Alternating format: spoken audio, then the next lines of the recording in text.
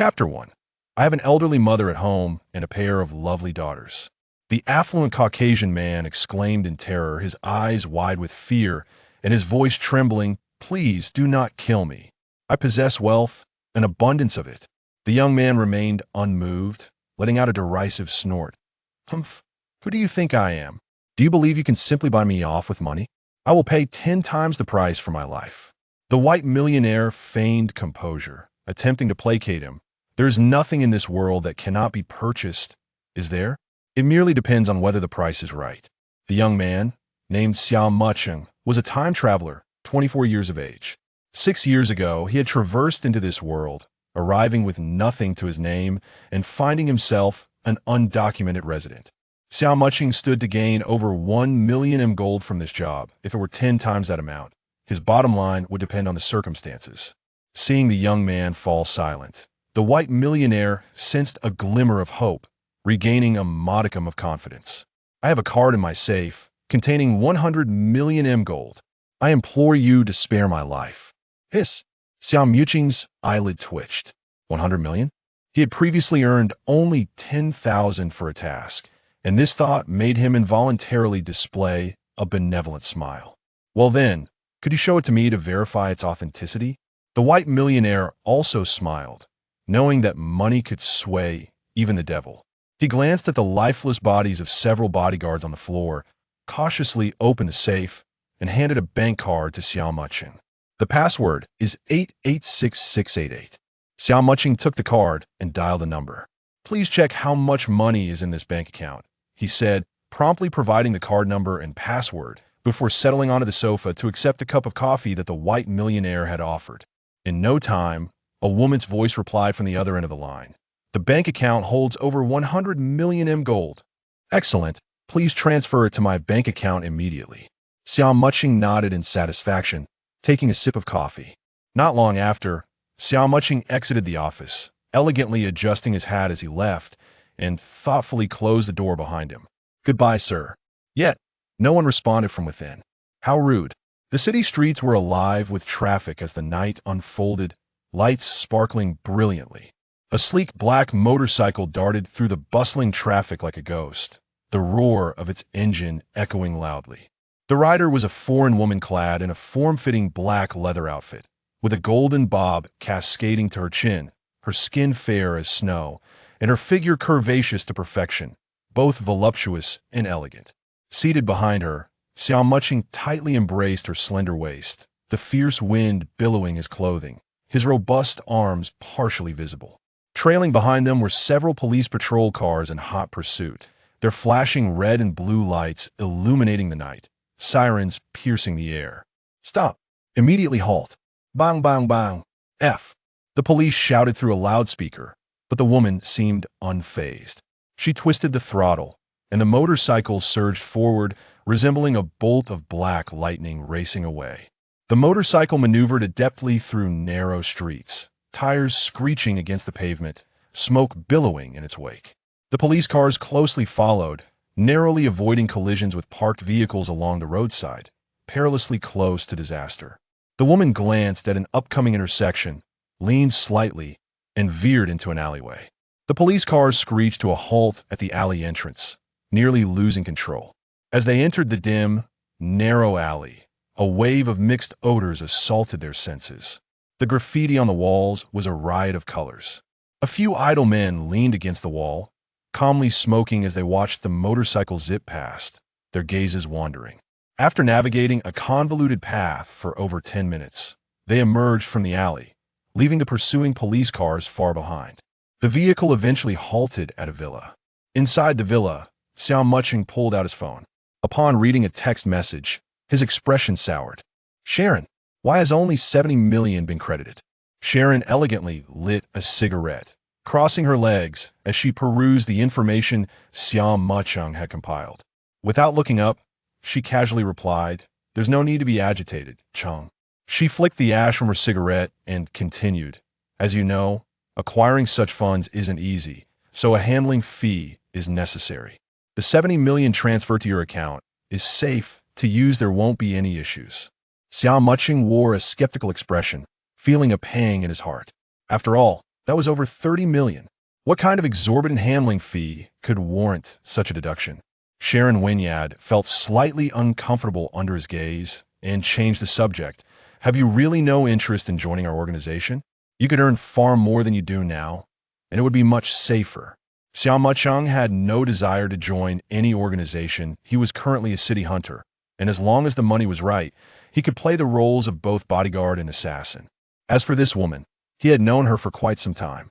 Due to his efficient work ethic, they often collaborated. I'm afraid I have no such interest. Understanding that he was unlikely to recover the handling fee, Xia Mu Cheng stood up to take a shower. He was already aware of Sharon's true identity, but he had never seen her face. The black organization was incredibly complex. The more one knew, the more trouble it could bring, so maintaining a purely transactional relationship was sufficient. Sharon Wynyard cast a glance at Xia Mu Cheng's retreating figure, unfazed. After a shower, Xia Mu Cheng reclined comfortably on the bed, instinctively opening the system interface. However, the panel displayed only his personal information. Like many other time travelers, he possessed a system, but thus far, aside from the initial gift of gene serum, he had received nothing else, not even a manual. Fortunately, it was thanks to this gene serum that both his body and mind had been significantly enhanced. The gene serum seemed to be a key unlocking the codes of life, altering Xia Mu Cheng's genetic blueprint and augmenting him in every aspect. In truth, he had never wished to traverse to this world. Spending time in the dormitory with his mates, tackling instances together, was far more enjoyable. Yet, he had found himself in this more primitive world, in a chaotic and crime-ridden city. Xia Mu Cheng checked his balance on his phone with the addition of the 70 million M gold. He now possessed over 100 million M gold. His eyes glimmered with the promise of wealth. Such a sum would suffice for a life of leisure and ease for the remainder of his days. Indeed, he was ready to retire from this life of chaos. After all, no one relished a life filled with danger and disorder. I shall return to the Dragon Kingdom in a few days. What do they call it? The Ice King returns to wash the flowers. A smile reminiscent of Dragon King crept onto Xia Mu Cheng's lips. Suddenly struck by a thought, he quickly tugged the corners of his mouth back into place. Stay low-key, stay low-key. Moments later, the door swung open, and Sharon entered, clad in a nightgown.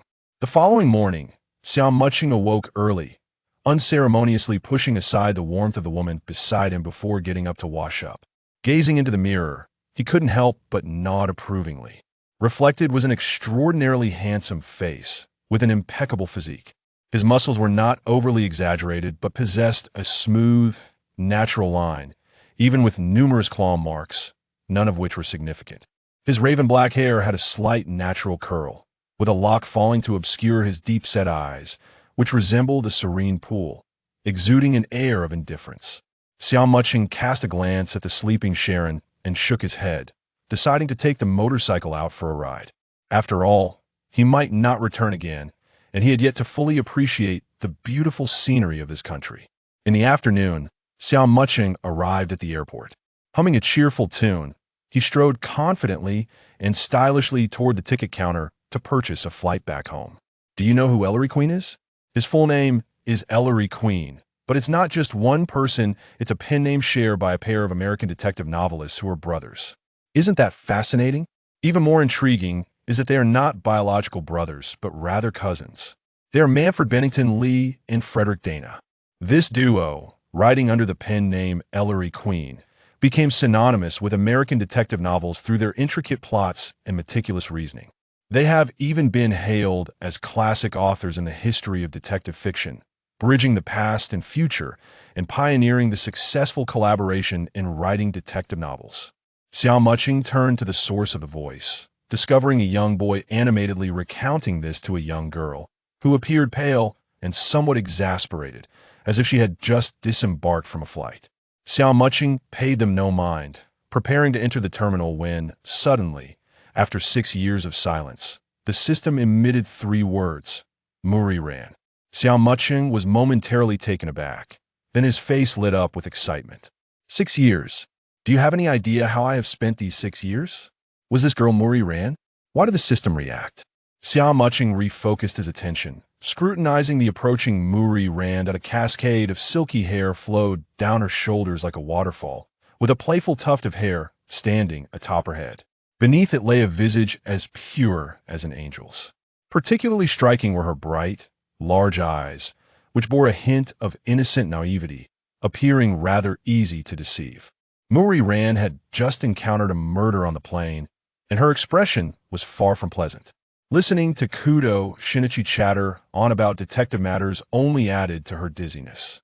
Perhaps sensing something, Rand looked towards the person opposite her and was momentarily taken aback how handsome. However, why was this person staring so intently? Natsuki Makoto fell into silence, bearing both bad and good news. The bad news was that only the name Muri Rand had appeared, but the good news was that the system had finally responded. The thought of one day holding the power to grasp the sun and moon and pluck the stars brought a faint smile to his lips, and his gaze towards Muri Rand grew a touch more fervent. If memory served him correctly, Muri Rand and Kudo Shinichi were currently in a relationship of close friendship, teetering on the edge of romance.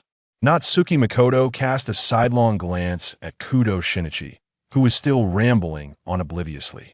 Often, the beginning of a story merely requires a brave first step.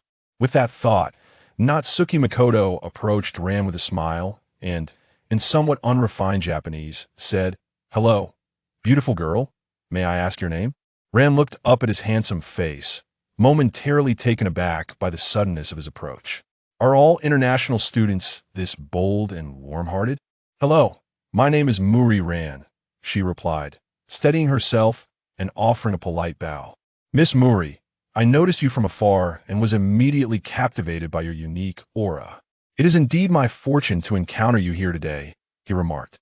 "Thank you for your kind words," Rand said, feeling a blush creep onto her cheeks at his candid compliment. It was the first time she had received such praise, especially from such a handsome gentleman. She couldn't help but feel a thrill of joy. "May I ask your name?" "I am Natsuki Makoto, and it is a pleasure to meet you," he said, inclining his body slightly, exuding gentlemanly charm.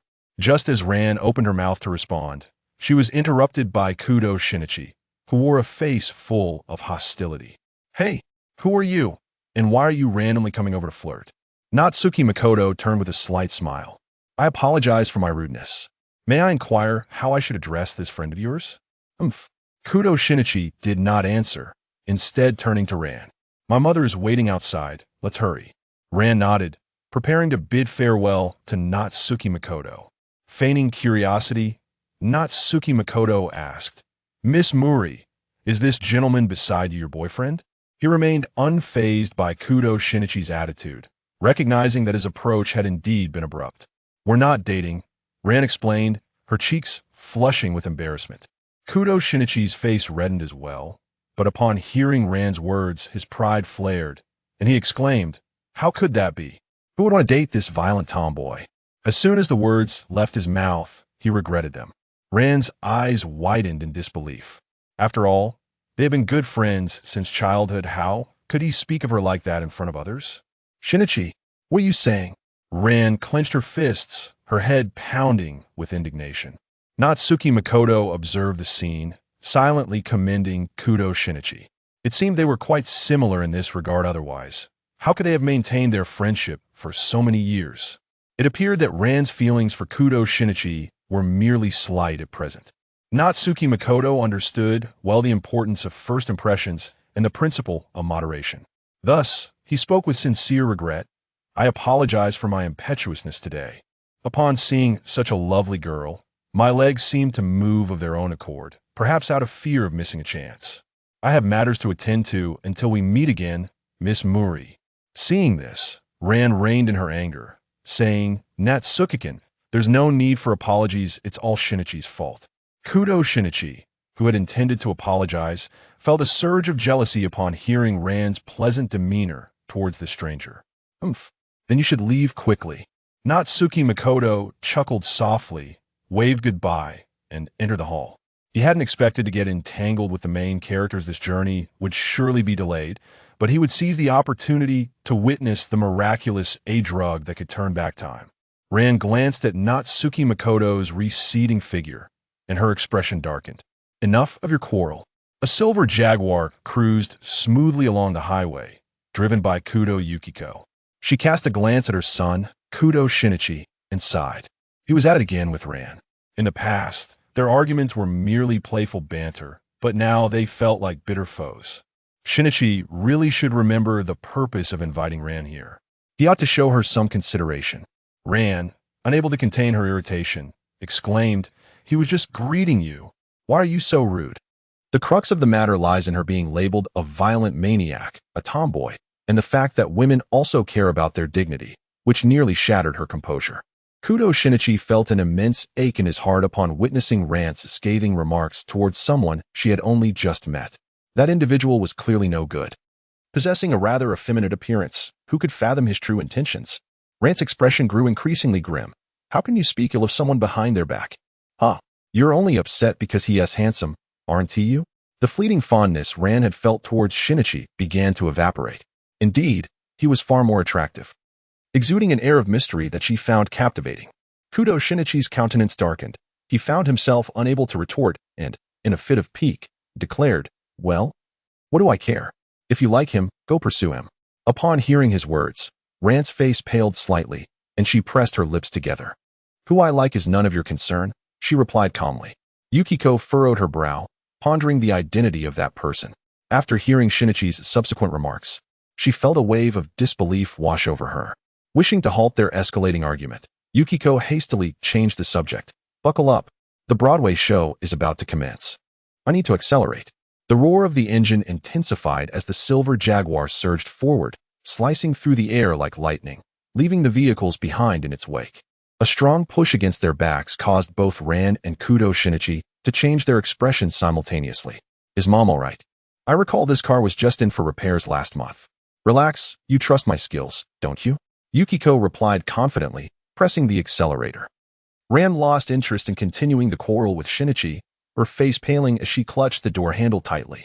After about 10 minutes, Yukiko executed a graceful drift, bringing the car to a steady halt in front of Broadway, leaving a lingering sense of excitement. Ran finally sighed in relief. That was scary.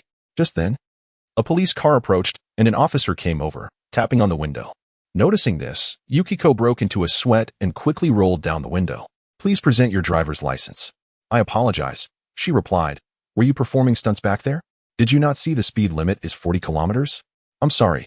We were in a bit of a hurry." Yukiko quickly feigned a pitiful demeanor.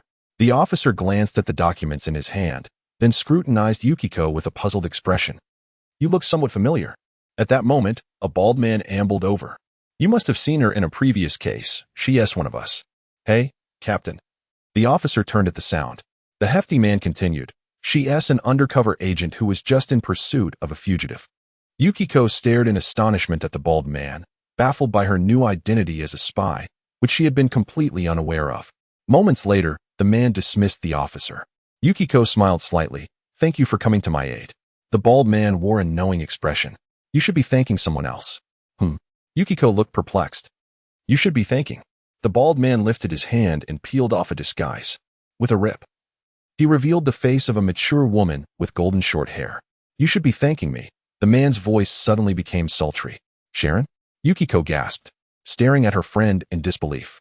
Ran and Kudo Shinichi's eyes widened in astonishment, unable to comprehend the art of disguise. Sharon clearly relished their reactions, offering a soft smile. "The officer you just encountered is my fan."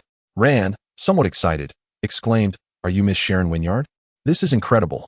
To meet such a renowned figure here." Sharon gazed at Rand's angelic, innocent smile, momentarily taken aback, her beautiful eyes narrowing. Is there truly a divine presence in this world?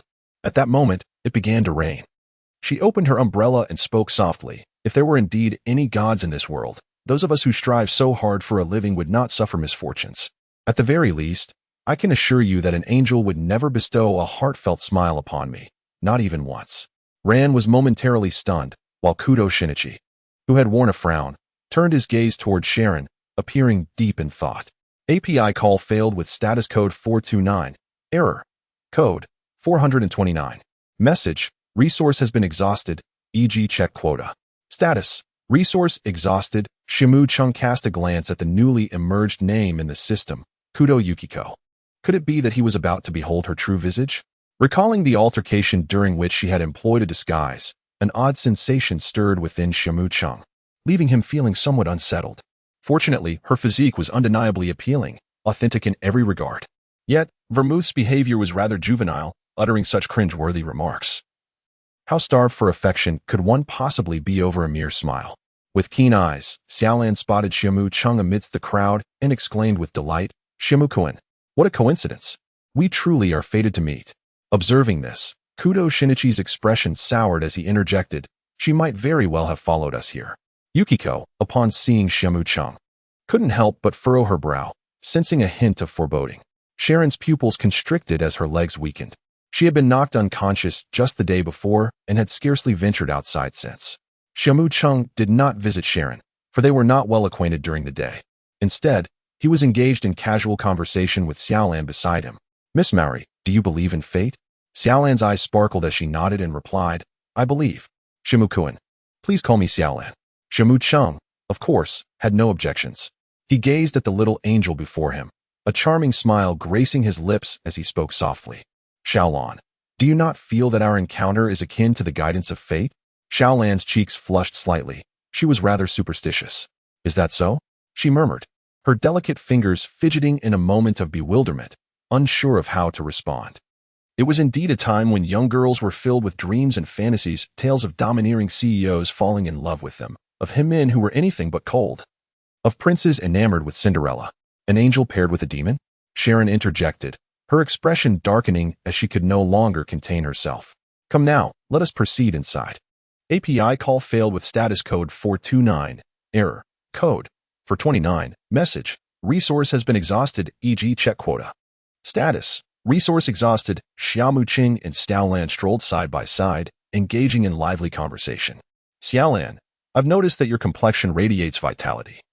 You haven't been practicing martial arts, have you?" "Oh, you can tell? Can Xia Mu Cheng read faces?" "I have practiced karate, indeed. I possess a bit of knowledge in palmistry as well. Perhaps I could examine your palm later? I also practice a little martial arts. We could spar sometime." Xiaolan's eyes sparkled with delight. She found conversing with Xia Mu Cheng to be quite pleasant, lifting her spirits. "But Xiaolan, you seemed a bit under the weather earlier. Are you feeling unwell?" Xia Mu Cheng inquired with a semblance of concern, gently patting her shoulder. "I was feeling a bit off, but I'm much better now," Xiaolan sighed, explaining. "On the flight here with my classmates, we encountered a violent incident. It was terrifying." API call failed with status code 429. Error. Code 429. Message. Resource has been exhausted, e.g. check quota. Status. Resource exhausted. Xia Mu Cheng expressed his disbelief, astonished that the culprit could utilize such a tool. "To be honest, it was my first time hearing that there were steel rings in that place. It seems your classmate is quite knowledgeable and observant." Upon hearing Xia Mu Cheng's words, Xiaolan cast a glance at the expressionless Kudo Shinichi behind her, her brows slightly furrowing. Indeed, how would an ordinary boy be familiar with such matters? Moreover, to think he could swiftly conceive the idea of using a steel ring from a bra. With this thought, Xiaolan shot a disdainful glance at Kudo Shinichi, incredulous that he could be such a person. Perverse. "How foolish of me to have admired you for a moment." Along the way, the sounds of laughter and playful banter between Xia Mu Cheng and Xiaolan filled the air, while the expressions of the other three were increasingly somber. Yukiko was already contemplating whether it was time to scout for the next daughter-in-law, realizing that hope was slim, given how little time they had known each other. Would she soon be returning home to nurture a child? Even if she took matters into her own hands to compete, it would be futile. Romance ultimately depended on them, and she couldn't support them for a lifetime. Walking ahead, Sharon felt the veins on her forehead throbbing as she suppressed her rising anger. Taking a deep breath, she abruptly pushed open the door to the backstage dressing room. The female actors, already made up, greeted Sharon with warm enthusiasm as she entered. Following that, the group made their way toward the inner side of the terrace. Xia Mu Cheng was not particularly fond of such performances.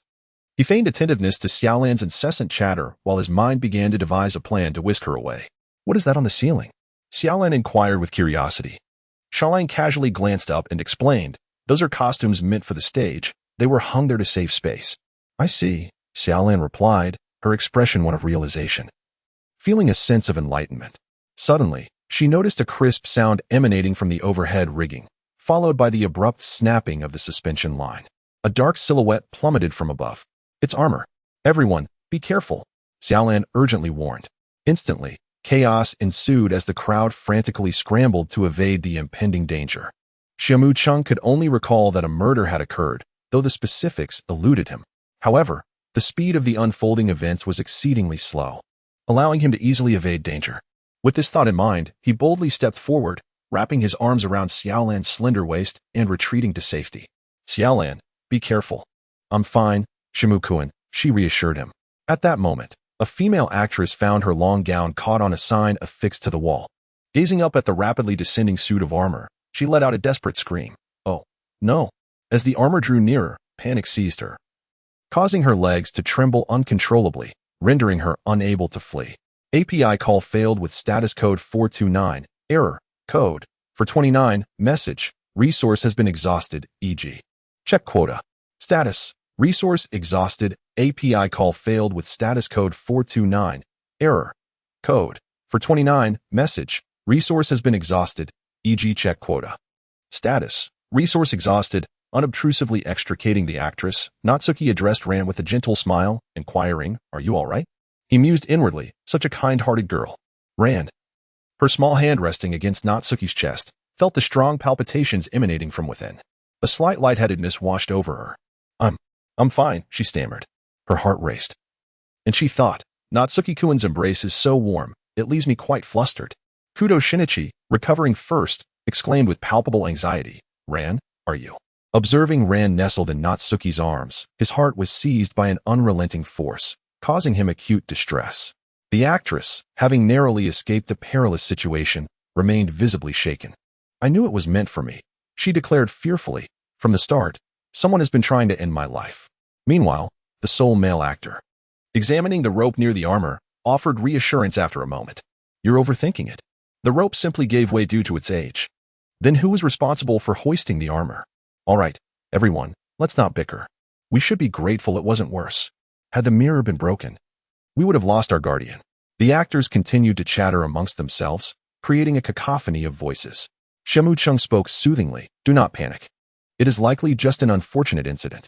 Sharon gazed at Xiaolan, her heart gently stirred, silently lamenting. What a kind child, resembling an angel. Of course, that is, if she were not being embraced by a devil. The actress, having narrowly escaped calamity, hurriedly expressed her gratitude to Xiaolan. Xiaolan's cheeks flushed slightly as she gently extricated herself from Xia Mu Cheng's embrace and flashed a sweet smile at the actress. No need for thanks, she said. Well, Yuxiko, I have matters to attend to, so I must take my leave. Sharon cast a quick glance at Xia Mu Cheng, discreetly clenching her small fist. Oh, you have something to do? I thought we could enjoy their performance together. Perhaps next time, Sharon replied, her expression somewhat stiff, avoiding looking in Xia Mu Cheng's direction. Yes, just something in the evening. Yuxiko gazed curiously at Sharon's retreating figure, perplexed by her friend's troubled demeanor. Subsequently, several actors composed themselves and proceeded to the side stage to prepare, while Xia Mu Cheng and his companions took their seats in the audience. Xiaolan and Xia Mu Cheng whispered to each other. Xiaolan, what prompted you to rush in to save her without a second thought? Xiaolan displayed an angelic smile in response, saying, I didn't think much at the time. Xia Mu Cheng nodded in agreement, acknowledging the sentiment. Indeed, the act of saving someone requires no justification. Upon reflection, he was astonished by how swiftly Xia Mu had acted.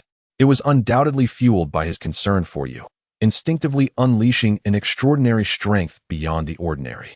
Xiaolan, feeling a touch of shyness, lowered her gaze. The intensity of the situation was overwhelming for her. Kudo Shinichi observed the intimate stance of the two, his expression dimming. Yet he found himself at a loss for how to respond. Yukiko also noticed her son's unusual demeanor. She shook her head, intrigued as she witnessed Xia Mu Cheng earnestly discussing matters of fate and career while holding Xiaolan's hand. Unable to resist, she joined their conversation. Just as Kudo Shinichi intended to seek his mother's advice, he realized the discussion had expanded to 3 participants. Observing the 2 women surrounding Xia Mu Cheng, laughing and teasing, made the veins on his forehead throb with agitation. What on earth are you trying to do?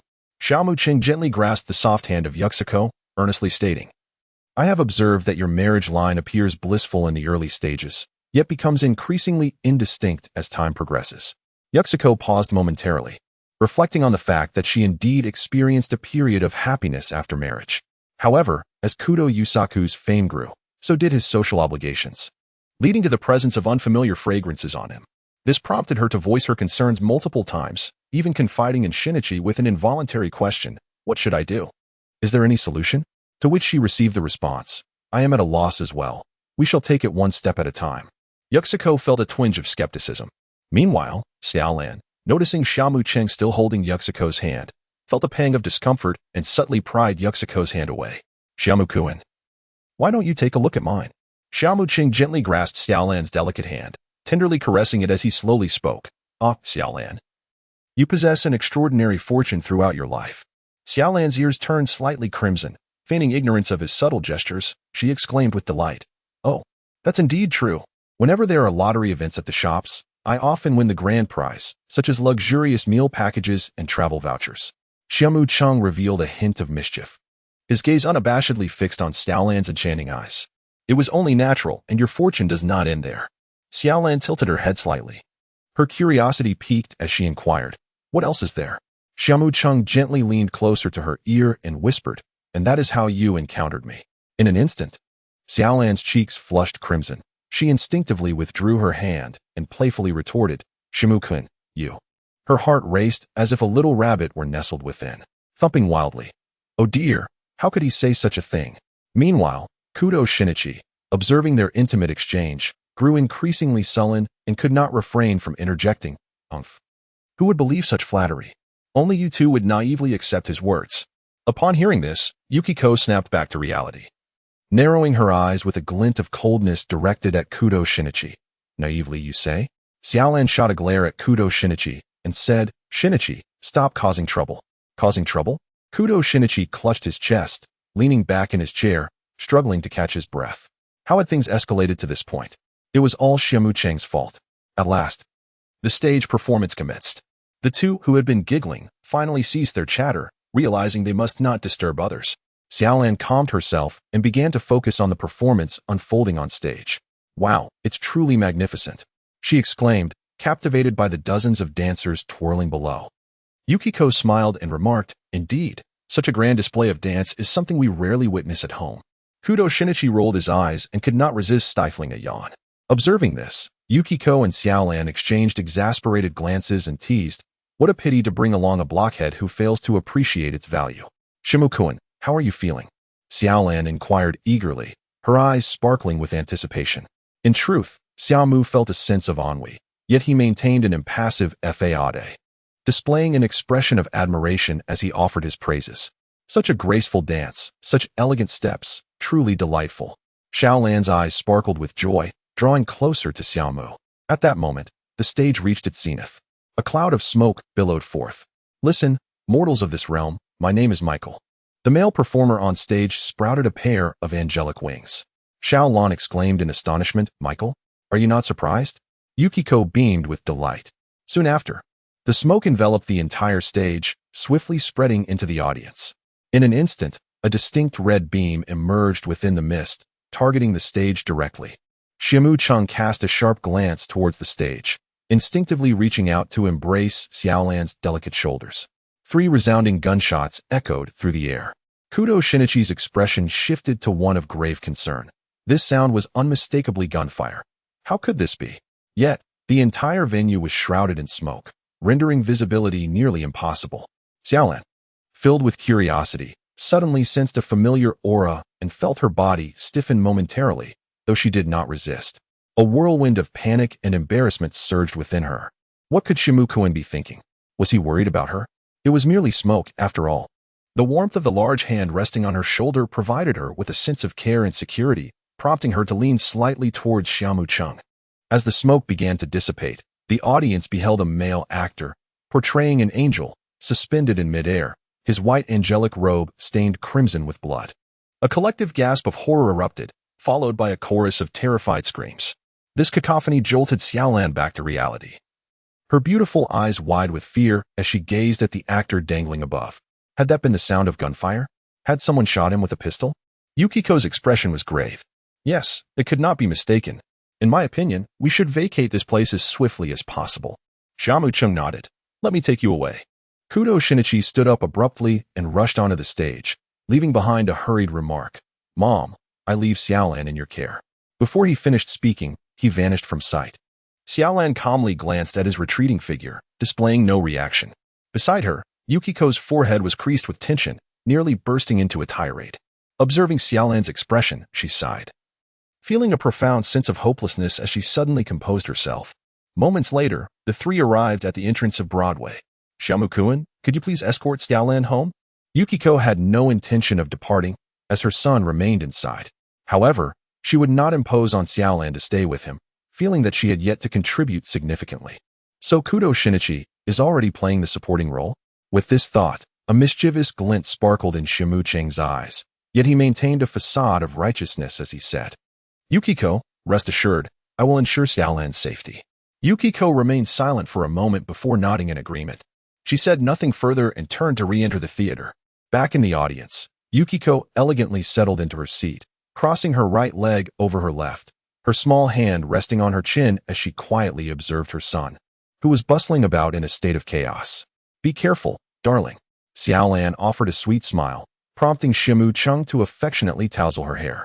Xiaolan's ears turned slightly pink as she felt the warmth of his large hand, her heart racing like a startled doe.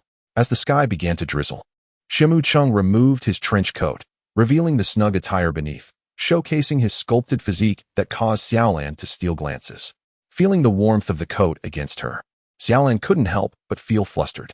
As the car smoothly began to move, Xiaolan tightly embraced his solid waist. Inhaling the robust scent of masculinity that enveloped her in a sense of security, a feeling of being cherished and cared for, which left her somewhat enchanted. With the streetlights flickering by and a gentle breeze rustling the trench coat, it stirred the strings of the young girl's heart. She seemed to forget that she had yet to inform Xia Mu Cheng of Yukiko's home address. Xia Mu Cheng felt the unreserved contact against his back, causing his heart to race slightly. At that moment, an irregular thump echoed within his chest, prompting a subtle change in his expression. It was a familiar harbinger of impending danger. Who could it be? Without hesitation, Sharon redirected her vehicle towards a certain path.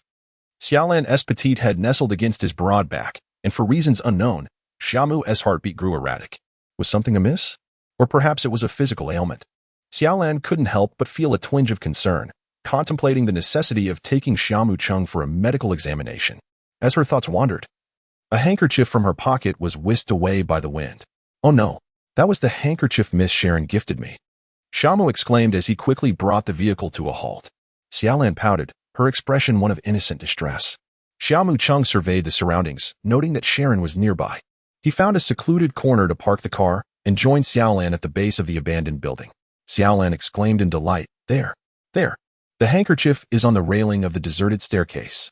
As she prepared to rush into the corridor, Xia Mu Cheng couldn't help but furrow his brow and grasp her arm. Stay here, don't move. I'll retrieve it swiftly. All right, Xiaolan replied, glancing anxiously at the dark entrance below. Xia Mu Cheng, please be careful. After taking a couple of steps, Xia Mu Cheng turned back to fetch an umbrella. He then fixed his gaze on Xiaolan's glistening eyes and cautioned, By the way, don't wander off. I shall return shortly. Xiaolan appeared somewhat flustered, a sense of unease settling in her heart. If you hear gunfire, just hide. I will resolve this quickly. You need not worry about me. Xia Mu Cheng pondered, wondering if the area had been cordoned. Xia Mu Cheng observed her subtle movements, raising an eyebrow.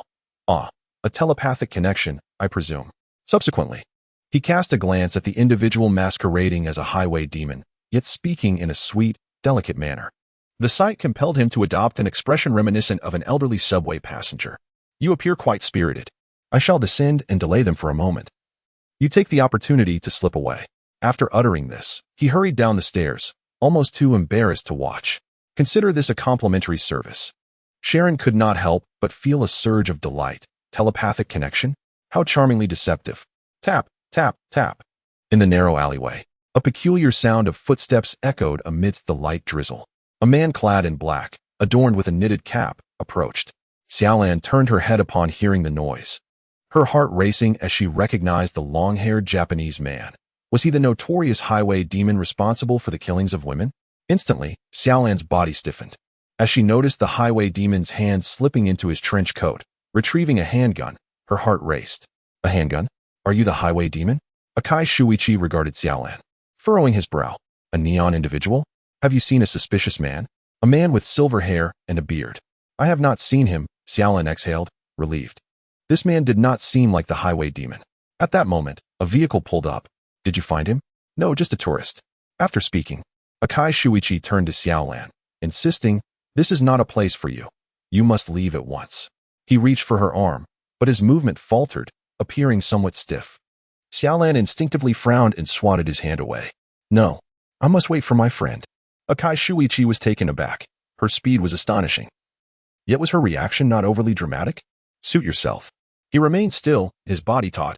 Having deftly evaded a hail of bullets, Natsuki Makoto sought refuge around a corner. Obscured from view, his adversaries were armed with either sniper rifles or submachine guns. Regardless, his paramount concern was the safety of Ran. Hoping she had found a secure hiding place, with a nonchalant air, he discharged 2 rounds. The resounding reports echoed as fragments of stone scattered. Yet one projectile found its mark. Ugh! Akai Shuichi's hand was pierced by the bullet. His countenance contorted in a grimace as he suppressed a groan, inwardly cursing their assailant. Damn it! Who is this person? Akai Shuichi cast a glance at his comrades, each nursing wounds to their hands or feet. A deep furrow etched itself upon his brow, his gaze ablaze with indignation. At that moment, Natsuki Makoto's phone vibrated. Had she escaped? Natsuki-kun, where are you? API call failed with status code 429. Error. Code. For 29. Message. Resource has been exhausted, e.g. check quota. Status. Resource exhausted. API call failed with status code 429. Error. Code. For 29. Message. Resource has been exhausted, e.g. check quota. Status. Resource exhausted. API call failed with status code 429. Error. Code. For 29. Message. Resource has been exhausted, e.g. check quota. Status. Resource exhausted. API call failed with status code 429. Error. Code. For 29. Message. Resource has been exhausted, e.g. check quota. Status. Resource exhausted. API call failed with status code 429. Error. Code. For 29. Message. Resource has been exhausted, e.g. check quota. Status. Resource exhausted. Xia Mu Cheng bestowed upon her a reassuring smile, urging her not to worry, Xiaolan, for the vital point had not been struck. The motorcycle surged along the street with exhilarating speed. As Xia Mu Cheng remained focused on the road ahead, Xiaolan clung tightly to his waist, a sense of dread enveloping her, while tears cascaded from her eyes like precious pearls. The howling wind swept past, scattering her tears, which became a poignant embellishment against the backdrop of the night. After approximately 10 minutes, they returned to Sharon's villa, driving into the underground garage. API call failed with status code 429. Error. Code. For 29. Message. Resource has been exhausted, e.g. check quota. Status. Resource exhausted. API call failed with status code 429. Error. Code. For 29. Message. Resource has been exhausted, e.g. check quota. Status. Resource exhausted. API call failed with status code 429. Error. Code. For 29. Message. Resource has been exhausted, e.g. check quota. Status. Resource exhausted. Xia Mu Cheng could not help but pace back and forth. He rummaged through the corner for the medicine box, wondering what medication to take for a fever. At that moment, Sharon leaned against the doorway and slowly spoke. Are you going to get hurt? And what is that expression on your face? Xia Mu Cheng chose to ignore her, merely wrapping his wounds with a simple bandage. I won't be sleeping with you tonight. Sharon regarded him coldly, instinctively reaching for her gun. Bringing a woman home? Oh, it's Xiaolan. Then it's of no concern. After a long day of labor, Xia Mu Cheng grew weary, shoving Sharon out and locking the door behind him, before embracing the warm Xiaolan and drifting into slumber. Sharon's expression darkened, as if she could weep from her fury, yet upon witnessing Xiaolan's feverish and frail state, she contemplated that he was unlikely to cause any harm. With a disdainful snort, she turned and retreated to her room. Meanwhile, on Broadway, Kudo Shinichi knelt upon the ground, wholly engrossed in his search for clues. Soon he rose, cradling his chin in contemplation, his brow furrowed. Suddenly, a spark of insight illuminated his mind, and a confident smile blossomed upon his face as he murmured to himself. I understand now. It must be this way. Thus, the culprit lies among these individuals on stage. In the audience, Yukiko could not restrain herself from dialing Kudo Yusaku's number. Has Xiaolan returned? At that moment, Kudo Yusaku was hunched over his desk, feverishly typing away. Xiaolan? No, she hasn't. Is something the matter?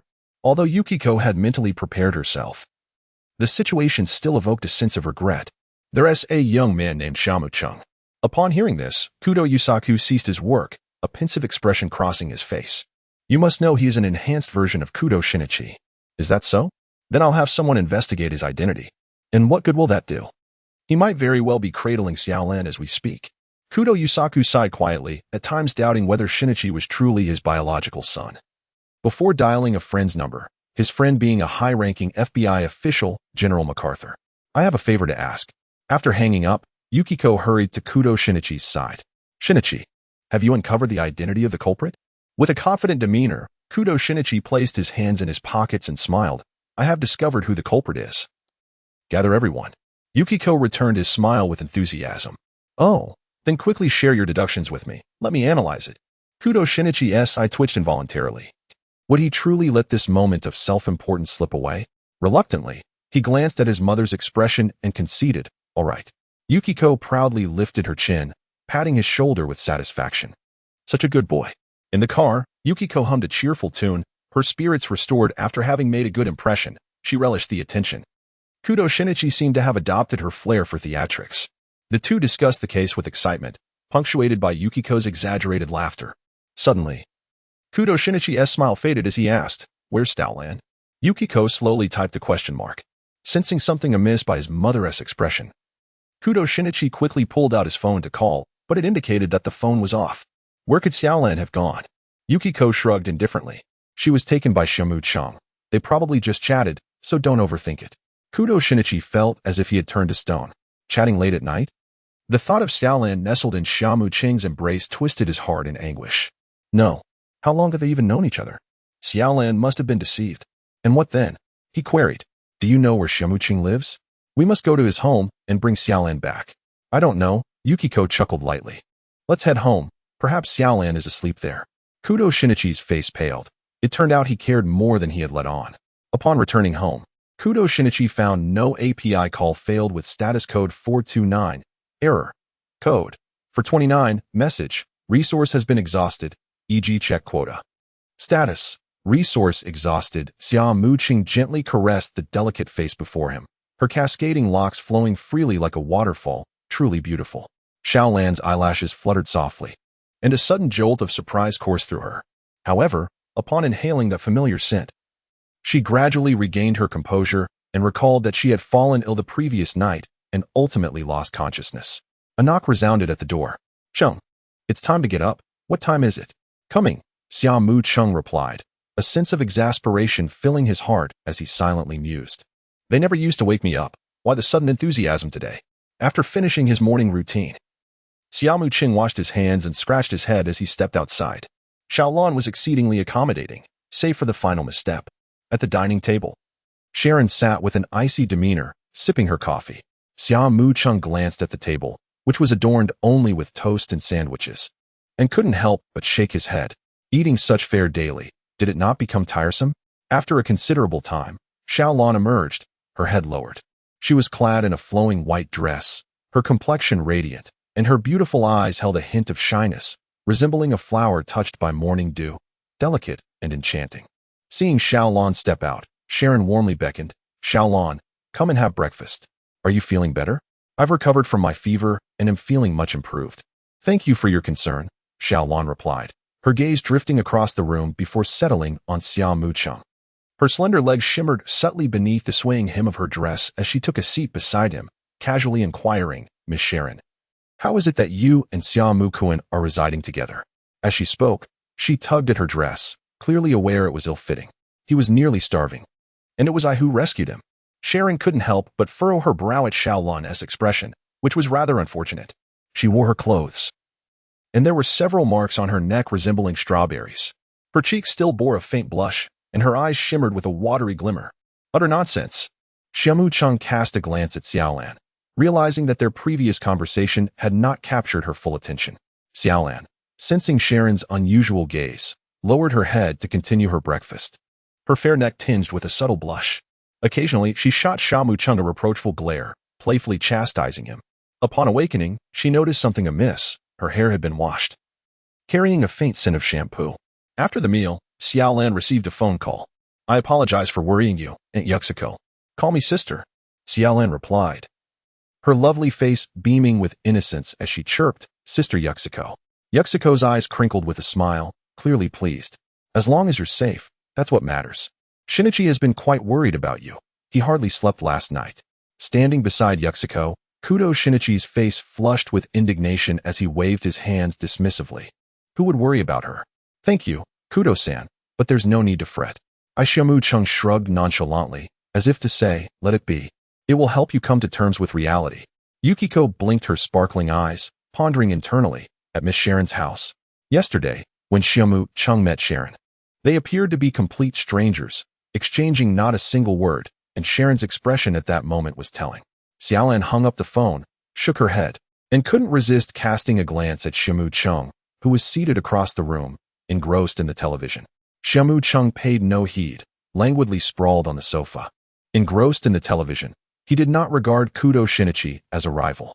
API call failed with status code 429. Error. Code 429. Message. Resource has been exhausted, e.g. check quota. Status. Resource exhausted. Xia Mu Cheng's lips curled into a perilous arc, seizing the moment to shatter the haze of confusion. You shall soon know. Are you feeling better? Xiaolan inquired with a hint of concern, recalling how she had shielded her from a bullet just yesterday. Indeed, the chaos of Juegadusher was overwhelming. Haven't you already checked? Xia Mu Cheng retorted, prompting Xiaolan's face to flush crimson as she could no longer restrain herself, exclaiming loudly, What nonsense are you spouting? With Sharon occupied with some matter outside. It meant only the two of them remained in the villa. At that moment, Xiaolan resembled a timid little rabbit on the precipice of a wolf's jaws. With that thought in mind, Xia Mu Cheng lunged forward like a ravenous wolf. Humph, let me see if your cold has truly subsided. Daimyo. Xiaolan gasped in fear, clutching her chest in a flurry of panic. Nothing significant had transpired. They merely exchanged a few casual words. After Yukiko hung up the phone, she turned to the now silent Kudo Shinichi. Shin, she called gently. Shinichi, lost in thought, instinctively sought help from Yukiko. Mom, Xia Mu Cheng is a perilous individual. Xiaolan's association with him will only ensnare her in endless troubles. Meanwhile, Xia Mu Cheng and Xiaolan, both attired for an outing, stepped outside, with Xiaolan's face alight with anticipation. API call failed with status code 429. Error. Code 429. Message. Resource has been exhausted, e.g. check quota. Status. Resource exhausted. Xia Mu Cheng skillfully ignited the motorcycle, the roar of the engine resonating through the streets in an instant. Xiaolan clung tightly to his sturdy waist, feeling the heat and warmth radiating from him. Her heart raced increasingly with the acceleration of their speed. The wind howled past her ears as the cityscape blurred in a rapid retreat. Xia Mu Cheng adeptly maneuvered the motorcycle through the flow of traffic. Soon, they encountered fellow riders. Their reckless antics inevitably attracted the attention of the authorities. What followed was a thrilling, adrenaline-fueled chase. Oh! Xiaolan's terrified screams harmonized with the blaring sirens. As a well-behaved child, she had never experienced such exhilarating games. Compared to the monotonous routine of her everyday life, she yearned for adventures that set her apart from her peers. Otherwise, there would not be so many tales of young boys and girls saving the world in neon-lit anime. API call failed with status code 429. Error. Code 429. Message. Resource has been exhausted, e.g. check quota. Status. Resource exhausted. Xia Mu Cheng firmly gripped a rifle, steadily compressing it as he discharged an entire magazine. Lanchan, come and give it a try. After replacing the magazine, Xia Mu Cheng gently urged Xiaolan to step forward and attempt it herself. I am not very skilled. Xiaolan, her mind still a bit bewildered, instinctively took the gun, feeling its cold touch in her hands. With a hint of nervousness, she glanced at Xia Mu Cheng. It's all right. I'm here for you. Xia Mu Cheng positioned himself behind Xiaolan, tenderly instructing her on how to hold the firearm. Stabilize your lower body, then focus your eyes on the red dot sight. Align the target in a straight line, and once you're set, pull the trigger. Xiaolan's cheeks flushed slightly, yet she obediently followed Xia Mu Cheng's guidance, gently squeezing the trigger. With a sharp report, a bullet struck the target dummy. Yay, I hit it. Xiaolan exclaimed joyfully before turning to affectionately plant a kiss on Xia Mu Cheng's cheek. API call failed with status code 429. Error. Code 429. Message. Resource has been exhausted, e.g. check quota. Status: resource exhausted after Xia Mu Cheng and Xiaolan explored various types of firearms. The morning swiftly passed. In the afternoon, Xia Mu Cheng took her to experience the exhilarating thrill of extreme tandem bungee jumping, allowing Xiaolan to grasp the essence of ultimate excitement. There is a reason why charming rogues often attract virtuous girls. Throughout her more than a decade of existence, Xiaolan had always been the epitome of propriety, never daring to stray from the path of decorum. Yet on this day, under Xia Mu Cheng's guidance, she unlocked the doors to a new world, engaging in countless activities she had never dared to imagine. This transformative experience offered her a fresh perspective on life, revealing a vibrant existence that captivated her more than the mundane routine she had known. As evening fell, the two of them arrived at Santa Monica Beach to witness the sunset. Nestled in Xia Mu Cheng's embrace, Xiaolan felt the gentle caress of the ocean breeze on their faces, bringing a refreshing chill.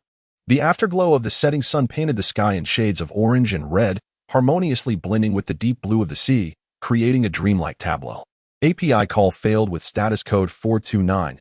Error. Code. For 29. Message. Resource has been exhausted, e.g. check quota. Status. Resource exhausted. API call failed with status code 429. Error. Code. For 29. Message. Resource has been exhausted, e.g. check quota.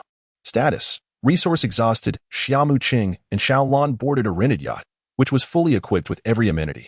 The vessel was exclusively theirs, and they lay side by side on the deck, gazing at the stars above while sipping wine, surrounded by numerous empty beer cans. Xiaolan had indulged in quite a bit of drink and was starting to feel slightly inebriated. The stars in the sky radiated a gentle glow. With her beautiful eyes sparkling, Xiaolan rested her forehead against his shoulder. This day's experience was something I had never envisioned. It filled me with immense joy. Xia Mu Cheng firmly supported her, inquiring gently, "Could you share with me about your past? I wish to know more." Xiaolan responded with a tender smile, "Yes. I too desire to learn more about you, Xia Mu Cheng." The two engaged in a leisurely conversation, deepening their understanding of one another. As Xiaolan drifted off to sleep, Xia Mu Cheng carefully lifted her and returned to the inner room. He caressed her weary little face and placed a soft goodnight kiss upon her forehead. System panel. Mori ran. An angel falls in love with a demon. Skill. Angel's blessing. You have received the heart of an angel, enhancing your luck. Magic-based skills will be ineffective against you. Xia Mu Cheng absent-mindedly stroked his chin, perplexed by the system's designation of him as a demon. At times, he considered himself quite benevolent, even assisting elderly ladies across the street on occasion. Moreover, what did magic truly signify? He remained uncertain about the source of his so-called luck. Perhaps he should take Xiaolan to play cards and put his luck to the test. With these thoughts in mind, he dismissed the system interface.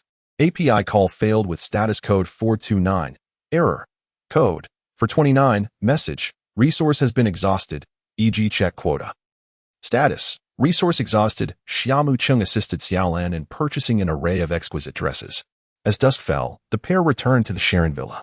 Xiaolan, having changed her attire, now adorned a pale green lace waist dress and stepped into blue crystal high heels, radiating brilliance and exuding a completely transformed elegance.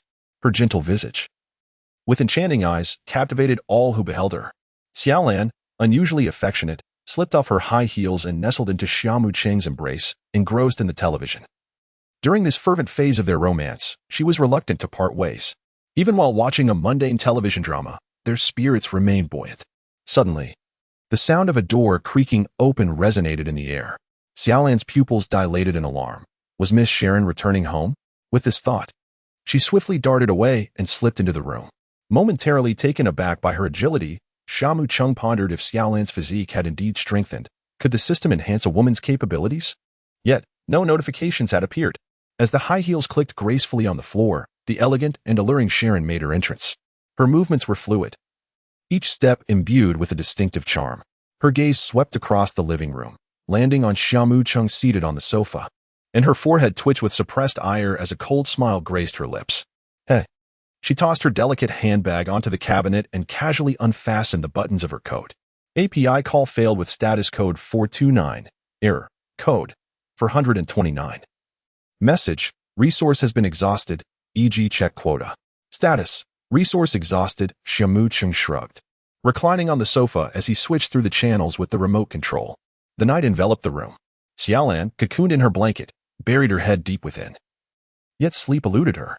What to do? What to do? Xiaolan murmured, her voice thick with congestion, unable to resist tossing and turning on the bed. What to do? Seeing Xiaolan's adorable demeanor, Xia Mu Cheng couldn't help but chuckle, gently patting her back in a comforting gesture. You're still laughing. In an instant, Xiaolan leaped into his embrace, her tiny fist raining down playfully upon Xia Mu Cheng's chest. API call failed with status code 429. Error. Code.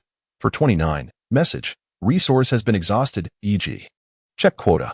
Status. Resource exhausted. Xia Mu Cheng had no objections. He gently caressed Xiaolan's silky hair. Softly, he began to sing a soothing lullaby, the melody so tender that it seemed capable of lulling one into a blissful trance. He lightly patted Xiaolan's delicate back, gradually coaxing her into the realm of dreams. To his surprise, Xiaolan possessed such an enchanting side. Gazing at her sweet visage, Xia Mu Cheng felt a profound sense of contentment. As dawn broke, Xiaolan stirred awake. Inhaling the robust scent of masculinity and feeling the large hand securely wrapped around her slender waist, a wave of reassurance washed over her. She gently lifted her head, gazing dreamily at that handsome face, unable to resist the urge to reach out her small hand and tenderly stroke Xia Mu Cheng's cheek.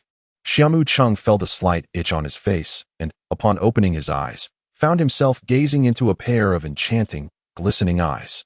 At noon, the two ventured out for lunch, eventually settling in the hall, nestled together in a tender embrace. Suddenly, the doorbell rang. Oh, could it be Miss Sharon returning? Xiaolan hurriedly stood up, tidied her attire, and, after ensuring everything was in order, proceeded to open the door. To her surprise, it was Sister Yuxizi and classmate Kudo.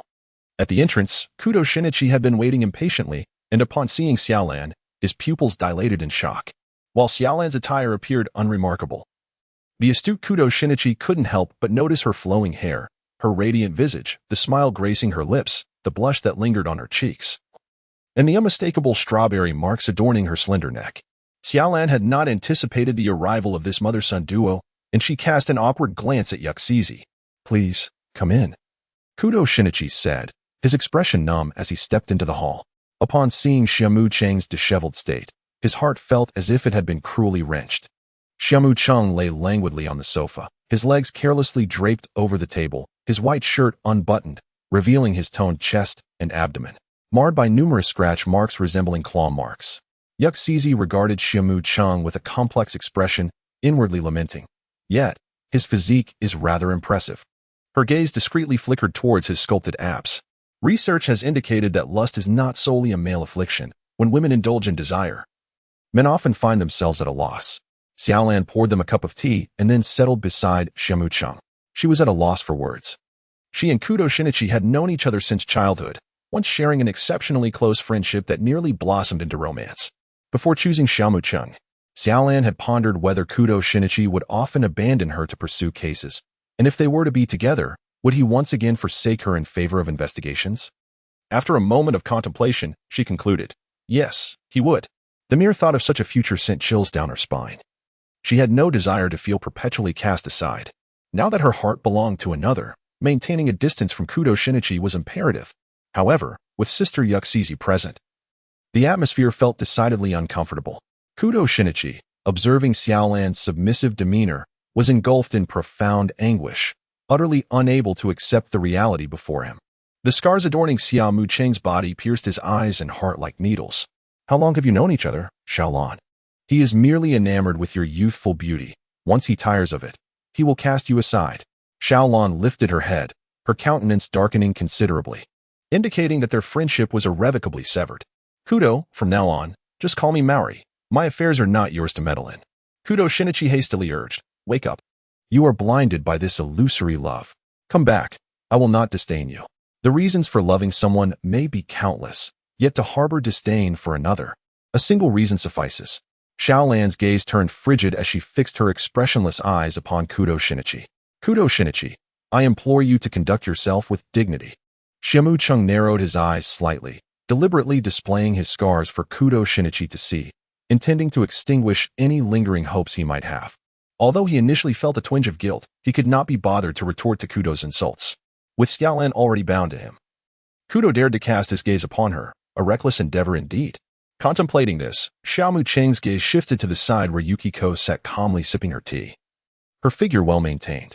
Her chestnut curls cascaded down her shoulders like a waterfall, framing her exquisite features. Her naturally charming smile and captivating eyes exuded a hint of allure. Beneath her prominent nose lay full, rosy lips. Her skin was as fair as snow, and her elegantly elongated neck complemented her graceful form. Truly, she was a vision that stirred the heart. Indeed, splendid. Kudo Shinichi, I have firmly decided on this friend of yours. Yukiko sensed the intensity of Xia Mu Cheng's scrutinizing gaze and furrowed her brow slightly. However, accustomed to such attention, she soon dismissed it from her mind. Xia Mu Cheng smiled gently, wrapping his arm around Xiaolan and pulling her head into his embrace, casting a triumphant grin towards Kudo Shinichi. How can you say that, Kudo? Xiaolan and I are truly in love, he declared, affectionately stroking her silky hair as if she were a cherished pet. Xiaolan offered no resistance. She had been trained to be exceedingly obedient under Xia Mu Cheng's guidance, burying her face in his chest and murmuring softly, Kudo Shinichi, sensing the overwhelming malice directed at him, could no longer contain his anger. With reddened eyes, he lunged at Xia Mu Cheng. You bastard! I'm going to settle this with you. What are you doing? Do not harm Cheng-kun? Xiaolan exclaimed, startled, as she sprang to her feet and swiftly kicked Kudo Shinichi in the knee. He fell to the ground with a thud, kneeling before Xia Mu Cheng. In the midst of this chaos, Yukiko finally grasped the situation and hurried over to assist Kudo Shinichi. Her face filled with concern. Shin, are you all right? Kudo Shinichi lay on the floor, sorrow welling up within him, and he could not help but burst into tears. This can't be real. It's a nightmare. Someone wake me up from this nightmare. Observing Kudo Shinichi's anguished cries, Xia Mu Cheng scratched his head in discomfort, while Xiaolan felt a twinge of embarrassment, her toes clenching tightly around her shoes. I am sorry, I didn't mean it. Please stop crying, he pleaded. Yukiko sat on the ground in a daze, her expression a mixture of confusion and helplessness. After a while, Kudo Shinichi managed to regain some composure and slowly lifted his head, only to find all eyes fixed upon him. Ever the proud one. He quickly covered his face and dashed out of the villa, overwhelmed with shame, knowing he could never face Xiaolan again. This trip to the Free City had been prompted by Yukiko's suggestion, intending to deepen his relationship with Xiaolan. He never anticipated that she would fall into another's embrace so soon. Having known each other for merely 2 days, he was still reeling from the realization that she had surrendered herself to Xia Mu Cheng. The streets bustled with a myriad of passers-by, vibrant and daringly dressed women weaving through the crowd. Kudo Shinichi noticed a bicycle being ridden past him, a sharp pang of pain striking him. He craved alcohol and indulgence. The Free City was known for its liberated spirit, where one could easily engage in public displays of aggression. A striking blonde was leisurely smoking on the street, her gaze dreamy and unfocused. She spotted a dejected boy, whose handsome features caught her eye. After all, Kudo Shinichi was the son of Kudo Yusaku. And it was not just talent that had drawn Yukiko to him. She had always had an eye for beauty. Hello, are you feeling down, handsome? The blonde inquired, transforming into a caring big sister in an instant. Kudo Shinichi instinctively nodded, and the blonde eagerly leaned in, wrapping her arms around his. A jolt ran through him. This was a first for him. No wonder his father occasionally made mistakes. His face flushed crimson as he attempted to free himself from her embrace, yet hesitated. The blonde tightened her grip, her sultry voice making his heart race. Don't shy away, handsome. I just went through a breakup with my boyfriend, she lamented, her tone soft and flirtatious, laced with the scent of strong perfume and a hint of something else. Kudo Shinichi felt a resonance within him at her words. API call failed with status code 429. Error. Code. 429. Message. Resource has been exhausted, e.g. check quota. Status. Resource exhausted. Xia Mu gently caressed the angelic visage before him, smiling as he spoke. In matters of the heart, there are no fixed times or rules. I only know that from the moment I laid eyes on you, my heart began to beat solely for you. Xia Mu Cheng's sweet words flowed effortlessly. A rosy blush graced Xiaolan's cheeks, for she had never encountered such honeyed phrases before. She nestled once more into Xia Mu Cheng's embrace and murmured, Cheng-kun. I hope we can always remain this way. We certainly will, he assured her. Xiaolan's sweet smile reappeared, her delicate hand playfully tracing the contours of Xia Mu Cheng's abdominal muscles.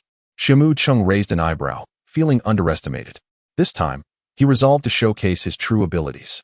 On the other end of the sofa, Yuzizi maintained an expressionless demeanor and interjected. Xiaolan, were you with Xia Mu Cheng yesterday?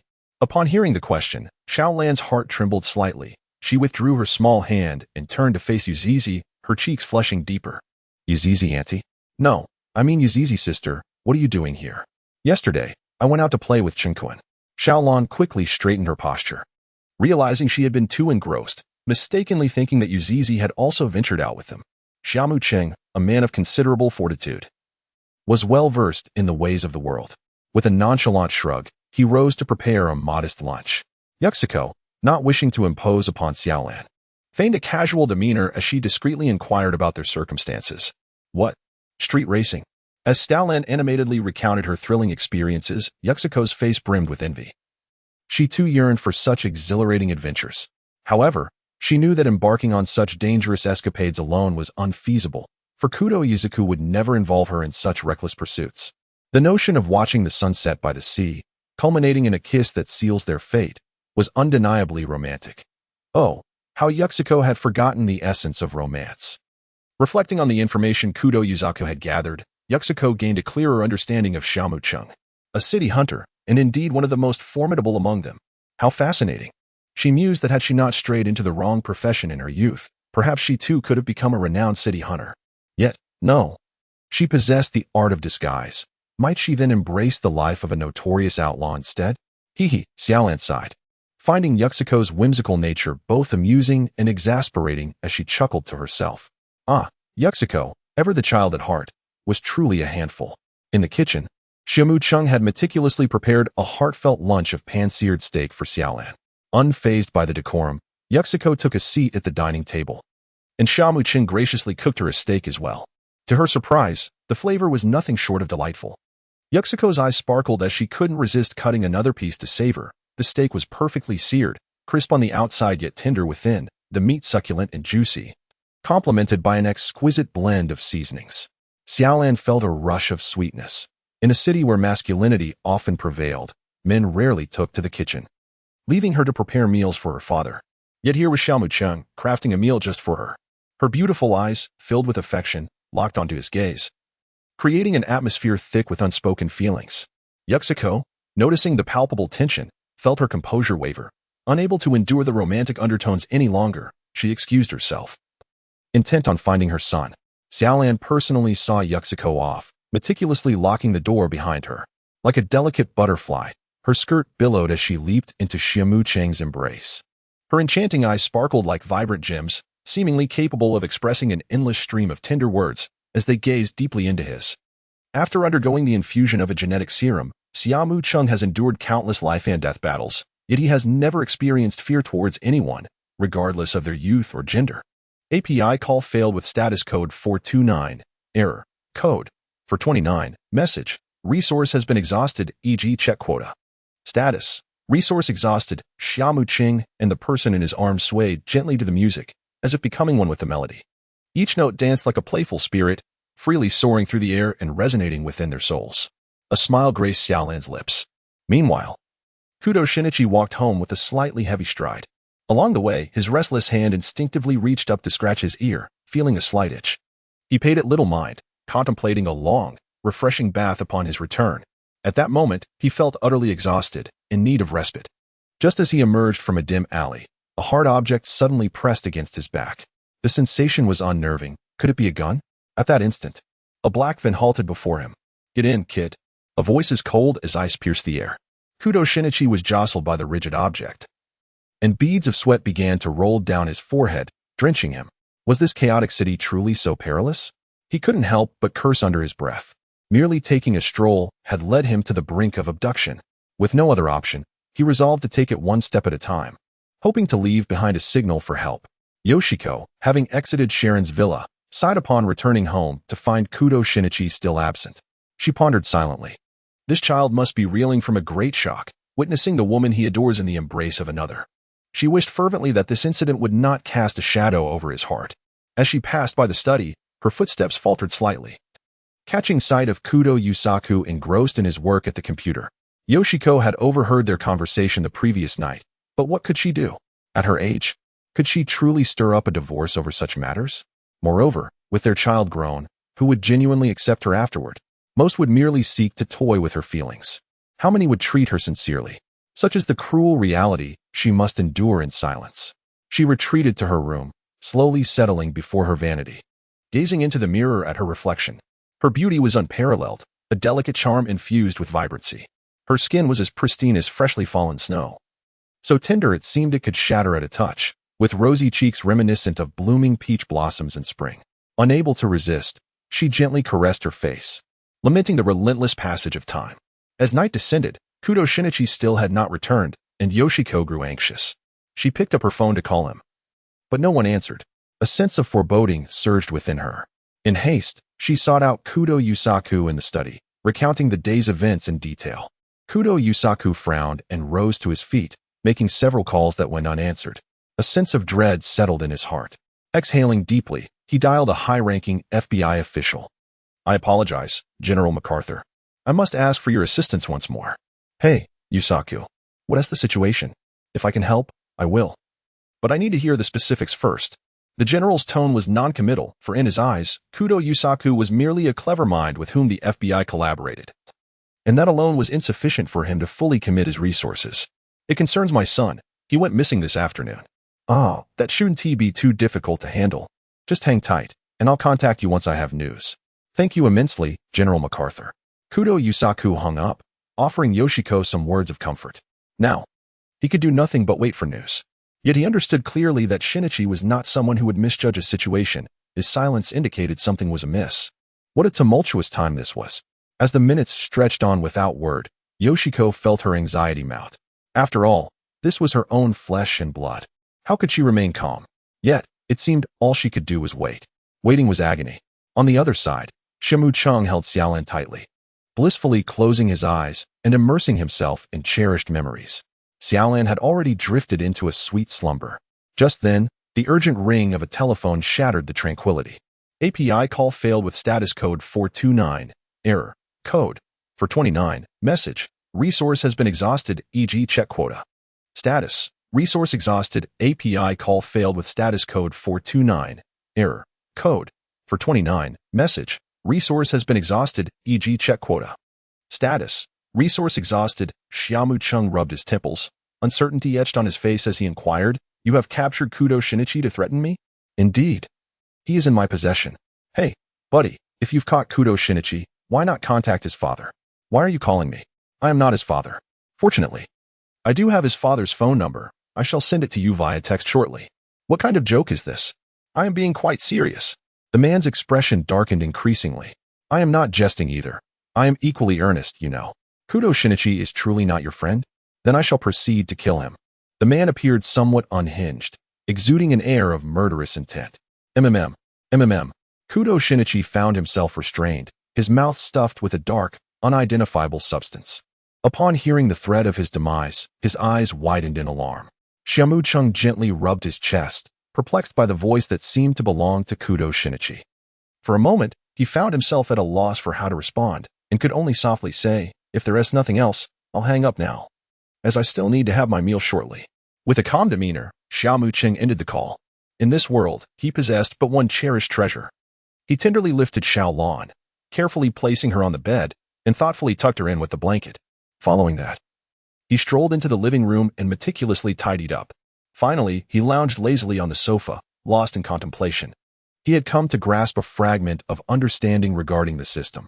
The names that appeared could facilitate communication with others. As familiarity deepened and hearts opened, one could acquire corresponding skills. The capabilities of this system were formidable. He could sense the fervent passion radiating from Xiaolan. Love, after all, is a tempestuous affair. At times, one may feel an overwhelming devotion to another, willing to sacrifice everything. Yet, after experiencing certain events and allowing reason to prevail, one might deem such sentiments absurd. However, with the existence of this system, it seemed to anchor these emotions firmly, as if the affection would never wane, allowing the beloved to remain forever frozen in that moment of utmost adoration. Xiaolan was indeed such a case. Once she harbored feelings for him. She regarded her childhood friend of over a decade with indifference, devoid of any warmth. Her fervor remained undiminished, consumed by thoughts of their relationship. Determined to pursue intimacy regardless of the circumstances. It appeared that nothing else mattered to Xiaolan. He had become her entire world. While her personality remained unchanged in other aspects, her intensity had become exceedingly fervent. Xia Mu Cheng pondered, clutching his phone, contemplating whether to call Yuxiko. If she were to discover that Kudo Shinichi had encountered trouble because of him, he would be stripped of even the friendship of her mother. Meanwhile, in the black van, a busy tone echoed from the phone. Calvados cast the device aside and delivered a resounding slap to Kudo Shinichi. "Damn it! You useless fool! What are you good for? You bastard! Who is truly his friend?" This deranged man, Calvados, was but a sycophant to Vermouth. Having witnessed Xia Mu Cheng's prowess, he realized he could not confront him directly and resolved to seek a covert opportunity to eliminate him with a sniper's precision. All was for the sake of his goddess. He had lingered outside Vermouth's villa for hours, only to see Kudo Shinichi and Yuxiko enter the estate, prompting him to concoct a hasty plan. Upon spotting Kudo Shinichi emerge, he followed him. Observing Kudo purchase fried chicken and retreat into an alley, he waited outside for several minutes. To his astonishment, they were not friends. At Kudo Yusaku's residence, MacArthur's call soon reverberated back. "Hello, my friend. We have gathered a morsel of information. Your son purchased fried chicken after leaving the villa. My associates inquired with the shop owner, who informed us that your son departed shortly after finishing his meal. We reviewed the surveillance footage and spotted a suspicious black van in the vicinity, its style somewhat familiar. We suspect it may be linked to an organization. I shall send you the pertinent photographs and data. This is all we have for now. Thank you immensely for your assistance, General MacArthur. Hold tight, my friend. My men are already investigating, and I will notify you of any results." After hanging up, Kudo Yusaku's countenance darkened, anxiety gnawing at his heart. What if his son were to meet a dire fate? Beside him, Yuxiko felt dizzy, overwhelmed by the volume of information, struggling to process it all. The couple soon received the material and photographs, yet found themselves at a loss. "Stay at home. I shall seek assistance from my friends." Kudo Yusaku could no longer remain idle. He resolved to leverage the extensive network he had cultivated over the years. As he turned his back, Yuxiko's tears cascaded down her cheeks. She was utterly disoriented, her mind a blank slate. The only action she could take was to weep incessantly. Wiping her tears, she retrieved her phone, searching for friends who might lend a hand. Xiaolan, Ingri, Sharon, finally pausing at the name City Hunter. With Vermouth absent from home, Xia Mu Cheng continued to prepare dinner alone. Xiaolan was utterly drained and required a hearty, nutritious meal. API call failed with status code 429. Error. Code 429. Message. Resource has been exhausted, e.g. check quota.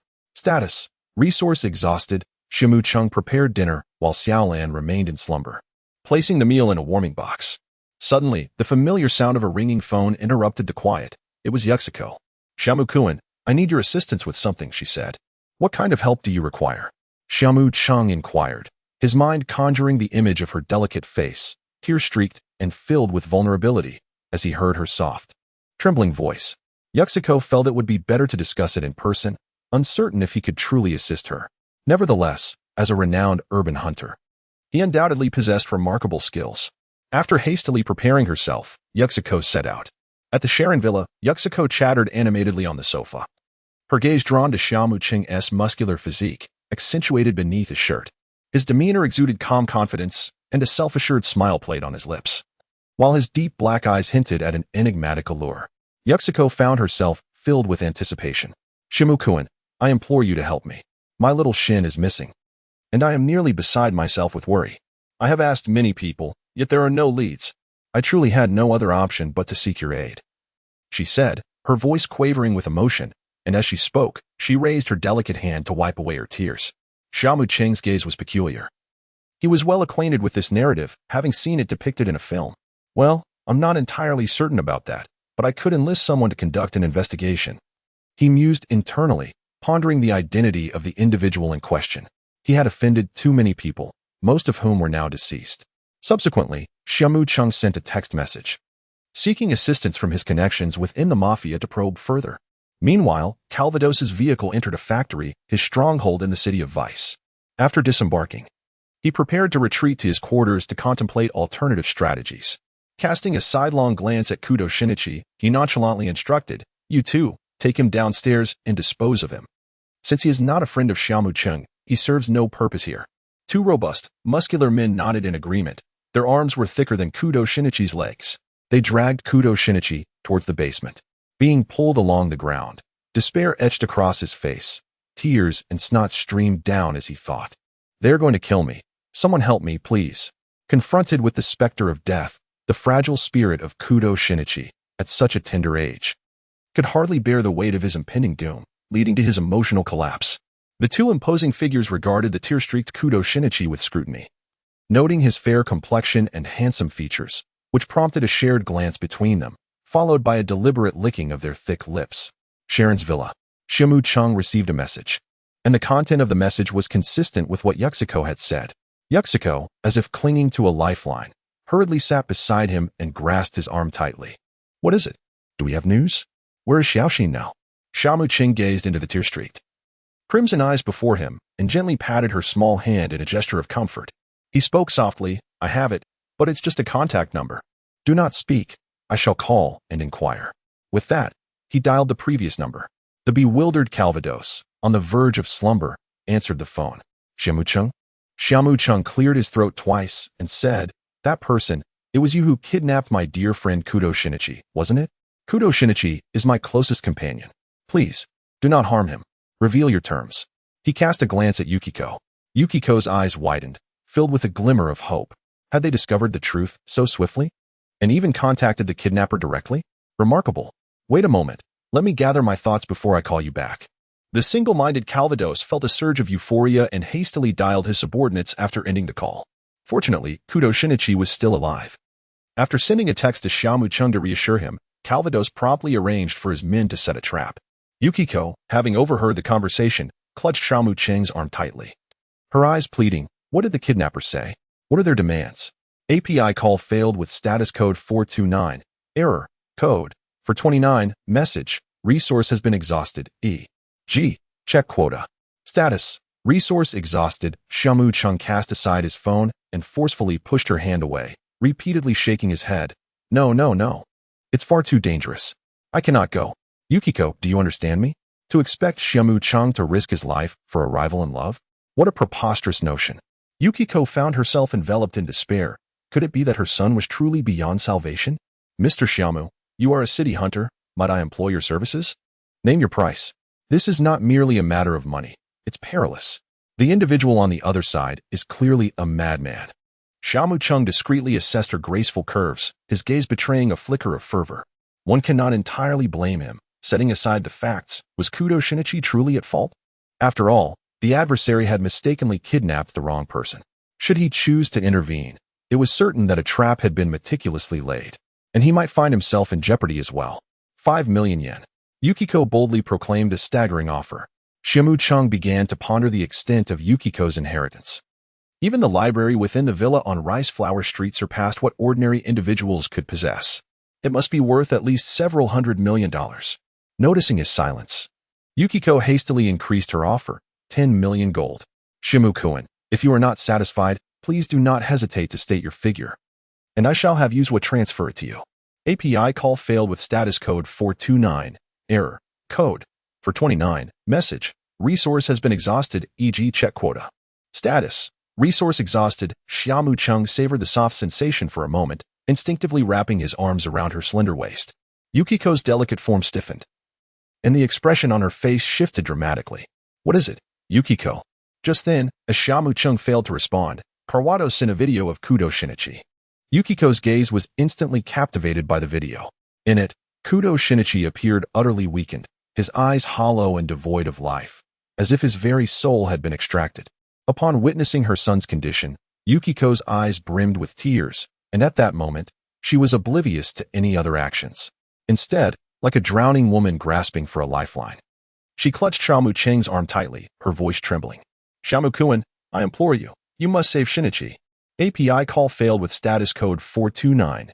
Error. Code. For 129. Message. Resource has been exhausted, e.g. check quota. Status. Resource exhausted.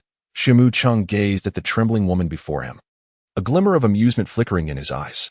Alas, I can hardly bear to see a beautiful woman weep. Yukiko, can you play the recorder? As an internationally renowned superstar, this should be a trivial task for you, should it not?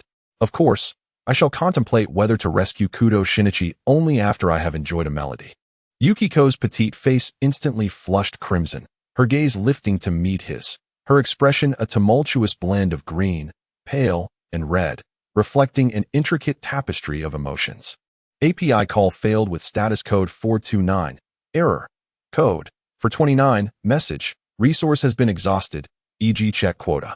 Status. Resource exhausted. Xia Mu Cheng listened attentively, unable to suppress a frown, as it was evident that Yukiko's musical prowess fell short. Noticing his discontent, Yukiko revealed a gaze as endearing as a fawn's. "I'm sorry," she said. "There is a risk concerning Shinichi." Taking a deep breath, Yukiko focused intently. The melodious notes gradually began to flow forth. This time, she poured her genuine concern and affection for Shinichi into the music. API call failed with status code 429. Error. Code. For 29. Message. Resource has been exhausted, e.g. check quota. Status. Resource exhausted. Xia Mu Cheng nodded and replied to the kidnapper's text message with his phone. Upon witnessing this, Yukiko felt a significant weight lift from her heart. "Shimukuen?" she inquired. "Well, I can consider it now," he stated, leaving Yukiko feeling a wave of indignation as he nonchalantly suggested he would contemplate the matter. "You cannot possibly believe that merely a couple of melodies would compel me to jeopardize my life, can you?" Xia Mu Cheng expressed with impatience. Trembling, Yukiko asked, "Then what else do you desire?" "I also want money," Xia Mu Cheng replied with a mischievous grin. Meanwhile, Kudo Yusaku reached out to his friends, and with the assistance of General MacArthur, they conducted an investigation, yet yielded no fruitful results. The clues were far too scarce. Remembering Yukiko's anxiety at home, Yusaku decided to call her to offer some reassurance. After a considerable wait, the call connected. "Yukiko, there's no need for you to worry. My friends will soon uncover some leads," he comforted her. "I understand," she replied, her voice trembling. Kudo Yusaku furrowed his brow in confusion and asked, "What are you doing?" "I intend to rush to Sharon's house to see if she can assist," Yukiko responded. The sound of her slippers hastily scurrying could be heard. On the other end, at Sharon's residence, Xia Mu Cheng held Yukiko tightly, their bodies pressed closely together. Beads of crystalline sweat glistened on Yukiko's skin, while her softly curled chestnut hair clung to her forehead, and she gasped for breath, her chest rising and falling erratically. "Shimukuen, could you please save Shinichi first? I am so worried," she pleaded, her voice breaking. API call failed with status code 429. Error. Code. For 29. Message. Resource has been exhausted, e.g. check quota.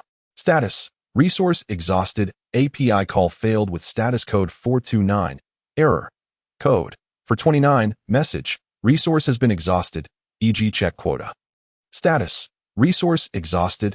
Xia Mu Cheng reminisced for a moment, then picked up his coat and put it on. "By the way, transfer the money to my card."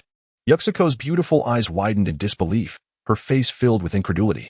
"Are you even human?" API call failed with status code 429. Error. Code. For 129. Message. Resource has been exhausted, e.g. check quota. Status. Resource exhausted. Xia Mu Cheng nodded in satisfaction, adjusting his collar as he remarked, "Do not wear that expression. You are far more enthusiastic than I had imagined. Haha." Having said this, he strode out with an air of indifference. Yukiko felt her face flush and her neck grow tense as she gazed at the robust figure of the man departing. She intended to retort, but the words caught in her throat. With a resounding thud, the door slammed shut.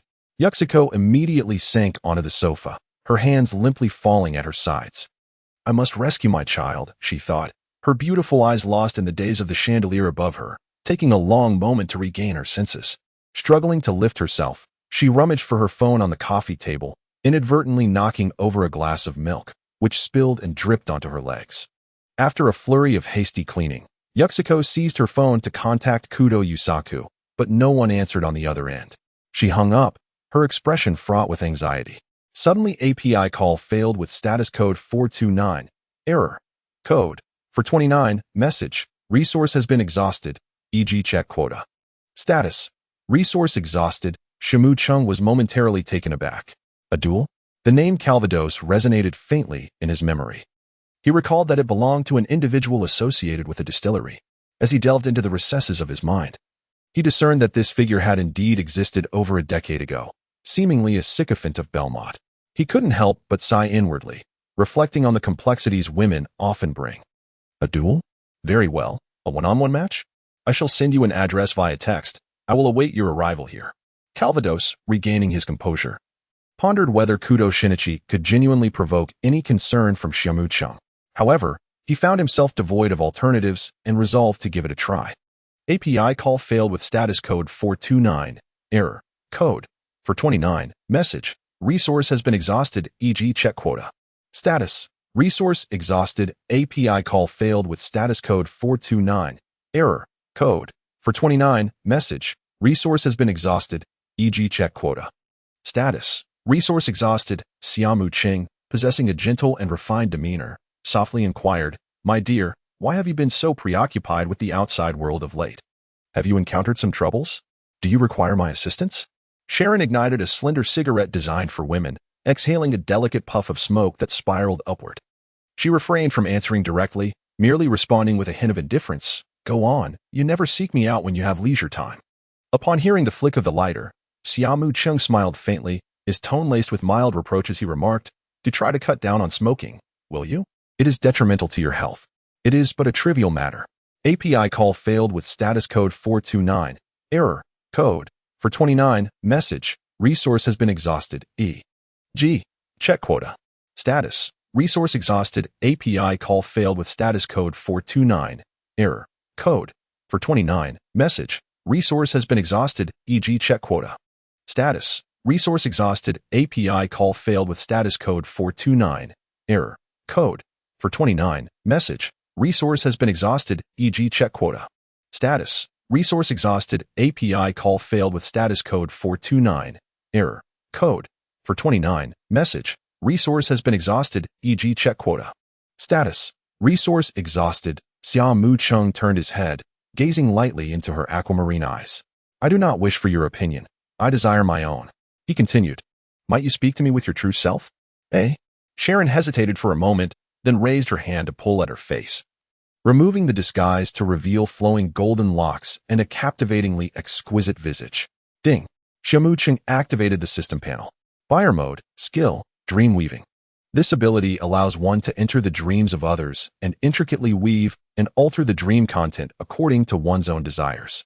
Closing the system panel, Xia Mu Cheng revealed a smile, his gaze towards buyer mode becoming increasingly fervent.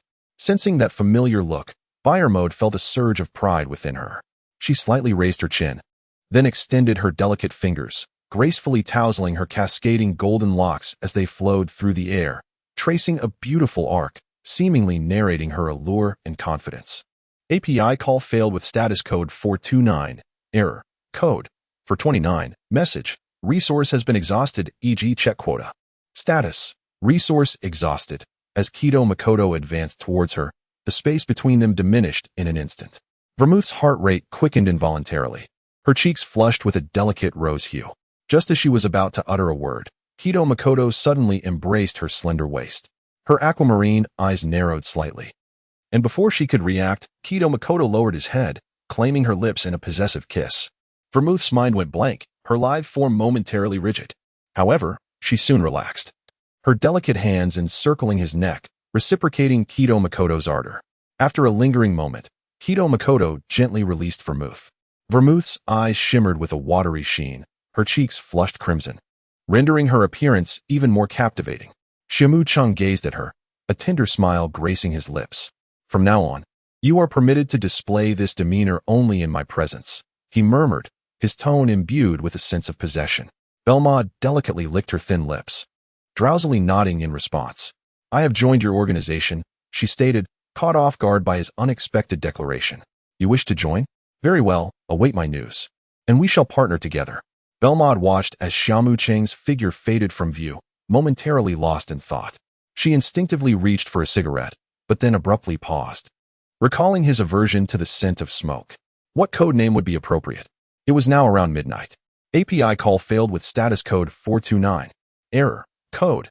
For 29. Message. Resource has been exhausted, e.g. check quota. Status. Resource exhausted, suspecting the potential for even more outlandish weaponry, such as rocket launchers, to be at their disposal, not to mention the commonplace nature of explosives. Natsuki meticulously scanned the vicinity, his gaze settling upon a distant water tower as a possible sniper's nest.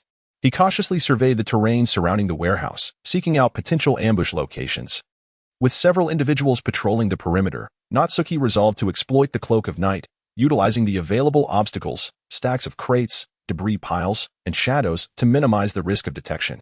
He emerged from behind a container with the stealth of a phantom, silently maneuvering closer to the warehouse. From this vantage point, Natsuki was able to observe one of the warehouse's side entrances, where guards paced back and forth, vigilantly monitoring their surroundings. API call failed with status code 429. Error. Code 429. Message. Resource has been exhausted, e.g. check quota. Status. Resource exhausted. API call failed with status code 429. Error. Code 429. Message. Resource has been exhausted, e.g. check quota. Status. Resource exhausted. API call failed with status code 429. Error. Code 429. Message. Resource has been exhausted, e.g. check quota. Status. Resource exhausted. Xia Mu Cheng furrowed his brow, pondering whether these were mercenaries. Not seeing Kudo Shinichi, he cast a glance at several distant corridors, wondering if he was inside or perhaps upstairs. The only way in seemed to be a forceful intrusion.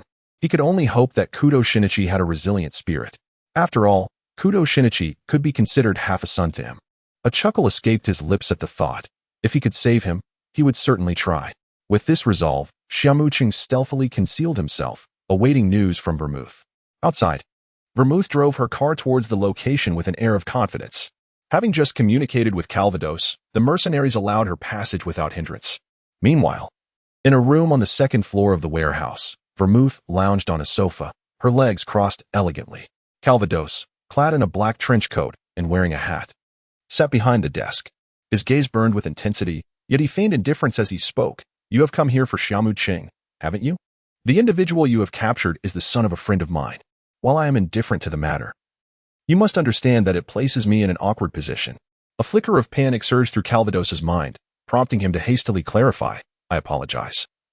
That was not my intention. I shall release him at once. And what do you mean by that? Vermouth replied, her tone laced with incredulity. Vermouth, you know my sentiments towards you. Stop right there. Vermouth interjected, raising her hand to halt his words.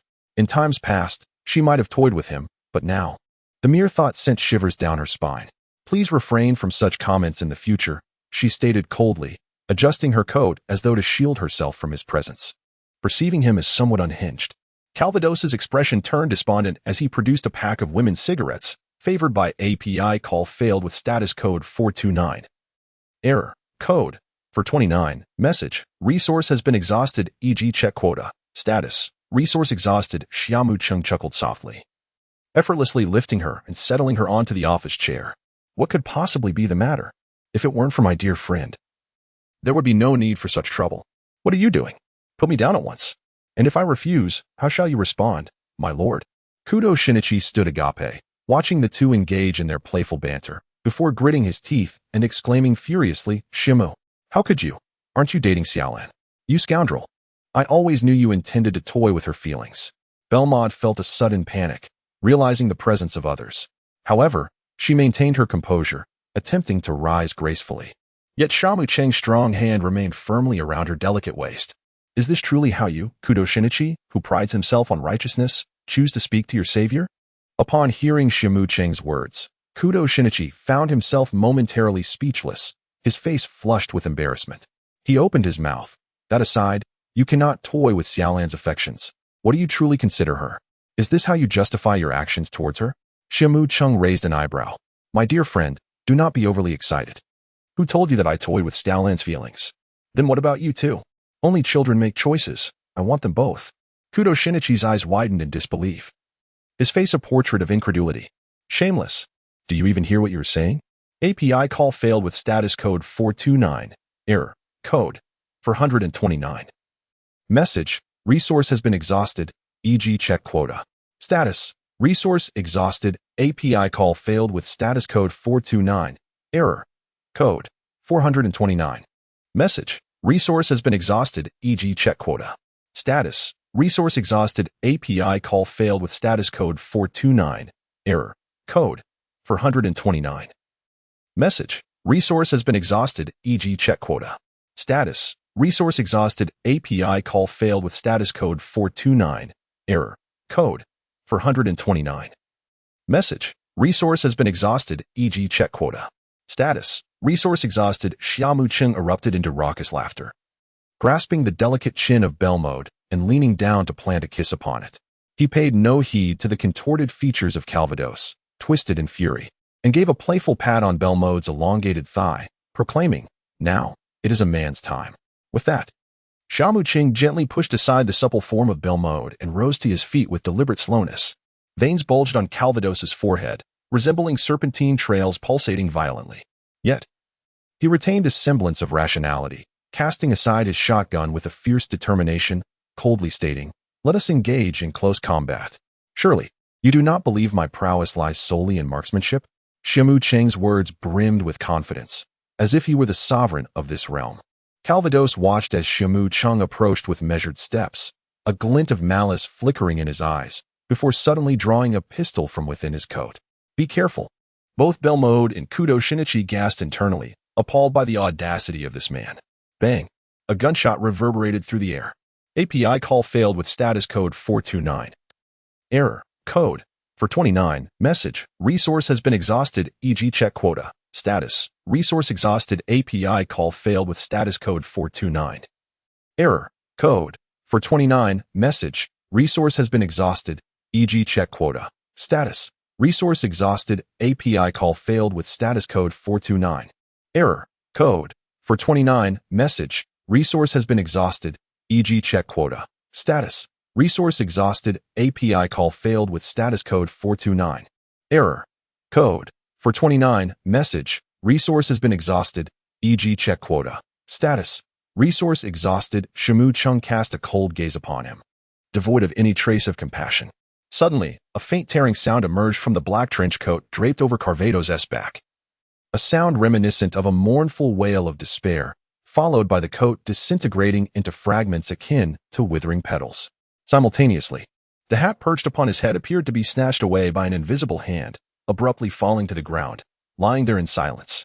Carvados' body remained upright, resembling a statue, yet the breath of life had entirely vanished from him. Kudo Shinichi stood in utter astonishment, his expression one of disbelief as he gazed at the scene before him, seemingly reluctant to confront the gruesome spectacle. At such a tender age, he had never witnessed such formidable power and resolute means, and in this moment, he acquired a profound understanding of the title-top urban hunter. API call failed with status code 429. Error. Code. For 29. Message. Resource has been exhausted, e.g. check quota. Status. Resource exhausted. Xia Mu Cheng drove back with Kudo Shinichi, humming a cheerful tune as they traversed the road. Your fleeting emotions, for reasons unknown to me, have yet to heal my wounds, yet you intrude upon the very core of my heart. Kudo Shinichi sat vacantly in the back seat, overwhelmed by the day's events, his gaze drifting towards Xia Mu Cheng, betraying a flicker of fear. Soon, they returned to the Sharon Villa, where Yukiko awaited at the entrance. Having received word of their arrival, upon seeing her son alight from the vehicle, she rushed over, her face alight with concern, eager to ascertain his well-being. Kudo Shinichi managed a strained smile. "I'm fine, Mom. Just feeling a bit unwell in a certain area. As long as you're all right." "Oh, my dear. I was so worried about you." Kudo Shinichi felt a pang of guilt as he replied, "I'm sorry. I shouldn't have gone out alone." He sensed something amiss, as if the other party had come specifically seeking Xia Mu Cheng, yet he refrained from voicing his unease. Xia Mu Cheng smiled gently as he patted Yuki's shoulder, saying, "Yuki, remember to transfer the money to my card." Yuki wiped away her tears and grasped his large hand, expressing her gratitude. "Thank you. Without you, I wouldn't know what to do." Kudo Shinichi opened his mouth, seemingly wanting to say something, but under Xia Mu Cheng's calm gaze, he slowly lowered his head. "Haha. No need for thanks. There will be 2 more payments to come, and I will find the time to collect them from you." API call failed with status code 429. Error. Code. For 29. Message. Resource has been exhausted, e.g. check quota. Status. Resource exhausted. API call failed with status code 429. Error. Code. For 29. Message. Resource has been exhausted, e.g. check quota. Status. Resource exhausted. Xia Mu Cheng paid them no heed as he pushed open the door, finding Belmode already at home. She was dining in the restaurant, enjoying the sumptuous meal Xia Mu Cheng had prepared for Xiaolon. It was thoughtful of him to know I hadn't dined and to create such a lavish dinner. Vermouth had also poured herself a glass of red wine, savoring a delicate sip, her demeanor exuding joy as she offered him a smile. She had already transformed back into her appearance resembling Sharon. Xia Mu Cheng shrugged nonchalantly and entered the kitchen to prepare another dish with the remaining ingredients. Sharon, noticing Xia Mu Cheng's intention to cook once more, furrowed her brow, questioning whether the portion she had just consumed was not meant for her. At that moment, the bedroom door creaked open, revealing Xiaolan, her eyes still heavy with sleep, as she emerged slowly. Her long, silky hair was slightly tousled, yet it added an enchanting touch of languid beauty to her appearance. She wore a seductive silk slip dress, the delicate straps gently resting upon her graceful shoulders, accentuating the exquisite lines of her collarbone. The hem of the dress flirtatiously lingered at her thighs, swaying softly with her movements, unveiling her porcelain-like legs. "Xiaolan, you're awake," Xia Mu Cheng called out. Upon hearing his voice, Xiaolan disregarded Sharon in the dining area, her captivating gaze fixated upon Xia Mu Cheng's industrious figure in the kitchen. Xia Mu Cheng donned a pristine white shirt, the sleeves rolled up to reveal his robust forearms. He stood attentively before the grill, skillfully maneuvering a spatula to flip the steaks, the beef sizzling delightfully and exuding an enticing aroma. Xiaolan dashed into the kitchen, embracing Xia Mu Cheng from behind with fervor. She pressed her face against his back, relishing his warmth and solidity. The kitchen was suffused with a comforting ambience. API call failed with status code 429. Error. Code 429. Message. Resource has been exhausted, e.g. check quota. Status. Resource exhausted. API call failed with status code 429. Error. Code 429. Message. Resource has been exhausted, e.g. check quota. Status. Resource exhausted. Seeing this, Xia Mu Cheng quickly wrapped his arms around her. Soon, the kitchen was filled with sounds of playful banter. Sharon returned to her room with a blank expression, unable to endure their overly affectionate demeanor. Glancing at the clock, she noted it was nearly 3 o'clock. It was time for bed. Fortunately, Sharon retreated to her room to sleep. In the dining room, Xia Mu Cheng gently held Xiaolan, personally feeding her. Tears glistened in Xiaolan's eyes, as if veiled by a delicate mist, her cheeks flushed like ripened apples. At that moment, her heart and gaze were entirely fixed on Xia Mu Cheng, leaving no room for anything else. Days passed in this manner. They ventured out together during the day and baked cream puffs at night. One day, Xiaolan nestled lazily beside Xia Mu Cheng on the sofa, munching on potato chips while her large eyes were glued to the soap opera on the screen. Meanwhile, Sharon calmly lifted her coffee cup, taking a gentle sip. Leaning back against the sofa, she glanced at them with a slight lift of her chin, a hint of schadenfreude in her tone as she asked, "Xiaolan, how many days do you have left in your holiday?" Xiaolan turned her head slightly, momentarily lost in the blissful moment. After a considerable pause, she seemed to awaken from her reverie, a pallor crossing her angelic face. Xiaolan flusteredly reached for her phone beside her, quickly checking the date. "There are only 2 days left." Panic laced her voice. Xia Mu Cheng cast a glance at Sharon, then gently wrapped his arm around the soft shoulders of the girl, tenderly pinching her delicate face as he softly murmured, "Once I have settled matters here, I will come to find you in the Neon City." Upon hearing this, Xiaolan felt her worries dissipate, her sweet smile returning. However, the thought of their imminent separation filled her heart with an overwhelming sense of reluctance, prompting her to nestle closer into Xia Mu Cheng's embrace. Meanwhile, Sharon maintained a calm demeanor, contemplating that their separation would likely last over a year. Despite the affectionate displays typical of couples in the throes of romance, it was not uncommon for one to forget the other within 6 months, especially with a rogue like Xia Mu Cheng. With this thought, Sharon revealed a knowing smile. API call failed with status code 429. Error. Code 429. Message. Resource has been exhausted, e.g. check quota. Status. Resource exhausted. API call failed with status code 429. Error. Code 429. Message. Resource has been exhausted, e.g. check quota. Status. Resource exhausted. Xia Mu Cheng was quite aware of her physical reactions and continued, "This is indeed true. Do not take it lightly. In the future, if you encounter young boys, you must be more vigilant." Xiaolan, with a look of uncertainty, murmured, "It's not as serious as you say. However, if such a child were to exist, I would certainly be cautious. Generally, they are mischievous little rascals who wear glasses." Xiaolan blinked her eyes, seemingly beginning to envision what those naughty little scamps might look like. Sharon, with a face full of dismay, thought to herself that one even had to be wary of children. As Xia Mu Cheng and Xiaolan conversed, their topic meandered elsewhere. How annoying, Xiaolan murmured. Her head bowed as she gently patted Xia Mu Cheng's chest. Sharon's expression darkened further. Were these two already deliberating on what to wear for the evening in broad daylight? No wonder the black socks she had purchased had vanished without ever being worn. API call failed with status code 429. Error. Code 429. Message. Resource has been exhausted, e.g. check quota. Status. Resource exhausted. Xia Mu Cheng closed his eyes, acutely aware of the dreams emanating from the slumbering individuals within 1,000 meters. In that moment, he embodied the essence of divinity. He delved into Xiaolan's dream, peering briefly within, but retreated almost immediately, overwhelmed by its sweetness. Next, he swiftly entered the dream of buyer mode. Upon glimpsing Sharon's dream, he found himself in a setting reminiscent of an airport. In the scene, Xia Mu Cheng embraced Sharon while waving goodbye to Xiaolan, who was boarding her flight, her suitcase in tow, weeping uncontrollably. Xia Mu Cheng, with a face full of disbelief, stepped outside and proceeded to the neighboring villa, where a couple and their 5-year-old son resided. API call failed with status code 429. Error. Code 429. Message. Resource has been exhausted, e.g. check quota. Status. Resource exhausted. Xia Mu Cheng's brows twitched suddenly as he employed his consciousness to disrupt the scene, transforming the teacher into his African-American physical education instructor. Before promptly exiting the dream, API call failed with status code 429. Error. Code 429. Message. Resource has been exhausted, e.g. check quota. Status. Resource exhausted. API call failed with status code 429. Error. Code 429. Message. Resource has been exhausted, e.g. check quota. Status. Resource exhausted. API call failed with status code 429. Error. Code 429. Message. Resource has been exhausted, e.g. check quota. Status.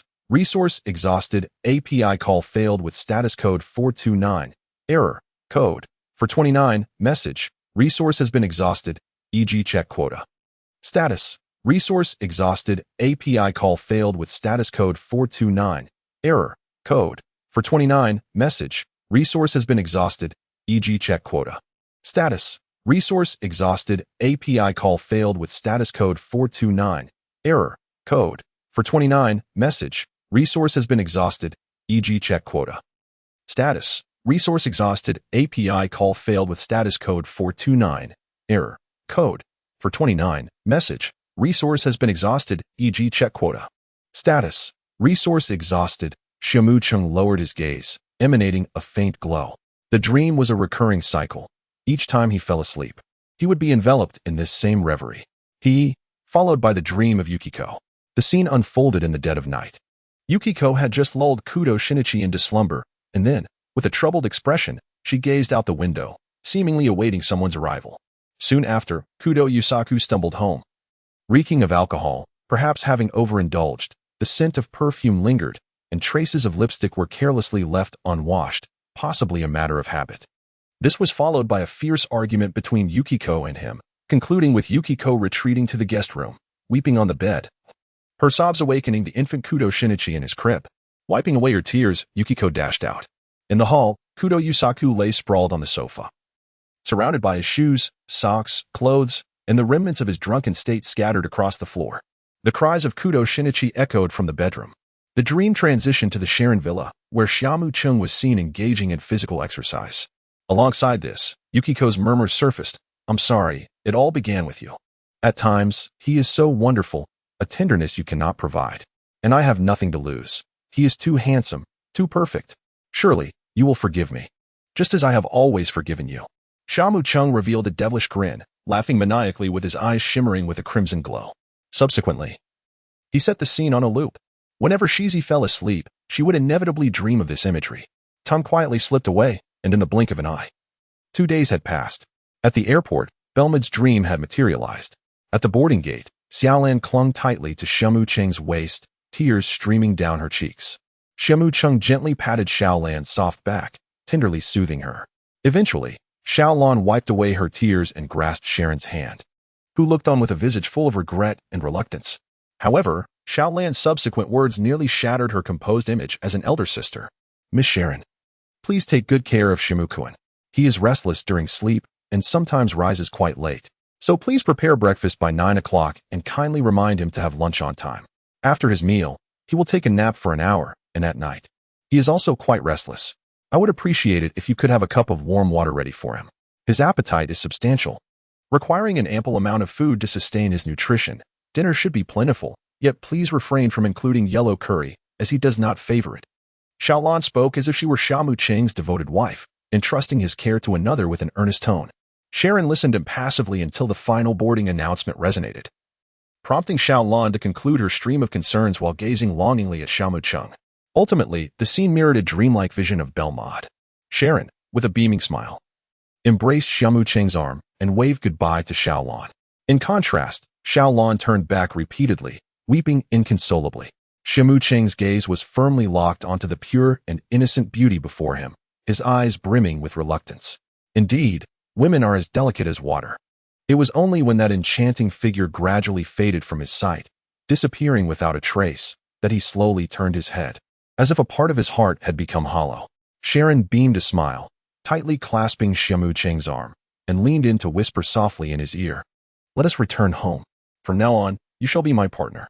However, it will take some time to become a member with an organizational code name. Once approved, the boss will send you an email to confirm your code name. Rest assured, I had mentioned it to him quite some time ago, with my assurance. It will be a breeze. Thank you. You were truly kind to me." Xia Mu Cheng collected his thoughts. Indeed, the delicate beauty of Xiaolan was captivating. Yet, he would not remain ensnared in such enchantment forever, for they would meet again. With this in mind, he wrapped his arm around Sharon's slender waist and stepped out of the airport. How absurd. You consume my hospitality, reside in my abode, and even bring girls home. Could you not be so reckless? Huh? Is it not because Xiaolan is soon to return to her studies? Fear not, for I shall be by your side henceforth. Xia Mu Cheng chuckled awkwardly and attempted to clarify. Do you presume I am cultivating a harem? Whom can we blame? You are simply too feeble, unable to endure for long. Meanwhile, aboard the plane, Xiaolan gazed quietly out the window at the clouds drifting like cotton candy beneath the crystalline blue sky, her eyes slightly glazed as her thoughts wandered, pondering when their next reunion would occur. From her pocket, she withdrew a handkerchief, a gift from Sharon. Upon it were several vivid stains of blood, remnants from Xia Mu Cheng's gunshot wound. Unable to resist, Xiaolan brought the handkerchief to her nose and inhaled gently, a soft fragrance wafting toward her, reminiscent of warm milk. As for Kudo Shinichi, he had long returned to Neon. At the Kudo residence, Kudo Yuzuku and Yukiko dined in silence, their conversation dwindling to nothing since Shinichi's departure. Such an astute observer as Kudo Yuzuku could hardly be oblivious to the unfolding events. He recalled the laundry basket by the washing machine, filled with fresh clothes. Additionally, he remembered Yukiko's inquiry about money and remarked casually, "The reason Shinichi was rescued was because you enlisted the help of that urban hunter named Xia Mu Cheng, was it not?" Yukiko's body stiffened momentarily before she replied coolly, "Indeed, 20 million $. I possess only a little over 10 million. Kudo Yuzuku surmised the identity of that man. Oh, Kayanari Natsuki. That egregious man. He had long been acquainted with the individual in question. One day, Natsuki produced a firearm, slamming it onto the table before him, demanding a minimum of 10,000 words of updates daily. Furthermore, the character development was to adhere precisely to his stipulations. Yusaku Kudo, recalling a glimpse of General MacArthur's sealed documents, was momentarily lost in thought. Such a figure was not one whom General MacArthur would readily antagonize. His power was considerable, yet the use of heavy artillery within the city was untenable. Should matters escalate, numerous individuals would seek his removal from power. Thus, a state of equilibrium had been established. Where there is light, there is shadow. Provided matters did not become overly conspicuous, Natsuki's existence was tacitly condoned. Moreover, Natsuki possessed no discernible vulnerabilities, rendering him difficult to eliminate. Or perhaps, Ranmuri now constituted his Achilles heel? Yukiko, observing his silence and absent gaze, recognized the futility of concealing anything from such an astute mind. She lowered her head and softly confessed, "I have taken precautions. There will be no progeny." Yusaku Kudo snapped back to reality, utterly petrified. He was wont to don a hat when venturing out for libations, mindful of the potential for unwelcome entanglements in this city of libertines. You utter imbecile. Yukiko pursed her lips, setting down her cutlery and retreating to her chambers. In the evening, Yusaku Kudo completed his writing, massaging his aching back. Subsequently, he dragged his weary frame to bed, tossing and turning in restless slumber. Possessing both intelligence and a novelist's imagination, he was prone to elaborate mental constructions and fantasies. Yusaku Kudo abruptly rose, recognizing the futility of resistance but determined to deny others gratification. He had been deprived of such indulgence for an extended period. Yusaku Kudo retrieved a cerulean capsule, swallowing it with water. Moments later, he approached Yukiko's chamber and knocked. "Yusaku, is something amiss?" Yukiko's voice was languid, slightly subdued. Yusaku's lips curved into a smile. "Indeed, the menagerie boasts a trio of wolves. Surely, a reward is in order." "Yukiko, the hour is late. Might we not retire together?" A pause ensued within the room before a voice emerged, uttering, "Forgive me, Yusaku, but I am devoid of inclination this evening." Yusaku's smile faltered. "Very well. Is this how we are to play? If you are disinclined, others will surely oblige." Yusaku Kudo, his countenance devoid of emotion, proceeded to the garage. Soon after, a vehicle sped away. In a vehicle parked along a certain thoroughfare, Vermouth was acquainting Natsuki with the organization's general structure. Upon joining the organization, designated members were prohibited from engaging in internecine conflict unless incontrovertible evidence of betrayal was presented. "I am not yet a designated member, am I?" Natsuki casually nodded, reflecting carefully. It appeared that such was indeed the case. "That is merely a matter of time. I apprised the organization of your circumstances long ago. And do you still harbor a desire for remuneration?" Vermouth produced a laptop, accessing the intranet, which displayed a dense array of assignments. "Recently, Xia Mu Cheng has refrained from spending, yet he possesses a substantial sum of 120 million gold coins. He has also generously provided Xiaolan with 1 million gold coins as pocket money. With careful management, he can comfortably support Xiaolan, who exemplifies the virtues of thrift and diligence, embodying the qualities of a gentle and virtuous wife. One can only wonder how long 1 million gold coins will last. Nevertheless, no one ever complains about having a bit more money. At the very least, one should undertake a few tasks to establish a presence and become a familiar face."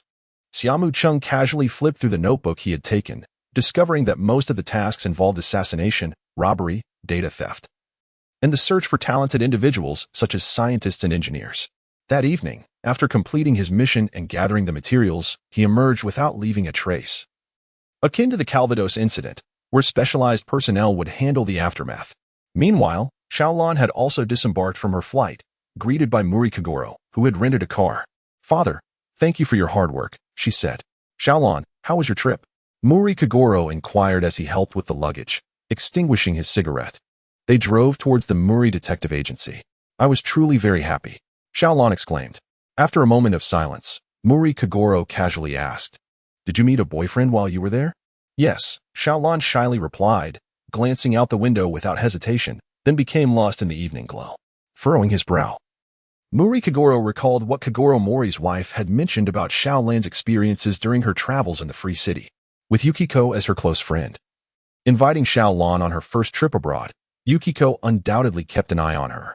Although Muri Kagoro harbored discontent towards Kudo Shinichi, at least Kudo was a local. But Xiaolan, being so young, might have been deceived by someone she had only known for a few days in a city rife with crime.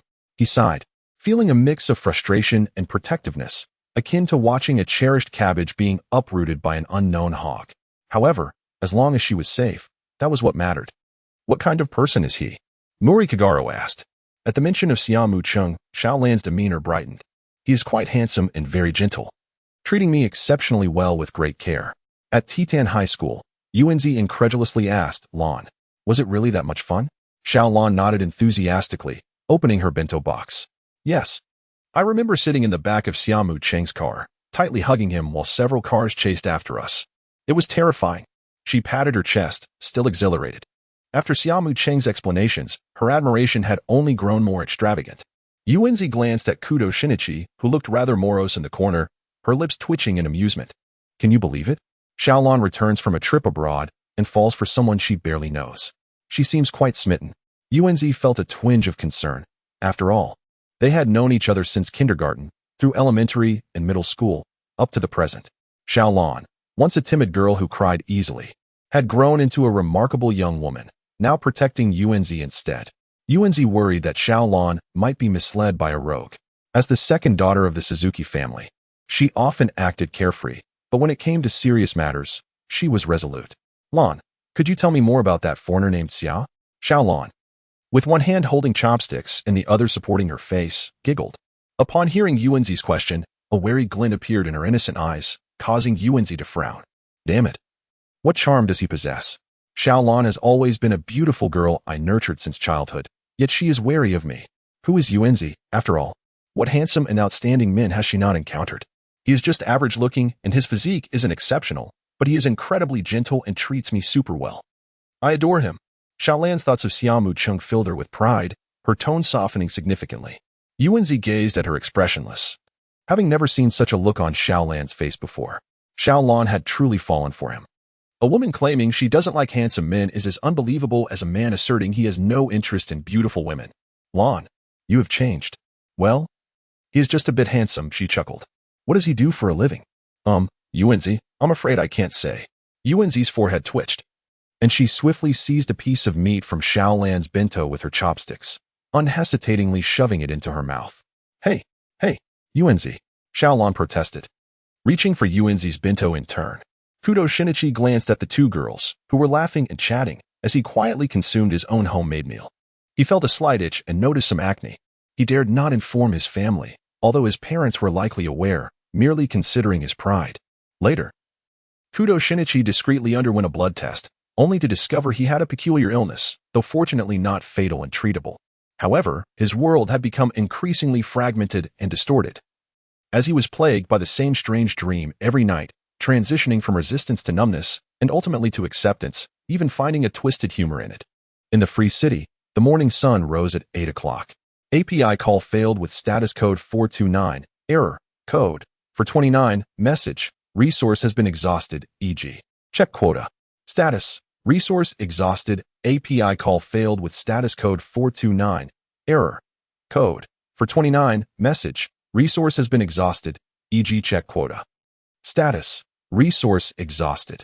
In the midst of slumber, Xia Mu Cheng seemed to sense her movements, instinctively tightening his embrace. After a moment of tenderness, Vermouth glanced at the clock on the wall. It was already 2 in the afternoon. Reluctant to stir, she decided to order takeout, opting for a few pizzas. Nestled in Xia Mu Cheng's arms, she manipulated her phone, selecting Hawaiian pizza, vegetable pizza, 2 beef pizzas, and chicken pizza. A splendid addition of protein. Once her order was placed, she set her phone aside and slowly sat up.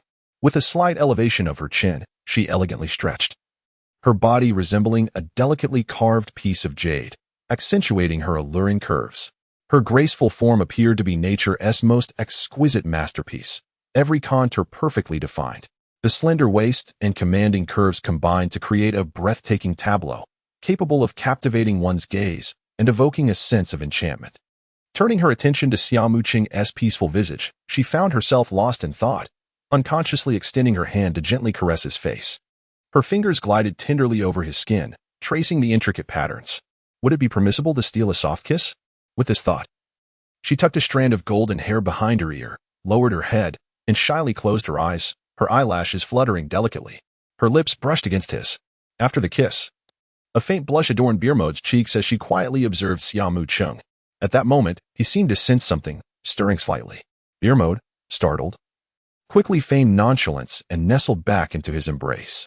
API call failed with status code 429, error, code, for 29, message, resource has been exhausted, e.g. check quota.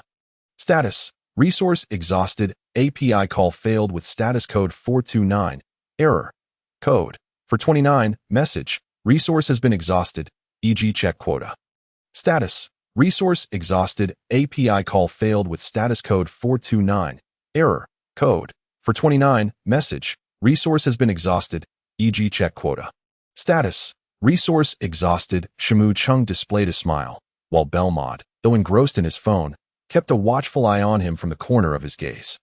Upon witnessing that sinister grin, Vermouth couldn't help but grit his teeth, for it surely boded ill tidings. What could possibly bring him such joy? Oh, nothing much. You can disguise yourself, right? Could you transform into the likeness of Xiaolan tonight? Before Xia Mu Cheng could finish his sentence, he swiftly sprang up to evade the oncoming assault of a cup. You creep. Why don't you just go die? Come now, don't be angry. I merely wished to lighten the mood with a jest. Transforming into Yuxiko would suffice as well. Bang. Hey. Are you truly firing a gun at me? Are you serious? Do you wish to take my life? Xia Mu Cheng tumbled awkwardly to the ground. Because I have the distinct impression that you are quite serious. I merely made a suggestion. You might want to contemplate it. Bang. I have endured your antics for far too long. Xia Mu Cheng, in a state of disarray, bolted from the hall and burst through the door. He swiftly leaped into a small vehicle, and the engine roared to life with a deafening roar. The car shot forth like an arrow released from a bow, vanishing into the distance in an instant. Vermouth, in a flurry, rushed out of the door, only to witness the vehicle's silhouette disappearing far away. Enraged, she raised her gun to the sky and unleashed a barrage of shots, the crisp gunfire echoing like a ferocious roar of her fury. She relentlessly pulled the trigger until every bullet was expended, embodying a wild frenzy. Humph.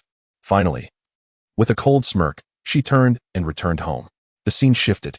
Xia Mu Cheng had already parked his car near Yukiko's residence. He wiped the cold sweat from his forehead and steadied his heartbeat.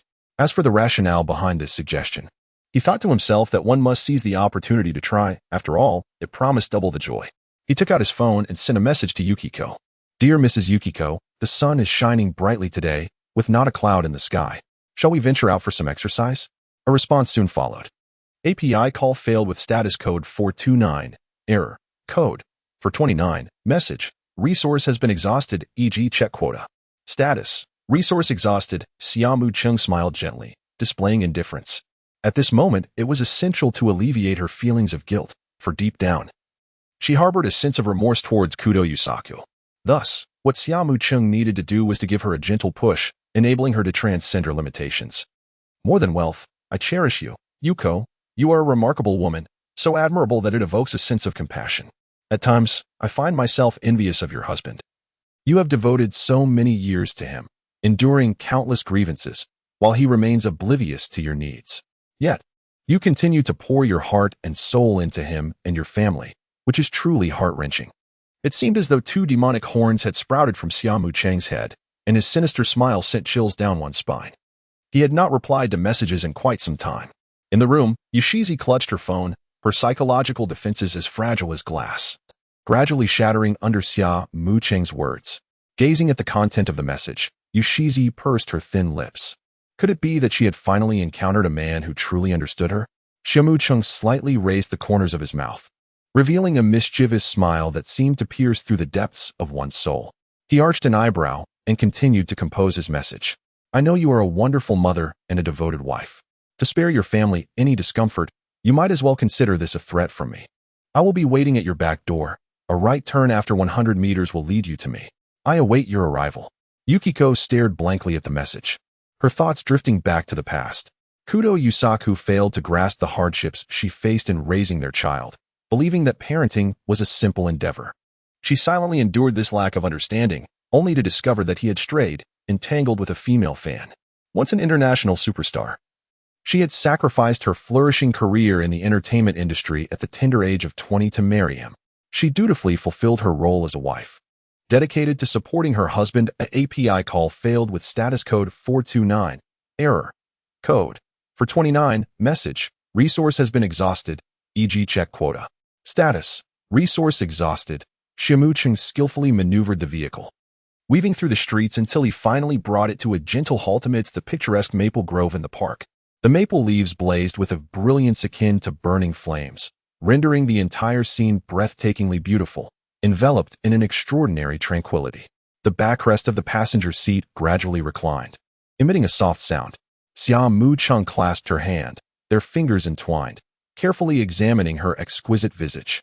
Time had etched some marks upon her, yet she remained utterly enchanting. API call failed with status code 429. Error. Code. For 29. Message. Resource has been exhausted, e.g. check quota. Status. Resource exhausted. Xia Mu Cheng released her, gazing at her adorable expression that resembled a fawn, a subtle smile gracing his lips. Yuxiko is truly delightful. You are being excessive. Please don't. Yuxiko protested, her face flushed as she turned her head to the window, attempting to escape the tumultuous feelings that enveloped her. Everything I do is because I hold affection for you, Xia Mu Cheng remarked with a gentle smile, tilting his head and slowly leaning toward her lips. This is merely a transaction. A thin veil of mist clouded Yuxiko's eyes as she gazed at the man before her, her body gradually relaxing. And she softly closed her eyes, passively acquiescing to him. We cannot linger too long. I must return to prepare dinner for Yuzua, Yuxiko murmured. Why not order takeout? Let us engage in conversation, Xia Mu Cheng suggested. What shall we discuss? You are too close. Yuxiko's breath quickened, her heart racing uncontrollably. Let us talk about how you became an international superstar. Your dancing must be exceptional. Your waist so flexible and resilient, Xia Mu Cheng observed with a hint of admiration. I have practiced yoga. Yuxiko's cheeks flushed crimson. I can tell. The soft murmurs within the car disrupted the serene ambience of the maple forest.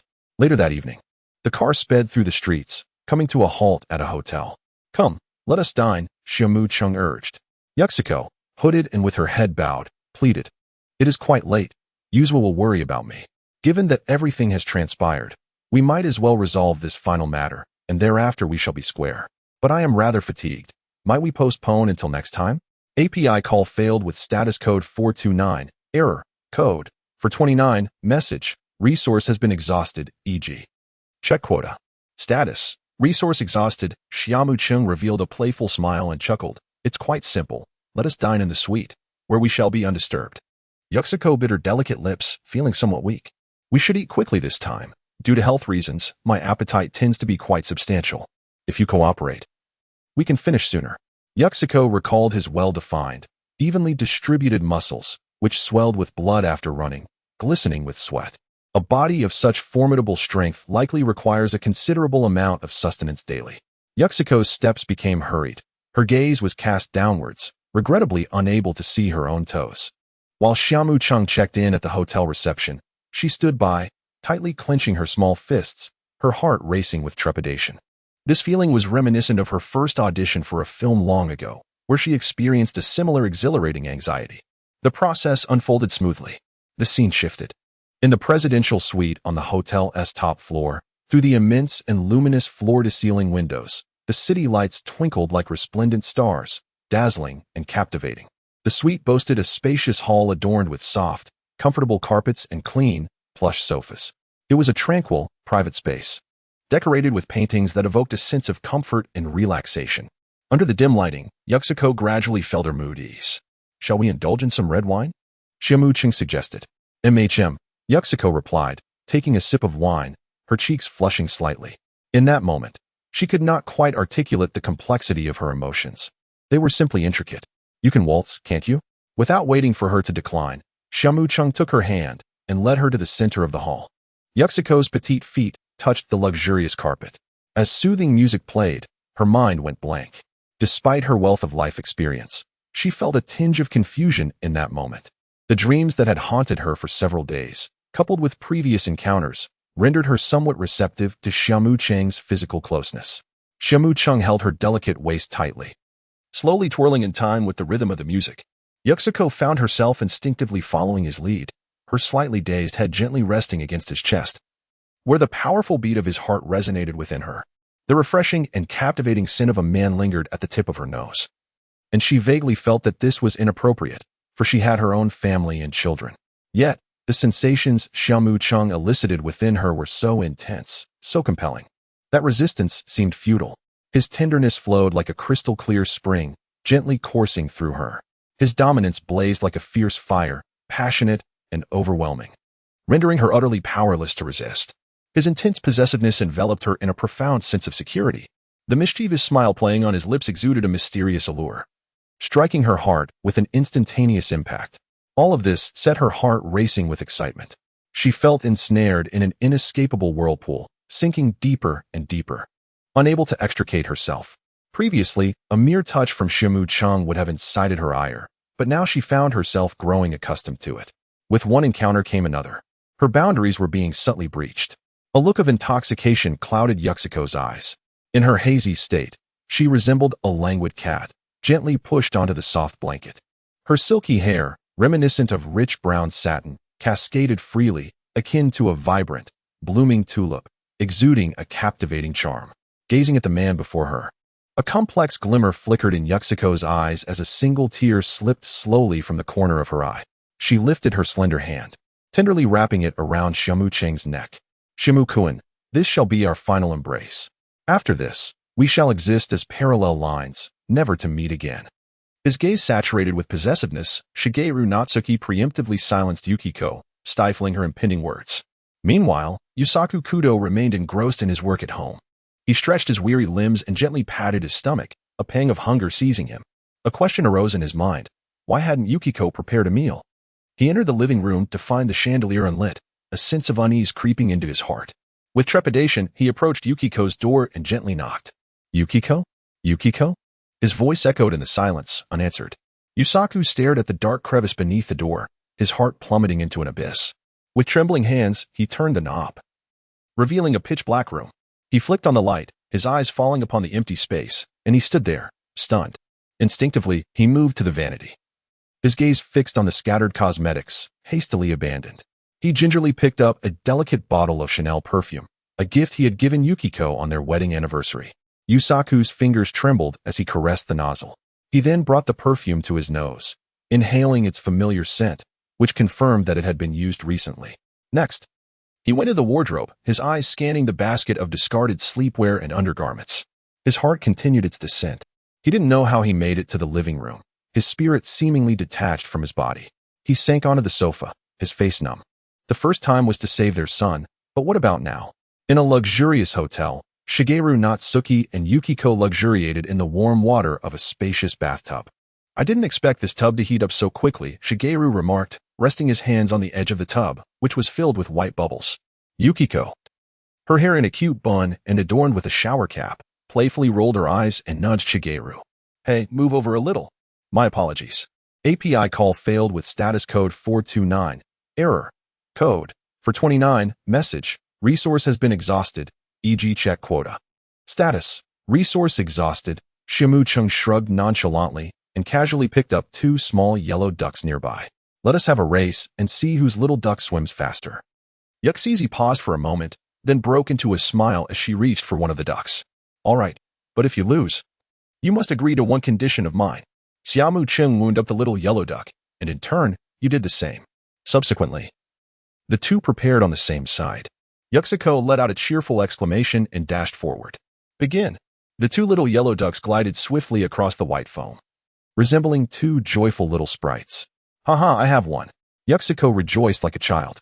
Are you mistaken? The first place duck was merely the one I released. They all look alike. How can you prove that one is yours? Xia Mu Cheng, filled with a mixture of irritation and embarrassment, splashed some water onto Yuxiko. The droplets elicited a peal of delicate laughter from her, prompting Yuxiko to retaliate by dousing Xia Mu Cheng in return. She frolicked in the water like an innocent child, enjoying the playful skirmish. The night slipped by silently, akin to a fleeting dream, leaving only faint memories and endless reveries in its wake. As the soft dawn light began to grace the world, it seemed to narrate the passage of time. By noon, the weather was clear and warm. Yuxiko slowly returned home, her fair hand retrieving a key from her bag. Taking a deep breath, she gently patted her slightly swollen chest, as if to calm her racing heart. Kudo Yusaku, his eyes bloodshot and weary, gazed at Yuxiko as she entered. It appeared she had just enjoyed a hearty lunch. The sight of his haggard state stirred a pang of sorrow within Yuxiko. Had he not slept all night? The dark circles under his eyes and the stubble on his face spoke volumes. Yusaku seemed to be in a foul mood, and she had merely engaged him out of concern for a brief conversation. He silently scrutinized her, disappointment evident in his gaze, which he could not disguise. As Yuxiko lowered her head, a wave of confusion washed over her, akin to a herd of startled deer colliding within her. I had a bit to drink and became a little muddled. I will certainly never seek him out again, she uttered, though even she doubted her own words. Well aware that Xia Mu Cheng's intentions were calculated, yet she willingly succumbed to his allure. You are a wicked woman, Yuxiko. Meanwhile, Xia Mu Cheng returned home, pushing the door open with an air of indifference. To his surprise, Vermouth was already there, prompting him to discreetly fasten his collar. However, it was too late. Vermouth squinted, scrutinizing him closely. You didn't come home last night, and you didn't answer your phone? Xia Mu Cheng sat beside her, exuding an air of refreshment. Surely, one cannot work incessantly, for a semblance of personal space is essential. Belmod perched herself in his lap, akin to an adorable puppy, sniffing around for any suspicious scents. "Hey, what are you doing?" Suddenly, a resounding crash echoed from Sharon's villa, the sound of shattered glass. "Another strawberry mark. This cannot be blamed on me. You refuse to disguise yourself." Belmod's forehead twitched with agitation. Since Xia Mu Cheng had met Xiaolan, he had become quite incorrigible. He used to cherish her alone. "Pervert, I concede that my thoughts may have displeased you. Yet if we disregard the facts, do you not share any fault?" "Wait, Cheng, brother Cheng, Oniai-chan." As night fell, in a remote corner, there lay a dimly lit bar. Inside, two figures clad entirely in black sat quietly. "Brother, do we truly intend to recruit him into our organization?" Vodka, wearing sunglasses even in the late hours, was short and stout, with muscles bulging like a solid little mountain. In stark contrast, Jin was tall and slender, his features cold and forbidding, exuding an aura of undeniable coolness. His flowing silver hair cascaded down to his waist, a cigarette dangling from his lips, his expression one of detachment and ruthlessness, as if inscribed with the countless lives he had extinguished, a figure not to be trifled with. Had Xia Mu Cheng glimpsed Jin's persona, he would surely lament that he was not a girl. The organization sought fresh blood in just a few years. He had risen to such prominence, a force not to be underestimated. Jin's voice, icy like the wind in a frigid night, bore no warmth. Vodka bowed his head, hesitating to speak further, sensing that such a perilous individual would be exceedingly difficult to engage with. The recruitment of newcomers was likely a consequence of Black Whiskey's defection. It had been some time since API call failed with status code 429, error. Code 429, message, resource has been exhausted, e.g. check quota. Status, resource exhausted. Xia Mu Cheng nodded, acknowledging the principle of earning more through greater effort. "I wonder how long it will take for me to be promoted?" he mused. Upon hearing the hint of impatience in his tone, Vodka patiently explained, "You have only just joined and are currently an outer member. Promotion will require at least a year. After all, our coded members undergo a rigorous selection process over an extended period. Your promotion after just 1 year is already an exception." "Very well," he replied. API call failed with status code 429, error. Code 429. Message, resource has been exhausted, e.g. check quota. Status, resource exhausted. Xia Mu Cheng glanced at Belmode, who was drinking alone, with a hint of boredom, and thought to himself, "It seems that everyone prefers silence." Xia Mu Cheng felt a bit restless. Both Jin Jiao and Vodka were seasoned smokers, and for the past half hour, the smoke had not ceased. Seeing this, Belmode put away her phone, accustomed as she was to the dynamics within their organization. When boredom struck, one simply resorted to their device. "Shall we take her leave then?" Xia Mu Cheng could hardly contain his excitement as he stood up and pulled Belmode along. Jin merely responded with a sound. Once they had moved away, Jin took out his phone to send a message to Karasuma Renya. "Boss, that individual isn't particularly difficult to deal with. With his involvement, should we retaliate?" Jin recalled the traitor Akai Shuichi, a glint of murderous intent flashing in his eyes. Karasuma Renya remained somewhat silent. He simply wished to focus on his research. Why must they engage in violence and chaos? Isn't it sufficient to earn money and study APTX? However, as a mastermind, he could not afford to appear timid. Patience was essential. Akai Shuichi was not so easily eliminated. Jin was somewhat surprised. Could he truly be that difficult to kill? Isn't it just a matter of finding someone to have Xia Mu Cheng take him out, while conveniently promoting Xia Mu Cheng to a codename member? Karasuma Renya's mind word. And suddenly an idea struck him, prompting him to send another message. "Akai Shuichi is the silver bullet capable of penetrating our organization." Hiss. Jin felt a shock of realization. Wasn't Akai Shuichi merely a rat? Just a minor character within the FBI, yet the boss held him in such high regard. Did he possess some unique quality? Karasuma Renya, with his seasoned wisdom, discerned Jin's silence and understood his thoughts.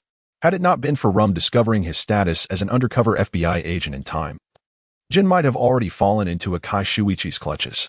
"I understand." Jin pocketed his phone, lost in contemplation. If no one had uncovered Akai Shuichi's undercover identity, he could very well have faced a disastrous turn of events. The silver bullet. Karasuma Renya put away his phone, exhaling in relief. His sole desire was to survive, revealing an innate fear of death. Unexpectedly, they had recruited another harbinger of death, one capable of causing more chaos than Jin. Karasuma Renya felt overwhelmed and hastily sent another message to Jin. "Xia Mu Cheng is our trump card. Let him remain low-key for now. I have grand plans for him. I understand. Why not focus on extortion and making money quietly? Must you always engage in violent confrontations with those agents? Honestly, an old bone like me can hardly withstand your incessant turmoil. After replying to the message, Jin felt a deep admiration. Indeed, the boss was thoughtful and prudent. Had it been him, he might have directly sent Xia Mu Cheng to kill Akai Shuichi, which would inevitably expose Xia Mu Cheng's association with their organization.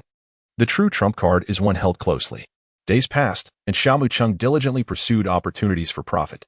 The mission rewards within the organization were quite substantial, bringing him much joy. Upon learning of Xia Mu Cheng's diligence, Jin could not help but smile with satisfaction. He was indeed a kindred spirit, even more industrious than himself. In Kudo Yusaku's residence, the two had not exchanged words for several days. That evening, Yukiko lay on her bed, lost in thought since rescuing Shinichi. She had transformed into a different person, often daydreaming. Suddenly, a message popped up on her phone. Yukiko, I'm feeling down. Would you accompany me for a drink, Chung? Yukiko's heart fluttered, and she hastily began to reply, we are not. But before she could send it, another message arrived. I miss you. I'm waiting for you at our usual spot. I wish to see you. Yukiko bit her lip, her body obediently rising as she opened her wardrobe. She selected a beautiful black dress, quickly changing into it, and tidied her hair in front of the mirror. A mix of turmoil and anticipation flickered in her eyes as she bit her delicate teeth, pulling out a pair of stockings. Ultimately, she resolved to go out and meet that person. Stealthily, Yukiko exited her room, attempting to make as little noise as possible. In the study, Kudo Yusaku heard the faint sound of the door closing, his pupils instantly constricting. He hurried to the window and looked down, spotting a graceful figure getting into a car. Kudo Yusaku gripped the windowsill tightly, his knuckles turning white, his heart aching. Yukiko, it's been a while, Xia Mu Cheng said as he started the car. A wicked smile curling at his lips. Yukiko gazed at him, her heart a tumult of emotions. What brings you here? Haven't we already? Xia Mu Cheng's gaze traversed her calves, interrupting her words. I know, but I cannot help it. I miss you, Yuxiko. A flicker of struggle passed through Yuxiko's eyes as she inwardly lamented, do you truly long for me, or merely wish to toy with my emotions? If you grow weary of me, my fate may be utterly tragic. We cannot continue like this. Yusaka's vehicle came to a silent halt amidst the resplendent maple forest. A gentle breeze caressed the scene, causing the crimson leaves to cascade down like butterflies in a delicate dance, layering the ground in a tapestry reminiscent of a dreamlike paradise. Yuxiko lifted her gaze to meet Xia Mu Cheng's, tears like tiny pearls spilling from the corners of her eyes, while her small hand gently pushed against his chest. API call failed with status code 429. Error. Code. For 29. Message. Resource has been exhausted, e.g. check quota. Status. Resource exhausted. The warm breath of Xia Mu Cheng caused Yuki's body to tremble slightly, her strength waning. Actions speak louder than words. When a woman says she does not want something, she often does. As dawn broke, Kudo Yusaku lay quietly in bed, his gaze lost in the ceiling. The room enveloped in silence. At that moment, a faint sound of an engine echoed from outside, piercing the stillness of the room. With a tinge of reluctance, Kudo approached the window. After a considerable wait, he finally saw Yuki slowly alighting from a vehicle. Kudo made his way to the hall, his pupils narrowing in shock. Instinctively closing his eyes to avoid the sight, Yuki's heart raced, and in a fluster, she hurried back to her room. After a long while, Yuki emerged from her room and entered the hall, silent and composed as she sat across from Kudo. Yuki, can we pretend nothing happened? Think of our child. Kudo spoke rationally. Yuki fidgeted with her fingers, a wave of discomfort washing over her. I feel so confused. I want to experience life in Neon for a while. Kudo stared at her in disbelief. Yuki? We need to have a serious conversation. I'm sorry, Yusaku, but there's no turning back. I can no longer deceive my own heart. Yuki's voice quivered slightly. Kudo rushed towards her, reaching out to grasp her, but Yuki instinctively recoiled, evading his touch. I'm sorry, I need time to calm down, Yuki stated before retreating into her room. Kudo watched her departing figure, his heart heavy with anguish and helplessness. Unable to contain himself any longer, he covered his face, tears spilling through his fingers as he wept uncontrollably. A man may shed tears, but only when the heart is truly wounded. Outside the villa, API call failed with status code 429. Error. Code. For 29. Message. Resource has been exhausted, e.g. check quota.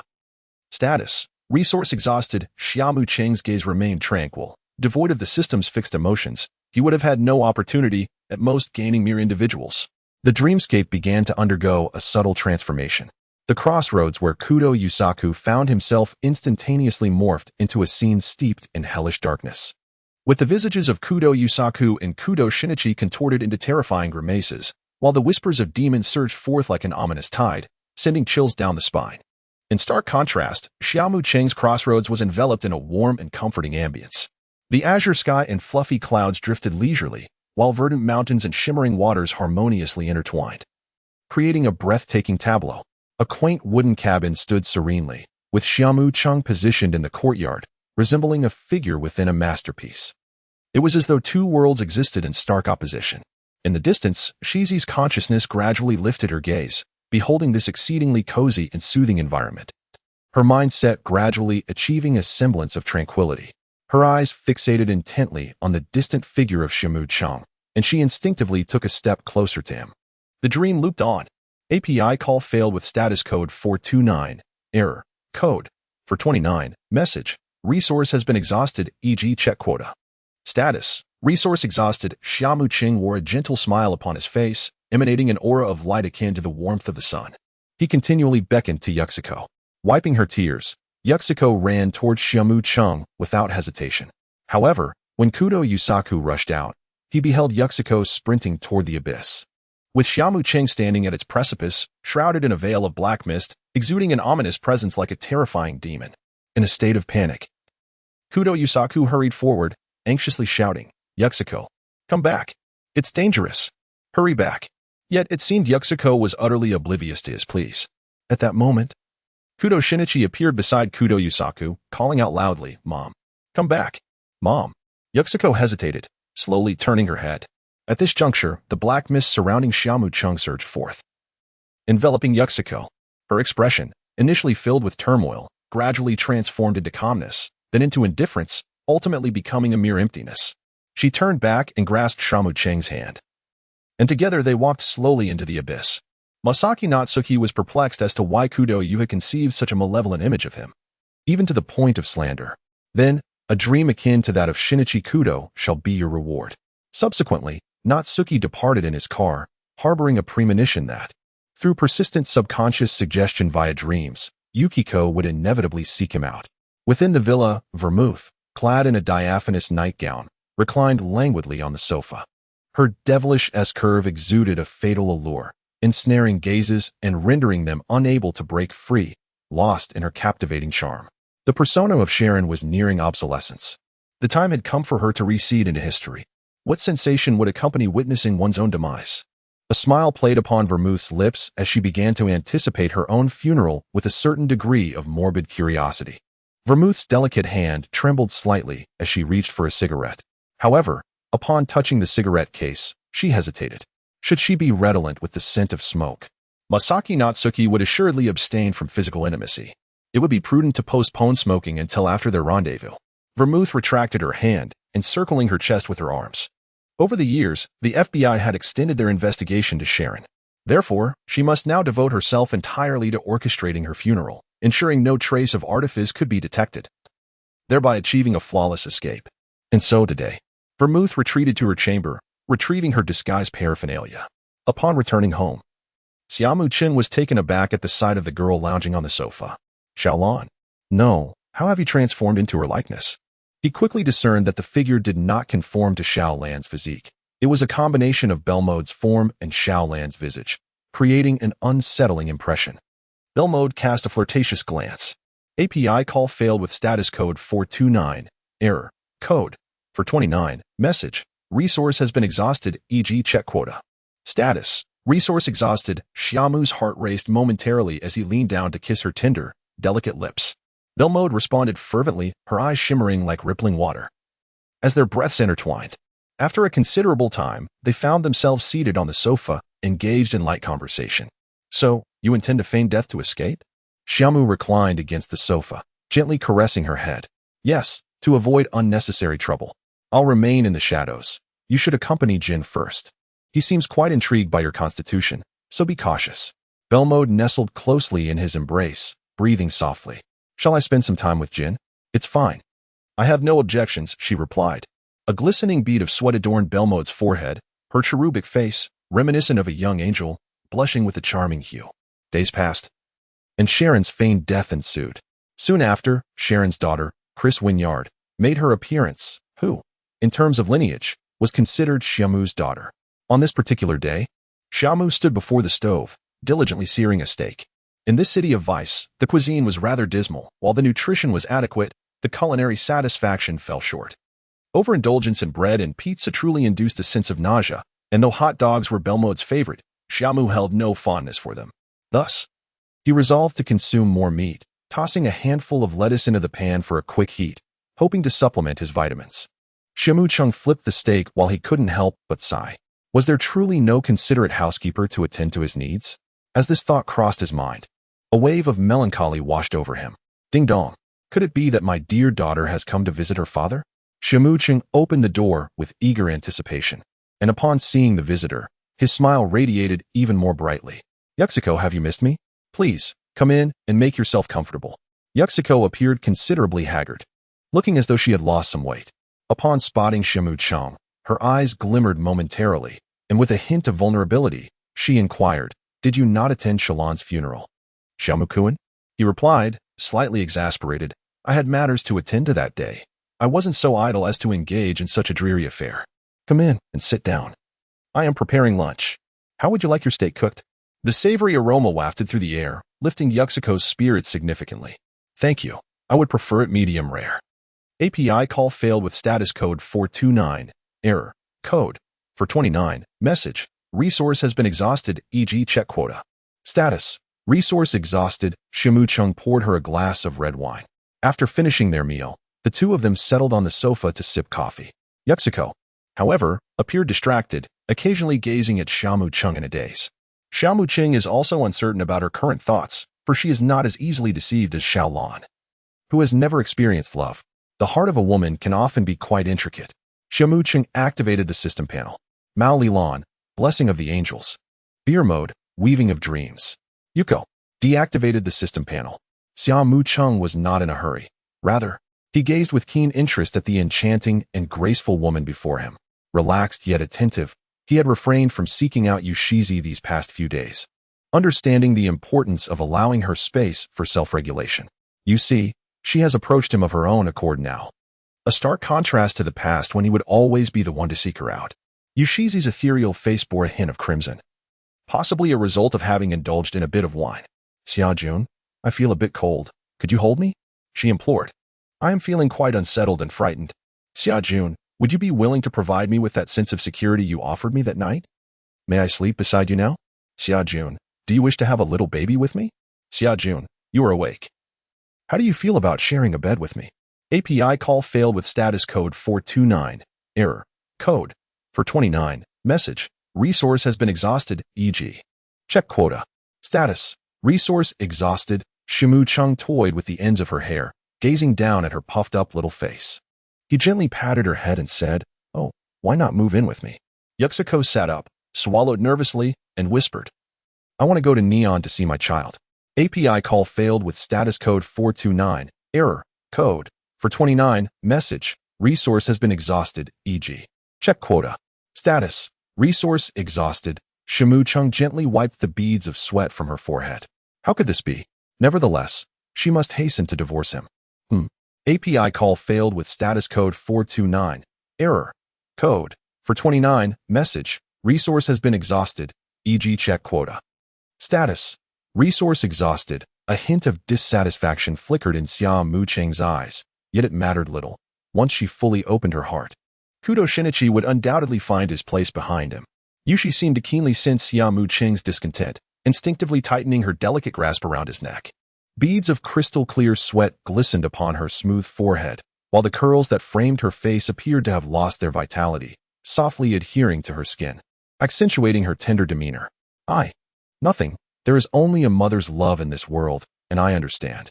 API call failed with status code 429. Error. Code. For 29. Message. Resource has been exhausted, e.g. check quota. Status. Resource exhausted. Xia Mu Cheng then picked up his phone to answer a call. "Cheng. Oh, it's Jin. What's the matter? Have you forgotten? Recently, we've been in touch." "Ah, it seems that's the case. Then come and pick me up." "Jin, Vodka drove over in a sleek black sedan. API call failed with status code 429. Error. Code. For 29. Message. Resource has been exhausted, e.g. check quota. Status. Resource exhausted. Xia Mu Cheng glanced at Xia with discontent and remarked with a smile, if you arrange for a beautiful secretary, I shall refrain from seeking one elsewhere. Xia did not respond to this comment, but instead took out her phone to send him a message. This is the task we are to accomplish today. I will guide you through it during this period. Whatever, he replied nonchalantly. API call failed with status code 429. Error. Code. For 29. Message. Resource has been exhausted, e.g. check quota. Status. Resource exhausted. API call failed with status code 429. Error. Code. For 29. Message. Resource has been exhausted, e.g. check quota. Status. Resource exhausted. Shimuki Makoto took the computer. The screen displaying the name Akemi Mayano. Jin then inquired, you are familiar with Shuichi Akai, are you not? API call failed with status code 429. Error. Code. For 29. Message. Resource has been exhausted, e.g. check quota. Status. Resource exhausted. API call failed with status code 429. Error. Code. For 29. Message. Resource has been exhausted, e.g. check quota. Status. Resource exhausted. Xia Mu Cheng displayed a refreshing smile, revealing a striking beauty. Allow me to cautiously probe the depths of her character. Xinjiu also wore a sinister smile, her presence amidst the neon lights. Once you obtain your codename, ensure she accompanies you while you manage this affair. Vodka's eyes sparkled with understanding, grasping the elder brother's intent. Mayano Akemi is the girlfriend of Akai Shuichi. If Akai Shuichi were to witness his beloved falling into another's grasp, would he remain indifferent? Xia Mu Cheng let out an eerie laugh. Xinjiu, you understand me too well. Hehehe. Time hurriedly passed by. Neon lights flickered at Haneda Airport, a bustling hub of constant comings and goings, filled with noise and activity. API call failed with status code 429. Error. Code. For 29. Message. Resource has been exhausted, e.g. check quota. Status. Resource exhausted. Xia Mu Cheng slightly lifted his head, his gaze emanating a profound confidence, while a gentle smile graced his lips. Those unfamiliar with him might perceive him as a dashing young man radiating warmth. Passers-by, hurrying along their way, found themselves involuntarily slowing their pace, their eyes drawn to him with an irresistible allure. API call failed with status code 429. Error. Code. For 29. Message. Resource has been exhausted, e.g. check quota. Status. Resource exhausted. Xia Mu Cheng retrieved his phone and soon found the airport attendant holding a sign, a young girl in her early 20s. She possessed long, straight black hair and striking blue eyes, adorned in a sleek black professional dress. Her slender figure and gentle demeanor exuded an aura of grace and warmth. Mayano Akemi also spotted Xia Mu Cheng and could not help but acknowledge how his appearance and presence could easily mislead others. Akemi took out a photograph revealing a bloodthirsty, handsome visage, starkly contrasting with the young man before her. The scene shifted as Xia Mu Cheng entered a luxurious car. Mayano Akemi drove into an upscale apartment complex and parked. After swiping her access card, she took the elevator to the 6th floor, leading him to a door. With a respectful demeanor, she unlocked the door and said, Sir, this is the room arranged for us. Should it not meet your expectations, I shall request a different one. API call failed with status code 429. Error. Code. For 29. Message. Resource has been exhausted, e.g. check quota. Status. Resource exhausted. Xia Mu sat casually, inquiring about what Jin had said to you. Mayano Akemi's azure eyes revealed a hint of sorrow. Jin had always been cold and unfeeling. Now, being assigned to this esteemed individual, she pondered whether it was a blessing or a curse. Jin had instructed her to follow you from now on. Oh, then you must diligently perform your duties, came the response. Hi. API call failed with status code 429. Error. Code. For 29. Message. Resource has been exhausted, e.g. check quota. Status. Resource exhausted. Xia Mu Cheng cast a curious glance at her, as he intended to step outside and familiarize himself with the surroundings. I shall take my leave for a while. You are free to engage in your own activities. Hi, Mayano Akemi replied somewhat awkwardly. Having just undergone a fierce internal struggle on how to tactfully decline, she breathed a sigh of relief, grateful that this gentleman was not of a troublesome nature. API call failed with status code 429. Error. Code. For 29. Message. Resource has been exhausted, e.g. check quota. Status. resource exhausted, witnessing the arcade. Natsuki Makoto felt an undeniable urge to explore its interior. Meanwhile, within the hallowed halls of Tien Elementary School, in Class B, a lesson was underway. Ran, having matured slightly, rested her chin pensively upon her hand, lost in a silent reverie. A recent illness had robbed her of her appetite and diminished her academic performance. Concentration proved elusive, whether in studies or other pursuits, and a persistent anxiety gnawed at her. Sonoko, seated beside her, cast worried glances at Ran's delicate and wan countenance. The homeroom teacher, observing Ran from the podium, lamented the decline of such a promising student. Despite recent conversations, the root of the issue remained veiled. The precipitous drop in grades raised concerns of potential domestic troubles, prompting the teacher to consider a home visit in the coming days. As the bell signaled the end of the lesson, the homeroom teacher gathered her materials and exited the classroom, her brow furrowed with concern. Ran, tomorrow is a holiday. Shall we venture to the newly opened amusement park? Shinichi Kudo mused, inwardly jubilant. He perceived an opportunity, knowing that Ran had been separated from Natsuki for a year. Ran's exquisite features remained impassive, offering no more than a perfunctory acknowledgement as she quietly arranged her books. Sonoko inwardly sighed, deeming Shinichi an unsuitable match, while acknowledging the equally unsuitability of Natsuki, sequestered in the distant city of freedom. Sonoko exclaimed cheerfully, Ran, let's indulge in the amusement park. We shall ride the roller coaster. I harbor no desire to attend, Ran responded. Oh, come now, let us partake in the festivities. Indulge me, I implore you. Sonoko entreated, embracing Ran's arm as they departed the classroom. Very well, we shall attend as a duo. I wish not to be accompanied by Kudo, Ran conceded. It is settled, then. Sonoko affirmed promptly, seeking only to provide Ran with a respite. Pray include me. Are we not classmates? Let us revel together. Shinichi Kudo implored, his former arrogance tempered.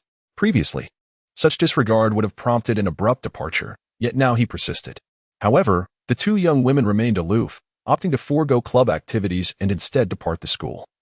Arm in arm, let us patronize that patisserie. They offer a novelty, a superlative sweet circle. Sonoko suggested. A rather unrefined appellation. I dare say it shall merely be the original confection adorned with additional chocolate fragments, Ran remarked. Perhaps. Are you in such haste to return home and engage in a telephonic discourse? Sonoko inquired. At that moment, a cacophony erupted near the school's entrance. Behold, that individual possesses an unparalleled comeliness, an onlooker exclaimed. Utterly captivating. He eclipses even the most celebrated luminaries. Another declared. Entreat him to divulge his telephonic digits. I beg you. The chorus of admiration swelled. Drawn by the commotion, Sonoko directed her gaze toward the source, her countenance registering astonishment. Good heavens! She gasped, inhaling sharply. This individual surpasses even my idol, Takuya Kimura, in pulchritude. His physique elicits a veritable torrent of saliva. Sonoko's eyes ignited with a constellation of adoration. Ran. Observe. Behold my betrothed, she exclaimed. Tremulous with fervor, Sonoko yearned to rush forward, yet her feet remained rooted, as if ensnared by an incantation, for Ran stood transfixed. Ran? Sonoko queried. A year had elapsed, a full annum since their last encounter. There stood Natsuki Makoto, as still as the day in front of the entrance of Broadway. His gaze, deep and dark as the abyss, seemed to possess an irresistible gravitational pull, drawing Ran's eyes. Ran's heart quickened, a surge of longing, long suppressed, now swelled like a tidal wave. Ah! Ran exclaimed, a sharp cry piercing the air as she sprinted towards Natsuki Makoto. Xia Mu Cheng smiled gently, extending his arms to securely embrace the rushing Xiaolon. They held each other tightly, as if seeking to encapsulate a year's worth of longing within this embrace. Xiaolon's tears soaked Xia Mu Cheng's clothing, and he tenderly caressed her hair, whispering softly in her ear, Xiaolon, I have returned, and I shall never leave you again. Xiaolon sobbed, her hands firmly wrapped around Xia Mu Cheng's waist, savoring the familiar warmth and rhythm of his heartbeat. API call failed with status code 429, error, code, for 29, message, resource has been exhausted, e.g. check quota. Status, resource exhausted, API call failed with status code 429, error, code, for 29, message, resource has been exhausted, e.g. check quota. Status, resource exhausted. Xia Mu Cheng withdrew his gaze, ignoring the chattering crowd, and swiftly departed while cradling Xiaolan in his arms. Xia Mu Cheng's residence is in close proximity to the school, merely a few minutes' walk, situated within a desirable school district. Lawn, Yuanzi exclaimed, extending her small hand in bewilderment. Had she just embarked on her first romance, only to experience heartbreak so swiftly? The scene shifted as Xia Mu Cheng returned home. It appeared that Gong Yimingmei had gone out to procure some household necessities. Meanwhile, Xiaolan clung to him like a koala, pouting adorably. Xia Mu Cheng placed a gentle kiss on her small lips, then embraced her petite legs, firmly taking a seat on the sofa. Xiaolan straddled him, her tiny hands clinging to his neck, incessantly uttering words of longing. Xia Mu Jun, you won't leave Neon City again, will you? Her delicate face flushed with a rosy hue, her large eyes sparkling with anticipation. Of course, we shall remain together, like two hearts intertwined, he chuckled. Xiaolan sighed softly, nuzzling against Xia Mu Cheng's cheek. The blue school uniform of T&D Academy, adorned with a short skirt, was crafted from exquisite material. The fabric felt delightful to the touch, soft yet resilient. Xiaolan nestled against Xia Mu Cheng like a little kitten, her small lips continuously whispering sweet nothings. I just want to be close to you, Xia Mu Jun. Do you like that? API call failed with status code 429. Error. Code 429. Message. Resource has been exhausted, e.g. check quota. Status. Resource exhausted. Seated across from her, Makoto Natsuki nonchalantly savored a mouthful of the enhanced broth, his gaze wandering as if lost in contemplation. Initially perplexed, Akemi eventually comprehended the situation, her expression shifting to one of astonishment as she beheld the innocent beauty engrossed in her meal. Ran delicately pursed her lips, raising a hand to brush a strand of hair behind her ear, partially concealing its rosy hue. A blush crept across her cheeks as she struggled to meet Akemi Mayano's azure gaze, fearing she might succumb to a fit of shyness. As the clock struck 9 p.m., Makoto escorted Ran home. After an extended period of leisure, it was imperative that she return home, lest her father become anxious. Furthermore, with Ran enjoying a holiday the following day, there was no pressing need to prolong their outing. Xia Mu Cheng's sleek motorcycle was shipped over from America. In the garage, the sound was undeniably cool. As Xiaolan lifted her leg, contemplating mounting the bike, she suddenly paused and gracefully settled herself sideways, wrapping her arms around his strong waist. Xia Mu Cheng, you should drive slowly. Don't worry, he replied. Are we going to the amusement park tomorrow? Not really fun, Xia Mu Cheng considered and declined, as Jin was planning to go there for a transaction, and it was uncertain whether Kudo Shinichi would join. As for the so-called time travelers meetup, anyone who wished to attend could do so. Oh, then I will come to your house to play tomorrow, Xiaolan said with a shy smile, her small hands tightening their embrace. Hee, that's perfect. We should engage in something meaningful. Soon, the motorcycle came to a stop beneath the Muri Detective Agency. Having escorted Ran home, Natsuki seized her against the wall, bestowing upon her a profound kiss until her limbs grew weak. I shall collect you on the morrow. Farewell, Natsuki-kun. Until tomorrow. Ran ascended the stairs with the sprightly gait of a joyous fawn. Her malady had abated, her cheeks flushed like ripened apples, and her lips adorned with a captivating smile, capable of thawing even Natsuki's most indurate heart. Upon the third floor, Kagoro Mori sat idly when he was roused by familiar voices from below. Peering down with curiosity, his countenance nearly paled. A biker? He thought, this is a disaster. The very thing he had dreaded had come to pass. Curse it all. Never had he imagined that this blonde rogue would park his motorcycle beneath their abode. No wonder Ran had foregone preparing dinner, having been whisked away by this flaxen-haired fellow. And for such an extended duration. Did she not realize the lateness of the hour? Ran had always been an obedient and virtuous maiden, never before returning so late. His mind conjured a ghastly vision. Would a blonde fellow in loafers one day escort Ran before him, brazenly slapping a pregnancy report upon his face? At this thought, Kagoro's face darkened ominously. I'm home, Ran announced, bounding toward her chamber. Ran, who escorted you home? Rand elucidated with a beaming smile. Father, this is my paramour from Vice City. He intends to take up residence in Japan. Kagoro was taken aback, never expecting the foreigner would choose to settle in Japan for Rand's sake, which somewhat improved his disposition. Furthermore, Rand's spirits were markedly elevated. Alas, daughters are destined to leave the nest. Elsewhere, in Yukiko's abode, Yukiko, now divorced and single, found Shinichi's perfunctory meal unsettling. Following treatment, Shinichi had recovered from his ailment, which had previously made him wary of contact, lest he infect others. The year-long dream had subtly altered his inner self, though he remained unaware, awaiting a trigger, a key. Yukiko had long since divorced Yusaku Kudo. The house in Japan had been awarded to her, her sole domain. Now known as Yukiko Fujimine, she hastily finished her meal, tidied herself, and furtively departed. Having received word of Natsuki's arrival, she was thrilled, as he had invited her for an evening jog. Xia Mu Cheng discreetly replaced his car with a modest sedan, for after all, he is associated with a prominent star like Shizi. The tumult surrounding his divorce from Kudo Yusaku has already stirred quite a commotion. It is indeed preferable to maintain a low profile. Xia Mu Cheng drove to the doorstep of Yuxiko's residence, and while awaiting her, he opened the system panel. Yuxiko, the misfortune sticker. Skill: you may store up to 3 misfortune stickers. After consumption, they automatically recharge, replenishing one every 24 hours. Mao Lilan, skill: Angel's Blessing. Belmod, skill: Dreamweaving. While Xia Mu Cheng was engrossed in studying these skills, Yuxiko had already nestled into his embrace within the car. Fujimine Yuxiko was not one to adhere to conventionality. Yuxiko, having experienced divorce and now raising her child alone, is entitled to pursue her own happiness. She is no longer a wife, and she seeks to be left in peace. Xia Mu Cheng regained his composure, a mischievous smile gracing his lips as he led her to a hotel for a heartfelt conversation. Considering the considerable time that had elapsed since their last encounter, Yuxizi was equally eager to express the deep-seated yearning she had harbored, yearning to unburden her heart.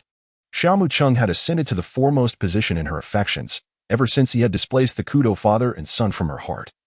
She had reverted to her whimsical and vivacious self. When he embraced her, she no longer grappled with tears. Instead, she actively engaged in conversation with Xia Mu Cheng, her enthusiasm evident. API call failed with status code 429. Error. Code. For 29. Message. Resource has been exhausted, e.g. check quota. Status. Resource exhausted. API call failed with status code 429. Error. Code. For 29. Message. Resource has been exhausted, e.g. check quota. Status. Resource exhausted. Reclining beside her, Natsuki Makoto propped himself against the headboard with a couple of pillows, retrieving his phone to peruse his messages. For the present, prioritize rest and maintain surveillance on Mayano Akemi. Once you've handled her, I'll disseminate information to see if any larger quarry takes the bait. Jin. His fingers danced across the screen as he typed rapidly with his right hand. Your cover remains intact for now. Shall I procure a nominal sinecure to allay suspicion? What sort of sinecure? He typed, his left hand idly tracing the delicate lines of her collarbone. No interest. What sinecure? TCH, no need. One that might pique your interest. A school physician at Tiden University, conducting student physicals. When would the appointment commence? Rest assured, Hakushu, I shall arrange it for you, Jin. API call failed with status code 429. Error. Code. For 29. Message. Resource has been exhausted, e.g. check quota. Status. Resource exhausted. API call failed with status code 429. Error. Code. For 29. Message. Resource has been exhausted, e.g. check quota. Status. Resource exhausted. Xia Mu Cheng gently pinched her cheek, left a note, and quietly departed. In the Muri household, Kagoro Muri sat in the living room, engrossed in the television, while his daughter Ran busied herself in the kitchen, baking a cake. The delightful aroma wafting through the air filled him with anticipation. Ran. It smells quite delightful, Kagoro Muri exclaimed. Ran carefully retrieved the freshly baked pastries from the oven, nodding with a smile. Yes, I believe this time I have succeeded splendidly. After saying this, she removed her gloves and playfully pinched her earlobe. However, after a considerable wait, Kagoro Muri noticed that she had not yet brought out the pastries, which sparked a flicker of curiosity within him.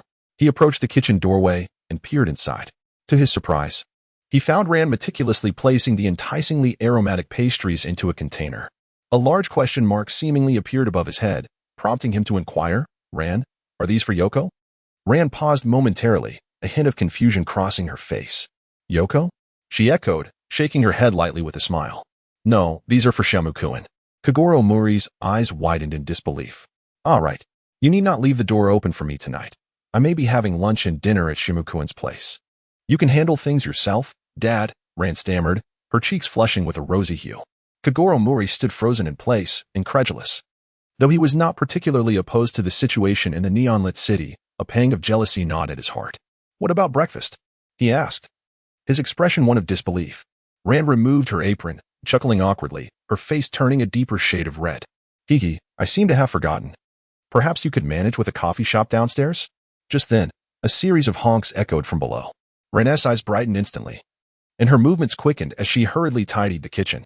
A sleek motorcycle came to a smooth stop outside the office building. Honking the horn, Makoto Natsuki signaled to Ran.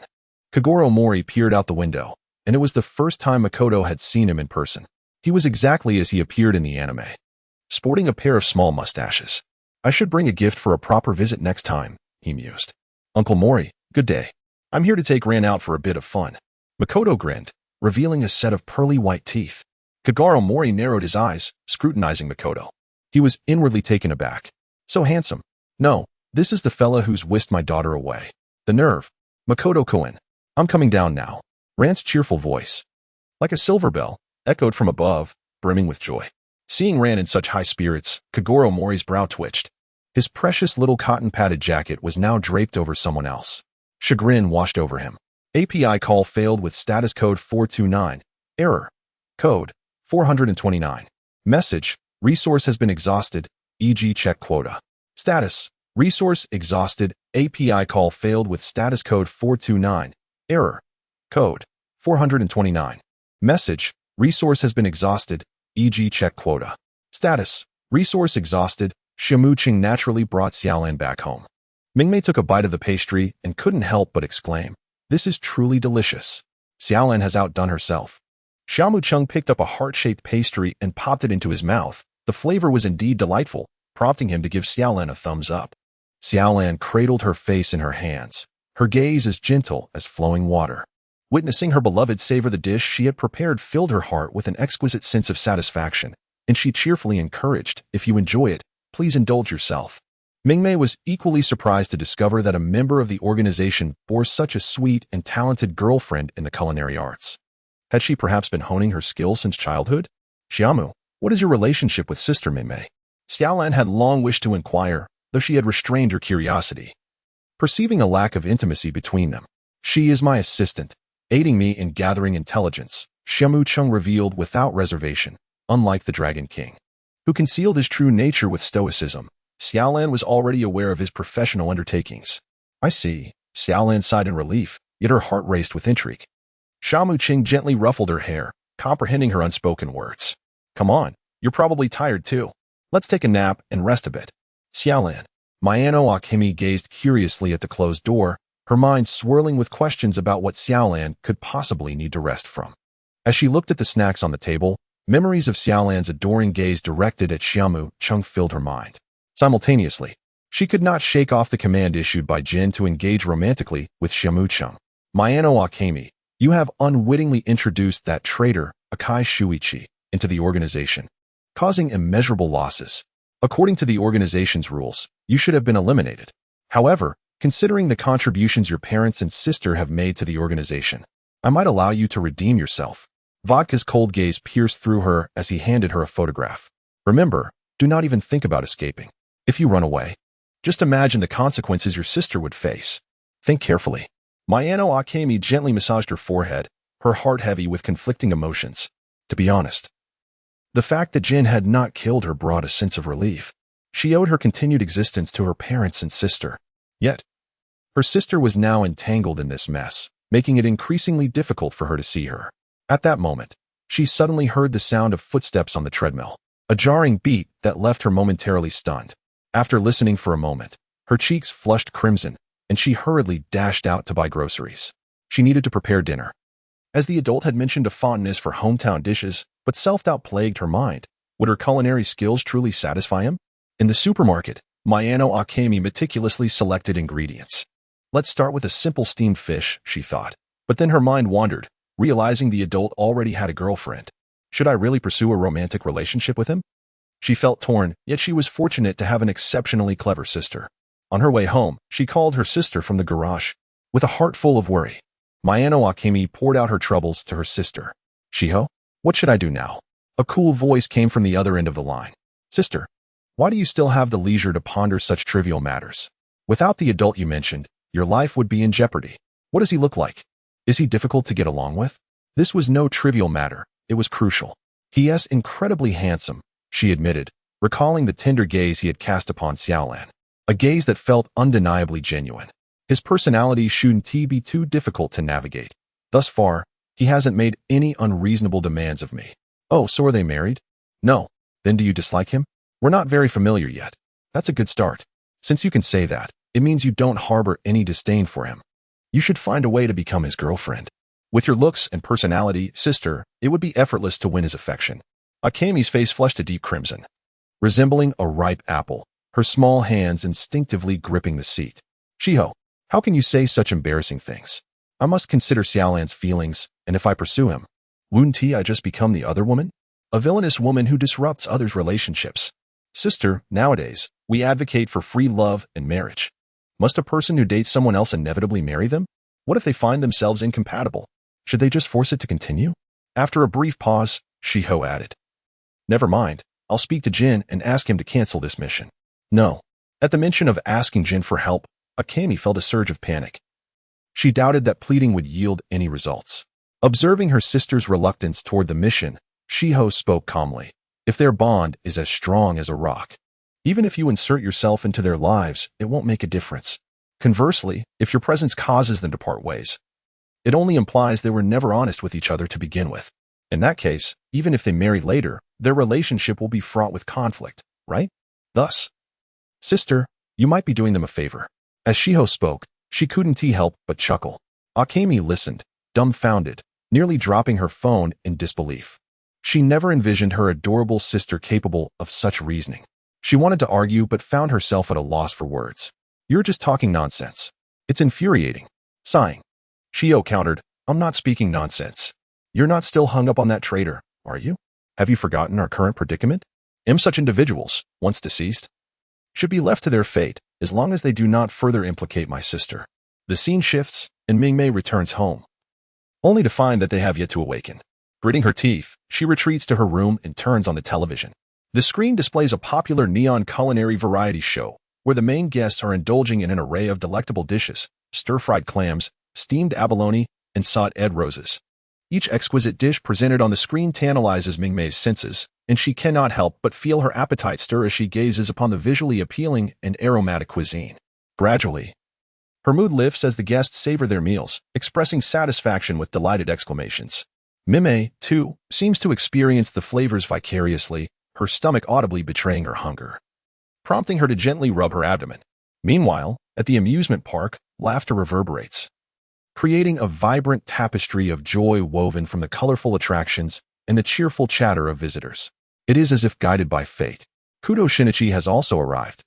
He scans the crowd, searching for the figures of Ran and Natsuki Makoto. Suddenly, two individuals clad in black catch his eye, those cold. Indifferent gazes are all too familiar to him. Calvados. Compelled by curiosity, he instinctively follows them, wondering what they are up to. He discovers they intend to ride the roller coaster, a notion that piques his interest, and he joins the queue.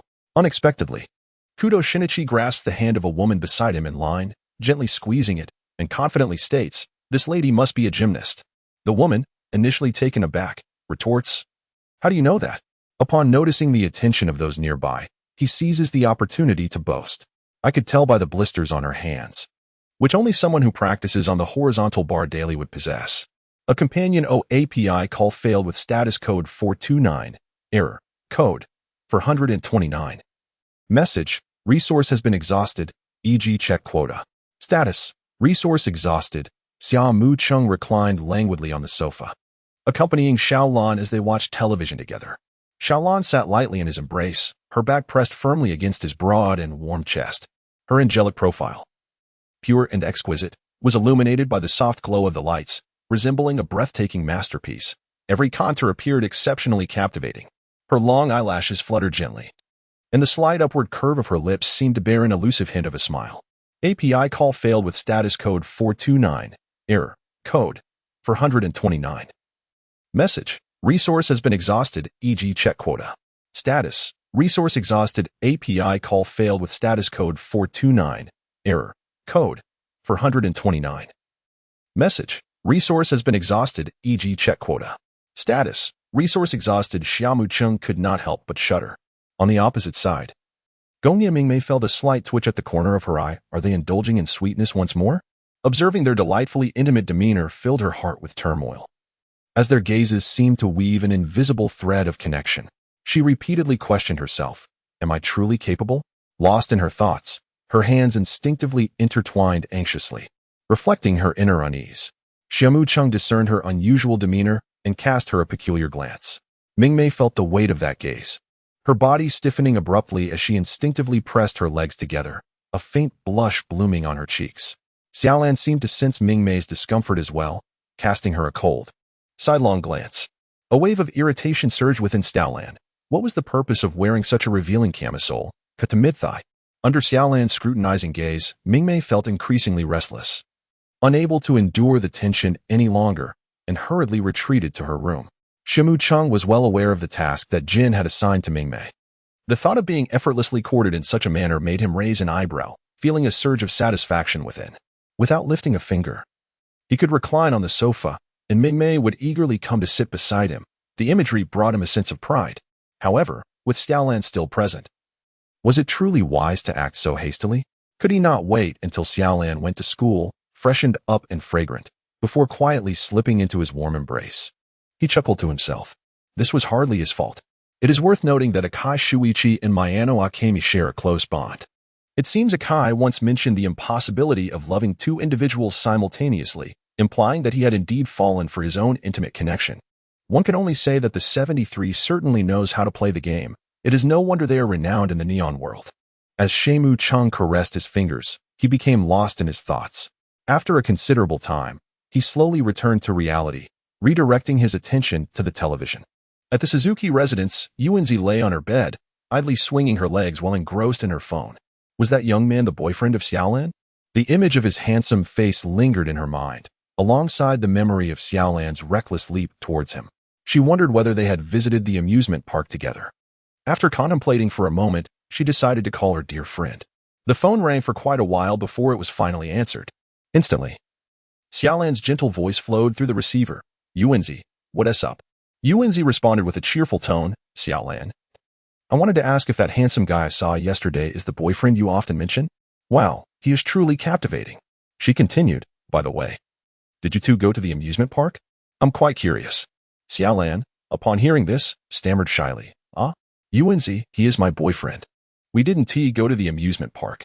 Yuanzi furrowed her brow slightly and replied softly. So he is really that handsome? You said he was just a bit attractive. No wonder he has captured your heart. I thought he was a foreigner with yellow hair. Xiaolan sighed gently. Yuanzi, I'm sorry, but I'm out for a night jog right now. Can we chat later? Yuanzi, filled with skepticism, asked, You're really putting in a lot of effort, aren't you? Preparing for the national karate competition? Yes, indeed. The rhythmic sound of footsteps echoed from Xiaolan's side. Yuanzi, increasingly puzzled, inquired, You're not running in flip-flops, are you? Sorry. I tripped. I have to hang up now. The call ended abruptly, leaving Yuanzi staring blankly at the ceiling, her expression gradually stiffening as countless questions swirled in her mind. After a long while, she sprang up, expressionless as she rummaged through the lower shelves of her cabinet for some odd books.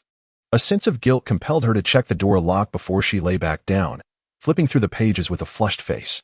After reading a few pages, Yuanzi found the content lacking in charm, as it did not possess the allure she sought. Her thoughts drifted back to Xia Mu Cheng's face, prompting a wistful sigh. As dawn broke, the warm sunlight had already reached her, rousing Yuanzi from a dazed slumber. It felt as though she had experienced a peculiar dream, and upon awakening, she exhaled gently, as if to release the enchantment of her dreams. Stretching lazily like a kitten just awakening, she inexplicably retrieved her phone and dialed Xiaolan once more. This time, the call connected swiftly, and Xiaolan's slightly hurried voice came through. Yuanzi, I'm in the middle of my morning exercises, preparing for the karate competition. Yuanzi replied. All right then, how about we hang out today? Xiaolan's eyes widened in surprise, her forehead beading with sweat as she stammered. Yuanzi, I'm really sorry, but I have to accompany Xia Mu Cheng today. At that moment, Yuanzi found herself at a loss for words. The 2-day holiday had flown by in an instant. By nightfall, Xiaolan returned home, readying herself for the upcoming classes. Throughout these 2 days, she had been inseparably close to Xia Mu Cheng. The time spent together flowed like a clear spring, gently nourishing the parched corners of Xiaolan's heart, which had long been desolate from longing. It ultimately alleviated her yearning, allowing a radiant smile of happiness to blossom upon her face. API call failed with status code 429, error, code, for 29, message, resource has been exhausted, e.g. check quota. Status, Resource exhausted. API call failed with status code 429. Error. Code. For 29. Message. Resource has been exhausted, e.g. check quota. Status. Resource exhausted. API call failed with status code 429. Error. Code. For 29. Message. Resource has been exhausted, e.g. check quota. Status. Resource exhausted. Endowed with a constitution that necessitates a carnivorous diet to replenish his vitality, Natsuki Makoto was destined to consume ample meat. As the nascent rays of dawn gently graced the windowsill, they roused Mayano Akemi from her slumber. She arose and, after her ablutions, emerged from her chamber, only to discover Natsuki Makoto still abed. Consequently, she ventured into the kitchen to prepare breakfast. Fortunately, Ran had departed for school, sparing Akemi the trepidation she had experienced the previous day. Akemi chided herself for her imprudence, realizing that such an endeavor would have been more opportune in Rant's absence. A wave of remorse washed over Akemi as she contemplated her designs on Rant's paramour, the image of Rant's innocent visage further fueling her guilt. Yet, compelled by the exigency of survival, and more poignantly, by the desire to secure a better future for her sister, she saw no alternative. Her sister's words echoed in her mind. It was all Moriboshi Dai's fault. He had reduced her to utter defeat. I shall prepare a seafood kanji. He requires ample nourishment, Akemi mused, her thoughts in disarray. With a shake of her head, she extracted the ingredients from the refrigerator, cleansing and dicing them meticulously. A blush crept upon Akemi's cheeks as she recalled the techniques of coquetry she had studied. Akemi, you are a wicked woman, she chastised herself. As the rice simmered in the earthenware pot, Akemi earnestly incorporated the seafood and seasonings, then reduced the flame to a gentle simmer. By the time the seafood kanji was ready, Natsuki Makoto remained in slumber. Akemi adorned herself in an ensemble reminiscent of first love, raven tresses cascading over her shoulders in gentle waves, a pristine white dress embellished with delicate pink blossoms, complemented by a pair of white sneakers. With a nod of approval, Akemi settled onto the sofa, her heart pounding with anticipation. She resolved to rehearse her approach. Rising to her feet, she feigned a stumble, pitching herself towards the sofa, but the motion appeared contrived, even to her own eyes. Again, she commanded herself. After several attempts, a semblance of naturalness emerged. As she rose once more, she simulated a fall toward the sofa, involuntarily emitting a soft ouch. Click. Natsuki Makoto opened the door to behold Mayano Akemi in a rather unconvincing pose, collapsing onto the sofa. Xia Mu Cheng wore a puzzled expression, wondering what this woman was up to. Mayano Akemi lay sprawled on the sofa, and as she caught sight of Xia Mu Cheng emerging, their eyes met, enveloping the air in an awkward atmosphere. The scene shifted, revealing Xia Mu Cheng sitting calmly at the dining table.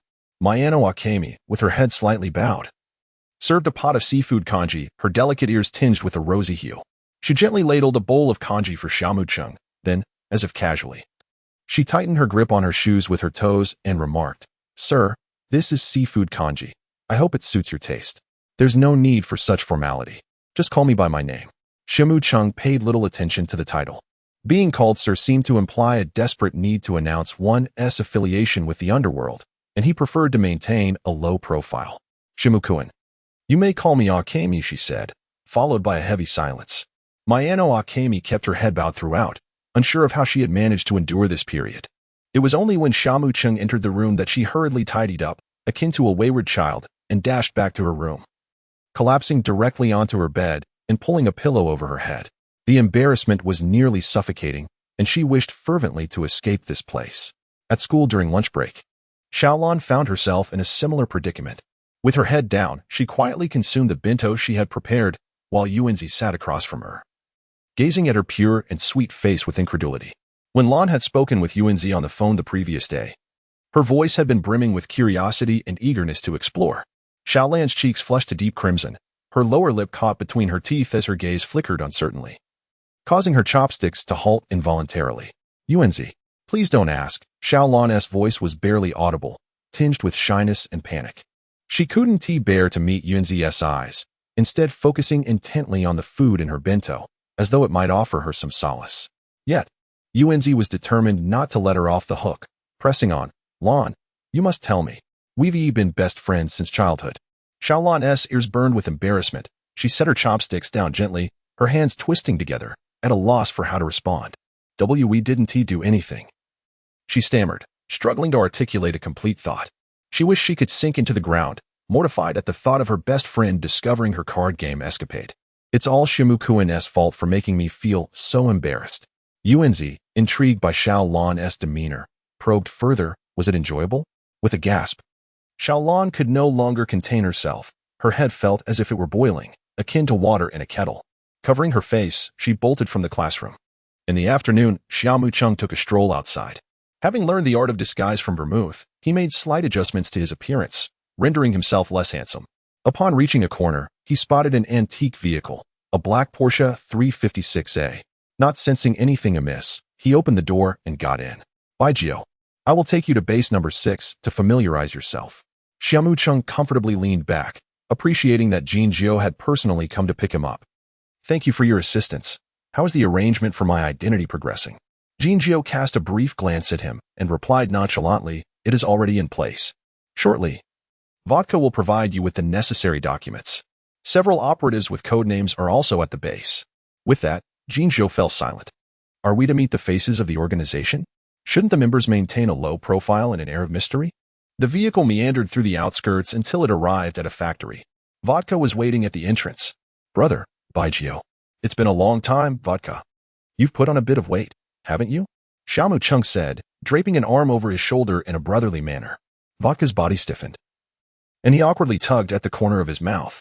"Hey, API call failed with status code 429. Error. Code 429. Message. Resource has been exhausted, e.g. check quota. Status. Resource exhausted." Xia Mu Cheng simply glanced over and immediately recognized that the ones practicing their marksmanship were Qiani and Conan. Qiani, petite in stature with striking orange hair and heavily applied eyeshadow, was particularly noticeable due to the butterfly tattoo adorning the lower rim of her left eye. Conan, on the other hand, sported short, wavy gray hair, a gaunt face with prominent cheekbones, and was adorned with a black baseball cap and dark goggles. At distances of 500 yards and 550 yards, he performed adequately. However, when it came to 600 yards, he faltered. "Ha ha, how have you regressed so much?" Qiani exclaimed, playfully slapping Conan on the shoulder in mockery as she noticed him setting down his rifle. "Watch and learn." Conan, somewhat dazed, remained silent. Xia Mu Cheng observed a figure in the distance, leaning against the wall with arms crossed. It was a young man, sporting golden hair and dark skin, casually donning a baseball cap while exuding an air of nonchalance. Could this be Bourbon? An undercover agent from the Public Security Bureau? Xia Mu Cheng raised an eyebrow, sensing that Jin harbored some discontent towards Bourbon. The reason was quite simple. Both he and Vermouth were mystics, solitary by nature. As long as Bourbon did not provoke Xia Mu Cheng, he remained indifferent. He contemplated the idea of cultivating more female friendships and acquiring additional skills. Subsequently, Xia Mu Cheng turned his gaze towards Qiani, who was practicing diligently. A mere glance was enough for him to shake his head at the colorful pins scattered about. Although Xia Mu Cheng lacked the opportunity to practice, it did not hinder his role as an armchair strategist. Any military sniper would surpass them effortlessly, yet they were self-taught. And achieving such a level of proficiency was barely commendable. Self-taught snipers relied heavily on innate talent. With no guidance, they could only navigate through trial and error, all while contending with various factors that slowed their growth. Conversely, military personnel had their environments, ammunition, and firearms meticulously arranged for them. Those with talent would experience swifter advancement. Bourbon also took note of this newly promoted codename member, unable to suppress a slight frown. Qiani set her weapon down, chewing gum nonchalantly as she scrutinized Xia Mu Cheng. "Hey, you must be the new recruit, right? What's your name?" "White liquor," Conan calmly interjected. Upon noticing Jin lighting a cigarette without any intention of speaking, Qiani mockingly continued, Right, white liquor, such a quaint name. Care for a little competition?" Xia Mu Cheng's expression remained tranquil. He was confident that with just a few days of practice, he could surpass her in marksmanship. "You haven't learned, so you win," she quipped, laughter escaping her lips. "But what can you do?" Suddenly, a sharp bang echoed as a shadow flickered in his hand, and a bullet whistled through the air. "Ah!" Qianti's pupils dilated in horror as the realization struck her. She was on the brink of death. The vitality coursing through her body began to wane, prompting her to involuntarily take a step back, only to be steadied by Conan. Moments later, Qiani regained her senses, bewildered to discover she had not been shot. In a hair-raising instant, the gun had been deflected, the bullet grazing perilously close to her head. The sensation of narrowly escaping death sent a chill down her spine. Looking up, she saw that it was Jin who had intervened. Jin's brow furrowed slightly. He had been preparing to act the moment Qianti had put herself in peril. With an irritable grip, he seized Xia Mu Cheng's wrist. Be cautious, Bai Jiao. Remember that you mustn't act recklessly against members with code names. I am not fond of others addressing me in that tone, she retorted, embodying her unapologetic demeanor. Jin's authority was still to be respected, especially given his evident inclination towards Xia Mu Cheng. Xia Mu Cheng holstered his firearm, casting a fleeting glance at Qianti. Next time, you may not be so fortunate. Qianti opened her mouth, attempting to articulate a response, yet found her throat constricted, rendering her speechless. The encounter had occurred too swiftly, she would have undoubtedly met her demise. Her previously wild demeanor softened instantly. Vodka shot a look of disdain towards Qianti, while Bourbon pressed his hat down tighter, his brow furrowing in concern. The organization had indeed recruited a formidable talent. Was he a master marksman? Everyone, settle down and continue your practice, he instructed. Jin paused for a moment, feeling it would be unfair to favor Vodka, and thus added, Vodka, your reaction was somewhat excessive. Do take heed in the future. Qianti and Conan exchanged wary glances at Xia Mu Cheng. The matter was deftly brushed aside by Jin's light-hearted remarks. After observing for a while, Jin turned to Xia Mu Cheng and said, Follow me. There are other matters I need to discuss with you. Xia Mu Cheng nodded slightly and followed Jin out of the practice area. They arrived at a tranquil room where Jin produced a document and handed it to Xia Mu Cheng, stating, This is your new identity information. API call failed with status code 429. Error. Code. For 29. Message. Resource has been exhausted. E.g. check quota. Status. Resource exhausted. API call failed with status code 429. Error. Code. For 29. Message. Resource has been exhausted. E.g. check quota. Status. Resource exhausted. Xia Mu Cheng pondered in the car, contemplating the need to acquire skills or tools that could protect the woman he cherished. Meanwhile, Kudo Shinichi, after being administered a drug by Jin, found himself too apprehensive to return home. He sought refuge at the doctor's residence. Deep down, he subconsciously perceived his mother as unreliable, a reflection of his childlike nature. After spending 2 days recovering at the doctor's, he finally came to terms with his transformation, realizing he could no longer conceal his condition. He returned home. Is this the result of the poison you were given? Yukiko's eyes sparkled with excitement as she reached out to embrace him. However, Kudo Shinichi's expression darkened slightly, prompting him to awkwardly chuckle and withdraw. He rummaged through his old clothes, lamenting that despite his request, the doctor had failed to provide any leads. Unable to resist, Yukiko affectionately ruffled his hair and inquired, Do you still have that drug? Kudo Shinichi pushed her hand away. Frowning, he was all too aware of her intentions. No, what a pity. I envy you. If I had taken it, ha ha ha. Yukiko's eyes gleamed even brighter. Mother, please refrain from such flippant remarks. In this state, who would desire it? Kudo Shinichi could no longer contain his frustration. Come now, don't be upset. I was merely jesting, Yukiko replied, tapping his cheek lightly.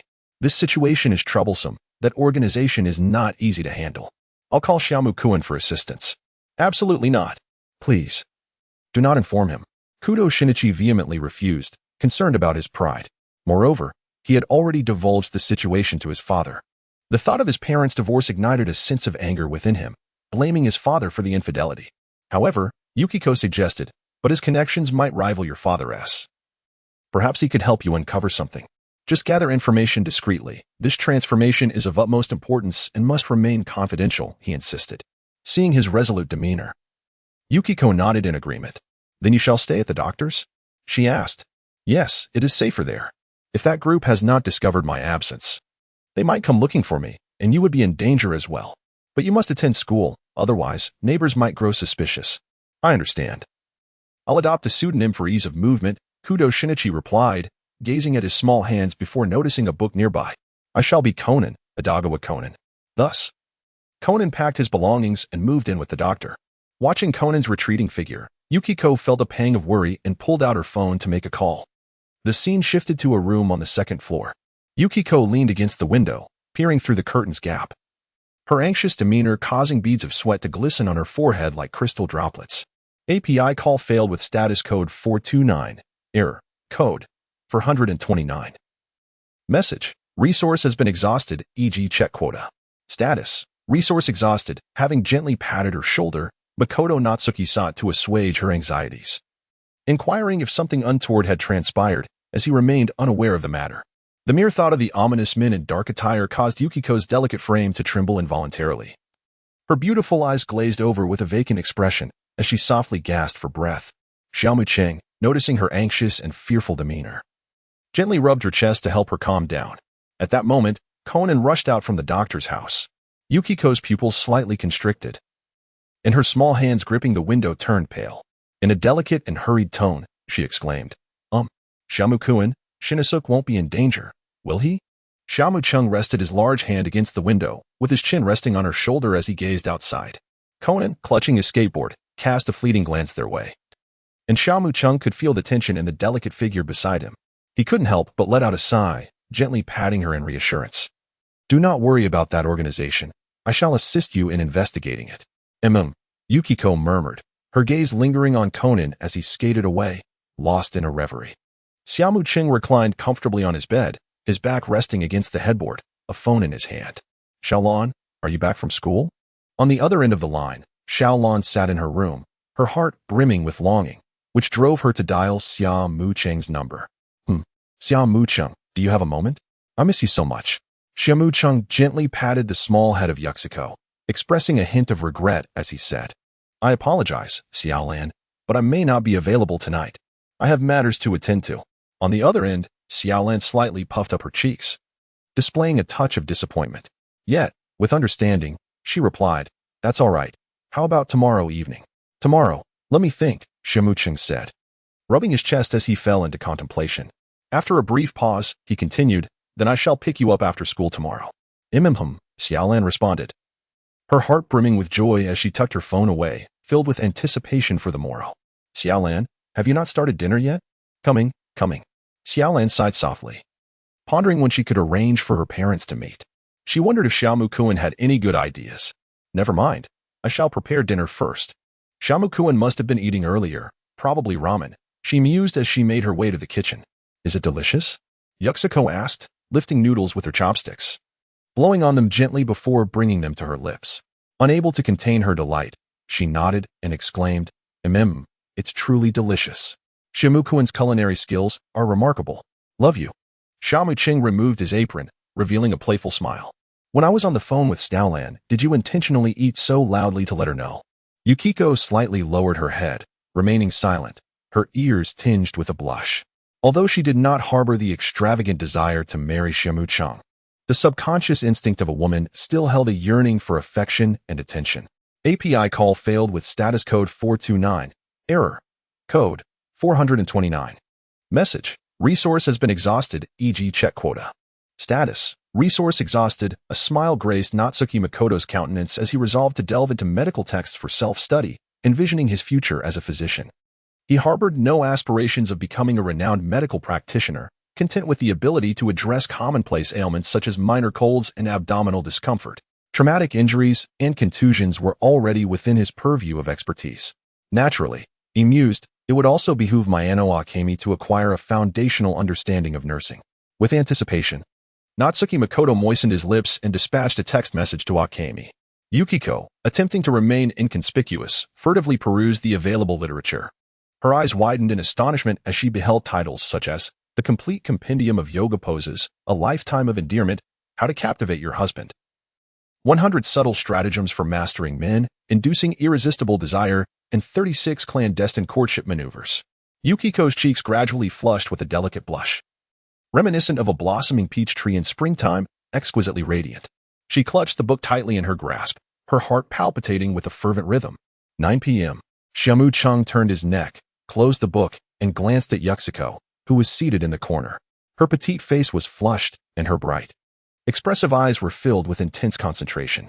Yukiko, what are you looking at? He inquired. Oh, nothing at all, Yukiko replied hurriedly, closing the book and hiding it behind her. She then raised a small hand to scratch her cheek, causing the tuft of hair on her forehead to sway slightly, revealing a hint of fluster in her gaze. Xia Mu Cheng gazed at her, the corners of his mouth twitching involuntarily as he softly spoke. I shall return home first. Shimukuen, please stay. Let us share the same bed tonight, Yukiko said, her fingers fidgeting with the secret technique, her words laced with a hint of shyness. Very well then. Wait for me. I shall prepare the bath water. Yuxiko tucked away her book and departed with a cheerful stride. Xia Mu Cheng did not read her book. Everyone possesses their own little secrets. API call failed with status code 429. Error. Code. For 29. Message. Resource has been exhausted, e.g. check quota. Status. Resource exhausted. API call failed with status code 429. Error. Code. For 29. Message. Resource has been exhausted, e.g. check quota. Status. Resource exhausted. API call failed with status code 429. Error. Code. For 29. Message. Resource has been exhausted, e.g. check quota. Status. Resource exhausted. What does this Xia Mu Cheng mean? Is it suggesting that I wear this? Akemi Mayano longed to call her sister to inquire. Yet she doubted her sister would comprehend, letting out a quiet sigh. Approaching the wardrobe, Akemi opened the door.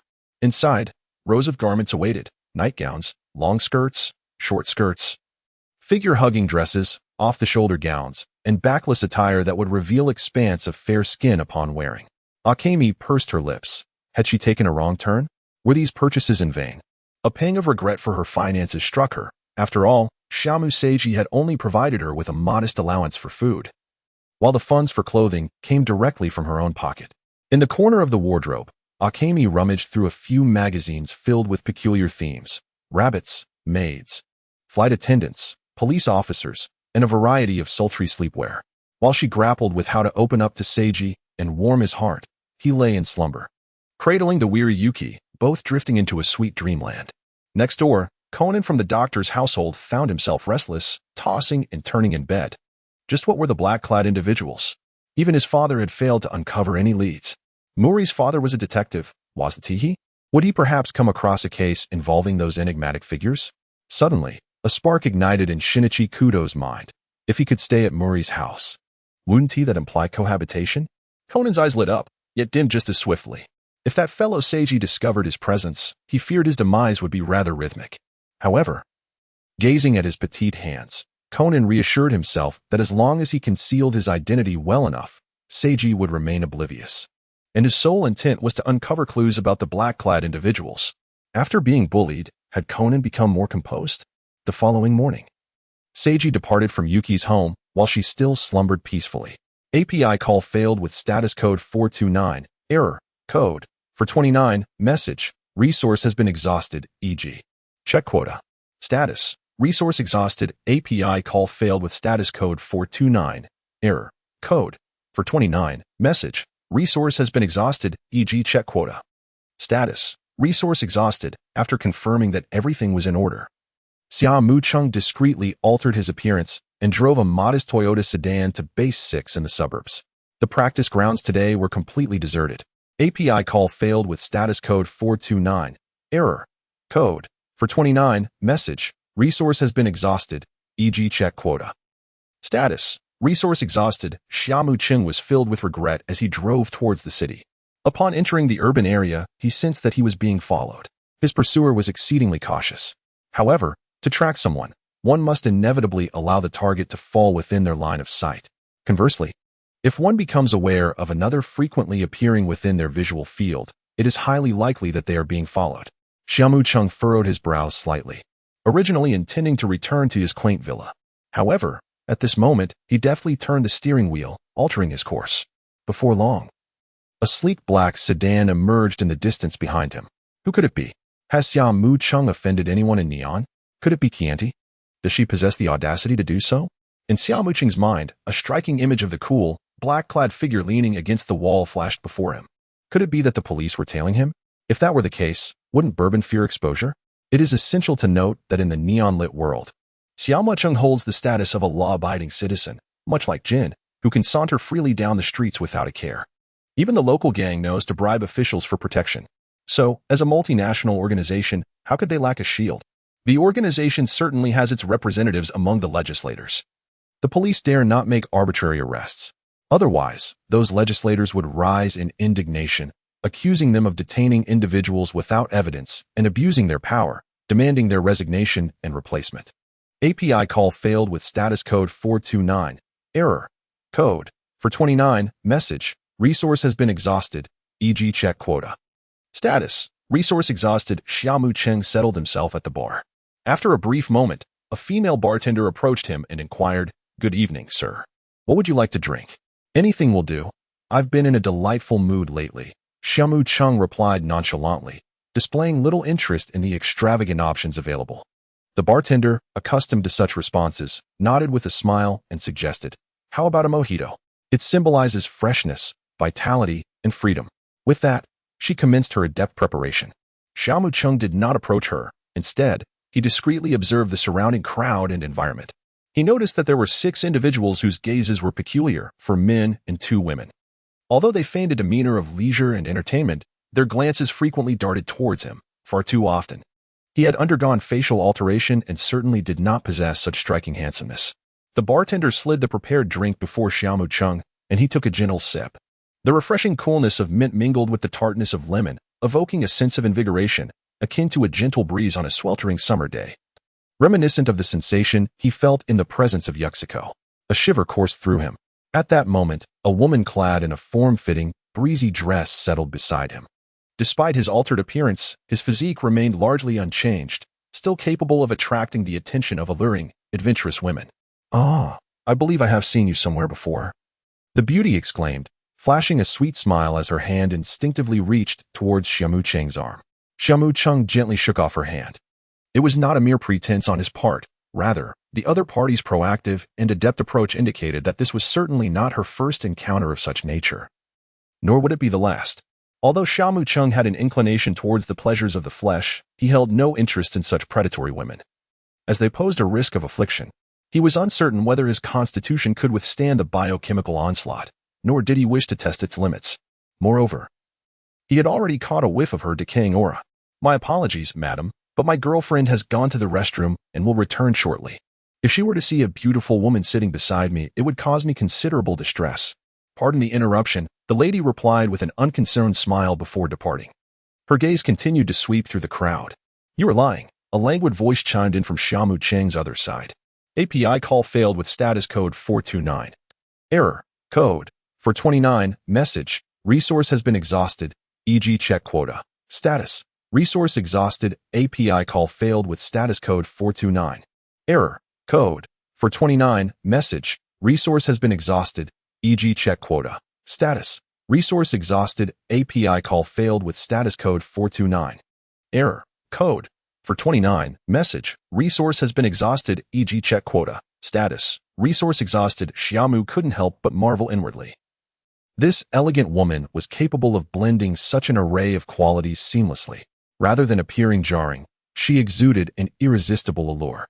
She was indeed a woman who could rival the likes of Yuxiko and Vermouth. What a cliché attempt at flirtation. I had anticipated some profound reasoning instead. Xia Mu maintained an outwardly calm demeanor as he continued to sip his drink. Could this enchanting lady be Fei Yingli? Her attire certainly aligned with that possibility. If so, she must be Xiaolan's mother. It seems Xiaolan's striking beauty is a testament to her mother's genes. A playful glint sparkled in Fei Yingli's eyes. This man was quite peculiar, giving off an impression that he was not merely here to drink. You might as well consider it an attempt at flirtation. Xia Mu Cheng pondered briefly, contemplating the intentions of the 6 individuals shadowing him. Their presence seemed to suggest a motive beyond mere surveillance. It felt as though they were intent on subduing him. Just yesterday, he had demonstrated remarkable speed in drawing his weapon. Could it be that he could not intimidate them? Fei Yingli scrutinized Xia Mu Cheng with keen interest. His physique was exceptional, perhaps the finest she had ever encountered. His features were somewhat handsome, and his gaze was profound, reminiscent of a black hole. His demeanor was relaxed and languid, exuding an air of nonchalance that indicated a high quality of life, portraying him as a man brimming with self-assurance. When she had caught his eye moments ago, he had displayed a look of astonishment. Yet, he did not linger in that admiration, suggesting he had encountered women of her ilk before. "Are you awaiting someone?" she inquired, noting his distracted demeanor. He appeared unfazed, as if anticipating some event to unfold. Xia Mu Cheng set down his wine glass, gazing into her obsidian eyes, and discerned the weariness that lay deep within them. Xia Mu Cheng said slowly, "You possess a profound curiosity. Have you ever heard the saying that curiosity killed the cat?" API call failed with status code 429. Error. Code 429. Message. Resource has been exhausted, e.g. check quota. Status. Resource exhausted. Xia Mu Cheng gently shook his head, remarking that she was indeed a most extraordinary woman. However, he advised her to temper her curiosity, suggesting that when a woman becomes too inquisitive about a man, he refrained from completing his thought, instead raising an eyebrow at her. Fei Yingli playfully rolled her eyes, acknowledging that he was a man with a story to tell. Xia Mu Cheng discerned that Fei Yingli was a woman of remarkable confidence, possessing ample life experience, making her a formidable challenge to conquer. What, then, could be her vulnerability? Well versed in the narrative, Xia Mu Cheng swiftly identified her Achilles' heel: solitude and loneliness. Having lived apart for a decade, maintaining her integrity, one can only imagine the toll those years have taken on her. Each day, she likely refrained from gazing into the mirror, witnessing her beauty fade with time. What a poignant experience that must be. Yet, Xia Mu Cheng, currently in a state of disguise, felt an inherent discomfort within this fade.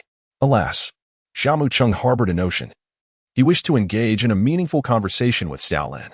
This enchanting lady, he pondered, might graciously accept an invitation for a drink.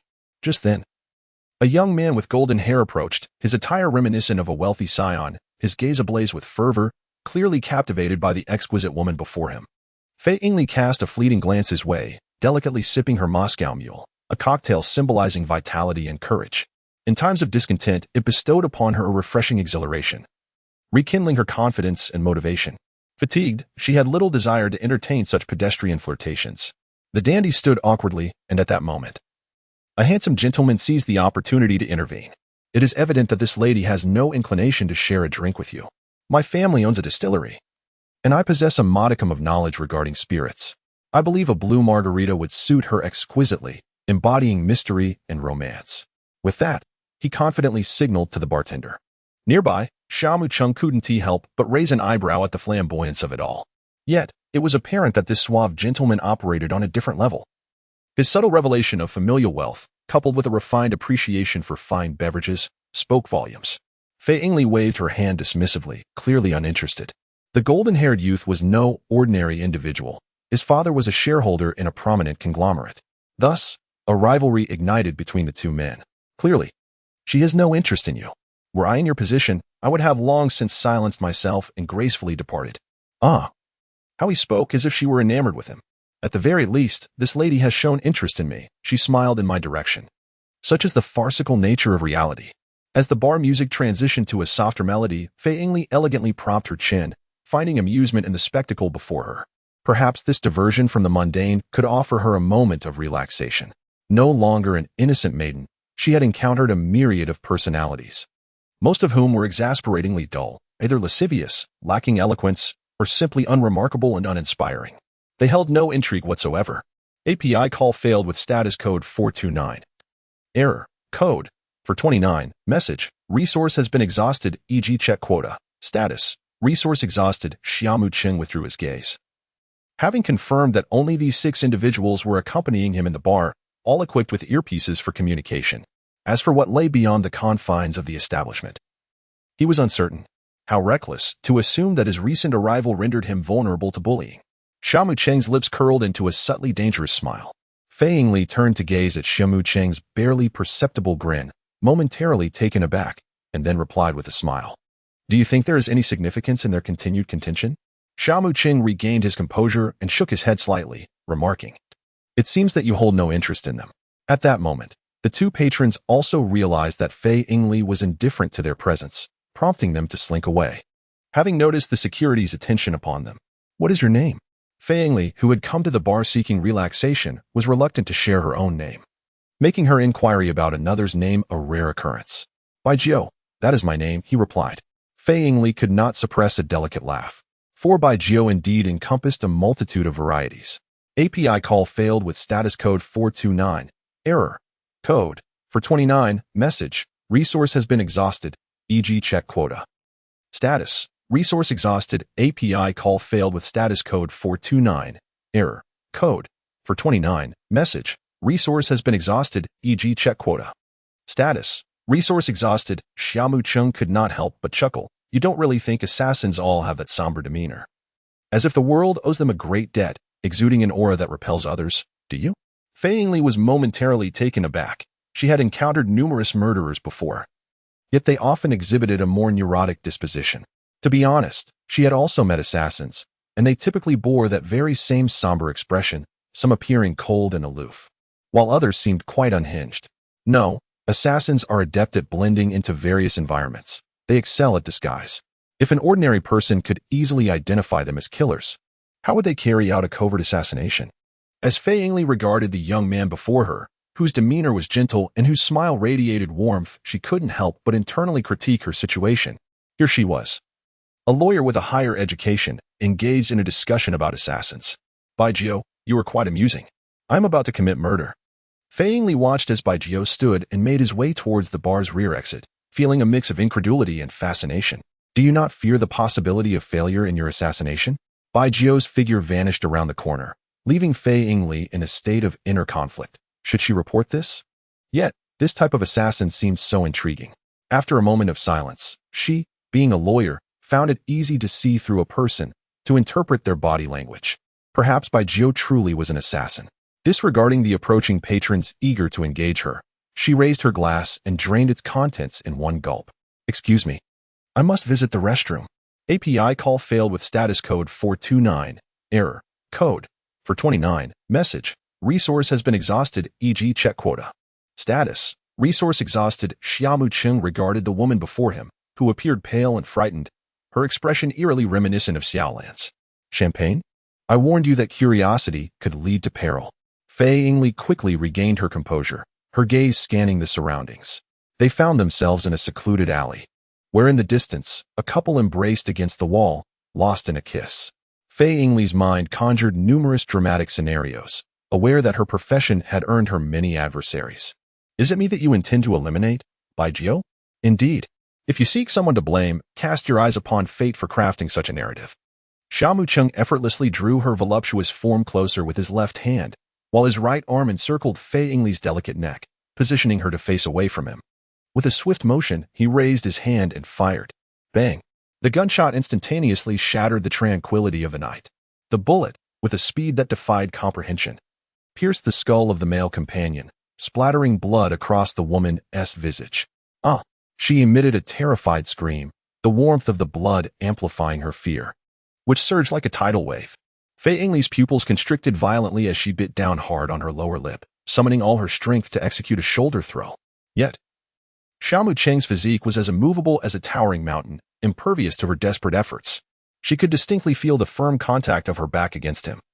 Although Baizhou appeared rather unassuming, his sculpted form belied an unexpected strength. Rage ignited within her. Baizhou, how could you so callously take a life? What does life signify in your eyes? However, the ensuing events unfolded in a manner she never anticipated. Suddenly, several figures emerged from the shadows, their expressions twisted in fury, seemingly brandishing firearms.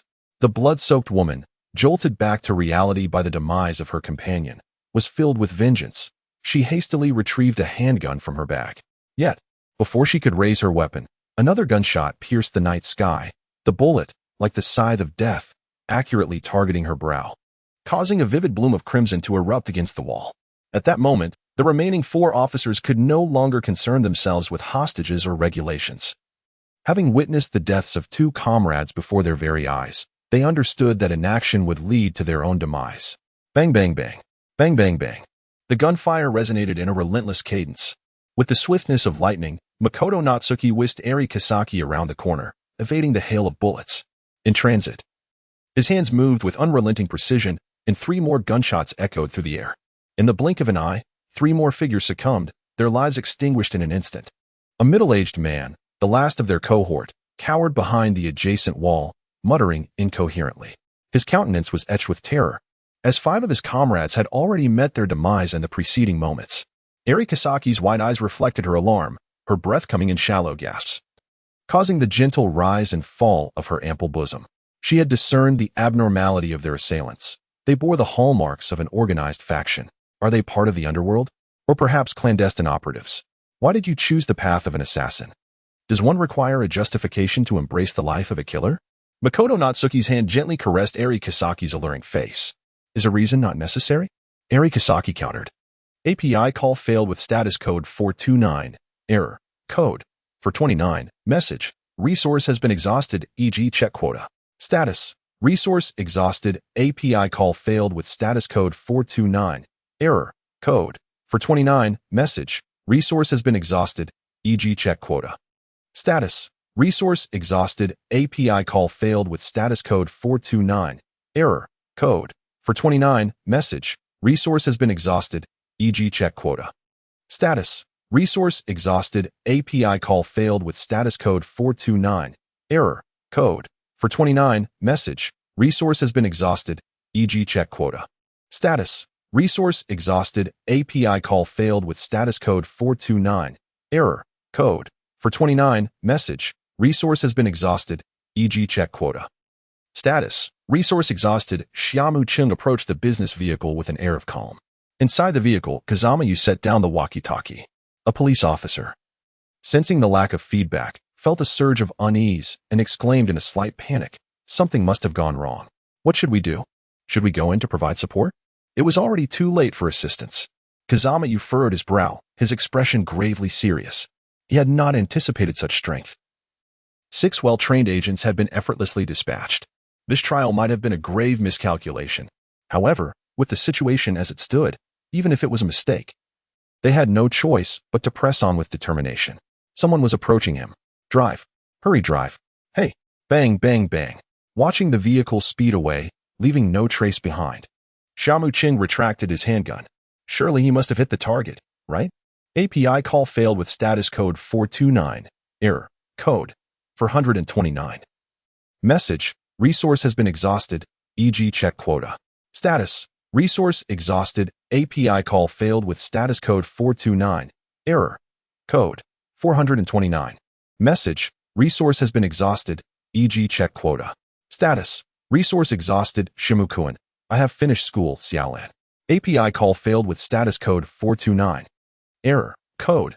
For 29. Message. Resource has been exhausted, e.g. check quota. Status. Resource exhausted, API call failed with status code 429.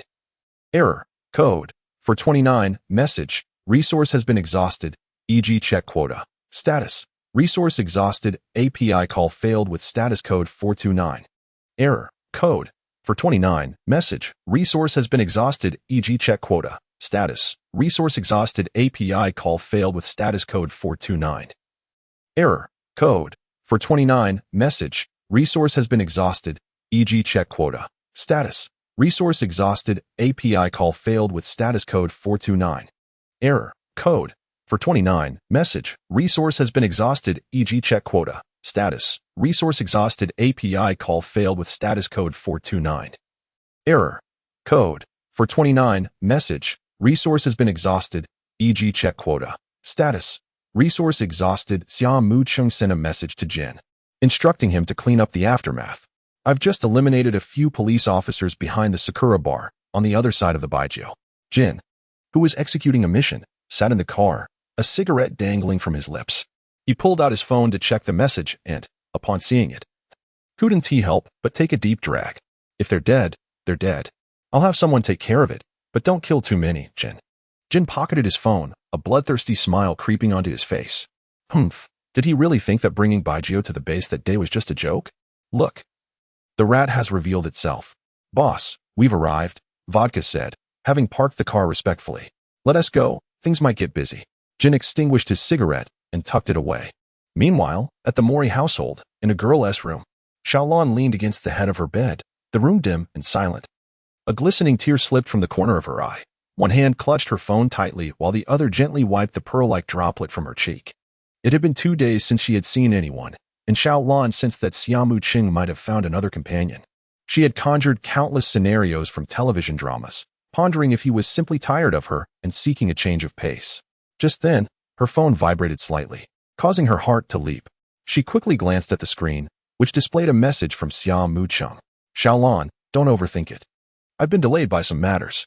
Xiaolan pouted, her mood lifting significantly upon reading Xia Mu Cheng's explanation, yet she still yearned for sweet nothings and tender words.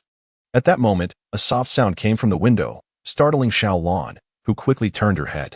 A familiar shadow leaped in, and upon recognizing the figure, her heart brimmed with joy as she threw off the covers and leapt into Xia Mu Cheng's embrace. Wowu Xia Mu Jun. Xia Mu Cheng raised an eyebrow slightly, revealing a warm smile, and then placed a finger to his lips, gently hushing her. Lowering his gaze to the pitiful little Lan, his heart softened, and he embraced her tightly. Little Lan's delicate form trembled slightly in his arms, and Xia Mu Cheng could feel her soft warmth. Xia Mu Jun, I miss you so much. Please don't leave me. Of course, I want tea, he replied, his large hand tenderly caressing her silky hair. Feeling the gentleness of his touch, little Lan's anxious heart gradually found peace. Xia Mu Cheng's phone was on silent, and in the bustling atmosphere of the bar, he naturally paid no heed to it. He was taken aback by Xiao Lan's evident insecurity. Perhaps a year's separation had rendered her excessively anxious. Here's the key to my home. You are welcome to visit me anytime, he said. Xiao Lan's large eyes sparkled with delight. She had initially feared that her visit might unveil unpleasant sights, but to her surprise, Xia Mu Cheng had graciously offered her the key and access code.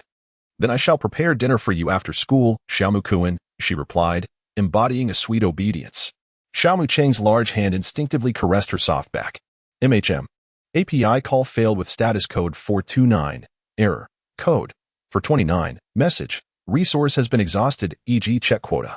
Status. Resource exhausted. API call failed with status code 429. Error. Code. For 29. Message. Resource has been exhausted, e.g. check quota. Status. Resource exhausted. Xia Mu Cheng gently caressed Xiao Lan's cheek with his large hand, savoring the silken texture beneath his fingertips. He softly nibbled at her delicate neck, planting a strawberry-like kiss upon her skin.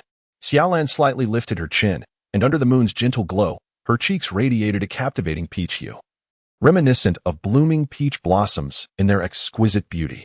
The silvery moonlight streamed through the window, casting down softly and projecting two tightly embraced shadows upon the floor.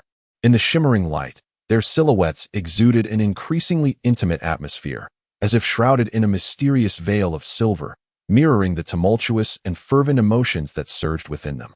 The evening breeze gently stirred the curtains. The following afternoon, Xia Mu Cheng awoke at home. As Xiao Lan had to attend school that day, he refrained from imposing any undue pressure upon her.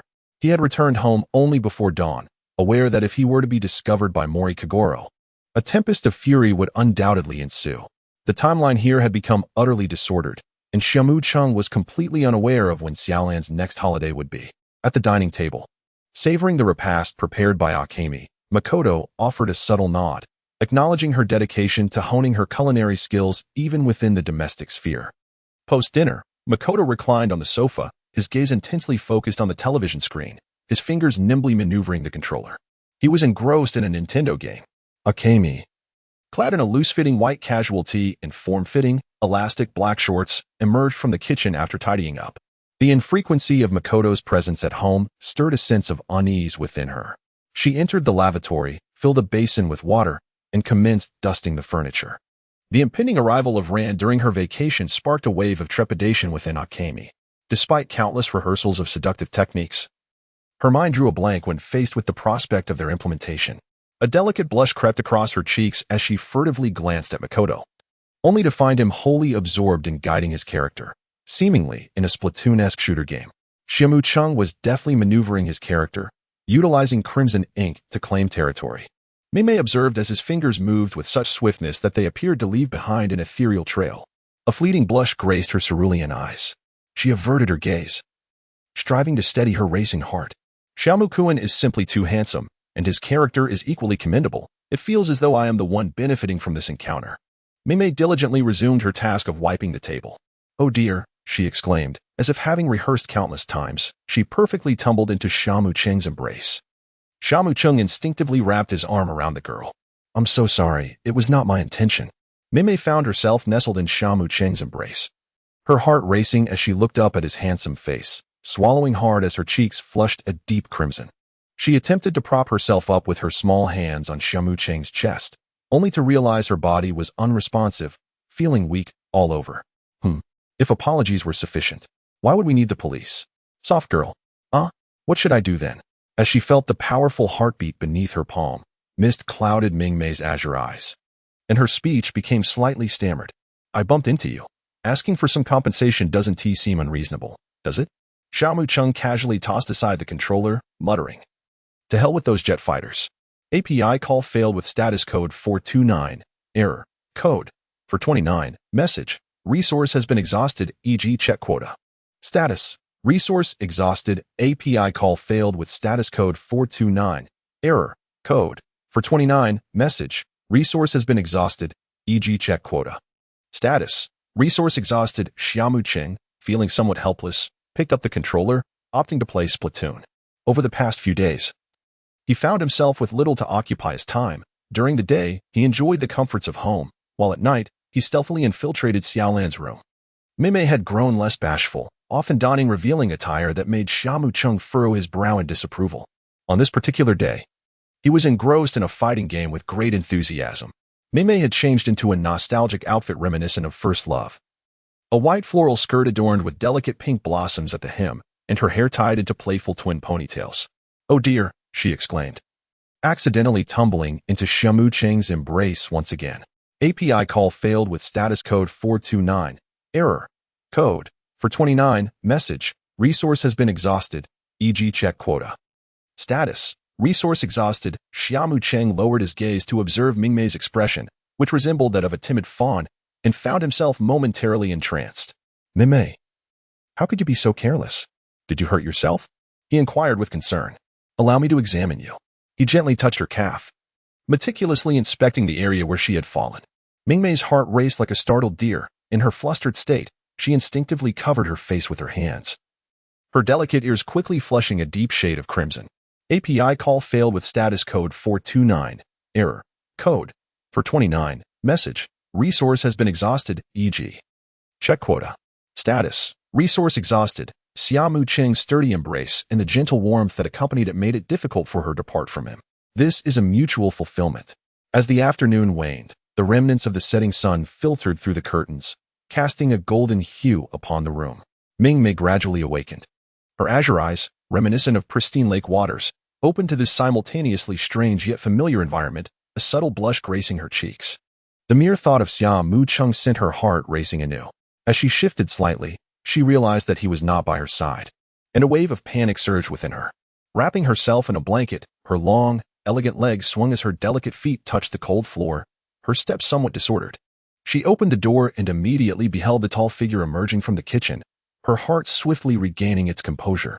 A captivating smile blossomed on her face, and joy sparkled in her cerulean eyes. API call failed with status code 429. Error. Code. For 29. Message. Resource has been exhausted. E.g. check quota. Status. Resource exhausted. API call failed with status code 429. Error. Code. For 29. Message. Resource has been exhausted. E.g. check quota. Status. Resource exhausted. API call failed with status code 429. Error. Code. For 29. Message. Resource has been exhausted. E.g. check quota. Status. Resource exhausted. Instead of pressing Akemi Mayano too forcefully, Natsuki Makoto decided to give her some space to recover. With that thought, he lounged languidly on the sofa, contemplating the system interface. Mayano Akemi possessed the skill. I wager there are no bullets in your gun. The first shot is guaranteed to misfire. The skill seemed adequate, essentially providing immunity from the initial wave of harm. While Natsuki was immersed in the system, Akemi discreetly returned to his room to tidy up the scene. Meanwhile, Sonoko, carrying her bag and affectionately embracing Rand's shoulder, raised her eyebrows suggestively, inquiring, "So, was it quite enjoyable?" Rand nodded with a composed expression.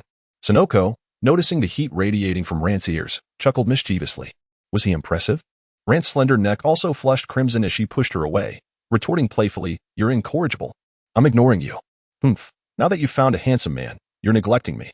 Rand said embarrassedly, "No, that's not true. Dear Sonoko, please don't ask such questions." All right. Then come to my house and let's have some delicious cake."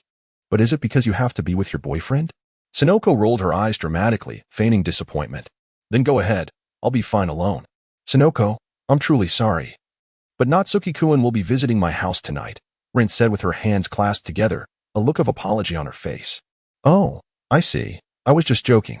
Sonoko waved her hand dismissively.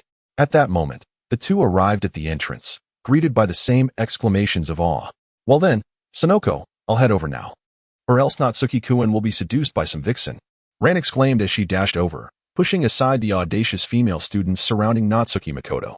Sonoko, catching another glimpse of the handsome man, couldn't help but sigh inwardly. Since he was Rand's boyfriend, she knew she couldn't entertain any thoughts about him. Xia Mu Cheng accompanied Xiaolan to a fruit store, where they purchased an assortment of fruits. It must be noted that the prices here were exorbitantly high. Ultimately, they acquired a bottle of vodka, which left Xiaolan feeling quite distressed about the expenditure. Did I not provide you with 1 million M gold? How little have you spent? She pouted, expressing her concern. I haven't used a single penny. If Xia Mu Cheng runs out of money later, I will give you more. Silly girl. I still possess several billion M gold. Feel free to spend without hesitation. Buy some furniture, daily necessities, and perhaps a vehicle for Uncle Maori. Xia Mu Cheng could not resist the urge to gently tousle her silky hair. Xiaolan murmured contentedly, nuzzling against his palm. Her gaze lowered in a bashful demeanor as she continued to whisper, for our future children. Xia Mu Cheng cast her a sidelong glance. Contemplating the peculiarities of Conan's transformation and the ensuing chaos of timelines, matters concerning children seemed to belong to a distant future. With a flourish, Xia Mu Cheng revved the engine, asserting that such events would not transpire so swiftly. Xiaolan, the epitome of grace, settled into her seat, having taken Xia Mu Cheng's advice to heart, ensuring she donned safety shorts even when stepping outside.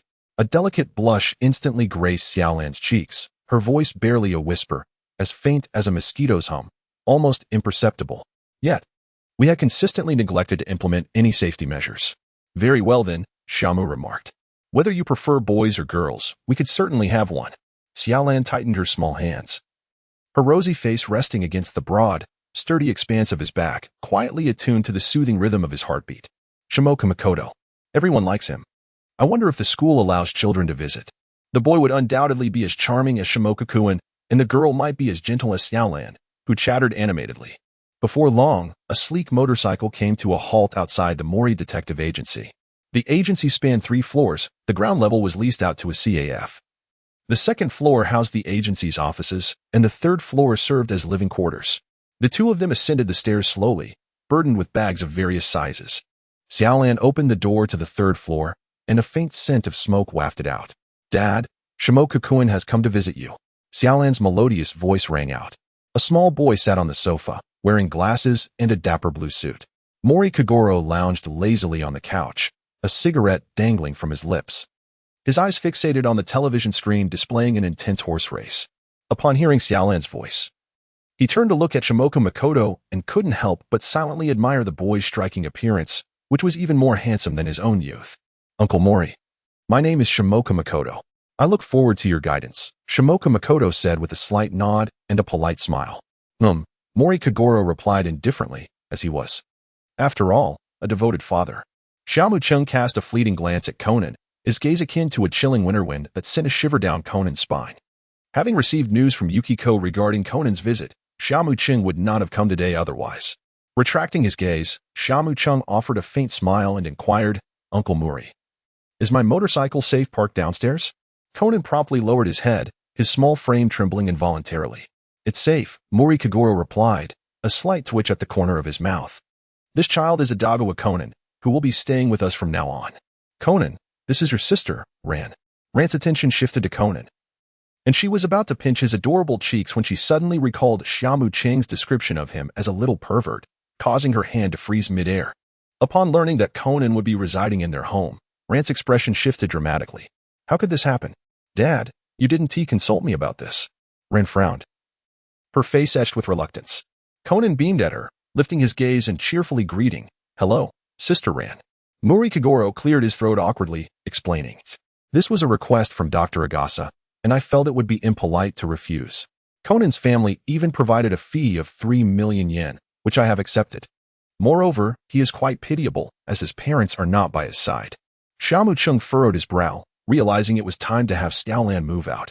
As a student, Xiaolan had already been shouldering the burdens of the household. Now, she was also expected to care for Kudo Shinichi. I cannot condone this. It is far too much for a young girl to assist this boy with his laundry and daily needs. Xia Mu Cheng even contemplated finding a way to eliminate Conan. It appeared that his adopted son harbored unwarranted notions, and tonight he would certainly impose some discipline. Conan felt a sudden shiver as he sensed the malice emanating from Xia Mu Cheng. He hastily interjected, I can wash my own clothes. Xiaolan sighed. This child resembled the lascivious image Xia Mu Cheng painted. She had no doubt about his words. If they were to live together, wouldn't that lead to her being taken advantage of? I think I'll stay at my mother's house for a few days. It has been quite a while since I last saw her. Xiaolan took a bag. Her small face scrunched up and helpful Xia Mu Cheng appeared utterly engrossed, as if captivated by the unfolding narrative. In stark contrast, Conan wore an expression of disdain. Uncle Mori is truly remarkable, Xia Mu Cheng exclaimed in admiration. With Xia Mu Cheng's encouragement, Mori Kagoro's spirits soared, and his gaze towards Xia Mu Cheng softened considerably. Xiao Cheng, would you care for a cigarette? Xia Mu Cheng politely declined. He was taken aback by the despondency of Mori Kagoro. Xia Mu Cheng recalled that he seemed to have some notable records from his time at the police academy. Could it be that the rental income from the first floor had led him to neglect his duties? Or perhaps he had succumbed to the vices of indulgence and gambling? Xia Mu Cheng gazed at Conan and affectionately ruffled his hair, sensing a hint of disdain from the young detective. Perhaps he possessed some unique insight? No, certainly not. Uncle Mori was quite right. Conan swiftly extricated himself from Xia Mu Cheng's playful grasp, meticulously arranging his disheveled locks. With a radiant smile, Xiaolan entered, presenting a platter of grapes alongside neatly sliced watermelon and cantaloupe. Mori Kagoro casually picked up a piece of cantaloupe and took a bite, the sweet flavor unfolding in his mouth, causing him to nod in satisfaction. Conan's eyes sparkled with excitement. He had given all his pocket money to Mori Kagoro. After his mother had entrusted all the funds to Xia Mu Cheng during the last incident to rescue him, he found himself in a financial predicament. With no other option, he had resorted to calling Kudo Yusaku for assistance. Little did he expect to indulge in the delightful fruits. Meanwhile, Xiaolan donned an apron, instantly transforming into an adorable little chef, busily attending to her tasks in the kitchen. Xia Mu Cheng engaged in lively conversation with Kagoro Mori, primarily coaxing him into a state of delight, eliciting broad smiles from the detective. Ah, chum, you are quite the companion. Let us indulge in a couple of drinks later, Kagoro remarked, discovering a growing rapport with Xia Mu. I would be delighted to oblige, Xia Mu replied with a slight nod, a gentle smile gracing his lips. Before long, a sumptuous dinner adorned the table, each dish a feast for the senses, igniting an insatiable appetite. Rand's culinary skills were truly unparalleled, honed over a decade of practice. Ultimately, Xia Mu and Kagoro shared a few drinks, and Kagoro, slightly inebriated, began to slur his words. You can sleep here, Cheng, he slurred, punctuating his statement with a hiccup. At this, Rand shyly lowered her gaze, fidgeting with the hem of her garment, resembling a flower on the verge of blooming. API call failed with status code 429. Error. Code. For 29. Message. Resource has been exhausted, e.g. check quota. Status. Resource exhausted. Xia Mu Cheng gently wrapped his arm around Xiaolan and Xiao Ruan's shoulders, his fingers softly caressing her exquisite collarbone. Akin to a work of art. Let's take a good rest tonight. That mischievous little rascal might be eavesdropping, he suggested. Xiaolan blinked her large, glistening eyes and murmured in a soft voice. Well, then let's have a chat. It turned out that Xiaolan too harbored her own troubles. She had longed to orchestrate a chance encounter for her parents, hoping they could reconcile, restore their relationship, and once again share a home together. Xia Mu Cheng instantaneously grasped the situation, which evoked memories of that fateful night at the bar's rear entrance, particularly of Fei Yingli's handbag. Well, let us make a comparison now. Xia Mu Cheng, has Xiaolan ever orchestrated any chance encounters for them? Came Xiaolan's voice, tinged with a hint of melancholy, clearly indicating that her previous matchmaking efforts had all ended in failure. Xia Mu Cheng pondered for a moment and remarked, I believe that rather than orchestrating chance encounters to facilitate their reconciliation, it would be more prudent to address the matter directly. Upon hearing this suggestion, Xiaolan absently traced the defined contours of Xia Mu Cheng's abdominal muscles with her small hand. This is absolutely out of the question. Whenever father and mother meet, they inevitably quarrel. It is utterly impossible for them to coexist harmoniously. API call failed with status code 429. Error. Code. For 29. Message. Resource has been exhausted, e.g. check quota. Status. Resource exhausted. Xia Mu Cheng gently pressed her shoulder and softly patted her head. Xiaolan, allow me to pose a question to you. Do you believe your father still loves your mother? Xiaolan paused for a moment, then replied slowly, of course. There was a time when he got quite drunk and called out her name. Deep down, he still loves her. He simply refuses to admit it out of pride. Upon hearing this, Xia Mu Cheng revealed a hint of a smile and remarked, What do you think your father would react if he were to learn that your mother wishes to divorce him? Without a moment's hesitation, Xiaolan blurted out, If Dad hears about the divorce, he will undoubtedly confront her, demanding to know why she desires to end their marriage. as soon as the words left her lips. Xiaolan paused, as if she had grasped a pivotal insight. She quickly interjected, "Could it be that you mean?" "Indeed, it is precisely as you envision." Xia Mu Cheng affirmed with a knowing look. Since neither party is willing to concede to the other, a strategy must be devised to compel one to yield to the other. Their confidence stemmed from love, however, should that love suddenly vanish, they would undoubtedly find themselves in disarray, unable to maintain their previous composure. At such a juncture, they would realize that if they did not take action soon, they might truly lose one another. After hearing the entirety of this plan, Xiaolan trembled with excitement, her face aglow with joy. "This plan, I believe, is indeed feasible," she exclaimed. "If they come to understand that this is not merely a trivial quarrel, but a serious matter, they will surely become flustered and no longer cling to their pride as they once did." The more she spoke, the more fervent her enthusiasm grew, as if she were convinced that this scheme would undoubtedly reunite her parents. Xia Mu Cheng timely doused her with a bucket of cold water, stating, "Every endeavor carries its risks." This remark abruptly halted Xiaolan's expression of delight. She instinctively licked her lips and inquired, what kind of risks might there be? Xia Mu Cheng gently ruffled her hair, hesitating as he spoke. "What if the relationship between your parents is not as you imagine? Perhaps they do not share the profound love you believe they do. Rather, they merely endure this charade out of your insistence and efforts. If that were the case, they might just go along with the flow and choose to part ways." This discourse instantly chilled Xiaolan's fervent heart. However, it was not long before a resolute expression returned to her face as she declared, "If my father and mother are only maintaining this facade for my sake, then they should indeed divorce." "Eh?" Xia Mu Cheng looked down, astonished by Xiaolan's unexpected perspective. Noticing his gaze, she took a moment to respond. "Do you find it strange, Xia Mu Cheng?" "Yes," he replied. "It's just that I often see my father drinking alone, dining solo, and spending his days at home in solitude, unchanged for over a decade." Xiaolan reminisced, her voice tinged with melancholy. "I feel that my father is sometimes quite pitiable. And my mother too, tirelessly working at the office all day while my father is not by her side to care for her properly. I wonder how she has managed all these years alone. If it weren't for me, they could have led a much happier life." As she spoke, her eyes began to glisten with tears, and she couldn't help but cough softly. "I'm sorry, I lost control for a moment." "That's all right." Xia Mu Cheng tenderly took a tissue and gently wiped her face. A person who has not endured hardships cannot truly grow. The obedient, understanding, and considerate Xiaolan did not possess these virtues from birth. Xiaolan knew what she must do next. As she resolved to proceed without further contemplation, after cleaning herself up, she nestled into Xia Mu Cheng's embrace and resolutely stated, "I will persuade my mother to divorce my father and see how she reacts." After a brief pause, Xiaolan sweetly added, "Xia Mu Cheng, will you accompany me?" "Of course," he replied. Xiaolan, clad in delicate attire, snuggled closely against Xia Mu Cheng, their skin meeting like the softest embrace imaginable. "Let us do it tomorrow. My mother will be free then," Xiaolan murmured to herself. "Have you considered living with your mother? After all, she has been alone for so long. She must truly need your companionship," Xia Mu Cheng gently inquired. Xiaolan looked perplexed, a flicker of hesitation in her eyes as she responded, "Yes, it seems I have never really spent time living with my mother. But what about my father? Who will take care of him if he is alone?" API call failed with status code 429. Error. Code. For 29. Message. Resource has been exhausted, e.g. check quota. Status. Resource exhausted. Xia Mu Cheng revealed a satisfied smile. "It is indeed wonderful that you can comprehend this. Xia Mu Cheng, having you by my side is truly delightful. I adore you. Hee, I love you too. Xia Mu Cheng, please accept my goodnight kiss. Sweetheart, let us rest. Xia Mu Cheng, hold me tightly as we sleep." The two embraced each other in slumber.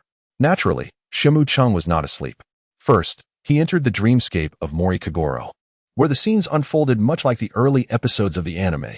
He was drinking, seeking out a mama-san, embodying a carefree demeanor, indulging in whatever brought him comfort. Xia Mu Cheng suspects that the later version of Mori Kagoro was forcibly altered by the 73rd. API call failed with status code 429. Error. Code. For 129. Message. Resource has been exhausted, e.g. check quota. Status. Resource exhausted. API call failed with status code 429. Error. Code. For 129. Message. Resource has been exhausted, e.g. check quota. Status. Resource exhausted. API call failed with status code 429. Error. Code. For 129.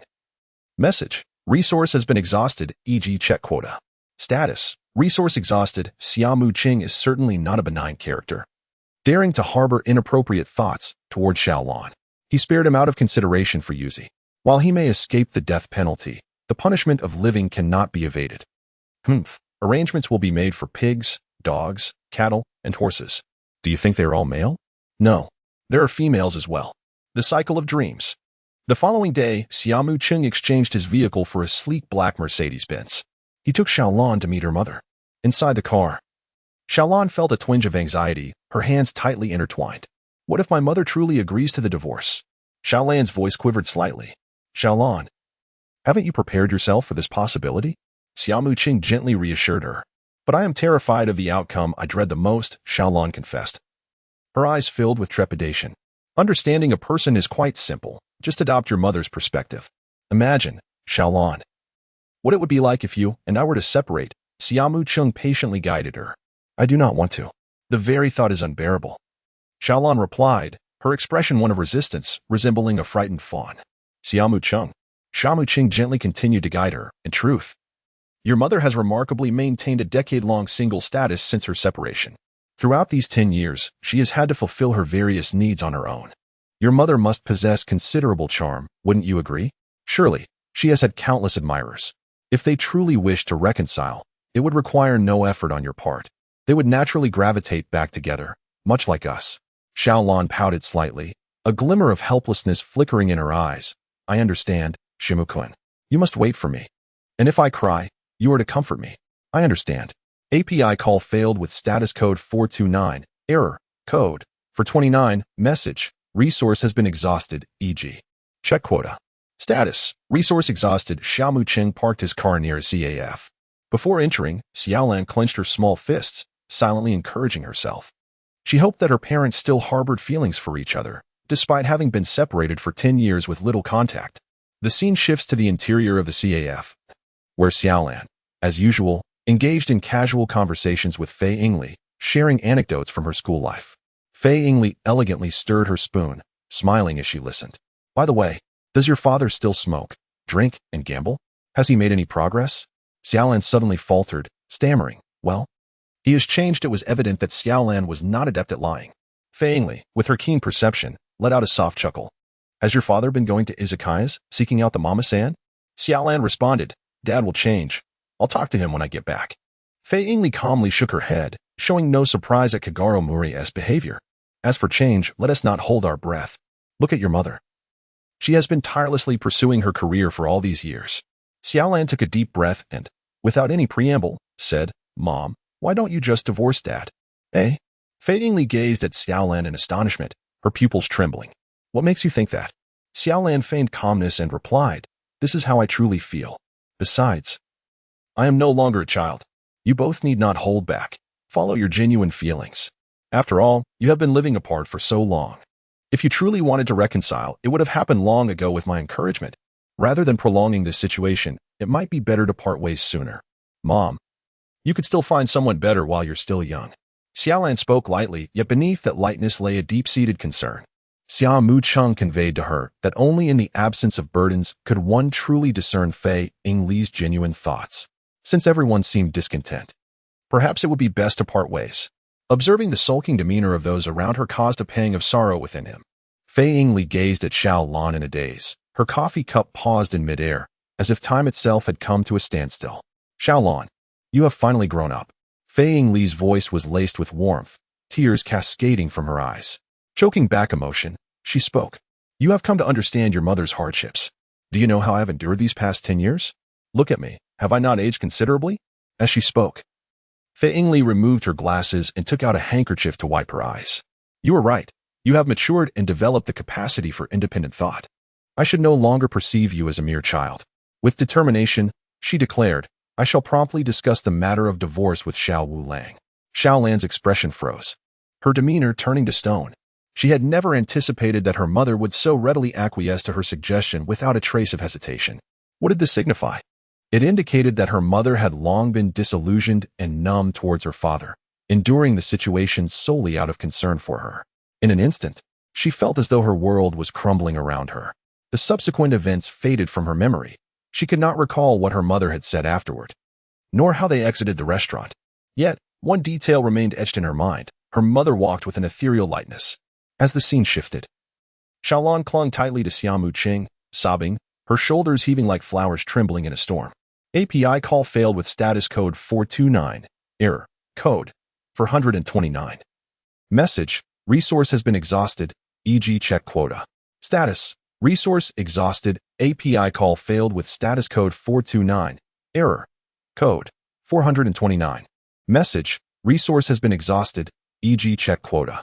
Status. Resource exhausted. Xia Mu Cheng raised an eyebrow and offered a sensible suggestion. Xiaolan's eyes brightened with realization. Indeed, Xiaolan believed Xia Mu Cheng's whimsical words and hurried up the stairs. She greeted Conan politely, yet Xiaolan didn't spare him a glance, instead chattering away with Muri Kagoro. After listening, Muri Kagoro was momentarily taken aback, only realizing the situation when the smoke burned his fingers. Conan was equally astonished. Why were there so many divorce cases recently? Is the divorce rate truly so high? Is your mother really considering divorce? You must be joking, right? Is it for real? Absolutely, Dad. Muri Kagoro appeared as though struck by a bolt of lightning, his entire being frozen in shock. He staggered back a couple of steps and then collapsed onto a chair, trembling uncontrollably. Observing Muri Kagoro's state, Xiaolan's initial worry evaporated like mist. She was now utterly convinced that her father still deeply loved her mother. Xiaolan urged, Dad, we must act swiftly. Let us go win Mom back right away. Since you successfully courted her once, pursuing her a second time should not pose much difficulty, should it? What? Pursue her again? Muri Kagoro burst back to reality, unable to stifle a snort of laughter. Humph. I haven't seen her in over a decade. Who cares about her? Instead of expending effort chasing her, I might as well pursue younger, vivacious girls. 18-year-olds are plentiful. Muri Kagoro rambled on, his face filled with disdain. Consider it. How old is your mother? She is nearly 40, past her prime, with a difficult personality and a temper to match. Cooking is a challenge as well, oh dear. Before he could finish, Xiaolan delivered a solid punch to Muri Kagoro's stomach. He felt as if his insides had been rearranged, his eyes nearly bulging from their sockets. Idiot, idiot. I detest you, foolish dad. Xiaolan shouted in fury, turning on Xia Mu Cheng's lips twitched in surprise. He had not anticipated such exaggeration from Kagoro Mori. Xiaolan's abilities, akin to an angel's blessing, bestowed upon Xia Mu Cheng an almost supernatural charm in his romantic pursuits. Subsequently, he naturally escorted her home. Mayano Akemi, observing Xiaolan's reddened eyes, could not suppress a twinge of guilt. Had the truth of her affair, seducing Xiaolan's boyfriend, been unveiled? Akemi was utterly transparent, lowering her gaze and avoiding Xiaolan's eyes, her face betraying her guilty conscience. Xia Mu Cheng could only shake his head in bemusement. He had not expected that it was Akemi's first encounter with conflict, resulting in bloodshed. This revelation pleased him, as news of Akemi's involvement had already spread, leaving him curious about when Akai Shuichi would arrive in Neon. Akemi, having waited long without being subjected to Xiaolan's wrath, finally exhaled in relief. She had vividly envisioned a dramatic scene reminiscent of television dramas, where she would be mercilessly beaten by Xiaolan and subsequently cast out from her home. Fortunately, reality did not align with her imagination. Xiaolan, I made fruit pudding. Do try it, and let me know how it tastes, Akemi said, her demeanor transformed, blending gentleness with a hint of allure. Thank you, Sister Akemi, Xiaolan replied. Under Xia Mu Cheng's gentle encouragement, Xiaolan had regained much of her composure. Xia Mu Cheng felt it was necessary to shift Xiaolan's mood, so he gently spoke. Xiaolan, I often find it difficult to endure a day without seeing you, which is why I have decided to take a position at your school. Eh? Is that true? Xiaolan was indeed captivated, her face lighting up with excitement. Does this mean we will be able to see each other at school and go home together after class? Yes, he replied. Are you going to be a teacher then? The school doctor, he clarified. No wonder I heard from my classmates that the new doctor had been injured and would need at least a few months to recuperate. Xiaolan gazed at Xia Mu Cheng with a curious expression.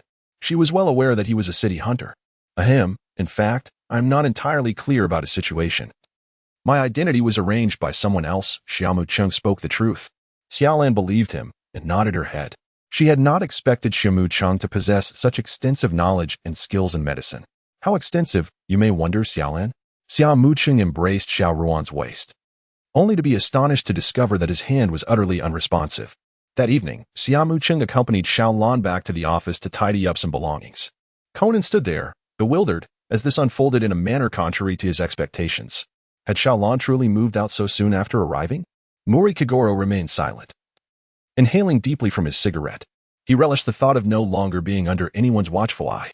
Free to drink as late as he pleased, and with no obligation to return home. He even lamented the absence of someone to prepare meals for him. This realization left Mori Kagoro feeling rather unsettled. Xiaolan, with an expressionless demeanor, finished packing and slung a bag over her shoulder. API call failed with status code 429. Error. Code. For 29. Message. Resource has been exhausted, e.g. check quota. Status. Resource exhausted. Xia Mu Cheng drove Xiaolan to a luxurious apartment. Fei Yingli frequently resided at the law firm and did not often return here. The apartment had restricted access, but Xiaolan possessed a key, indicating that this was not her first visit. Shamu-kun, I have yet to inform my mother that I have a boyfriend. Xia Mu Cheng gently ruffled her little head. Given the events of today, Xiaolan must still be pondering how to articulate her thoughts. There is no rush. Perhaps she can speak with her mother when time permits. We shall meet again tomorrow. Yes, see you tomorrow. Xiaolan watched the car fade into the distance before shouldering her heavy bags and ascending the stairs. Upon entering the house, she was greeted by an unusual scent that sparked a sense of trepidation within her. She felt a flicker of understanding towards her father. Mother, I have arrived. What are you doing? Fei Yingli peeked out from the kitchen, her eyes lighting up upon catching sight of Xiaolan, who was changing her shoes in the foyer. I knew you were coming today, so I personally took to the kitchen to prepare a delicious meal just for you. Thank you so much. Xia Mu cheerfully hummed a lively tune as he returned home. Upon hearing the familiar sound, Mingmei immediately recognized that Xia Mu had arrived. She hurriedly approached, gracefully crouching down to retrieve his shoes, and attentively assisted him in changing into them. API call failed with status code 429. Error. Code 429. Message. Resource has been exhausted, e.g. check quota. Status. Resource exhausted. API call failed with status code 429. Error. Code 429. Message. Resource has been exhausted, e.g. check quota. Status. Resource exhausted. A mischievous grin played on Natsuki Makoto's lips as he swept her into his arms. Is your tumble from yesterday fully mended? Instantly, twin blushes of crimson bloomed on Akemi's fair countenance, the rosy hue spreading down to her delicate neck. Let us bathe together. Conserving water. Akemi seemed to have momentarily forgotten her initial purpose. At Eri Kasaki's residence. In the end, Ran took on the culinary duties. Eri wore a look of gentle melancholy, feeling somewhat slighted. After their ablutions, the two women nestled together on the sofa, conversing softly. Ran pouted slightly, a hint of discontent in her expression. Yet, upon seeing the gradual aging of her mother's features, a pang of sorrow resonated within her. Eri tenderly stroked Ran's head. Engrossed in her professional pursuits, she realized she had inadvertently neglected her daughter's needs, lacking the time to accompany her through her formative years. A realization that stirred remorse within her. She was already contemplating whether she ought to set aside her professional endeavors for a time. She had achieved renown, a successful career, and considerable wealth. Sleep with me tonight, and let us have a heart-to-heart, just us two. Yes, mother. Ran nuzzled against her mother's soft bosom, inhaling her scent. Her emotions calming as a look of docile affection graced her lovely face. The scene shifts. Within Eri's chamber, Ran picked up a handgun from the vanity. Her expression one of utter bewilderment. Mother? Is this a toy pistol? Danger. Put it down at once. Eri hurried forward with a start, seizing the firearm, visibly relieved. This is a real weapon, quite perilous. Ran stared blankly at her mother. Eri pursed her lips, glancing away with a touch of guilt. The matter is rather intricate. Suffice it to say, pay it no mind. API call failed with status code 429. Error. Code 429. Message. Resource has been exhausted, e.g. check quota. Status. Resource exhausted. API call failed with status code 429. Error. Code 429. Message. Resource has been exhausted, e.g. check quota. Status. Resource exhausted. Xia Mu Cheng. Oh, of course. Your sister is indeed my sister. Well, in a few days, I wish to visit Shiho. It has been quite some time since we last met. No problem. I shall take care of it. The room was filled only with faint murmurs of conversation. The following day, Xia Mu Cheng drove alone to the university. Mimi was too weary, lingering in bed and refusing to rise. At the entrance of the school, a balding middle-aged man awaited. May I inquire if you're Dr. Xia Mu? API call failed with status code 429. Error. Code. For 29. Message. Resource has been exhausted, e.g. check quota. Status. Resource exhausted. Xia Mu Cheng followed him to the health room, which was essentially the medical office. The space was quite ample, and the environment was exceptionally clean and tidy, adorned in a pristine white aesthetic. Upon entering, one would find a waiting area embellished with various health promotion posters and an array of pamphlets dedicated to disease prevention. The examination area was equipped with essential medical apparatus, including an examination bed, a blood pressure monitor, a stethoscope, and other standard diagnostic tools. Additionally, there were rooms designated for medication storage, a washroom, a utility room, and a lounge area. These fundamental sections were all present. Dr. Xia, from now on, the health of the children will be under your care. Xia Mu Cheng has gained a basic understanding of the situation and found no issues. Rest assured, children are the blossoms of the future. Leave them in my care. Should Dr. Xia Mu consider enrolling in the club again? I shall contemplate it. Haha. If any problems arise, feel free to contact me. With a gentle smile, Xia Mu Cheng watched Director Saki depart and casually glanced at the adjacent gymnasium. At that moment, the melodious sound of laughter reached his ears, likely emanating from a vaulting horse training session. Instantly, vivid images of a group of youthful, beautiful girls adorned in light attire, white tops paired with black shorts, flooded his mind. This scene evoked memories of a film he had seen in a previous life, brimming with the essence of youth. Meanwhile, as Xia Mu Cheng acclimated to his new surroundings, in Class B of the XTH grade, the homeroom teacher was engaged in her lesson. Her gaze swept across Xiaolan, and she nodded with satisfaction. The child had finally found her way back. At that moment, Xiaolan appeared infused with a warm vitality, her face aglow with excitement and energy. She had long since cast aside the unpleasantness of the previous day, her charming visage radiating anticipation, her heart sweet as honey. To my astonishment, Xia Mu Cheng has come to work at the school for my sake. At that moment, the bell signaling the end of class chimed. Xiaolan hurriedly gathered her books, picked up her lunch, and prepared to leave. Is that handsome guy really the school doctor? Xiaolan asked, a hint of embarrassment in her voice. Indeed, I apologize, Yuanzi, but I can no longer accompany you for lunch. Yuanzi's expression darkened slightly. Xiaolan, your behavior of forgetting your friends for a handsome face is truly disheartening. Panic flickered in Xiaolan's large eyes. No, that's not it. Shall we not go together? Yuanzi paused for a moment, then resignedly replied, I truly fear for you. I will accompany you, as I dread what peculiar antics you might engage in at school. Xiaolan's cheeks instantly flushed crimson, as if steam were rising from her head. She indignantly retorted, Yuanzi, what nonsense are you spouting?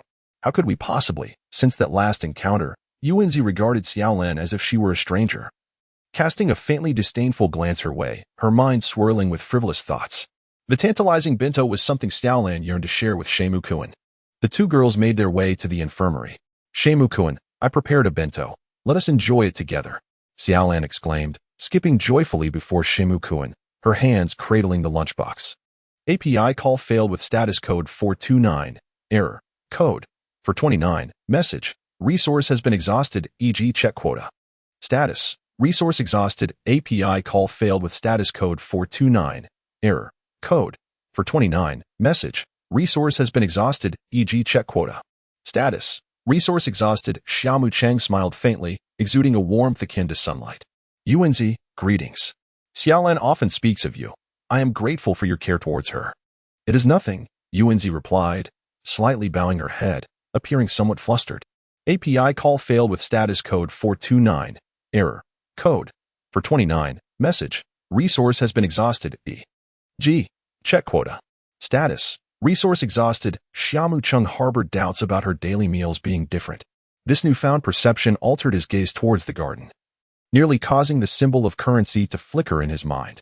Xiaolan's creations were also exquisitely crafted. She even tapped into her savings to ensure Xia Mu Cheng dined well. The salmon, alongside the crispy yet tender fried pork cutlet, was succulent and aromatic. Most notably, there were adorable little rabbits fashioned from broccoli, rice shaped into bears, and carrots sculpted into hearts, all reflecting her meticulous effort in a charming aesthetic. Higi, Xia Mu Cheng, do try my bento, she exclaimed. Could this be the legendary love bento?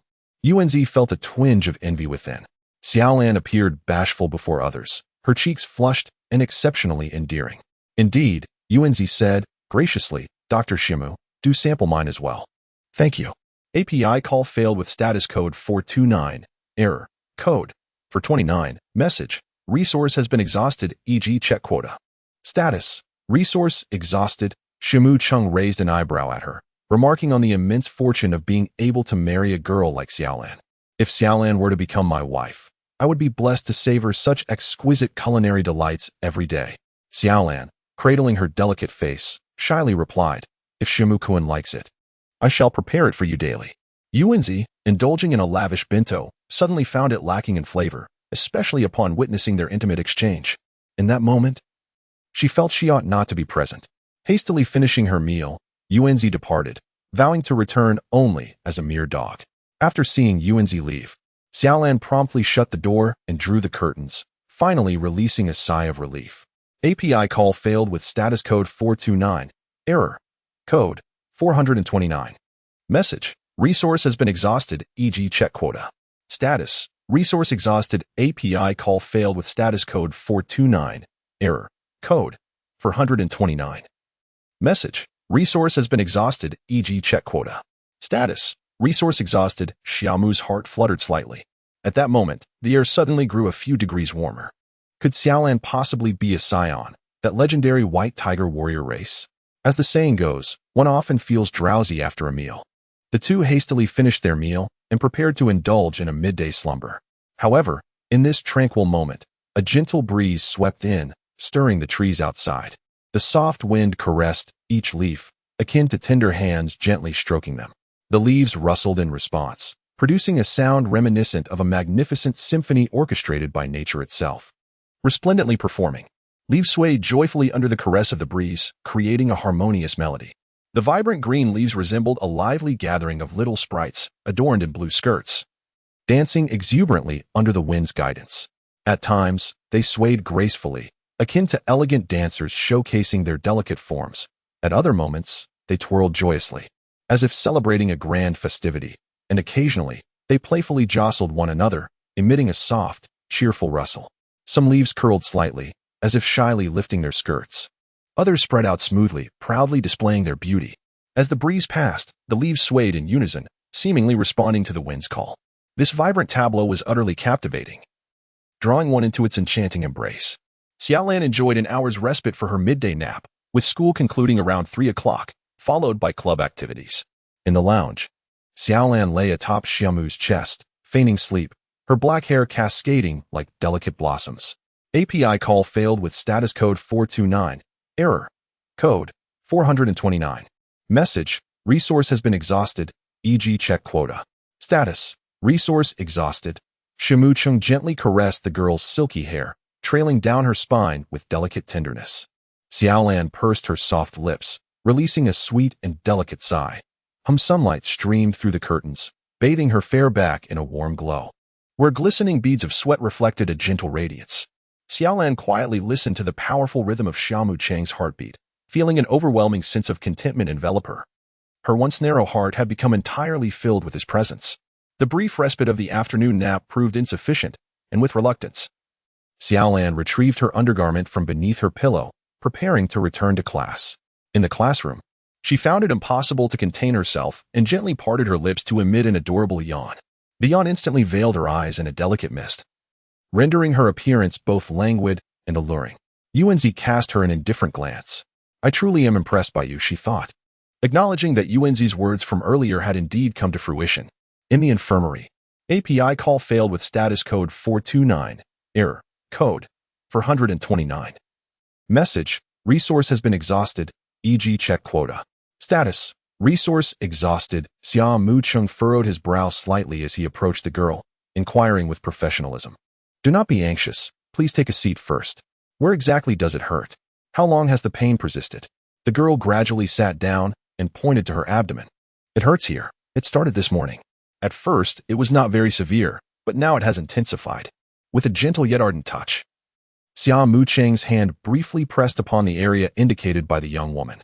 In that fleeting instant, she experienced a sensation akin to an electric current coursing through her, sending her heart into a tumultuous frenzy.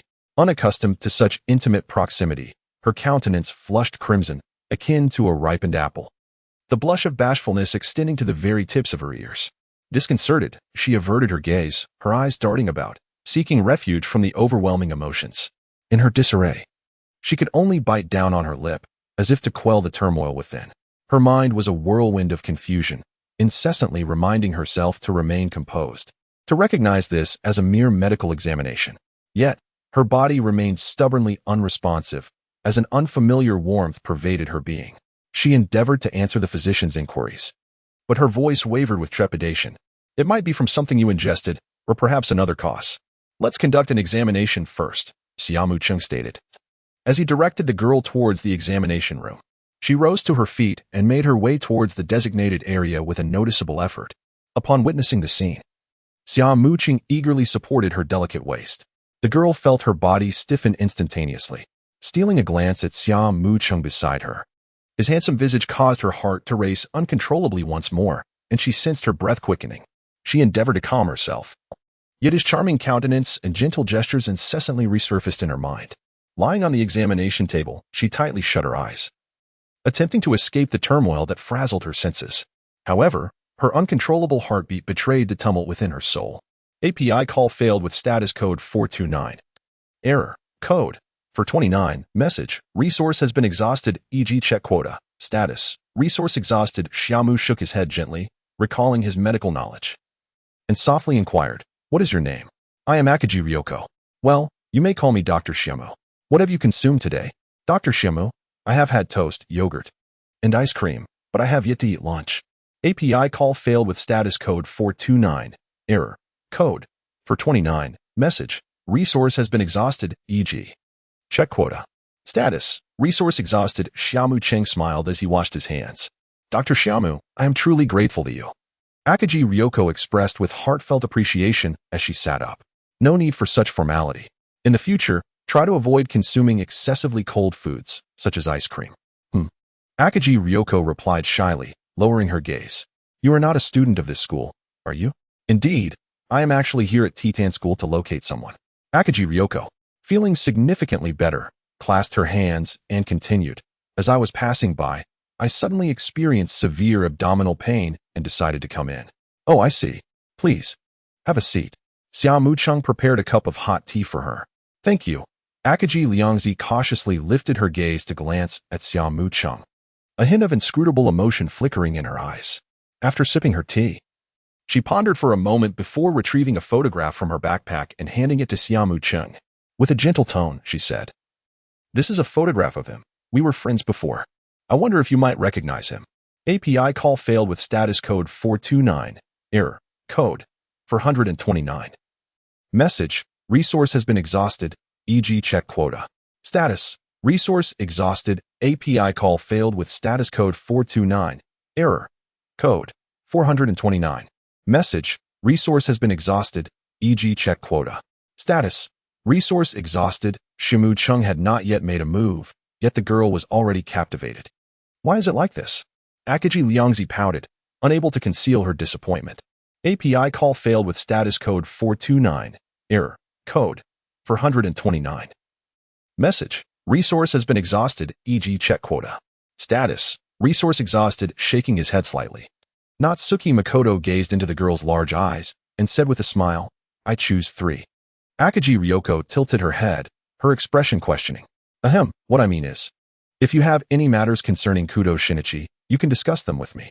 Akaji Ryoko, without concealing anything from Natsuki Makoto, disclosed the truth. It turned out that her younger brother had been kidnapped, and the kidnappers were demanding that her brother lose the upcoming soccer match. Otherwise, they threatened to harm the hostage. They also stipulated that the police must not be informed, otherwise, they would carry out their threat. Akaji Ryoko, being young and inexperienced, was easily intimidated by the kidnappers' words and genuinely refrained from contacting the authorities. However, at a loss for other solutions, she conceived the idea of using her connection as Kudo's girlfriend, friend, to seek Kudo Shinichi's assistance. Naturally, the warm-hearted Natsuki Makoto chose to lend a hand. For one must make an effort to savor the delights of meat. "Very well, let us proceed to your home for an investigation. My keen observational skills may prove beneficial." Akaji Kaido murmured sleepily as he followed Natsuki Makoto. On his first day at work, Xia Mu Cheng decided to skip closing the door behind him as he rode off on his wild motorcycle.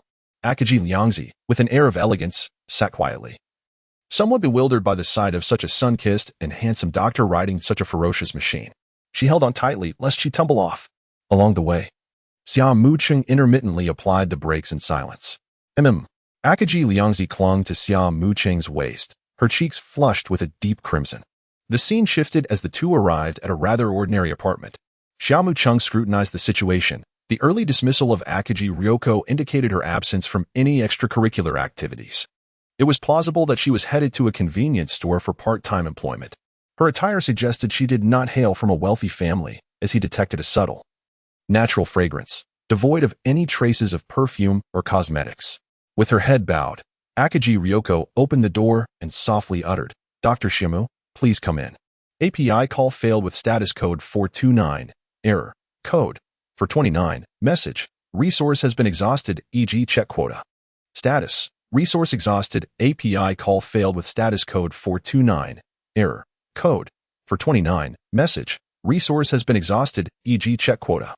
Status. Resource exhausted. Xia Mu Cheng then opened the shoe cabinet for inspection and inquired, "Were the shoes at the entrance neatly arranged when you returned home?" "Yes.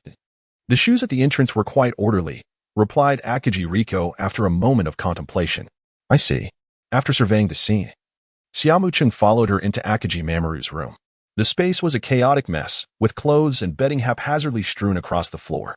However, the gaming console on the ground remained unscathed, not having been moved even a fraction. What could possibly be of interest in a child's room? This disarray appeared more like the result of deliberate disturbance. Furthermore, the fact that the kidnapper had taken the time to tidy the shoe cabinet made little sense. "Dr. Xia Mu, have you found any clues?" Akaji Quantum inquired as she poured a glass of water and handed it to Xia Mu Cheng. "Thank you. I have made some discoveries," Xia Mu Cheng replied, accepting the glass and drinking it in one swift motion before casually returning it to her. "What discoveries?" Akaji Quantum asked, her eyes glimmering with a hint of delight as she observed Xia Mu Cheng drinking. Even when he discreetly squeezed her small hand, she did not seem to mind. Xia Mu Cheng lowered his gaze upon the charming young lady and, instead of responding, countered with a question. "When did you return yesterday?" Akaji Liangzi spoke up, saying, "Yesterday. When I came back after going out to purchase dinner, Xiao Shou had already gone missing." Xia Mu Cheng reminisced about the rules of the world of Conan, where the perpetrator is either an acquaintance or a stranger. He then continued to inquire, "On your way away from home, did you encounter anyone familiar? Familiar individuals?" He pondered. "Now that you mention it, I did come across Mr. Naoki Kamimura near the convenience store." Xia Mu Cheng smiled as he wrapped his arm around Xiaowan's shoulders, guiding her outside. "Where is his home?" "We shall see." Akaji Liangzi, somewhat dazed, followed Xia Mu Cheng as they walked towards his nearby apartment. "So, does Mr. Kamimura enjoy playing games?" Xia Mu Cheng instinctively pinched her adorable little face, appreciating its pleasant texture, while secretly pondering whether a strike with a stick would result in a rebound. Akaji Quantum, her cheeks flushed with embarrassment, hesitated to refuse him and softly remarked, "Mr. Kamimura often plays games with Little Guardian. Could it be that he has kidnapped Little Guardian? We should investigate to find out." With a shift in scene, the two arrived at the neighboring apartment. Akaji Quantum tapped her forehead in realization, quickly retrieving an envelope from her pocket. "And this is something the kidnapper left behind," she said. "Isn't it a bit late to bring out the letter now? Hee. Am I not a bit foolish?" Akaji Quantum chuckled awkwardly a couple of times, but then, lost in thought, her expression turned sorrowful as she lamented. "Everyone says I am quite foolish." Xia Mu Cheng raised an eyebrow and gently ruffled her little head. "I do not perceive you as foolish, rather. I find Quantum Akaji exceedingly endearing." Quantum Akaji paused for a moment, revealing an adorable smile. "Is that truly your opinion?" she inquired. "Of course. One should not concern themselves with the judgments of others, otherwise, life would become rather burdensome," Xia Mu Cheng softly reassured her. "I understand," she replied, though it remained uncertain whether her understanding was genuine or feigned. A faint blush crept across Quantum Akaji's cheeks as she gazed at Xia Mu Cheng's handsome face. Feeling no aversion to his affectionate gestures, it only now occurred to her that her reaction to the letter had been rather sluggish, leaving her with no companions to play with. As the conversation progressed, Quantum Akaji's expression shifted to one of pitiful discontent. Xia Mu Cheng bestowed upon her a charming smile. "In that case, why not come and play with me?" Akaji Riko nodded gently. The contents of the letter were of little significance. As they conversed, They arrived at the doorstep of Kamamura Naoki. Akagi Riko pressed the doorbell. The door swung open, yet remained secured by a chain, revealing only a narrow gap wide enough for a fist. "Riko, what brings you here?" Kamamura Naoki inquired, leaning on his cane, his gaze wary. Akagi Riko hurriedly asked, "Mr. Kamamura, is Shimaru with you?" "I don't know what you're talking about. How could Shimaru be here?" Kamamura Naoki shook his head repeatedly. "I haven't seen him." "Then please open the door and let me take a look." "I'm sorry, but it's not a convenient time for me right now. You should leave. Shimaru must be inside." "Shimaru, Shimaru, can you hear me? Answer me." Ignoring the warning, Akagi Riko shouted towards the interior. Kamamura Naoki, feeling somewhat guilty, yelled back, "Hey Riko, what are you doing? I told you Shimaru isn't in there. You're being unreasonable. Please leave." "You're lying," Riko exclaimed. "Let me communicate with him." API call failed with status code 429. Error. Code 429. Message. Resource has been exhausted, e.g. check quota. Status. Resource exhausted. API call failed with status code 429. Error. Code 429. Message. Resource has been exhausted, e.g. check quota. Status. Resource exhausted. API call failed with status code 429. Error. Code 429. Message. Resource has been exhausted, e.g. check quota. Status. Resource exhausted. Xia Mu Cheng chuckled heartily and remarked, "There is no need for such formality. Sometimes I find it impossible to restrain my sense of justice and my eagerness to assist others. Perhaps I shall treat you to a meal later." He waved his hand dismissively, his countenance imbued with a noble spirit. "Moreover, I must return to work." At that moment, Wamura Naoki was still foaming at the mouth, gasping for breath in a most pitiable state. "I am truly sorry for troubling you with this errand," Akagi Riko expressed with urgency. "Would it be acceptable for you to join me for a meal when you have the time?" "Very well," Xia Mu Cheng replied. "Though I often find myself quite busy and may not always be available."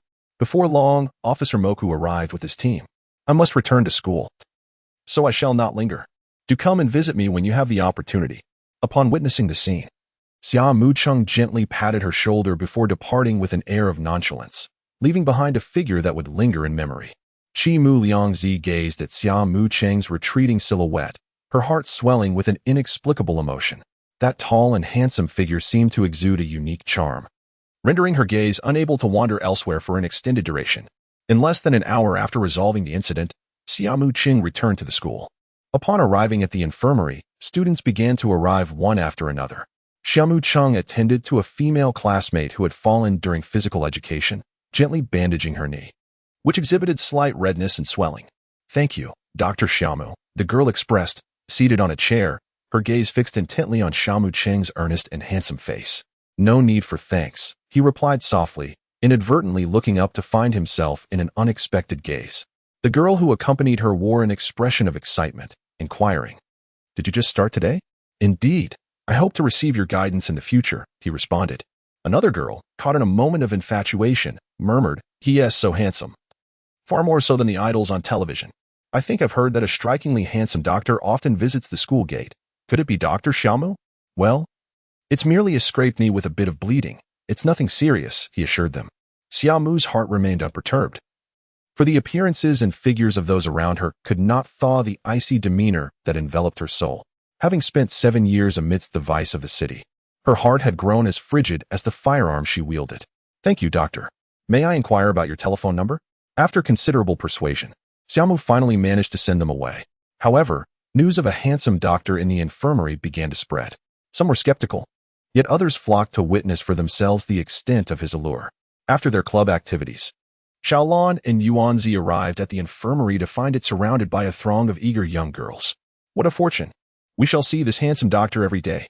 Dr. Xia, do you have a girlfriend?" "Indeed. Would you mind having another?" "Look, his chest muscles are larger than yours," exclaimed a charming junior, covering her nose in excitement. "How scandalous. I can hardly imagine how delightful it must be to sleep beside him at night. Oh dear, doctor, I feel a bit dizzy. Could you examine me as well?"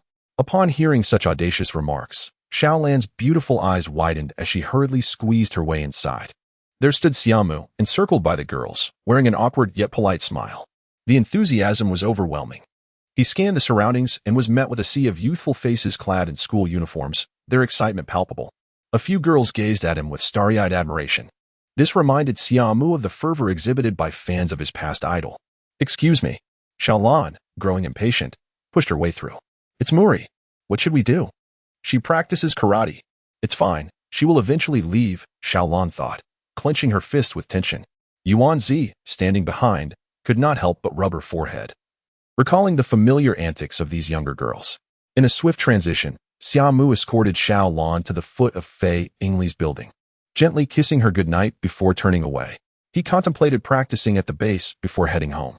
Xiaolan's expression turned somber as she realized that Xia Mu's presence at school might not be the wisest decision. Men left to their own devices could easily stray, and at times, she felt powerless to intervene. Watching Xia Mu's figure recede into the distance, she sighed deeply. After entering a relationship, a woman's growth in this regard was remarkably swift. "Dear heavens," Xiaolan muttered, bending down to change her shoes with a distracted demeanor. She then retreated to her room, searching for resources as she planned to explore chocolate-making techniques with Valentine's Day approaching.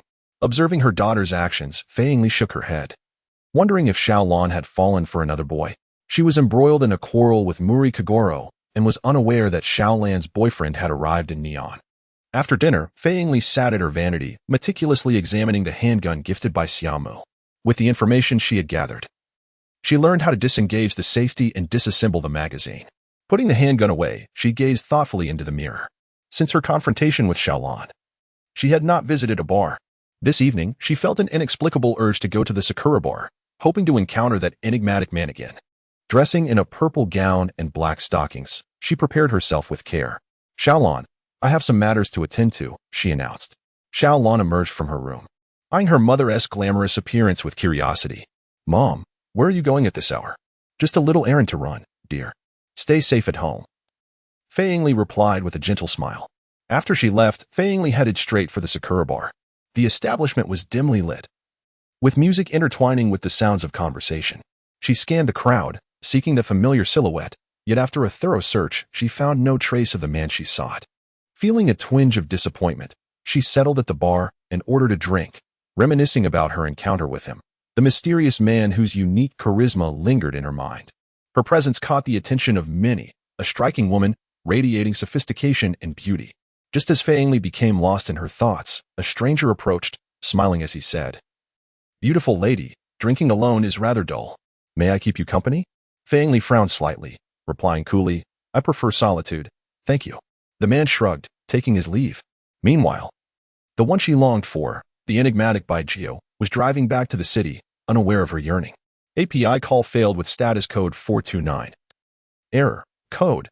For 29. Message. Resource has been exhausted, e.g. check quota. Status. Resource exhausted upon returning to the city. Xia Mu Cheng initially intended to head straight home. However, thoughts of his serendipitous romantic prospects suddenly invaded his mind. Would he encounter Fei Yingli if he ventured to the Sakura bar at this moment? The mere contemplation of Fei Yingli elicited a mischievous smile upon Xia Mu Cheng's face, imbued with a hint of playful intrigue. Lan's mother possessed an irresistible beauty, drawing him in. As he mused, his gaze deepened with contemplation. Resolutely, he turned the steering wheel, directing his vehicle at a swift pace towards the Sakura bar. At the bar counter, Fei Yingli lifted her glass and downed the contents in one swift motion, preparing to depart. Yet, as she set the glass down, her peripheral vision caught a fleeting figure. She abruptly turned her head, a surge of indescribable emotions flooding her heart. It was Bai Jiu. Upon recognizing the figure fully, her heart began to race uncontrollably. She had come here with a mere hope of chance, never anticipating a genuine encounter. She was a lawyer, while he was a killer. Rationality incessantly warned her of the futility of any potential outcome between them.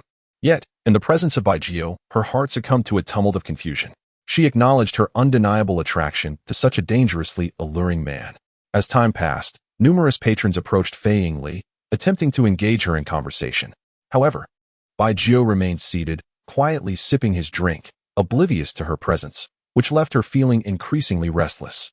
That was until she noticed a woman in a daringly short skirt sit beside Bai Jiu, seemingly engaging him in conversation. A glass of dreamy encounter. Fei Yingli suddenly called out to the bartender. The bartender nodded in understanding and promptly set to work. Moments later, a glass of dreamy encounter was placed before her. Fei Yingli lifted the glass, gently swirling its contents. The vibrant hues of blue, pink, and purple intertwined, casting a mysterious and romantic glow under the bar's lighting. She slightly parted her lips and took a delicate sip. The effervescence danced upon her palate, while the subtle essence of strawberry intertwined the sweetness and surprise of love, prompting her to savor the moment with a gentle lick of her lips. With a sigh of relief, she gracefully approached Baijio, settling elegantly beside him. Baijio, what a surprise to see you again. Upon hearing this, Xia Mu Cheng turned, a glimmer of amusement in his eyes. Champagne, what an unexpected encounter. Fei Yingli cast a cursory glance at the woman on the other side and remarked, I didn't foresee this either. Sir, might I inquire if this lady is? The woman beside him furrowed her brows, unable to contain her irritation.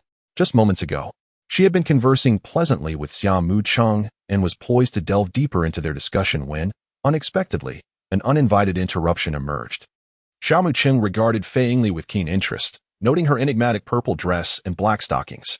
She wore contact lenses that enhanced her striking appearance. Fei Yingli slightly lifted her chin, her gaze icy as she addressed the woman, her voice measured. Madam, I apologize, but my companion and I have some important matters to discuss. A displeased expression crossed the woman's face as she scrutinized Fei Yingli, feeling an involuntary sense of inadequacy. When the woman remained unmoving, Fei Yingli continued, I trust you would not wish to intrude upon other significant affairs. Sensing the formidable aura emanating from her, the woman bit her lip, cast a fierce glare at Fei Yingli, and stormed away in frustration. As she watched the woman depart, a subtle smile of triumph graced Fei Yingli's lips. Turning her attention back to Xia Mu Cheng, her eyes sparkled with a hint of pride. Xia Mu Cheng revealed a smile tinged with intrigue. Do you wish to share a drink with me? He inquired, though a flicker of uncertainty lingered within him. Fei Yingli was not one to be easily led astray by his words. What doubts do you harbor? She responded, tilting her head slightly, gracefully sipping her wine. Exposing her neck as fair as snow, akin to a noble swan showcasing its elegance. Who was it that you so mercilessly dispatched that day? Xia Mu Cheng smiled gently and said, They are members of the gang. Fei Yingli felt a sigh of relief in her heart. If they were indeed the nefarious gangsters, it would be easier for her to accept. She chose not to pursue the topic further, her tone slightly relaxed. How old are you? We are not particularly close. After all, an age is a secret for boys. Fei Yingli found herself momentarily at a loss for words. Xia Mu Cheng silently took a sip of his drink, noticing that Fei Yingli was evidently intrigued by him, and he was curious to see how she would proceed. Fei Yingli regained her composure, having been approached countless times. She had become quite adept at discerning such encounters. After all, we have faced life and death together. Does that not constitute a bond of camaraderie? Why should we remain unfamiliar with one another? Let us consider it a bond forged in the crucible of survival. Xia Mu Cheng couldn't help but chuckle softly. Do you frequent this place? Fei Yingli frowned slightly, finding the question difficult to navigate. If she admitted to coming here often, it would align her with those who hunt for attention, diminishing her stature. Conversely, if she claimed not to visit frequently, it would contradict the fact that they had met here twice. I come occasionally, particularly when I seek an escape from the tedium of work. I enjoy listening to the praises others have for me. Xia Mu Cheng cast a glance at her. This woman was quite self-absorbed, yet she possessed the charm to warrant such vanity. What brings you here? He inquired. Merely out of boredom, hoping to encounter something or someone intriguing, she replied. Subsequently, the two engaged in casual conversation while sipping their drinks, resembling two butterflies playfully chasing one another amidst a blooming garden. As time slipped by unnoticed, Fei Yingli began to exhibit signs of intoxication. A rosy hue blossomed on her fair visage, reminiscent of the twilight sky, and her gaze grew dreamy, as if veiled by a delicate gossamer, exuding a languid yet enchanting allure. Do you find it peculiar to encounter someone like me? Xia Mu Cheng asked, his curiosity piqued. Indeed. It is quite strange. This is the first time I have met someone like you, she responded. Oh, what are your feelings about it? He pressed. It is a delightful surprise. Had I not met you, my life would have continued in its dull monotony, sipping drinks alone and returning home in solitude.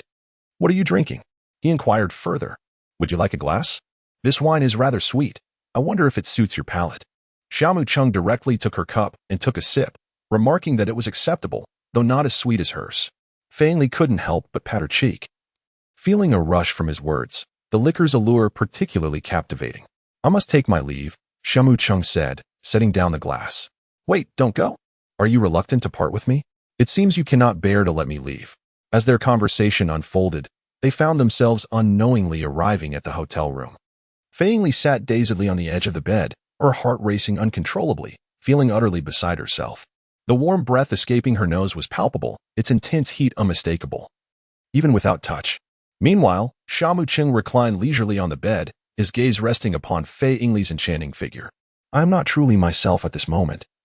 Xia Mu Cheng suddenly broke the silence. Fei Yingli, with her delicate hands gripping the bed linens tightly, seemed to grasp at a thread of sanity. Attempting to calm her wildly beating heart, she turned her head slightly, her eyes reflecting confusion as she inquired, "Are you in disguise?"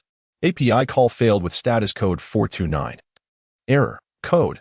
For 29. Message. Resource has been exhausted, e.g. check quota. Status. Resource exhausted. API call failed with status code 429. Error. Code. For 29. Message. Resource has been exhausted, e.g. check quota. Status. Resource exhausted. Xia Mu Cheng lifted his gaze to behold the flushed countenance of the girl before him, resembling a ripe apple. His large hand rested naturally upon her slender waist, gently caressing the softness akin to that of a cloud. He could distinctly sense the slight tremors of Fei Yingli, akin to a startled fawn. As her hand brushed against an unusual area, a spark of realization ignited within her, prompting her to tear away the disguise. Upon unveiling the mask, an astonishingly handsome face emerged. Fei Yingli stared in awe at this visage, her heart skipping a beat. Throughout her life, she had never encountered such striking beauty, leaving her momentarily disoriented. Unable to resist, she instinctively reached out once more, yearning to confirm the authenticity of this extraordinary sight. API call failed with status code 429. Error. Code. For 29. Message. Resource has been exhausted, e.g. check quota. Status. Resource exhausted. API call failed with status code 429. Error. Code. For 29. Message. Resource has been exhausted, e.g. check quota. Status. Resource exhausted.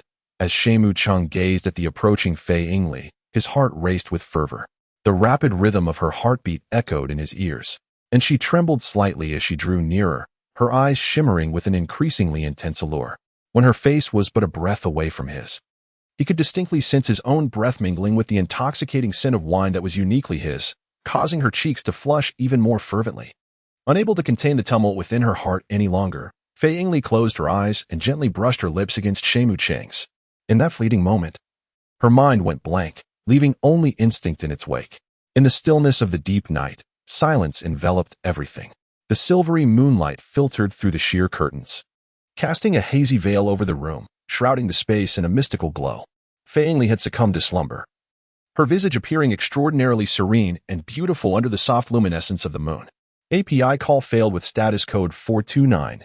Error. Code. For 129. Message. Resource has been exhausted, e.g. check quota. Status. Resource exhausted. API call failed with status code 429. Error. Code. 429. Message. Resource has been exhausted, e.g. check quota. Status. Resource exhausted. API call failed with status code 429. Error. Code. 429. Message. Resource has been exhausted, e.g. check quota. Status. Resource exhausted. Having roused from slumber, Natsuki Makoto luxuriated in the warmth of the embrace, his hand once more gently caressing Eri Kisaki's back, reveling in the silken texture. Eri Kisaki, stirred by Natsuki Makoto's touch, languidly opened her eyes, a trace of weariness lingering in her gaze. As she became aware of Natsuki Makoto's hand tenderly caressing her back, a blush delicately painted her cheeks. Heavens! How late has it become? I must hasten to work. Eri Kisaki abruptly sat up, her delicate brows furrowing involuntarily. The alabaster expanse of her back was exposed. A pristine tableau. Perhaps you should consider resting. Eri Kisaki demurely pursed her lips, evidently not yet accustomed to such intimate contact. Enveloped in the bedclothes, she remained taciturn, their tacit agreement to withhold their true identities unbroken. Eri Kisaki exhaled softly, swiftly composing herself. Xia Mu Cheng gazed at her, a faint smile gracing his lips as he keenly sensed her unease. The two lay side by side, engaging in casual conversation for a while. Subsequently, Xia Mu Cheng rose to dress. I have matters to attend to, so I shall take my leave. Fei Yingli quietly shifted the sheets, stealing a glance at him. Shortly thereafter, Xia Mu Cheng arrived at the school's infirmary. He pondered to himself how swiftly this relationship was evolving. Fei Yingli was evidently still struggling to let go. Yet, there was no need for haste. She possessed a wealth of experience and was not easily swayed. Perhaps the effects of alcohol last night had dulled her mind somewhat. Just as Xia Mu Cheng was lost in contemplation, his phone suddenly pinged with a message from Jin. By Geo, once you have rested sufficiently, begin your tasks. I shall come to fetch you in the evening. Xia Mu Cheng's slender fingers glided across the keyboard. Received. API call failed with status code 429.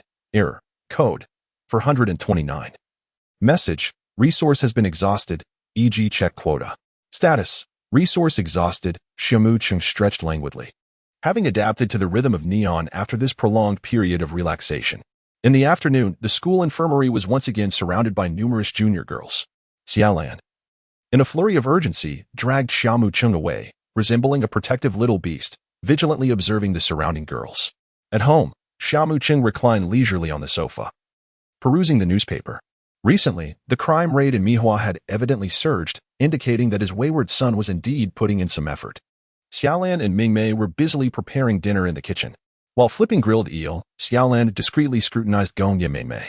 She was undeniably a stunning beauty. With enchanting blue eyes and a gentle, graceful demeanor, her temperament even softer than when they last met. Upon their return home, this woman had greeted them with evident surprise, which surely hinted at something peculiar. Xiaolan harbored an inkling, doubting that Mingmei could resist sharing Xia Mu Cheng's bed when they were alone at home. You wicked woman. Meanwhile, Mingmei lowered her head, unable to meet Xiaolan's gaze. She stirred the pork rib soup in the pot with delicate movements, occasionally glancing towards Xia Mu Cheng in the living room. Wearing a pitiful expression. Pills. What should I do? What should I do? I feel so flustered. Suddenly, Xiaolan spoke up. Does Sister Mingmei have a boyfriend yet? Not yet. What did Sister Mingmei do before? It was inconvenient to disclose that. Mingmei hesitated, having grown up in the organization as a peripheral member. Yet, she could not muster the courage in front of Xia Mu Cheng.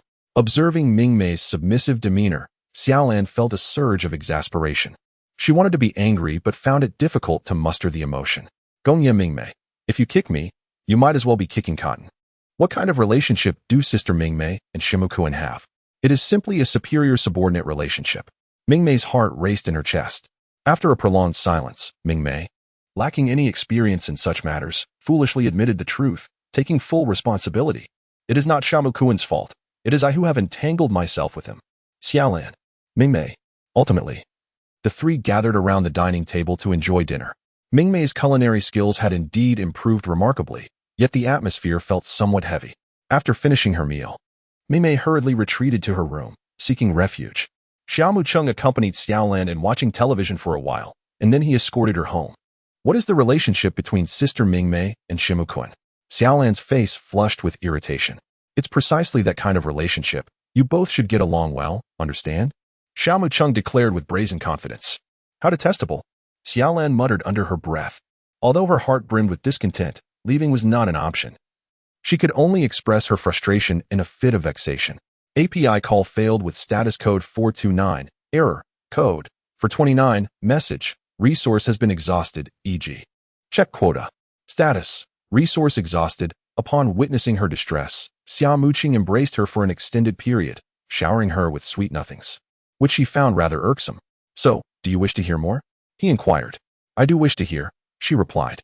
The night enveloped the surroundings in inky darkness as vodka sped down the street in a luxurious sedan. I've sent it to you. Take a look, he remarked. In the passenger seat, Qin Jiao maintained an air of nonchalance, casting a fleeting glance backward. It had been a few days since they last met, and he appeared quite spirited. Xia Mu Cheng retrieved his phone to check his emails. This particular assignment involved extortion, targeting a prominent drug lord, a venture that promised substantial rewards. That said, the distillery had steered clear of engaging in the drug trade thus far. Xia Mu Cheng put away his phone and inquired. Have you found the rat?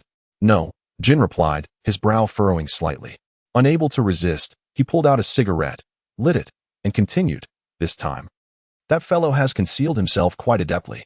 On the day you visited Base 6, there were 8 peripheral members aware of your presence. However, concerning the codename members, we have yet to uncover any leads. Xia Mu Cheng nodded thoughtfully, sensing Bourbon's confidence, yet the seeds of doubt had already been sown. Members operating under code names must possess irrefutable evidence before taking action. To act solely on suspicion would plunge the organization into chaos. Without rules, there can be no order. Is this not evident? We are not law enforcement. I believe there are serious issues concerning Chianti and bourbon. Issues with Chianti? Surely. You are not harboring petty intentions to eliminate her. Henceforth, they must be assigned separate tasks. Jinjiu fell into silence for a moment before inquiring. What leads you to this conclusion? Just a hunch. Let us detain bourbon and Chianti for interrogation, Xia Mu Cheng replied with a yawn, gazing out of the window. Already concocting plans for the two. Jinjiu did not pursue the topic further. Upon noticing Xia Mu Cheng's yawn, he offered a word of caution. Take care of yourself, Baijiu. Play less recklessly. Do not fret. My health is splendid, Xia Mu Cheng retorted. Are there no other codename members in the organization? Why are only we few consistently assigned to tasks? After a considerable silence, Vodka, having not heard the elder brother speak, elucidated, here in Neon, we are the most industrious. The others have different assignments. I still maintain that bourbon poses a problem. Xia Mu Cheng fiddled with his phone, continuing to cast suspicion upon bourbon. Jinjiu exhaled a plume of smoke, his gaze icy. There are indeed traitors within the organization. If you are resolute in your suspicions, then investigate. I will arrange for personnel to assist you. API call failed with status code 429. Error. Code. For 29. Message. Resource has been exhausted, e.g. check quota. Status. Resource exhausted. Xia Mu Cheng gazed around with curiosity. The place ostensibly served as a canning factory. Along the way, they encountered numerous peripheral members. The security here was stringent. Jin, with his hands tucked into his pockets, strode ahead, clad in a black trench coat, his silver hair flowing elegantly behind him. That is Lord Jin, so incredibly cool, exclaimed a young assassin, his eyes sparkling with admiration. My dream is to earn a codename and become Lord Jin's partner. Upon overhearing these whispers, Xia Mu Cheng could not help but smirk. He cast a glance at Jin, only to notice a barely perceptible smile curling at the corners of his mouth. The individual trailing behind was the newly promoted codename member, Baijiu. Shu, are you out of your minds? This is not a topic for us to discuss. Xia Mu Cheng accompanied Jin to the warehouse, where several individuals stood guard at the entrance. Upon sighting Jin, they promptly opened the door. The three entered the warehouse, and as Xia Mu Cheng gazed upon the vast array of weaponry, a flicker of excitement danced in his eyes. Impressive. Jin surveyed the surroundings, a subtle smile gracing his lips. This batch of arms primarily consisted of various high-performance firearms, notably precision sniper rifles and portable submachine guns, encompassing an extensive selection. Additionally, there was a substantial quantity of ammunition, all freshly acquired. API call failed with status code 429. Error. Code. For 29. Message. Resource has been exhausted, e.g. check quota. Status. Resource exhausted. API call failed with status code 429. Error. Code. For 29. Message. Resource has been exhausted, e.g. check quota. Status. Resource exhausted. Xia Mu Cheng swiftly and deftly stuffed an array of jewels and stacks of cash into various bags, a glimmer of excitement evident in his eyes. Vodder busily assisted beside him, their cooperation seamless. Nearby, Jin stood expressionless, gripping a gun, its cold muzzle aimed directly at a balding middle-aged man. The man's face contorted with anguish as he helplessly watched his ill-gotten wealth being plundered, a mix of anger and fear flashing in his eyes. Beside him, a young woman clad in a light nightgown clutched her arms tightly, trembling uncontrollably. Her pallid complexion and wide-eyed terror spoke volumes. Xia Mu Cheng picked up the last folder, nonchalantly tossing it into the bag, then tightened the straps of his backpack, a satisfied smile gracing his features. All set. Is there anything left? Vodder turned to the balding man. Struggling to maintain his composure, the man replied, his voice quivering, No, you have taken everything I own. Jin narrowed his eyes slightly, seemingly contemplating the veracity of the man's words. Withdraw, he commanded, expressionless as he holstered his weapon, then strode forward with the two. The balding man gazed at the bags of wealth in their possession, a surge of resentment flooding his eyes. After years of selling valuable goods, he had painstakingly converted his earnings into cash and jewels for safekeeping, only to find himself back at square one in a single night. API call failed with status code 429. Error. Code. For 29. Message. Resource has been exhausted, e.g. check quota. Status. Resource exhausted. API call failed with status code 429. Error. Code. For 29. Message. Resource has been exhausted, e.g. check quota. Status. Resource exhausted. Without so much as a glance in her direction, Natsuki Makoto pivoted, falling into step with Jin and the others. Witnessing that Natsuki Makoto genuinely intended to spare her, the woman's form dissolved into a boneless heap, collapsing onto the ground. Her hands splayed against the pavement as she gasped for breath. She had been convinced that death was imminent. Yet the man's avowed principle of not killing women had delivered her a reprieve, a true escape from the jaws of death. Thud, rattle, rattle. A dark, spherical object tumbled to a halt before her. The woman, initially stunned, focused her gaze upon it, her pupils contracting violently in response. Boom. The thunderous retort of a grenade's detonation rent the air, and amidst the conflagration, a discreet black sedan sped away. The countenances of the vehicle's 3 occupants remained impassive, betraying a familiarity with such occurrences. Xia Mu Cheng took out his phone to chat with Xiaolan and Akaji Quantum. Are you interested in Baijiu and Maple Leaf coins? Qinjiu pulled out his phone, reviewing his recent task schedule. Yes, shall we go together? I have other tasks to attend to, if you wish to go. I'll leave it to you. Then I shall take charge. A glimmer sparkled in Xia Mu Cheng's eyes. Perhaps it was due to his past hardships that he always had a penchant for making a little extra money. In the dead of night, Xia Mu Cheng returned home. After a refreshing shower, he donned his pajamas and made his way to Ming Mei's room, pushing the door open as it was left unlocked. The hazy moonlight poured into the room, illuminating Ming Mei, who lay in deep slumber, her perfect curves delicately outlined by the sheets. Xia Mu Cheng settled on the edge of the bed, yet she remained in slumber, her alertness remarkably lacking. It seemed that the comfort of her surroundings had rendered her somewhat complacent. Nevertheless, Xia Mu Cheng's role for her was that of a diligent caretaker, a small housekeeper, and a humble cook. With someone tending to the mundane aspects of daily life, many troublesome trivialities could be effortlessly alleviated. Upon returning home, one could indulge in steaming hot meals and enjoy water at the perfect temperature, which undeniably uplifts the spirit. API call failed with status code 429. Error. Code 429. Message. Resource has been exhausted, e.g. check quota. Status. Resource exhausted. API call failed with status code 429. Error. Code 429. Message. Resource has been exhausted, e.g. check quota. Status. Resource exhausted. API call failed with status code 429. Error. Code 429. Message. Resource has been exhausted, e.g. check quota. Status. Resource exhausted. API call failed with status code 429. Error. Code 429. Message. Resource has been exhausted, e.g. check quota. Status. Resource exhausted. API call failed with status code 429.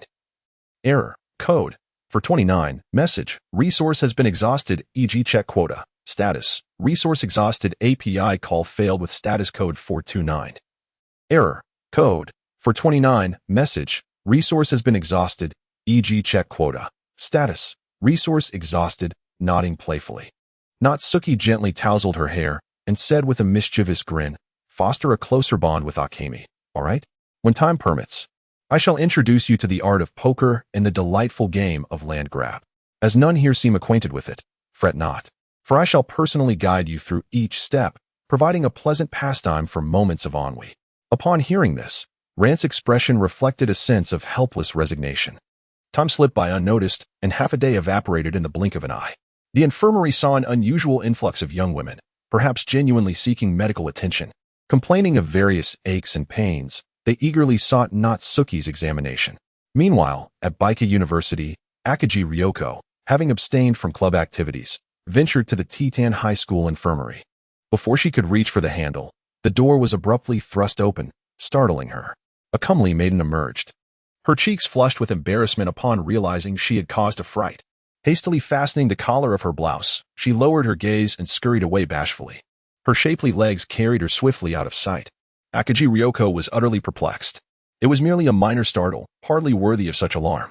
As Akaji Ryoko stepped inside, she found Natsuki emerging, a gentle smile gracing his lips as he wiped his hands.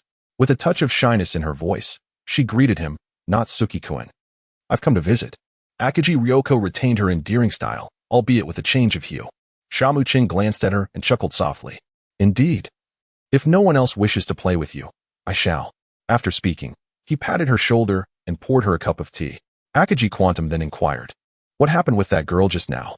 She fell and injured her shoulder by colliding with the table, came the reply. Xia Mu Cheng quietly closed the door and hung up the sign indicating a break. It was already after work hours, and had he not been waiting for Xiaolan, he would have returned home long ago. Observing his actions, Akaji Ryoko couldn't help but fidget with the hem of her skirt, feeling somewhat anxious. In truth, they often engaged in conversation and had developed a close friendship.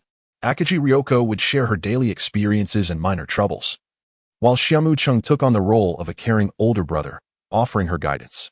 Now, as Xia Mu Cheng sat beside her, indulging in casual conversation, Akagi Ryoko gradually became accustomed to such intimate proximity. The fact that the girl had traveled such a distance to spend time with Xia Mu Cheng undoubtedly indicated her strong affection for him. As she inhaled the distinct fragrance that belonged to Xia Mu Cheng, her heart raced, and with a slight tilt of her head, she gazed at his handsome face, momentarily entranced. API call failed with status code 429. Error. Code. For 29. Message. Resource has been exhausted, e.g. check quota. Status. Resource exhausted. API call failed with status code 429. Error. Code. For 29. Message. Resource has been exhausted, e.g. check quota. Status. Resource exhausted. API call failed with status code 429. Error. Code. For 29. Message. Resource has been exhausted, e.g. check quota. Status. Resource exhausted. API call failed with status code 429. Error. Code. For 29. Message. Resource has been exhausted, e.g. check quota. Status. Resource exhausted. API call failed with status code 429. Error. Code. For 29. Message. Resource has been exhausted, e.g. check quota. Status. Resource exhausted. Xia Mu Cheng gently embraced Akagi Liangzi, savoring her warmth in the rhythm of her heartbeat. Gradually, Akagi Liangzi began to relax, reciprocating Xia Mu Cheng's kiss. Time seemed to dissolve as they slowly parted ways. Akagi Liangzi nestled her head against his chest, her eyes brimming with shyness. "Liangzi, let us take a nap," Xia Mu Cheng said, lifting her effortlessly and carrying her into the resting room. Akagi Liangzi's mind went blank, her small hands clasped tightly against her chest. Utterly at a loss, Xia Mu Cheng gently placed Akagi Riko upon the bed in the lounge, while Akagi Riko shyly lowered her head, unable to meet his gaze. Observing the girl's adorable and bashful demeanor, Xia Mu Cheng chuckled heartily, planting a playful bite on the delicate nape of Akagi Riko's fair neck. Her pupils constricted slightly, mist gathering in her eyes, as her hands instinctively encircled Xia Mu Cheng's neck. In the karate club, Xiaolan changed back into her original attire, walking side by side with Yuanzi. Having just concluded their exercise, the two girls sported healthy flushes on their cheeks, akin to vibrant flowers blooming in spring. "Hey, tomorrow is Valentine's Day. Xiaolan, have you prepared chocolate for your incredibly handsome boyfriend?" Yuanzi inquired, her tone laced with envy as she gazed at Xiaolan. Xiaolan's lips curled into a proud smile. "Yes, I have something prepared." "Really? I'm so curious about what kind of chocolate it will be." Yuanzi's eyes sparkled with intrigue. "Hiki, I can't reveal that." Xiaolan teased. "What about you, Yuanzi? Do you have someone you like?" "Not at all. Ever since I met your boyfriend, my standards have soared significantly," Yuanzi replied with a resigned sigh. Since Xiaolan started dating, their time together had diminished, as they clung to each other whenever there was a break. "Yuanzi, you mustn't entertain any strange thoughts." Xiaolan's large eyes suddenly flashed with a hint of caution. Yuanzi had always been fond of handsome men, which made Xiaolan somewhat wary. Fortunately, Xia Mu Cheng held no romantic feelings for Yuanzi. "I'm not that kind of person," Yuanzi retorted casually. Yet her mind involuntarily drifted back to that dream she had the other day. Feeling a twinge of guilt, she instinctively scratched her head. The sensation had been utterly delightful. Just as men fantasize about their ideal wives, Yuanzi too harbored a sliver of daydreams. She couldn't even begin to imagine how marvelous it would be to hold Xia Mu Cheng and drift into slumber together. Yuanzi gently wiped her nose, relieved that there was no sign of a nosebleed. Upon arriving at the infirmary, they found the door securely locked. Xiaolan blinked, a large question mark appearing above her head. Meanwhile, Akagi Riko lay like a lazy kitten, snugly nestled in Xia Mu Cheng's warm embrace. API call failed with status code 429. Error. Code 429. Message. Resource has been exhausted, e.g. check quota. Status. Resource exhausted. Xia Mu Cheng curiously held the cigarette in his hand, meticulously examining it. The exterior of the cigarette case was white, adorned with delicate emerald green patterns reminiscent of jade. Upon opening the case, he discovered 20 pristine white cigarettes arranged neatly within, each similarly embellished with the verdant motifs, emanating a refreshing aroma of grass and wood. It possessed two effects, usable once a day. At first glance, it appeared to be an ordinary cigarette. However, in truth, it was a miraculous remedy for pulmonary ailments. Moreover, it was devoid of nicotine and tar, substances detrimental to human health. Xia Mu Cheng, unable to restrain himself, gently ran his fingers through the silky, smooth hair of Akaji Liangzi. This passive effect held little significance for him. However, the active effect was something that certainly warranted thorough exploration. Suddenly, the shrill ringtone of his mobile phone pierced the air. Akaji Liangzi shivered slightly and pressed herself more firmly against Xia Mu Cheng, unabashedly seeking the warmth of his embrace. "It's Xiaolan. I'm busy outside and may not return until tomorrow," she murmured, her eyes narrowing slightly as she relished the warmth enveloping her in Xia Mu Cheng's arms. Once he ended the call, she inquired softly, her voice as gentle as flowing water, who was on the other end. "API call failed with status code 429. Error. Code.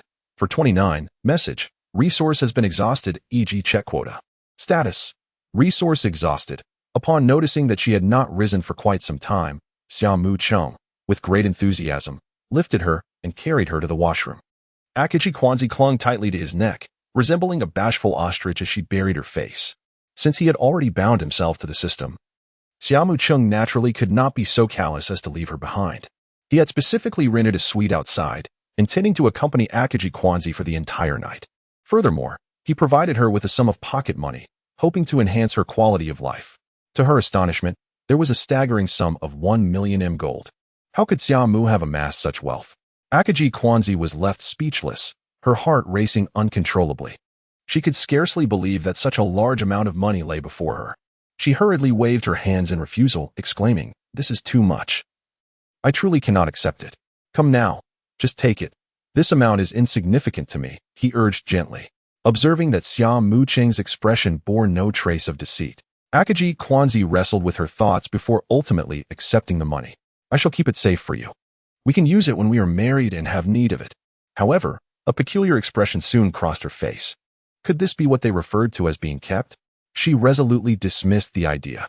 Images of the rumors surrounding wandering girls flitted through her mind, those who had lost themselves for the sake of money. She certainly did not wish to become one of them.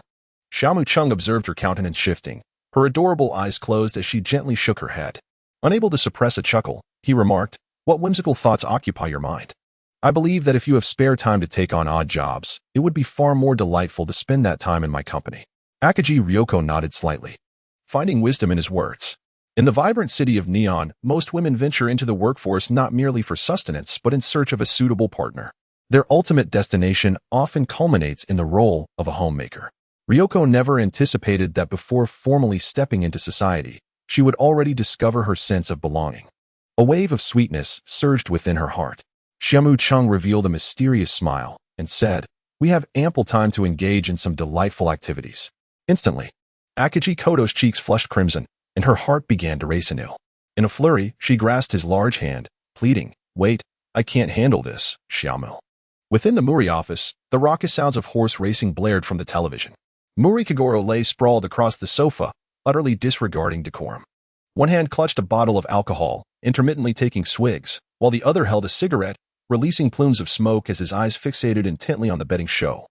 Embodying the image of a disheveled middle-aged man. Beside him, Conan sighed in resignation. The acrid scent of smoke invaded his nostrils, prompting an involuntary cough. The office was thick with smoke, littered with empty beer cans strewn haphazardly across the floor and tables, an absolute mess. Conan's expression soured. He had exerted tremendous effort to infiltrate Rand's home, only for her to unexpectedly move away, shattering his idealized vision of domestic bliss. Now, he not only had to assist Muri Kagoro with laundry, but also missed out on savoring the delectable meals prepared by Rand. Resorting instead to dining at the CAF downstairs with Muri Kagoro, Conan patted his chest, stroking his chin, lost in profound contemplation. The amusement park incident involving the enigmatic black-suited individuals yielded no leads. Despite meticulously scrutinizing the surveillance footage from that day and beseeching his father to investigate, he had come up empty-handed. Was that mysterious organization truly so formidable? He could only hope for serendipity in encountering a case linked to the black-clad figures in the future. As for the complications living in Muri Kagoro's household might pose for this befuddled detective, he had yet to consider. Lost again! Muri Kagoro exclaimed in exasperation. What a wretched horse. I thought I could finally strike it rich this time. raking his fingers through his disheveled hair. He felt the weight of Conan's living expenses slipping away. Observing Conan's mature demeanor, he felt a sudden urge to vent his frustration on something. Conan, still deep in thought, was suddenly enveloped by a shadow. He slowly came to his senses, looking up to see Muri Kagoro peering down at him. Hey, you can cook, right? Go whip up something to eat. Huh, aren't we eating downstairs? Conan queried, puzzled. Dining downstairs is free, isn't it? Muri Kagoro replied, pulling him to his feet and pushing him toward the kitchen. But my dad gave me an allowance. Don't worry about that. Just cook. Fine, Conan retorted. Thus, after a day filled with lightheartedness, time quietly advanced to the following noon. It was Valentine's Day, and the young women were meticulously preparing chocolates, each exquisite piece carrying their heartfelt affections, eagerly anticipating the chance to bestow this sweetness upon their beloveds. In the infirmary, Ran maintained a calm demeanor, unhurriedly dismissing the flirty distractions around her. Having experienced such encounters numerous times, she had grown accustomed to it. Meanwhile, Sonoko fiddled with an abundance of chocolates cluttering the table. Letting out a sigh, she had made chocolates as well, but was uncertain whom to gift them to. Ran, two muscular handsome guys invited me to a Valentine's singles party yesterday. Want to join? No, I'm content with just Shinichi. Ran shook her head. Her heart reserved for only one person. Moreover, it was a singles party. What would she do there? But I want to go and see if I can find a charming guy. Sonoko exclaimed, enviously observing Rant's blissful demeanor. Just like in the dorms. Seeing the guys next door video chatting daily would make anyone anxious. Then we should go together, Xia Mu Cheng interjected. A Valentine's murder mystery. This case holds significant importance for Conan. We must attend and bring him along. Eh? Ran expressed her curiosity. Are we going to be the ones suffering from love? That would be inappropriate, Xia Mu Cheng reassured her. We'll simply pretend to be ordinary friends. No need to worry, it will just be for Sonoko's amusement. Understanding his intentions, he gently stroked her hair, smoothing out the stray strands. Of course, let's go together, Sonoko chimed in, pretending to be an ordinary girl seeking true love. She added, somewhat anxiously, but you two mustn't get too close, all right? Very well, Xia Mu Cheng's request was one Ran could not refuse, no matter how peculiar it seemed. Xia Mu Cheng delicately held the heart-shaped chocolate crafted by Xiaolan and popped it into his mouth. It was undeniably sweet. Yet, not wishing to disappoint her, he tearfully consumed the confection. Xiaolan's bashful demeanor was utterly enchanting. It was evident that this Valentine's Day would surely culminate in a joyous evening. Meanwhile, Conan had finally concluded his classes. He had exerted considerable effort to extricate himself from the clutches of the playful little rascals. Humph, I am a student detective, Shinichi Kudo. How could I stoop to engage in children's games? Conan hurriedly made his way to the office. As he navigated through the bustling streets, he observed the throngs of couples strolling by, his gaze filled with confusion.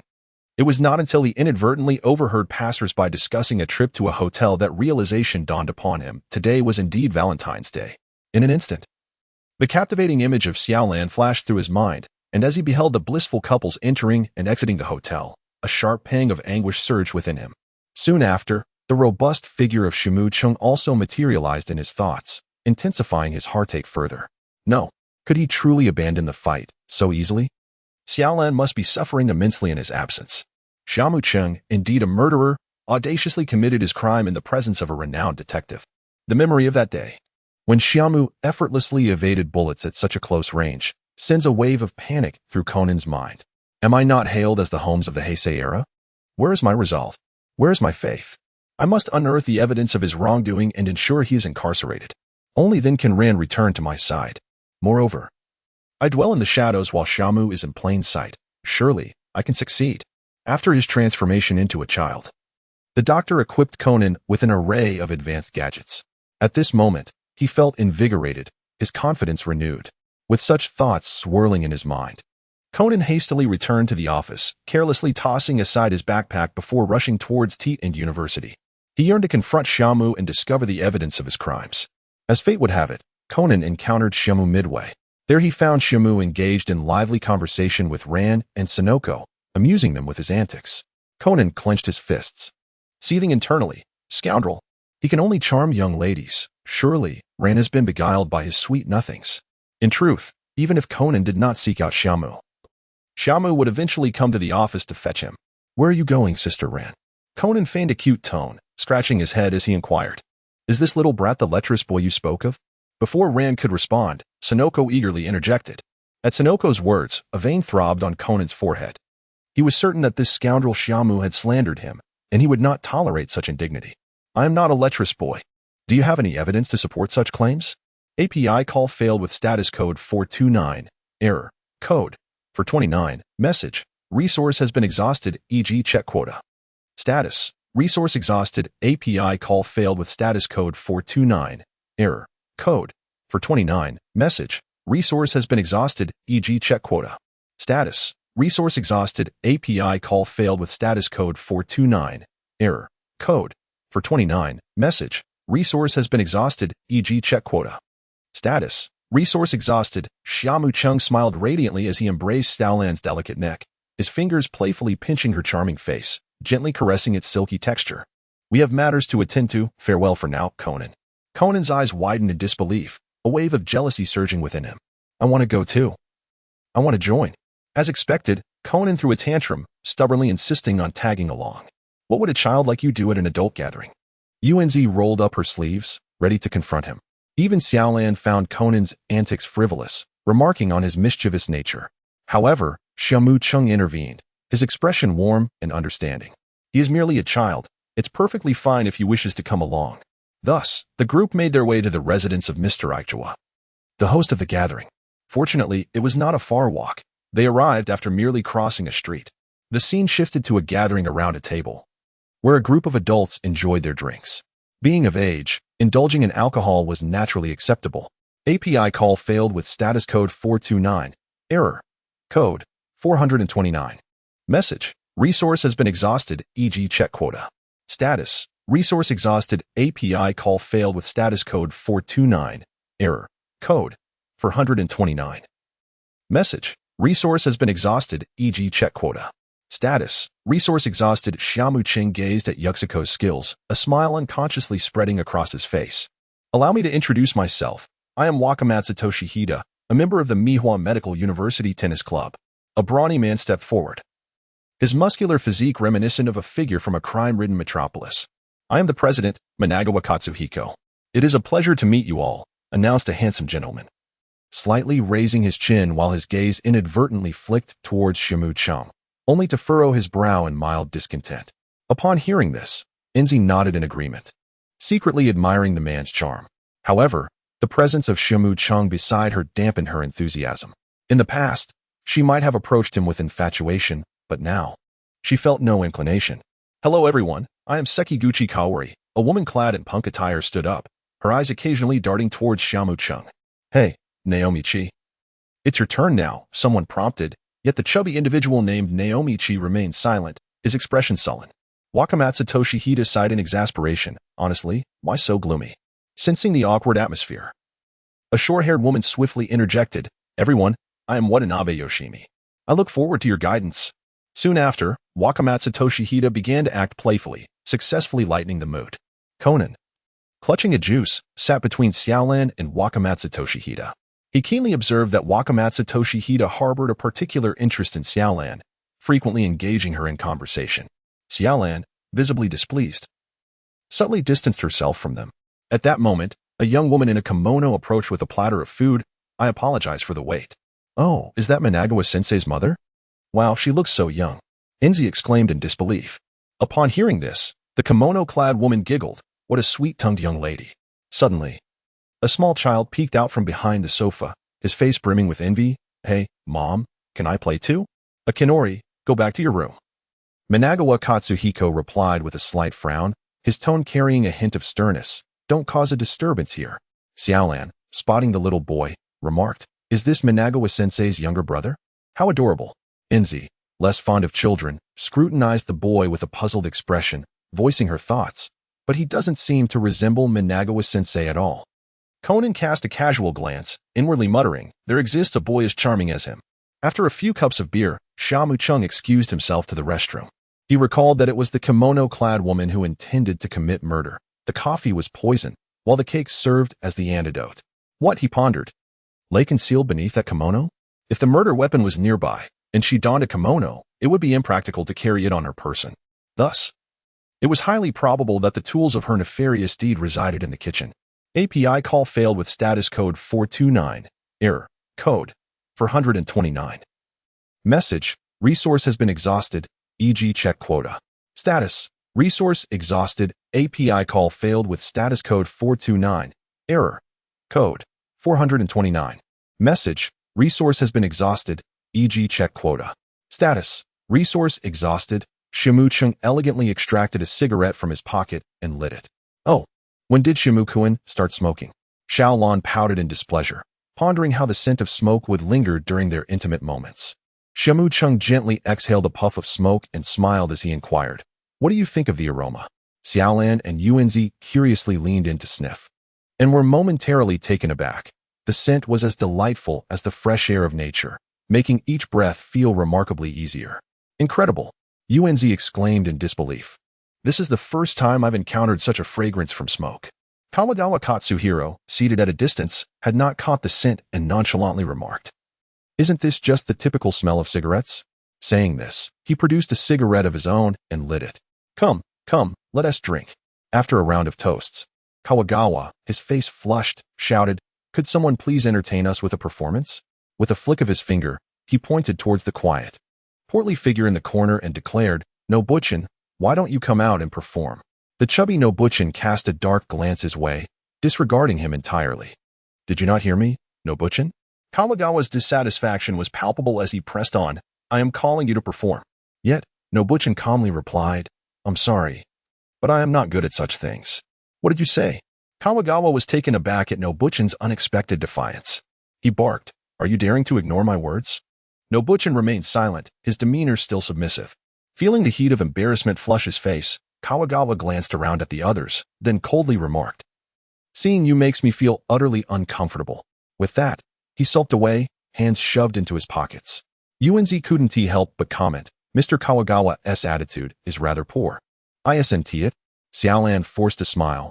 Feeling that the atmosphere was far from enjoyable, she perceived a lack of any normalcy among those present.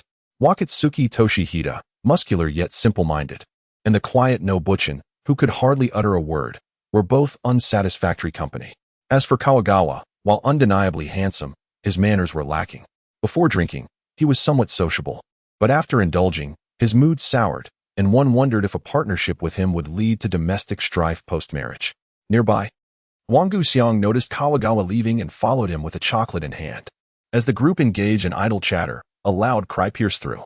A young woman in a kimono rushed over, snatching a piece of chocolate from a small child and exclaiming, "Akin, did I not tell you that you cannot eat such sweet things? Your cavities have yet to heal." The child, looking pitiful, explained, "But it was given to me by Sister Xiang." Upon witnessing this, Xia Mu Cheng covered his mouth with his hand and whispered something to Xiaolan. Surprised, she glanced at him and nodded. Wakatsuki Toshihida, noticing Xia Mu Cheng and Xiaolan whispering, felt a twinge of discontent, wishing for Xiaolan's chocolate for himself. He then attempted to engage her. "May I ask, dear Xiaolan, do you prefer tea ceremonies or flower arranging?" Conan rolled his eyes and interjected, "She enjoys karate." "Surely, Miss Xiaolan would not partake in such a rough activity, would she?" Wakatsuki expressed disbelief, unable to fathom how such a pure and lovely girl could be involved in karate. At that moment, Xiaolan cast a mild glance at Conan and affirmed, "It's indeed karate." Taken aback, Wakatsuki chuckled awkwardly, "I cannot believe Miss Xiaolan truly likes karate. It is utterly unexpected." Observing the muscular man's expression, Xiaolan offered a smile that was both awkward and polite, before turning away, signaling that this was the perfect opportunity to seize. API call failed with status code 429. Error. Code 429. Message. Resource has been exhausted, e.g. check quota. Status. Resource exhausted. API call failed with status code 429. Error. Code 429. Message. Resource has been exhausted, e.g. check quota. Status. Resource exhausted. Xia Mu Cheng displayed a Tom-like sinister expression, emitting a silent, eerie chuckle. "The curse sticker, please do not let me down." The unresponsive Wakamatsu Toshihida bore the sticker of misfortune, while Conan, in stark contrast, could not help but shiver. A sense of impending doom enveloped him as he furrowed his brow and scanned his surroundings, yet found nothing amiss. He gently shook his head, pondering whether he was merely being overly cautious. Conan frowned and took a sip of tea. Suddenly, a wave of unease washed over him, and vivid images flooded his mind. Those two robust shadows bouncing incessantly within. Conan's gaze became vacant as he slightly tilted his head towards Wakamatsu Toshihita, who shared a similar physique. A spark of realization ignited within him, and he swallowed hard.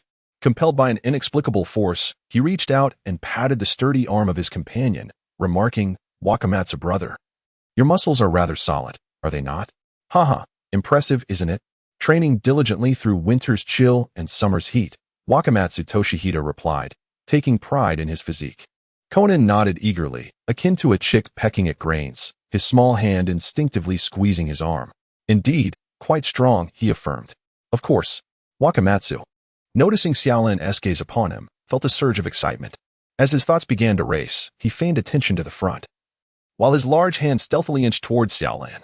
Suddenly encountering a delicate hand, one he had never held before, he instinctively assumed it belonged to Xiaolan.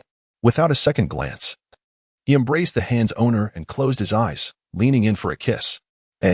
Xiaolan, who had been quietly seated on the tatami mat, suddenly appeared to be struck by overwhelming shock, as if transformed.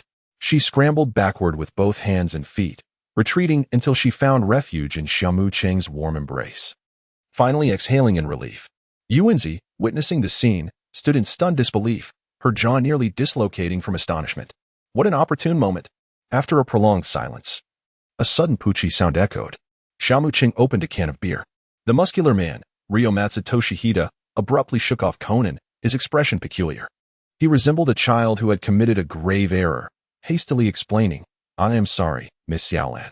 He was eager to clarify the mistake he had just made regarding the target of his attention. However, Xiaolan and Yuanzi, like frightened fawns, swiftly sought refuge behind Xia Mu Cheng, their beautiful eyes filled with terror as they gazed at him. This scene left Ryomatsu Toshihita momentarily speechless. He swallowed hard, uncertain of how to proceed. Meanwhile, Conan, having been shoved aside, collided with the wall, leaving him slightly dazed, his gaze vacant as if his soul had momentarily departed his body. "All right, everyone, come over for some snacks." A voice suddenly rang out, shattering the peculiar atmosphere.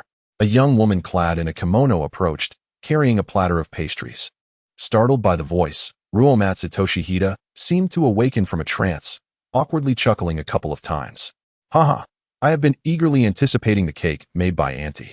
The kimono-clad woman covered her mouth with a gentle laugh and replied, "I wonder if it suits your taste. Do come and try it." With that, she warmly beckoned those nearby to join her for refreshments. Conan, still in a daze, returned to his seat, his eyes fixated on the delectable cake. Unable to restrain himself, he instinctively extended his tongue and slowly licked around his lips, resembling a little beast enticed by a delicious treat, quite comical. Everyone's attention was drawn to the snacks distributed by the kimono-clad woman. Xia Mu Cheng, however, stood at a distance with Xiaolan in his embrace, feigning ignorance to the greeting from the kimono-clad woman. As Yuanzi was about to approach, Xia Mu Cheng firmly grasped her arm. Instantly, a blush tinged Yuanzi's delicate face as she turned to pout playfully. "Shimu-kun, Xiaolan is still here." Upon hearing this, Xiaolan's expression darkened slightly, her gaze directed coldly towards Yuanzi. API call failed with status code 429. Error. Code. For 29, message. Resource has been exhausted, e.g. check quota. Status. Resource exhausted. Xia Mu Cheng released Yuanzi and promptly turned his gaze towards the group gathered by the table, preparing to indulge in cake. His eyes turned icy in an instant, and he retrieved the last of his misfortune stickers, flicking it gently. The sticker shot forth like an invisible bolt of lightning towards Wakamatsu Toshihita, seamlessly integrating into his body. At that moment, Wakamatsu was burdened with 2 misfortune stickers. A woman clad in a kimono hastily picked up a piece of cake, feeding it to her son, who bore the unfortunate distinction of having cavities. This scene, however, did not escape Conan's notice. A flicker of confusion crossed his mind. Had it not been previously stated that the child had dental issues? Nevertheless, he was soon captivated by the delectable cake before him and began to devour it eagerly. Watanabe Yoshimi glanced at the untouched cake in front of Michikawa Katsuhiro, her concern evident as she inquired, "Why aren't you eating the cake?" Michikawa merely shrugged, his tone indifferent as he replied, "I do not fancy sweets." With that, he reached for a cigarette, preparing to light one. Watanabe quickly cautioned, "Katsuhiro, do not smoke so much." "Are you always this nagging?" Michikawa interrupted impatiently, suddenly recalling that this woman was someone he held in considerable regard. He covered his head with his hand and, in a somewhat apologetic tone, said, "My apologies." I may have had a bit too much to drink. Meanwhile, Wakamatsu paid no heed to their exchange.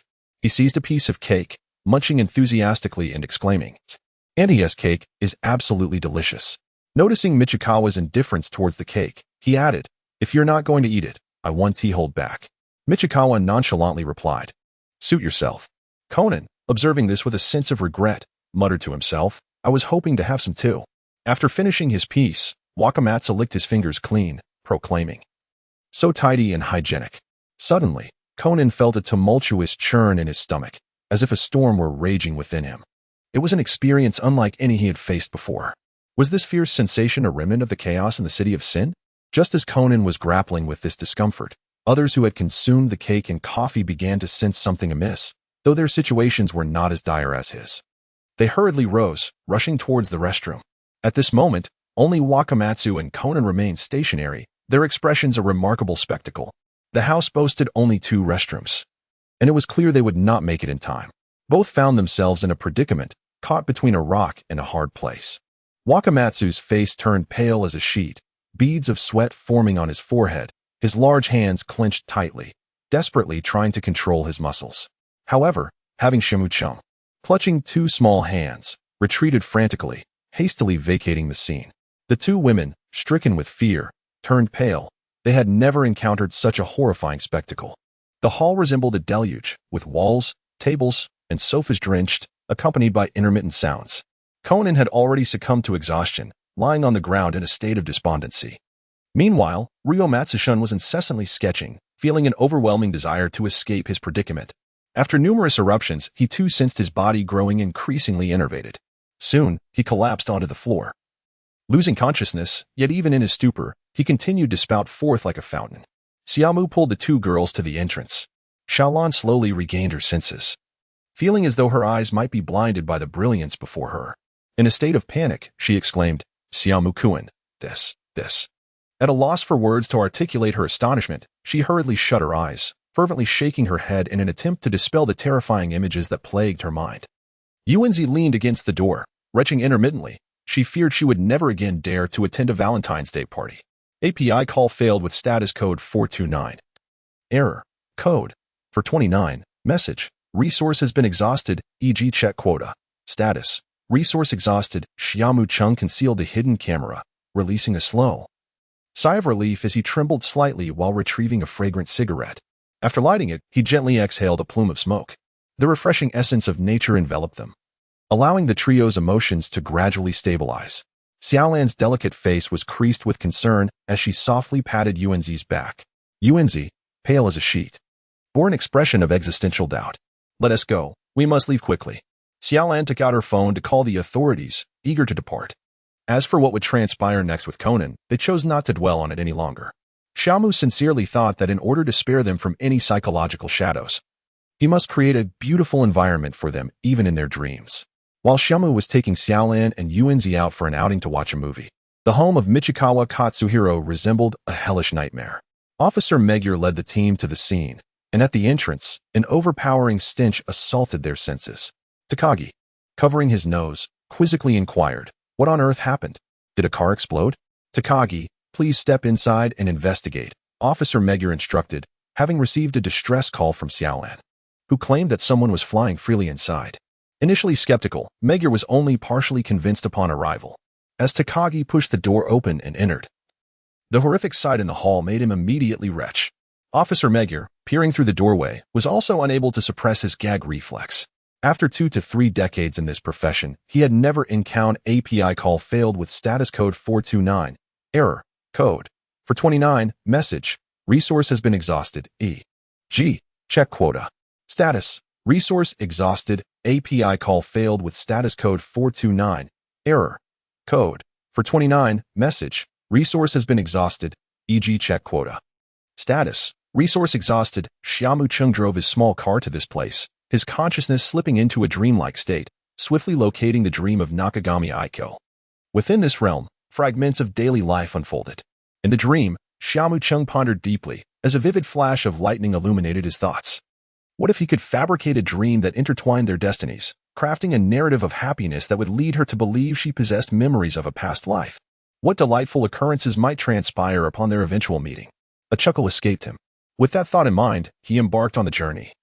The dream commencing in an era long past, specifically the tumultuous Sengoku period of neon lights, a time marked by the fragmentation of power among numerous warlords. API call failed with status code 429. Error. Code. For 29. Message. Resource has been exhausted, e.g. check quota. Status. Resource exhausted. Xia Mu Cheng incorporated a myriad of vignettes, such as climbing trees, catching fish, and engaging in playful games of make-believe. As the two matured, their union in marriage unfolded naturally. Xia Mu Cheng, filled with lofty aspirations, yearned to carve out a realm of peace for the common people amidst the chaos of war. Meanwhile, Nakasono Aiko, though a woman, possessed a courage and tenacity that rivaled that of any man. She silently supported Xia Mu Cheng, undeterred by the perilous path ahead. The brutality of warfare was undeniable. As the enemy surged forth, Xia Mu Cheng donned his armor and rushed into battle. Nakasono Aiko stood atop the city walls. Gazing at his receding figure, her heart enveloped in silent prayer. She understood the gravity of this potentially fatal conflict, yet firmly believed that their love could conquer all. On the battlefield, Xia Mu Cheng fought valiantly against the foes, his thoughts ever anchored to Nakasono Aiko. He realized that he could not falter. He fought for her, for their shared future. After a fierce confrontation, Xia Mu Cheng returned home, albeit gravely wounded. Drawing upon his indomitable spirit, he persevered. Upon seeing the battered Xia Mu Cheng, Nakasono Aiko felt her heart wrench in anguish. She devoted herself to his care, never leaving his side day or night. Under her gentle ministrations, Xia Mu Cheng gradually healed. As time flowed on, the war persisted, yet the love between Xia Mu Cheng and Nakasono Aiko grew ever more resolute. Together, they traversed each arduous day, inscribing their own legend with love and courage. Regardless of the storms that lay ahead, they vowed to hold each other tightly, never to part. However, fate often weaves a tapestry of despair. In a particularly brutal battle, Xia Mu Cheng's faction suffered a devastating blow. API call failed with status code 429. Error. Code. For 29. Message. Resource has been exhausted, e.g. check quota. Status. Resource exhausted. Xia Mu Cheng struggled to hold on to his last breath as he laboriously returned to Nakayama Aoko's side. The moment he collapsed into Aoko's embrace, her tears flowed uncontrollably. My beloved, please do not leave me. Without you, what am I to do? Aoko choked on her sobs. Xia Mu Cheng's lips moved slightly as he murmured in an almost inaudible voice, Do not weep, my beloved. If there is a next life, we shall surely meet again. In that time, there will be no strife, only tranquility and joy. Qingzi sobbed uncontrollably. Very well, in the next life, we must meet again. I will wait for you, no matter how long it takes. API call failed with status code 429. Error. Code. For 29. Message. Resource has been exhausted, e.g. check quota. Status. Resource exhausted. Xia Mu Cheng's eyes gently closed, and his hand slipped from Qingzi's grasp. Qingzi looked skyward, weeping bitterly. In this chaotic world, her heart seemed to shatter alongside Xia Mu Cheng's departure. She tenderly laid him down, rising to her feet with a gaze that emanated resoluteness. As she surveyed the surrounding flames of war and the ruins, despair filled her heart. She understood that a world devoid of Xia Mu Cheng held no significance for her. Slowly, Qingzi moved aside, discovering a short sword. She returned to Xia Mu Cheng's side, gazing at him tenderly, as if he were merely in slumber. Husband, wait for me. In the next life, we shall rekindle our bond, she whispered. With those final words, she plunged the short sword into her chest and gradually collapsed onto Xia Mu Cheng's body. Xia Mu Cheng regained his consciousness and couldn't help but chuckle. Perfect. Even he was moved to tears, wasn't he? It had been a few days since he last saw Fei Yingri, and he had yet to acquire her skills, which indicated that her heart was not fully devoted to him. Fei Yingri held a deep affection for him, and they had already exchanged words, coupled with the subtle hints from his dreams. Thus, tonight, he would make an extra effort. Fei Yingri sat at home, her emotions tangled, as Xia Mu Cheng's face occasionally flashed through her mind. Today was Valentine's Day, and even Xiaolan had not returned home for the night, claiming she was staying at Yuanzi's house, which cast doubt on the truthfulness of her statement. Suddenly, a message pinged in. Champagne, I'm downstairs with the white wine. A smile crept onto Fei Yingri's lips as she replied to the message. She stood before the fitting mirror, her perfectly curvaceous body strikingly pale. A subtle grin formed as she retrieved a burgundy short skirt from her wardrobe. Xia Mu Cheng did not disguise himself this time. He patiently awaited her arrival. It is well known that women often take great care in their appearance, particularly in such moments. At last, a woman of exquisite charm gracefully settled into the passenger seat. Xia Mu Cheng turned his head to scrutinize, and in an instant, his eyes sparkled with astonishment. There she stood, her chestnut-hued, tousled waves cascading freely over her shoulders. Her graceful figure was elegantly enveloped in a wine-red gown, the bold contours reminiscent of a rose blooming in the dark of night, exquisitely lush. The black stockings perfectly accentuated the delicate lines of her slender calves, adding an irresistible allure. Why summon me out at such a late hour? Fei Yingli, adorned with contact lenses, wore a faint, elusive smile at the corner of her lips, while her autumn water-like eyes shimmered with an enchanting allure that stirred the heart. Xia Mu Cheng calmed the tumult within his heart and smiled as he said, "Champagne, every time I see you. It feels as though I am gazing upon the most exquisite scenery in the world. The reason I invited you out at this late hour is that there is a place of great intrigue, one that I believe you might find delightful." Fei Yingli's eyes glimmered with a hint of anticipation, and her lips curled into a subtle smile. "Oh, you seem quite confident. I am curious to see what this place is. It wouldn't happen to be a hotel, would it?" Although Natsuki Makoto harbored such thoughts, he merely replied, "Of course not. You'll find out soon enough." Fei Yingli let out a soft hum. Yet a subtle glimmer of delight flickered in her eyes. "Then I shall momentarily place my trust in you. However, should it prove unamusing, you must contemplate how to make amends."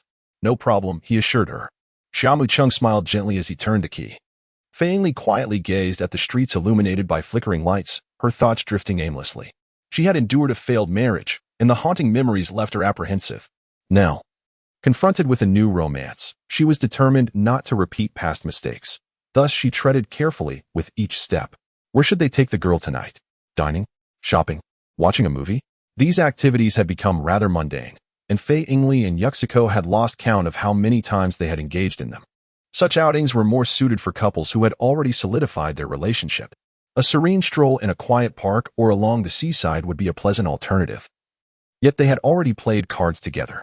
Therefore, they needed to seek out experiences she had never encountered, something sufficiently thrilling and exhilarating. The bridge effect. When one timidly traverses a suspension bridge, it is the perfect moment for unexpected feelings to blossom.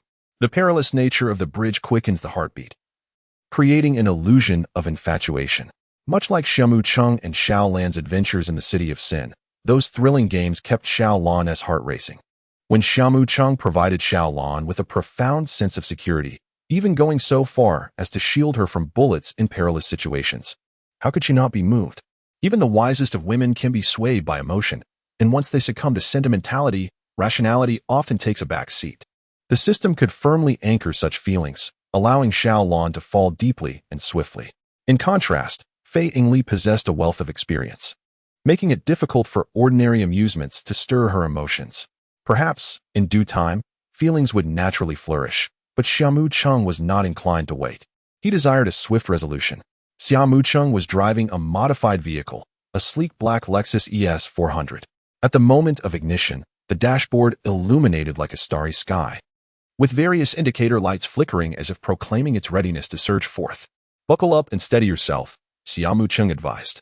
Fei Yingli seemed to sense something, her small hand instinctively grasping the armrest with a tight grip. Xia Mu Cheng pressed down on the accelerator, and the engine erupted with a low, powerful growl, akin to a slumbering beast suddenly awakened. As the engine's revolutions rapidly increased, the car trembled slightly, gathering strength for the impending surge. Then, with a swift motion, Xia Mu Cheng yanked the handbrake while deftly maneuvering the steering wheel, causing the vehicle to carve a dazzling arc in place, accompanied by the shrill sound of friction, launching forward like a bolt from the blue. "Ah," Fei Yingli exclaimed, playfully scolding, "you scared me to death." "Haha," Xia Mu Cheng chuckled, unperturbed by her reaction, noting her heightened emotions. At this hour, the roads were relatively empty, with the occasional sighting of delinquent youths riding peculiar motorcycles along the streets.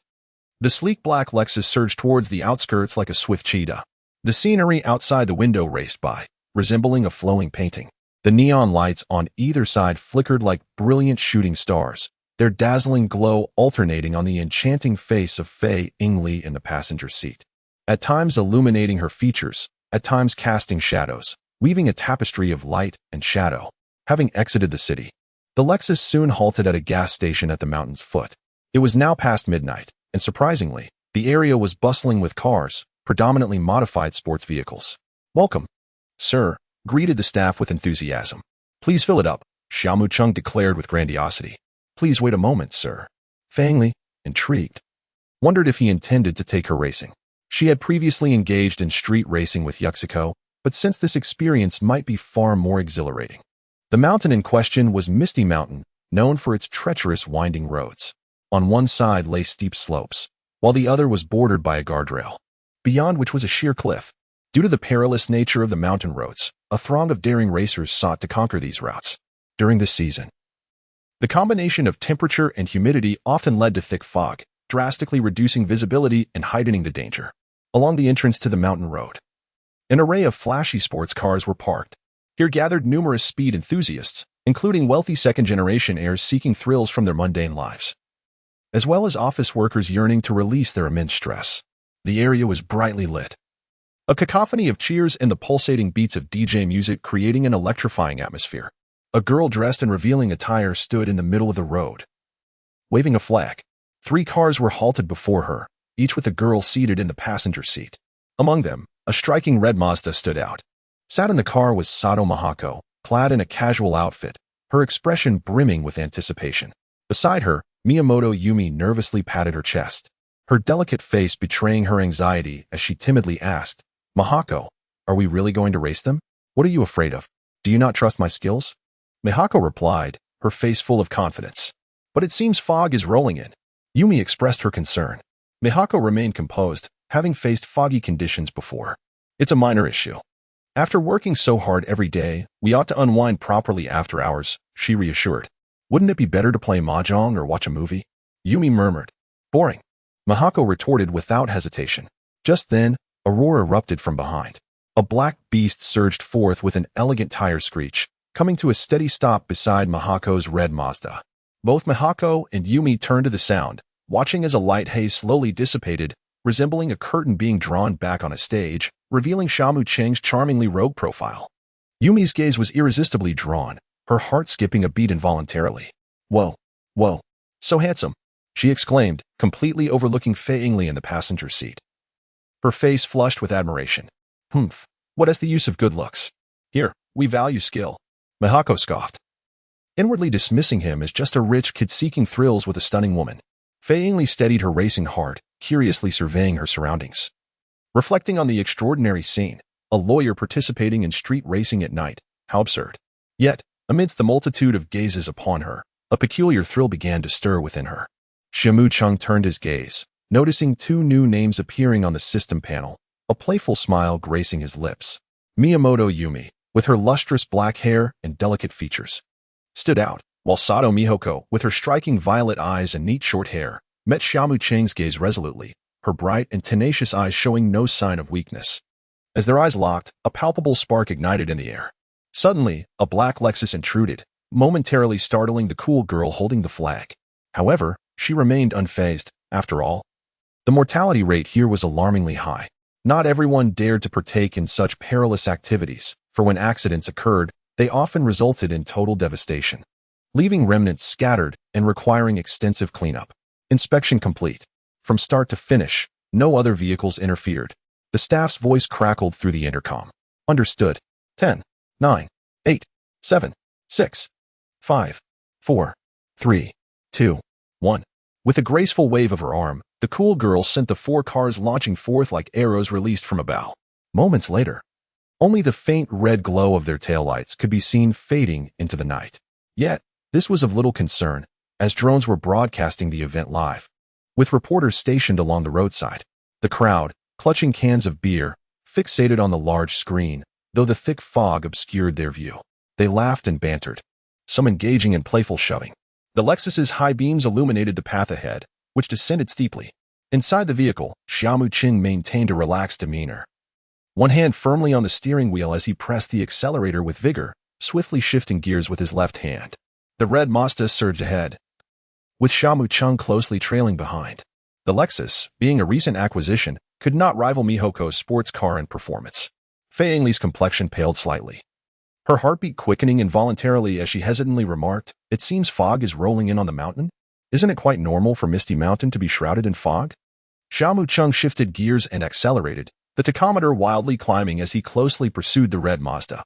The mountain road was exceedingly narrow, only allowing two vehicles to pass side by side under normal circumstances. In a racing context, the leading car would obstruct the middle, leaving no space to overtake. It was only during the bends that an opportunity to pass would arise. Thus, Xia Mu Cheng could only hope to surpass her on the curves. Miko cast a fleeting glance at the rearview mirror, noticing the rapid linear acceleration. Her formidable 380 horsepower was no mere decoration. It afforded her a distinct advantage right from the start. The two cars trailing behind were mere supporting characters, their drivers lacking the courage to compete. Ahead lay the first bend. A true contest would commence as they entered. Miko slightly reduced her speed, deftly applying the brakes and then the accelerator. She effortlessly drifted through the turn, Xia Mu Cheng skillfully following her in a smooth slide. To his surprise, the Mazda driver exhibited considerable prowess. Himagairai couldn't help but bite her lip, her body swaying with the car's drift, feeling an exhilarating thrill. As the elegant sound of the blow-off valve echoed from behind, Miko's expression turned serious. He could keep up to the turn? Yet, this was merely the first curve. The road stretched endlessly before them. They approached another two bends. Her blood surging with adrenaline. This was the sensation she craved. A wild glint danced in Miko's eyes. Miyamoto Yumi dared not utter a word. The guardrail loomed just outside her window, filling her with dread. Due to the thick fog, the aerial footage captured by drones appeared somewhat hazy. Nevertheless, the two vehicles' red taillights were unmistakably close together. The red and black cars raced down the highway, while the observers on the roadside were buffeted by the wind, their clothing flapping audibly. One quickly seized the radio to report, incredulous at the speed maintained despite the dense fog. The Black Beast's engine roared fiercely. Seiji Natsuki possessed the potential to surpass her, yet engaging in recreational pursuits demanded a certain thrill. Should he have achieved a swift triumph from the outset? Eri Kisaki would have perceived it as effortless, devoid of that exhilarating sensation. Gazing at the indistinct highway outside, Eri's complexion initially bore a pallid hue. Gradually transitioning as her adrenaline surged, her heart rate quickened, and her fair cheeks flushed crimson. She suppressed her vocalizations, refraining from disrupting the moment. Miwako's performance was unprecedentedly exceptional, verging on extraordinary. However, a subsequent ascent, replete with winding curves, ensued. Beads of perspiration began to form on her brow as she became acutely aware of the ominous presence shadowing her, maintaining a consistent pace. Ahead lay a series of hairpin turns, a quintuple cascade of bends. Yumi's eyes widened in alarm, inwardly screaming of imminent peril, urging an immediate deceleration. I shall not be defeated. I shall cast you off here. Miwako focused intently, her palms slightly moist as she shifted gears.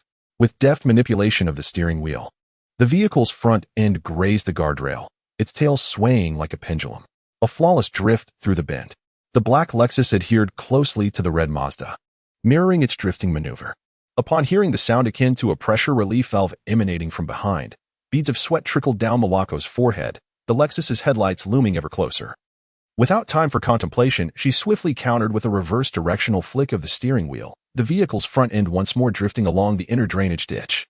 Astonishingly, it clung tenaciously to her through each bend. Attempting an inner overtaking maneuver, Miwako skillfully maneuvered the Mazda to effectively impede the Lexus's progress. Eri could no longer restrain herself, emitting a piercing shriek, a blend of terror and exhilaration.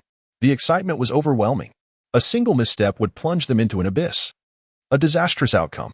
API call failed with status code 429. Error. Code. For 29. Message. Resource has been exhausted, e.g. check quota. Status. Resource exhausted. API call failed with status code 429. Error. Code. For 29. Message. Resource has been exhausted, e.g. check quota. Status. Resource exhausted. In a display of audacious driving, Natsuki Makoto abruptly engaged the handbrake at an exorbitant velocity, initiating a synchronized drift that sent both vehicles careening sideways into the bend. Miwako, caught momentarily off guard, was yet to countersteer in preparation for the subsequent turn. The Lexus, however, executed a series of drifts from the outside, negotiating the bend at a hair-raising speed of 200 miles per hour. At the third bend, Natsuki's vehicle flowed through the drift with uncanny grace, its chassis aligning perfectly with the front of Miwako's car.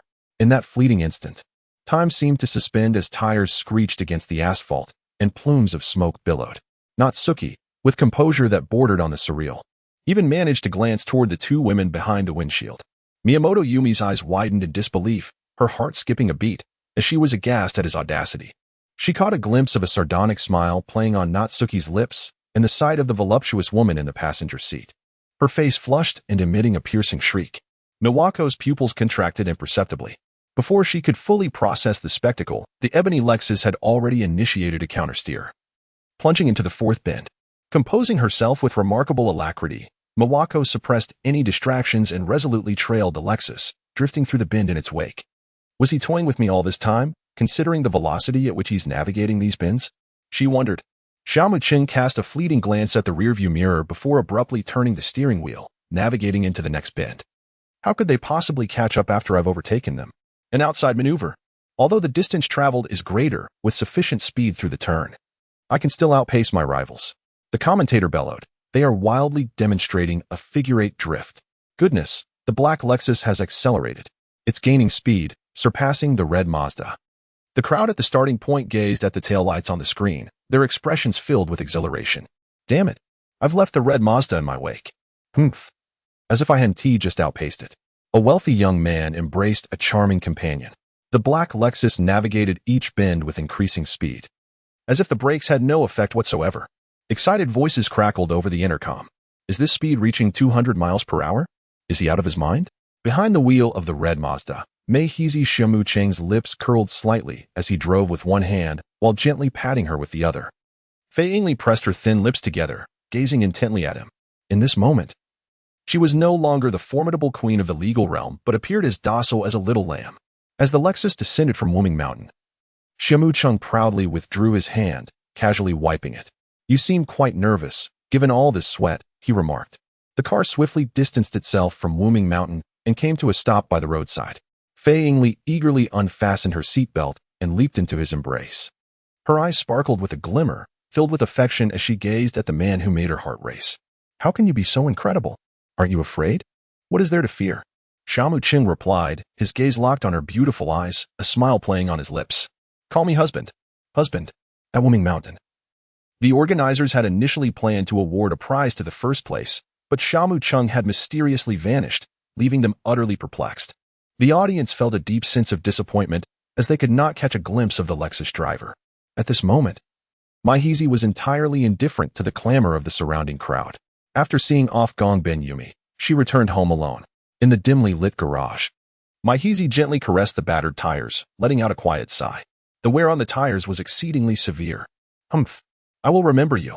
Unbeknownst to Xia Mu Cheng, who was etched into her memory, he shivered involuntarily. As the Lexus returned to the city, its speed gradually slowed. API call failed with status code 429. Error. Code 429. Message. Resource has been exhausted, e.g. check quota. Status. Resource exhausted. Xia Mu Cheng silently powered down the system, inwardly muttering to himself. This device is purely tormenting, isn't it? I wonder if it would hurt little Lon. Perhaps it wouldn't inflict much harm on the luckiest one. The Fei family's residence has restricted access, making entry inconvenient. Thus, Xia Mu Cheng rented a suite for her.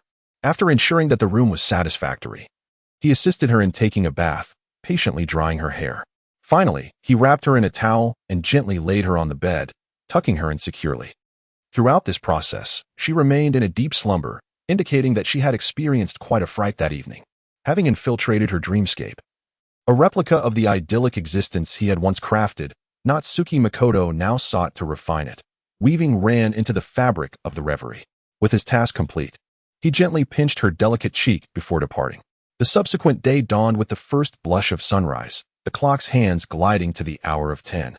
Upon the expansive bed, the alabaster sheets draped over an exaggerated curvature, coffee-colored tresses cascading across the pillow, painting a tableau of languid repose.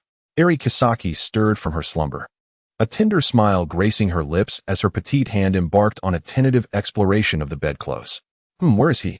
Her fair, slender legs emerged from beneath the covers, reaching out in a sweeping motion, yet failing to encounter the familiar presence she sought. In an instant, Eri transitioned from a state of hazy awakening to full consciousness, sitting upright with regal posture, the sheets slipping to reveal the delicate tracery of her collarbone. Her gaze swept across the room, confirming its emptiness. The joyous radiance that had illuminated her countenance began to wane. Impelled by a surge of urgency, she leaped from the bed, clutching the sheet around her as she hastened towards the door. Just as her fingers were about to clasp the handle, the portal yielded inward.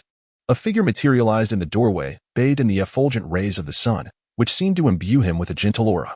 Eri stood transfixed, her initial anxiety giving way to a surge of elation. Her lips parted slightly, momentarily rendering her speechless. Xia Mu Cheng held the breakfast he had prepared in his left hand. Gazing at the woman before him, wrapped in a blanket with disheveled hair, a smile illuminating his eyes, he gently extended his right hand, drawing Fei Yingli into his embrace, and spoke softly. "Why the rush? I noticed you were still asleep, so I went out to make breakfast." Nestled in his arms, Fei Yingli clung tightly to his waist, savoring the familiar warmth that enveloped her. All her earlier unease and anxiety melted away, replaced by an overwhelming sense of comfort and happiness. The blanket slipped away unnoticed, for in this moment, her world contained only the man who had captured her heart. Xia Mu Cheng rested his chin on her elegant shoulder, savoring the warmth enveloping him. A mischievous smile danced at the corners of his mouth. He had only recently arrived and hurriedly prepared breakfast. Meanwhile, in the office of lawyer Fei Yingli, Kuriyama Midori wore a troubled expression. As Fei Yingli's apprentice, she found herself burdened with the expectation of taking over the firm as her mentor began to focus more on family. However, her experience was still lacking. Setting down the documents in her hands, Kuriyama Midori couldn't help but grumble about her teacher's whimsy, taking a day off from work at will. Ultimately, she dialed her teacher's number. On the other end, Fei Yingli had just finished her breakfast and was now engaged in a morning workout on the treadmill. Her breath came in quick gasps, her chest rising and falling dramatically, yet her movements were ceaseless. The radiant sunlight poured down, draping her in a golden veil. Her skin, smooth as jade, glowed with a healthy blush under the sun's caress. Her hair danced gently with each stride, and beads of sweat glistened like diamonds at her temples. Each footfall resonated with unwavering strength, as if she were racing against time, challenging the rigors of life. Despite the labored breaths that tugged at the heartstrings, the determination in her eyes remained unyielding, akin to an indomitable warrior pouring out sweat and passion on the battlefield of morning exercise. Suddenly, the urgent ring of the phone pierced through her focus, but she remained absorbed in her workout.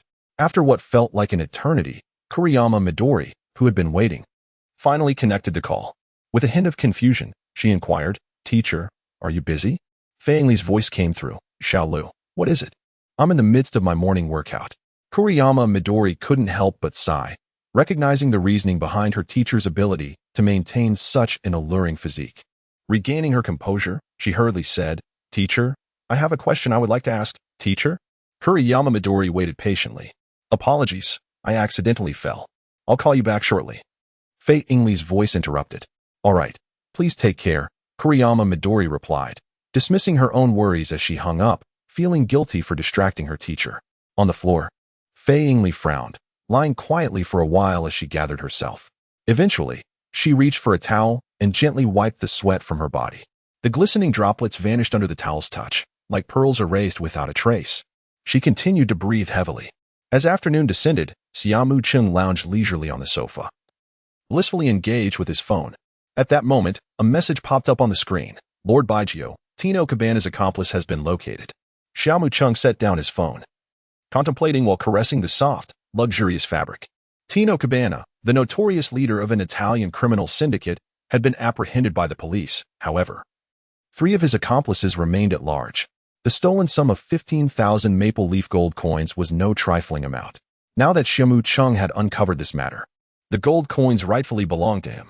Xia Mu Cheng gently released Fei Yingli, planting a tender kiss upon her serene visage as she slept, and left behind a note before departing. Xia Mu Cheng, impeccably attired, descended the staircase and arrived at the secluded villa, where he transformed his appearance with a disguise. Each day presented 100 opportunities, and to forego them would indeed be a lamentable waste. After all, such chances are rare, and neglecting them would be a grievous oversight. School dismissed quite early, typically around 3 o'clock in the afternoon. Naturally, Conan, free from club activities, departed the school premises without hesitation. His complexion appeared slightly pallid. The previous day's Valentine's Day had been nothing short of a nightmare, a memory he found hard to revisit. Fortunately, he had not been plagued by that terrifying dream again that night. He would rather continue dreaming of those 2 hockey high figures. In a bid to sustain his life in Mihua, he had discreetly left the hospital the previous night, though his body felt somewhat weakened. He was relieved that no ulcers had manifested subsequently. Unlike Wakamatsu Toshihida, who had been gravely ill, it was certain he would harbor a lasting aversion to restrooms. Beside him, Kabumi inquired with concern, "Conan, are you feeling unwell?" Conan hurriedly waved his hand and, with a hint of guilt, replied, "I'm fine. Perhaps I just didn't rest well yesterday." The freckled Hikaru suggested, "Shall we go to the Professor's house to play some games?" "No. I'd prefer to return and rest," Conan responded. The portly Jinna wrapped his arm around Conan's neck, asserting, "If you're fine, why not just go back?" Conan wore a look of helplessness. Kabumi chimed in, "How about we visit the art museum?" Reluctantly, Conan was pulled along by the trio to the museum. Wow!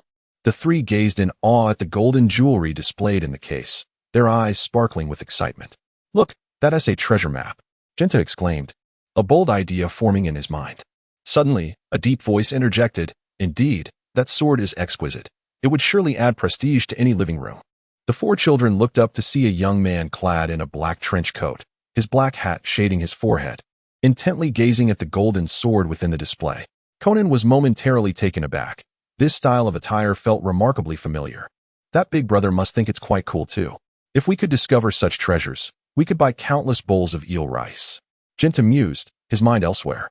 Kabumi, noticing Conan's sudden stillness, curiously asked, "Conan, what's wrong?" "It's nothing," he replied, lowering his gaze as his glasses glimmered. Regardless of the situation, he needed to ascertain the truth. The four children continued to explore the museum, inspecting each exhibit. Conan kept a close watch on the man in black, who, like the others, examined each piece, occasionally nodding and smiling. On the surface, he appeared harmless, his smile radiating warmth, contrasting starkly with the menacing demeanor of the members of the Black organization. Seizing an opportunity, Conan intentionally stumbled before him. Xia Mu Cheng offered a gentle smile as he knelt down to assist him, brushing off non-existent dust from his clothing with care. "Thank you, big brother." Conan quickly expressed his gratitude, perplexed by the man's warm demeanor. Nevertheless, the listening device had already been discreetly placed in his pocket. Following the three little ones out of the art gallery, Conan adjusted his glasses.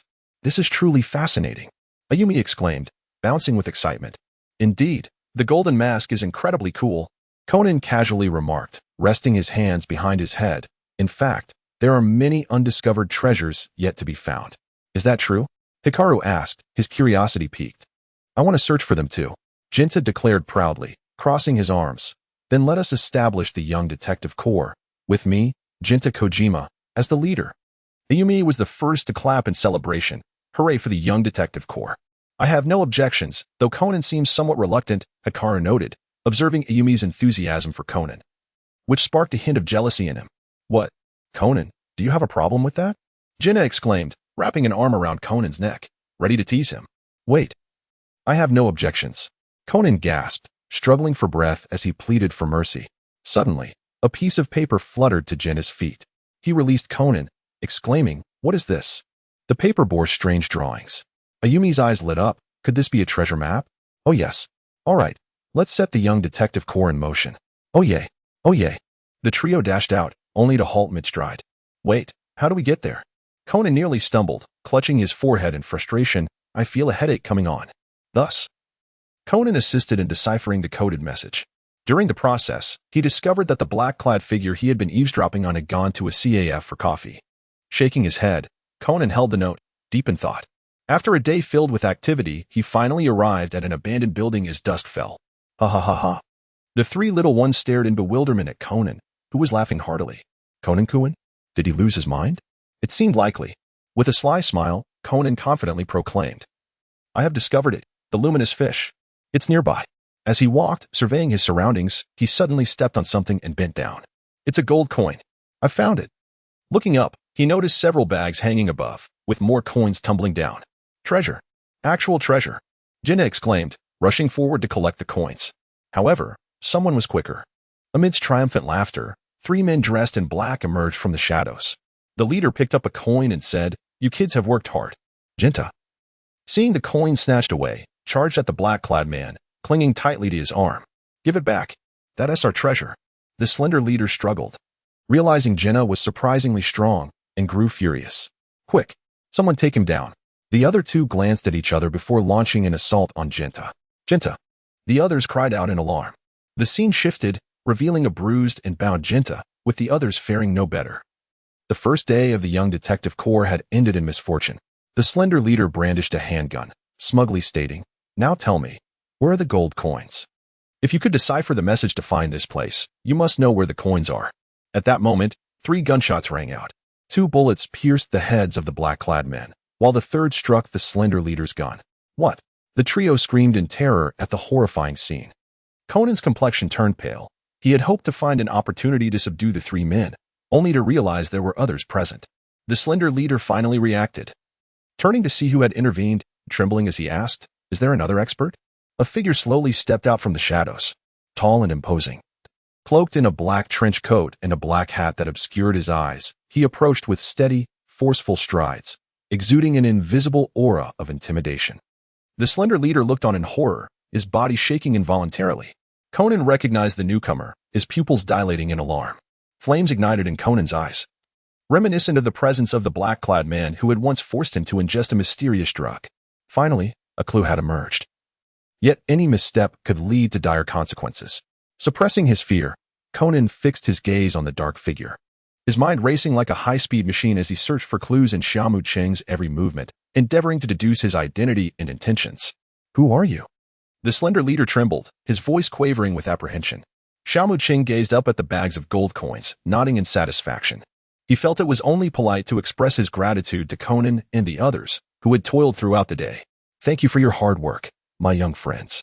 Conan and his companions remained expressionless, having heard this sentiment once before. The diminutive leader seized the moment when Xia Mu Cheng looked up, a glint of opportunity flashing in his eyes. It was a perfect chance. He lunged at Xia Mu Cheng with the swiftness of a cheetah. The scene shifted. The bruised and battered leader was bound and tossed beside Yuan Tai, while Xia Mu Cheng, fearing the ruckus he might cause, had even gagged him.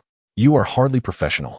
You haven't even tied their feet," Xia Mu Cheng remarked, as he proceeded to bind the feet of Conan and his companions with rope. Conan's heart sank further. He had initially planned to escape when the adversary retrieved the coins, but now, even his feet were restrained. Once everything was settled, Xia Mu Cheng approached the frail leader, pondering how such a slight figure could pose a threat. The leader's clothing was soaked with cold sweat, while the lifeless eyes of his 2 companions stared hauntingly at him from the ground. "Mama! Papa! Mama!" cried the 3 children incessantly. API call failed with status code 429. Error. Code 429. Message. Resource has been exhausted, e.g. check quota. Status. Resource exhausted. API call failed with status code 429. Error. Code 429. Message. Resource has been exhausted, e.g. check quota. Status. Resource exhausted. API call failed with status code 429. Error. Code 429. Message. Resource has been exhausted, e.g. check quota. Status. Resource exhausted. API call failed with status code 429. Error. Code 429. Message. Resource has been exhausted, e.g. check quota. Status. Resource exhausted. API call failed with status code 429. Error. Code 429. Message. Resource has been exhausted, e.g. check quota. Status. Resource exhausted. API call failed with status code 429. Error. Code 429. Message. Resource has been exhausted, e.g. check quota. Status. Resource exhausted. API call failed with status code 429. Error. Code 429. Message. Resource has been exhausted, e.g. check quota. Status. Resource exhausted. API call failed with status code 429. Error. Code 429. Message. Resource has been exhausted, e.g. check quota. Status. Resource exhausted. Xia Mu Cheng was increasingly exhilarated with each lash. The speed quickened ever so slightly, akin to a deadly rhythm layered upon itself, as the whip sliced through the air with a resounding whoosh. "Ah!" Conan could no longer contain himself, writhing in agony and wailing in despair. Meanwhile, outside the abandoned building, 4 peripheral members exchanged apprehensive glances. What was that sound? It was so mournful. It resembled the wails of a ghost. Have you ever encountered a ghost? Let us proceed. Even if it is a ghost, we must confront it. Enough of this chatter. We must not keep Lord Baijia waiting. Steeling themselves, the 4 ventured into the dilapidated structure, the harrowing cries abruptly ceasing, sending shivers down their spines. Cautiously, they ascended the stairs, following the source of the sound, faintly discerning voices. After merely 20 lashes, and he could no longer endure. Upon reaching the upper floor, they beheld Xia Mu Cheng, disheveled and leaning against the window, gasping for breath. wielding his hat to fan himself. The ground was littered with bodies, stained with blood. Alongside 4 bags. Lord Baijio, the 4 exclaimed upon sighting Xia Mu Cheng, relief washing over them. These are the maple leaf coins. Let us take them back to the base for Jin to handle. Xia Mu Cheng casually mentioned that he intended to keep some of the collection while exchanging the rest for money. Hey, the 4 of them struggled to shoulder the bags, which contained a total of 400 pounds of gold coins. API call failed with status code 429, error, code, for 29, message, resource has been exhausted, e.g. check quota. Status, resource exhausted, API call failed with status code 429, error, code, for 29, message, resource has been exhausted, e.g. check quota. Status, resource exhausted. Xia Mu Cheng reclined comfortably in the bathtub, while Ming Mei gently massaged his back. Is this pressure satisfactory, Xia Mu Cheng? Her voice was soft, her cheeks flushed, and the azure depths of her eyes shimmered with a watery glint as she instinctively swallowed. Gradually, her hands and feet became restless. Xia Mu Cheng queried, sensing her unease. Is this all right? Tomorrow night, we have a mission. No slacking off. Jin, with a cigarette dangling from his lips, tucked away his phone, his expression grim. Since arriving in Neon, Baijio had been preoccupied with women, neglecting his duties. Vodka cautiously glanced at Jin, hesitant to speak. Cough, cough. Jin nonchalantly reignited his cigarette. He was a seasoned smoker, having indulged for years, leaving his lungs slightly compromised. In the dilapidated building, Conan, in a daze, heard Baijio's voice. Time slipped by, and eventually, Ayumi awoke, only to scream upon seeing the 3 corpses. Her cry jolted the others awake. Conan? Conan, wake up. He can't be dead, can he? The trio, having endured a few lashes, slowly shuffled to Conan's side, nudging him awake. It hurts, Conan grimaced, his brow furrowed. Upon opening his eyes, he was met with a multitude of concerned gazes, warming his heart. I'm fine. Conan, the villain has left. What should we do now? Kagoro's eyes averted from the direction of the diminutive leader, whose face was contorted in a grotesque grimace, eyes wide open in death. Conan narrowed his eyes, quickly contemplating before stating with calm assurance, don't be afraid. We still have options. Look at that corner over there. We can use it to saw through the ropes. But I lack strength, Ayumi lamented pitifully. I'm so hungry. I lack energy too, Jin's stomach rumbled. Kagoro also appeared despondent. Are we destined to starve here? Alongside these 3 corpses? It's too terrifying. We cannot give up now. Conan's lips curled into a slight smile, soothing them with a composed demeanor. We are the Junior Detective League. How can we easily surrender in the face of adversity? There are always more solutions than problems. As long as we unite our efforts, we will surely find a way out. However, we currently lack strength. The trio looked over, disheartened. Cheer up. Conan's gaze was resolute. We cannot abandon hope so soon. Kagoro, once you regain your strength, move over. Together, we can strive to escape this predicament. We understand. While the Junior Detective League endeavored to save themselves, Xia Mu Cheng cradled the soft Ming Mei as he drifted into slumber. As morning dawned, sunlight poured through the curtains into the room. Ming Mei awoke languidly, savoring the warmth of his embrace, a gentle smile gracing her lips. She lingered in the warmth for a moment longer before reluctantly rising from the bed. Standing upright, she allowed the sun to bathe her in its glow. The golden light seemed to drape her in a shroud of divine radiance, accentuating her graceful form under its luminescence. She tilted her head slightly, the sunlight caressing her cheek, outlining her delicate features. Glancing down at herself, she noticed the sunlight filtering through the curtains, tracing her exquisite curves. Her slender waist and elongated legs exuded an alluring femininity. She lightly bit her soft lip, a rush of shyness surging within her as she moved her lovely legs to the washroom. Upon her return, Xia Mu Cheng remained asleep. She murmured to herself, "It's already 9 o'clock. Aren't we going to school?" Suddenly recalling something, her face flushed. Then, she snuggled back under the covers, drifting off once more. Xia Mu Cheng yawned, awakening languidly in a cocoon of warmth, only to find his hand grasping at emptiness.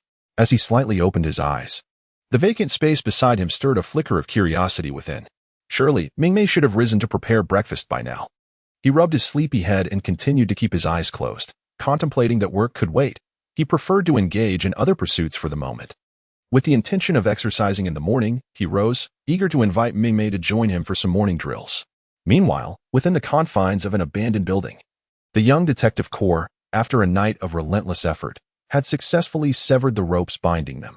Conan, stretching his somewhat stiff body, exuded determination in his gaze. Everyone must be weary. Let us depart from this place and seek assistance from the police.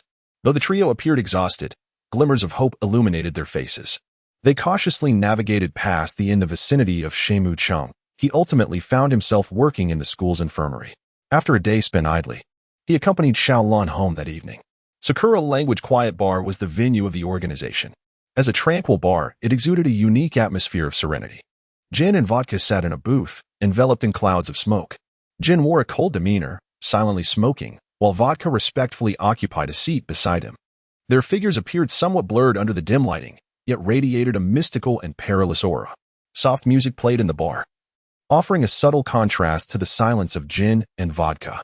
In this seemingly peaceful establishment, patrons were perhaps oblivious to the multitude of hidden secrets and dangers that lay beneath the surface.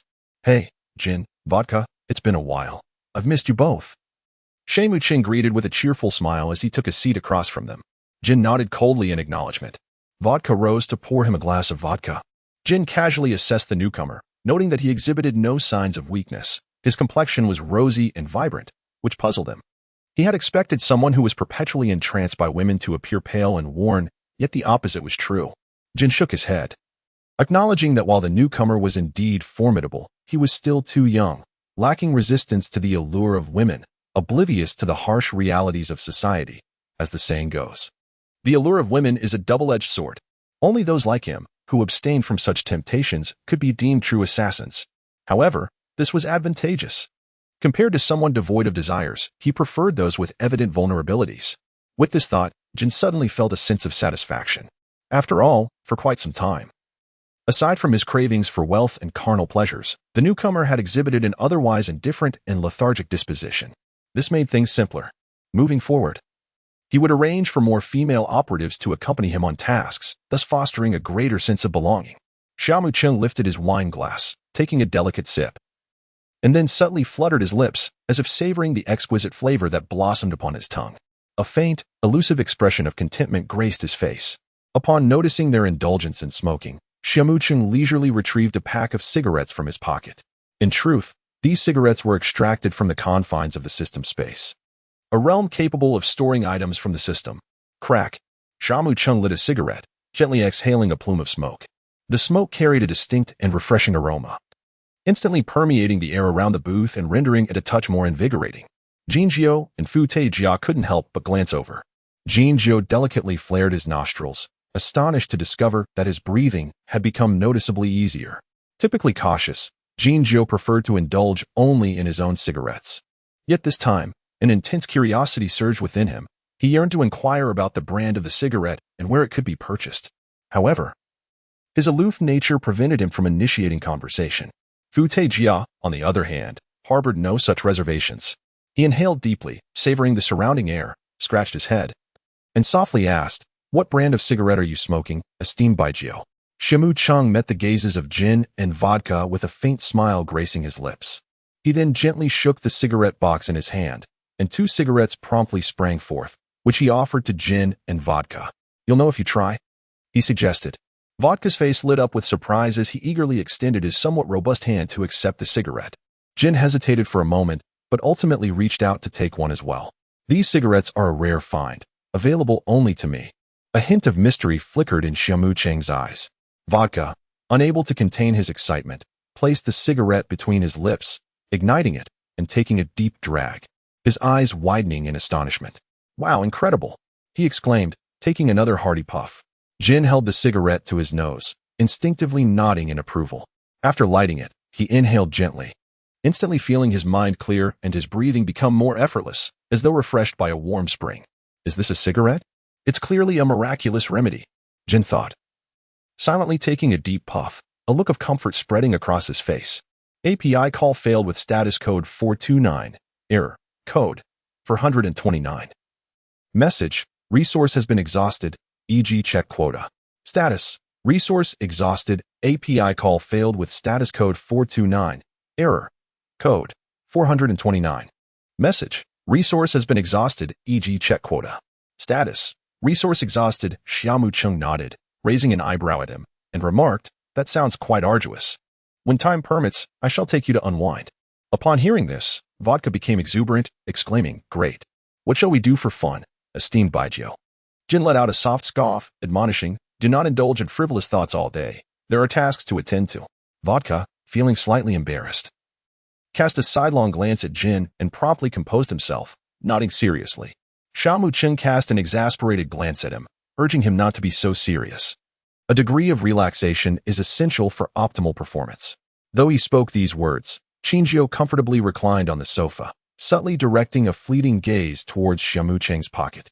Amidst the swirling smoke, the atmosphere, albeit slightly delicate, bore a hint of everyday ease. As the haze began to dissipate, the previous air of nonchalance on Vodka's face vanished without a trace, replaced by an expression of cold indifference. Qingjiu leisurely extinguished the cigarette he had finished, pausing momentarily before discreetly stowing the butt away in his pocket.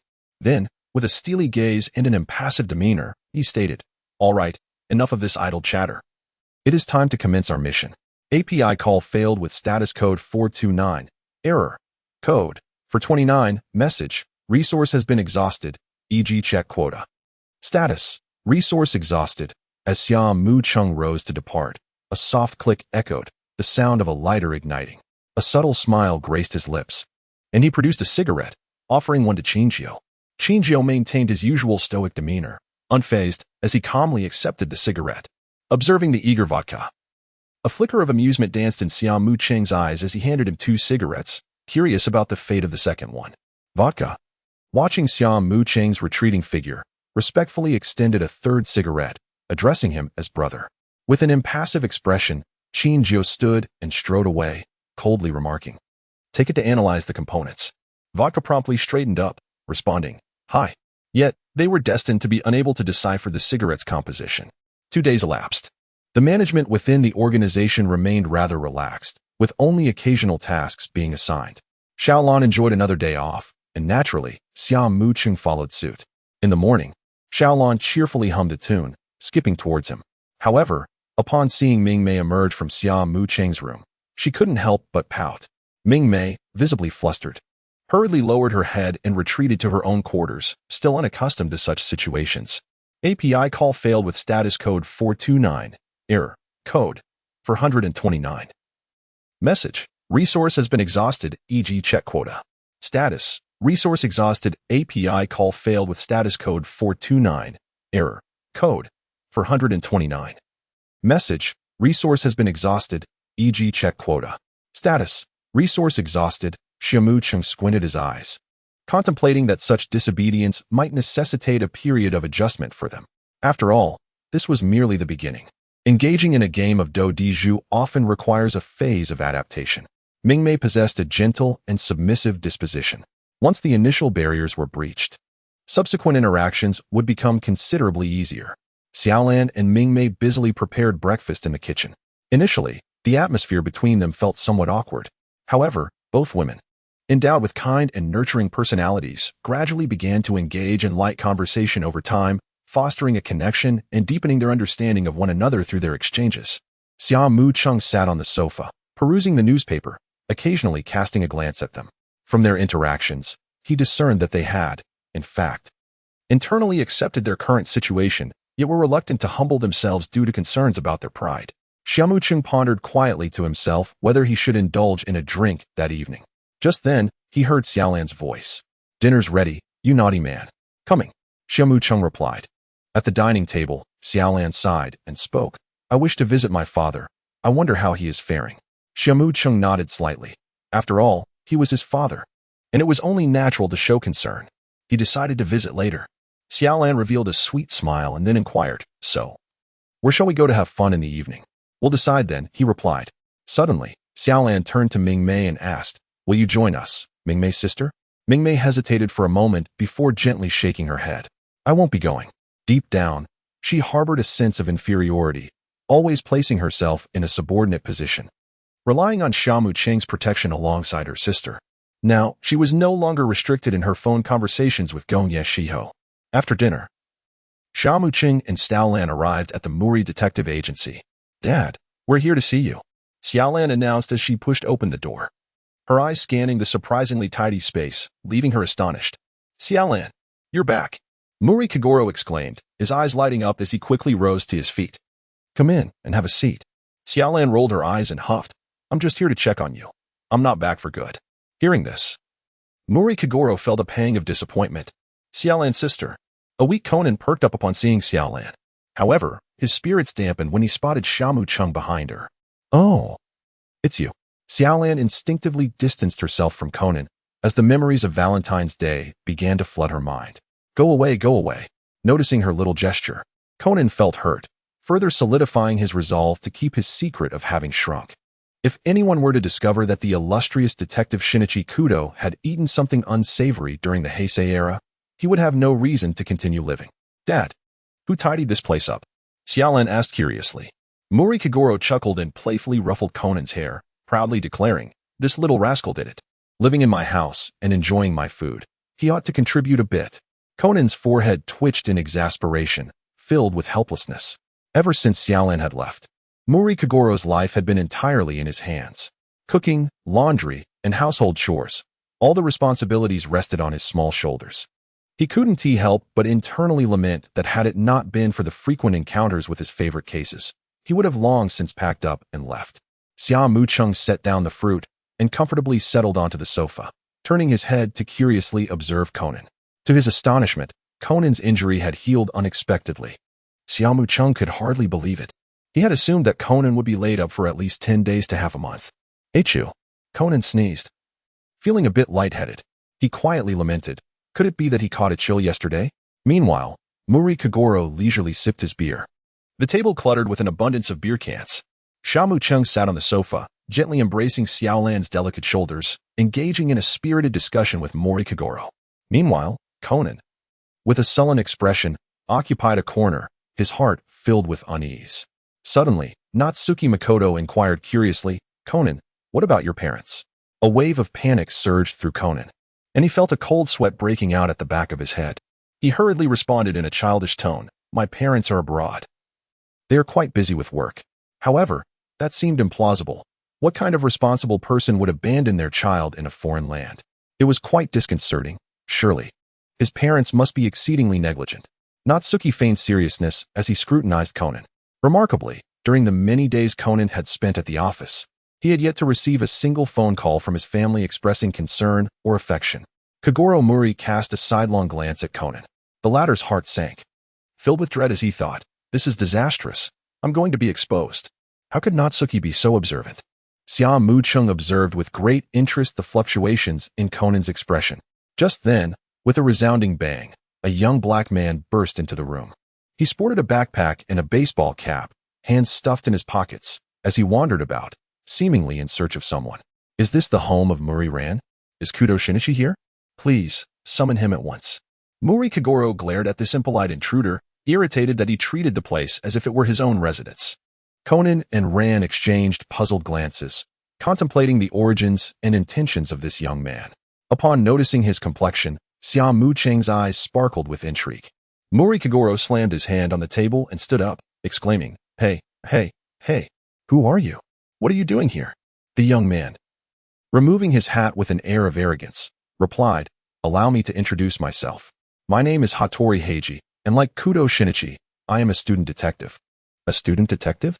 Just like Kudo?" Ren appeared unimpressed. Indeed, what normal girl would be captivated by cases and corpses?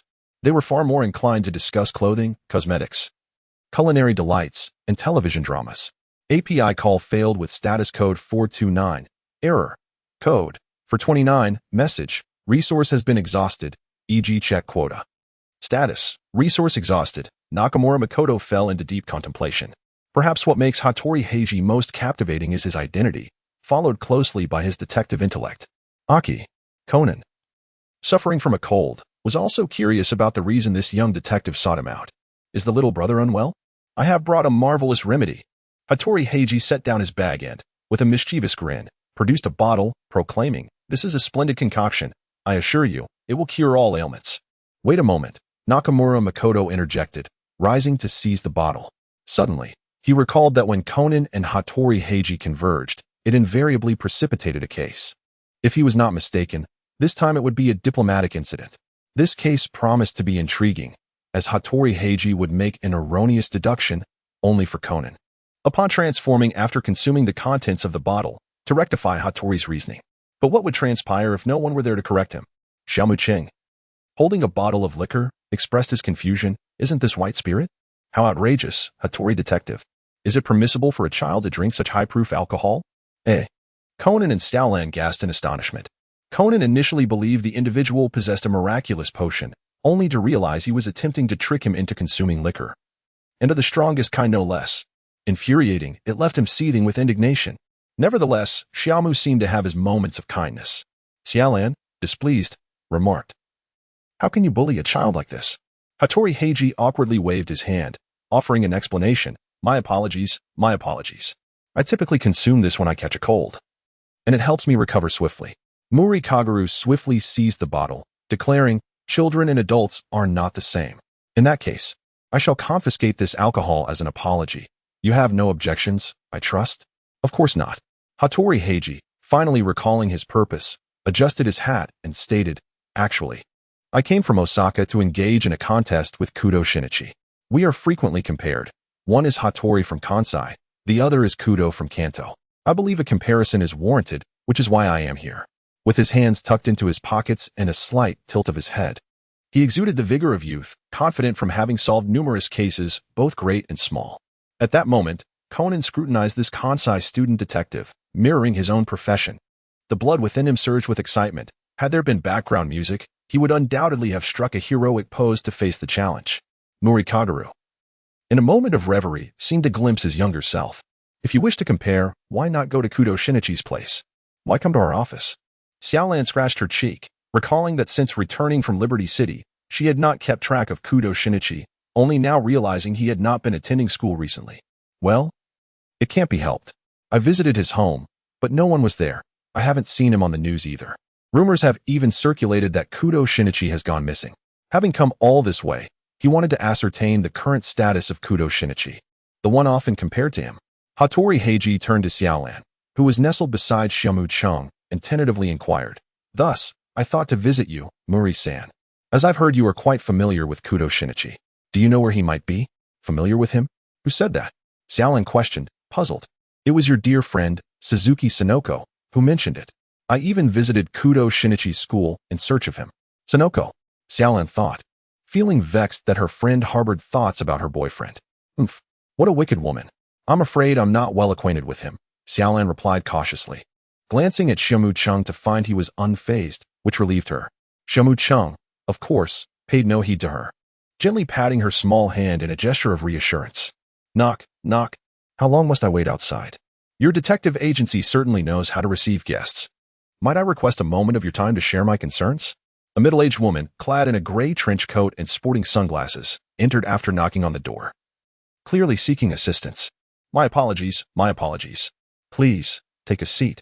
Upon noticing her, Xiaolan promptly invited her in and prepared a cup of tea for her. Xia Mu Cheng's eyes brightened with interest. "Here she comes." After an introduction, this middle-aged woman was revealed to be Takamura Kei, the wife of a diplomat. "You must investigate the character of your son's girlfriend." Mori Kagoro, sensing a business opportunity, also became serious. He perused a resume, reading aloud. Miss Akiyuki Kyoko, age 24. Graduated with top honors from both Sanwa Middle School and Sanwa High School, and is currently studying at Tokyo Medical University. Aspiring to become a compassionate doctor dedicated to healing the world. Mori Kagoro, puzzled, looked up and inquired. "This girl seems quite remarkable. What dissatisfaction do you harbor against her?" "Nothing," merely stuttered Takamura Kei. "It is simply that she is too perfect, which breeds discomfort. Humanity is inherently suspicious and envious upon encountering someone excessively flawless. One cannot help but seek out flaws. Am I not correct?" He. Hattori Heiji crossed his arms, smugly conjecturing. Takamura Kei, somewhat irked, retorted, "Who are you anyway?" "I am from Osaka.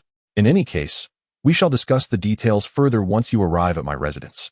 Takamura Kei stood up abruptly, glancing at her watch with a slight frown. Xia Mu Cheng gazed at Hattori Heiji's displeased expression and could not help but smile. Much like Kudo Shinichi, Hattori possessed certain qualities, such as a penchant for seeking the limelight and a disregard for others' feelings. Muri Kaguru, uncertain, inquired, "Shall I head over now?" To which Hattori interjected, rising to his feet. "Since that is the case, why not have you two come together? After all, if my husband, a diplomat, were to be seen in such a place, it would undoubtedly lead to scandal, wouldn't it? I should accompany you, Hattori declared, rather than let you venture alone. It would be less suspicious if they assume we are visiting as father and son. Then let us go together, Damokuko thought to herself. Feeling slighted by Hattori's repeated dismissals, the proud Hattori paid little heed to her sentiments as he furtively observed Murikagaru, a man who had recently garnered significant media attention for his impressive deductive abilities, perhaps a chance to witness them firsthand. However, where had Kudo Shinichi disappeared to? Could it be connected to this man? Hattori turned to Xia Mu Cheng, who sat quietly, and addressed Sonoko. By the way, Sonoko, you should join us too. Huh? Me? Sonoko pointed to herself, reluctant to partake in such a tedious errand. She wished instead to explore with Xia Mu Cheng and even indulge in some playful flirtation. Then let us observe how Uncle Mori handles his assignments. Xia Mu Cheng smiled and remarked, recently, Uncle Mori has frequently appeared in the newspapers, and I hold him in high regard. Oh, not at all, Mori Kagoro responded modestly. Since you wish to come, feel free to join us. Mori Kagoro scratched his head, feeling somewhat bashful. The more he observed Xia Mu Cheng, the more he was pleased. Was he not more engaging than Kudo Shinichi with his eloquence? By the way, Conan, you should come along too. It's quite unsettling to leave you home alone. Xia Mu Cheng expressed his concern. Fine, I suppose, Conan replied. Although he had been feeling quite ill and intended to rest upstairs, he decided to accompany them since Xia Mu Cheng had suggested it. However, this fellow is rather kind to children. Once I have you locked up, I will certainly visit you often. The group arrived at the villa of Tamura Keika. Typically, Mori Kagoro would be investigating her daughter-in-law, accompanied by a large entourage, which would not please Tamura Keika. Yet, her purpose this time was not for investigation. The butler, Koike Fumio, approached in a black suit and announced, Madam, you have returned home. Tamura Keika nodded and inquired, Where is my husband? The butler replied, I believe he is in his study. Noticing the large crowd behind Tamura Keika, he asked curiously, Who are these individuals? This is an old friend of mine, Mr. Mori, along with his family, Tamura Keika introduced. At that moment, her daughter-in-law, Katsuragi Yukiko, and her stepson, Tamura Takeyoshi, approached. Katsuragi Yukiko greeted warmly, Mother, you are back. However, Tamura Keika maintained a stern expression, resembling a fierce matron, and questioned, What brings you to this place? I invited her. Tamura Takeyoshi replied, wrapping an arm around Katsuragi Yukiko's shoulders to comfort her. He then explained to Tamura Keika, I noticed that father has been reluctant to see Yukiko, so I thought to compel him to meet her, but it seems he has remained in the study all this time. Katsuragi Yukiko forced a smile and inquired, By the way, Mother, are those your guests? They seem unrelated to you. Tamura Keika snorted coldly and retorted, Moreover, I do not believe you currently possess the standing to address me in such a manner. I apologize, Katsuragi Yukiko mumbled, lowering her head in dismay. Tamura Keika ignored her and led Mori Kagoro and the others upstairs. This was a family matter, and Mori Kagoro and his companions felt it inappropriate to interject. Thus they followed along. Tamura Takeyoshi watched Tamura Keika's retreating figure and muttered discontentedly, What's the big deal about a second wife? As they ascended the stairs, they encountered an elderly man descending. He was Tamura Rikiko, the father of the diplomat. Upon seeing him, Tamura Keika curiously asked, What's the matter, father? Haven't you gone out yet? What nonsense are you speaking? Tamura Rikiko replied proudly, producing a scroll and declaring, I was just about to show you the fish I caught. He then displayed his prized catch to Tamura Keika, asking, Isn't it sizable? Indeed, it is quite large, Tamura Keika acknowledged. She continued, I shall take them to meet your father first. You may wait for me in the tatami room. Very well, Tamura Rikiko nodded and proceeded down the stairs. Natsuki Makoto observed the unfolding situation with composure, fully aware of its origins. Initially, Tatsu Village K.E. and diplomat Yamashiro Kinji were husband and wife. Tatsu Village Isao, in his ambition to become a diplomat, murdered Yamashiro Kinji and seized his wife, an act of blatant treachery.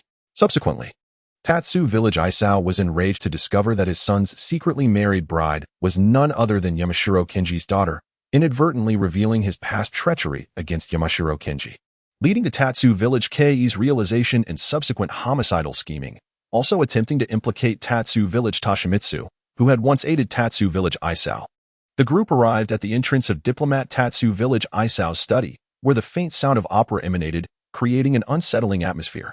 Knock, knock, knock. Tatsu Village K rapped on the door, announcing loudly, "Sir, Mr. Emery is here." However, the room remained silent. How strange. Could it be that Sir is not inside? Tatsu Village K frowned, retrieving the study key to unlock the door. With a click, the door opened.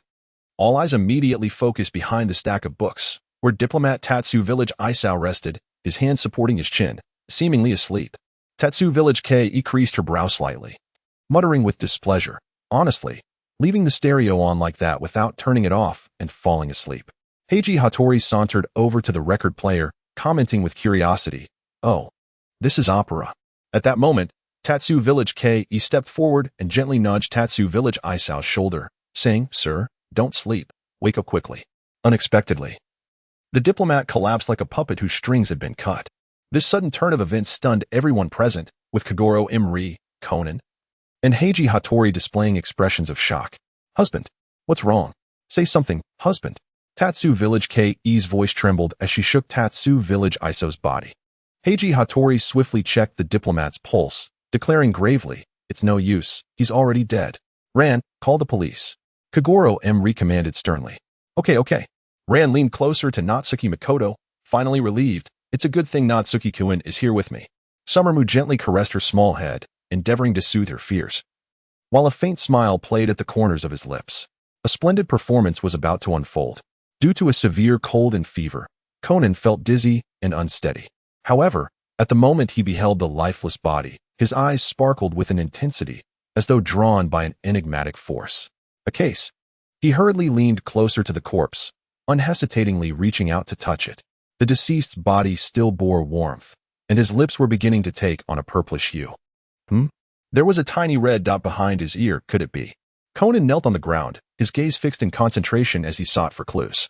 Suddenly, beneath the desk, he stumbled upon a slender needle. A poison dart. Conan excitedly crawled forward, only to unexpectedly collide with Heiji Hattori's head. "Ouch! That hurt terribly," Conan cried out, clutching his head. "Damn it!" Heiji Hattori erupted with fury, grabbing Conan. "You little brat.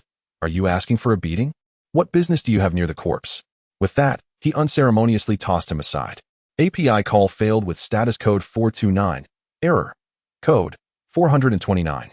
Message. Resource has been exhausted, e.g. check quota. Status. Resource exhausted. Xia Mu Cheng smiled gently, assisting him in straightening his clothes, and softly inquired, "Conan, are you feeling unwell? Allow me to show you a wonderful treasure." "Huh?" Conan displayed a look of confusion. Meanwhile, Xiaolan gazed curiously at the two squatting in the corner, her heart puzzled, wondering when their relationship had grown so intimate. Xia Mu Cheng crouched down, warily glancing from side to side, before mysteriously producing a cigarette from his pocket. He paid no heed to whether smoking was permitted in this place. Lighting the cigarette, he inhaled deeply. Conan, bewildered, prepared himself for the impending sting of smoke. Suddenly, his eyes widened in surprise as he detected a fragrance reminiscent of nature itself. It seemed as though his nasal passages had cleared significantly, and his lungs received a gentle reprieve. "Brother Xiamu, what is this?" Shimoka Ching glanced around cautiously and whispered, "This is a powerful medicine developed by a mysterious laboratory. When used in this manner, it can cure a cold." Conan was taken aback, truly sensing its efficacy. He couldn't help but ponder, have I fallen behind? Am I unable to keep pace with the advancements of this era? How do you feel? Are you better? Shimoka Ching regarded him with a concealed smile. "Yes, indeed. It truly works. My throat no longer itches. Would you like to try one? But I do not smoke." "Not to worry, I shall teach you." Xia Mu Cheng produced a slender stick and presented it to him, clarifying that it was not for smoking, but rather for therapeutic purposes. Conan hesitated for a moment before accepting the cigarette. "Conan, could you do me a favor? Let Hattori Heiji handle this case alone. Refrain from intervening." "Of course." Conan nodded in agreement, readily acquiescing. As long as it did not breach any principles, he was willing to grant such a favor. "Conan, observe how I smoke this." "Soga." Conan mimicked Xia Mu Cheng, his small hand deftly holding the cigarette. He tilted his head slightly, bringing the cigarette to his lips and inhaling deeply. With a slight squint, he exhaled a delicate plume of smoke, exuding an air of contentment. Before long, Officer Magyar arrived with his team. He scrutinized the body while stroking his chin. "So, the victim was killed by a lethal poison dart?" "Indeed, Officer Magyar. Based on the estimated time of death, the perpetrator must be in the vicinity." Hattori Heiji confidently continued. The only key to the exit is in the victim's pocket, and another is in Madame Demura's possession. Madame Demura nodded as she produced the key. This indicates that it is a locked room murder case. A locked room murder case?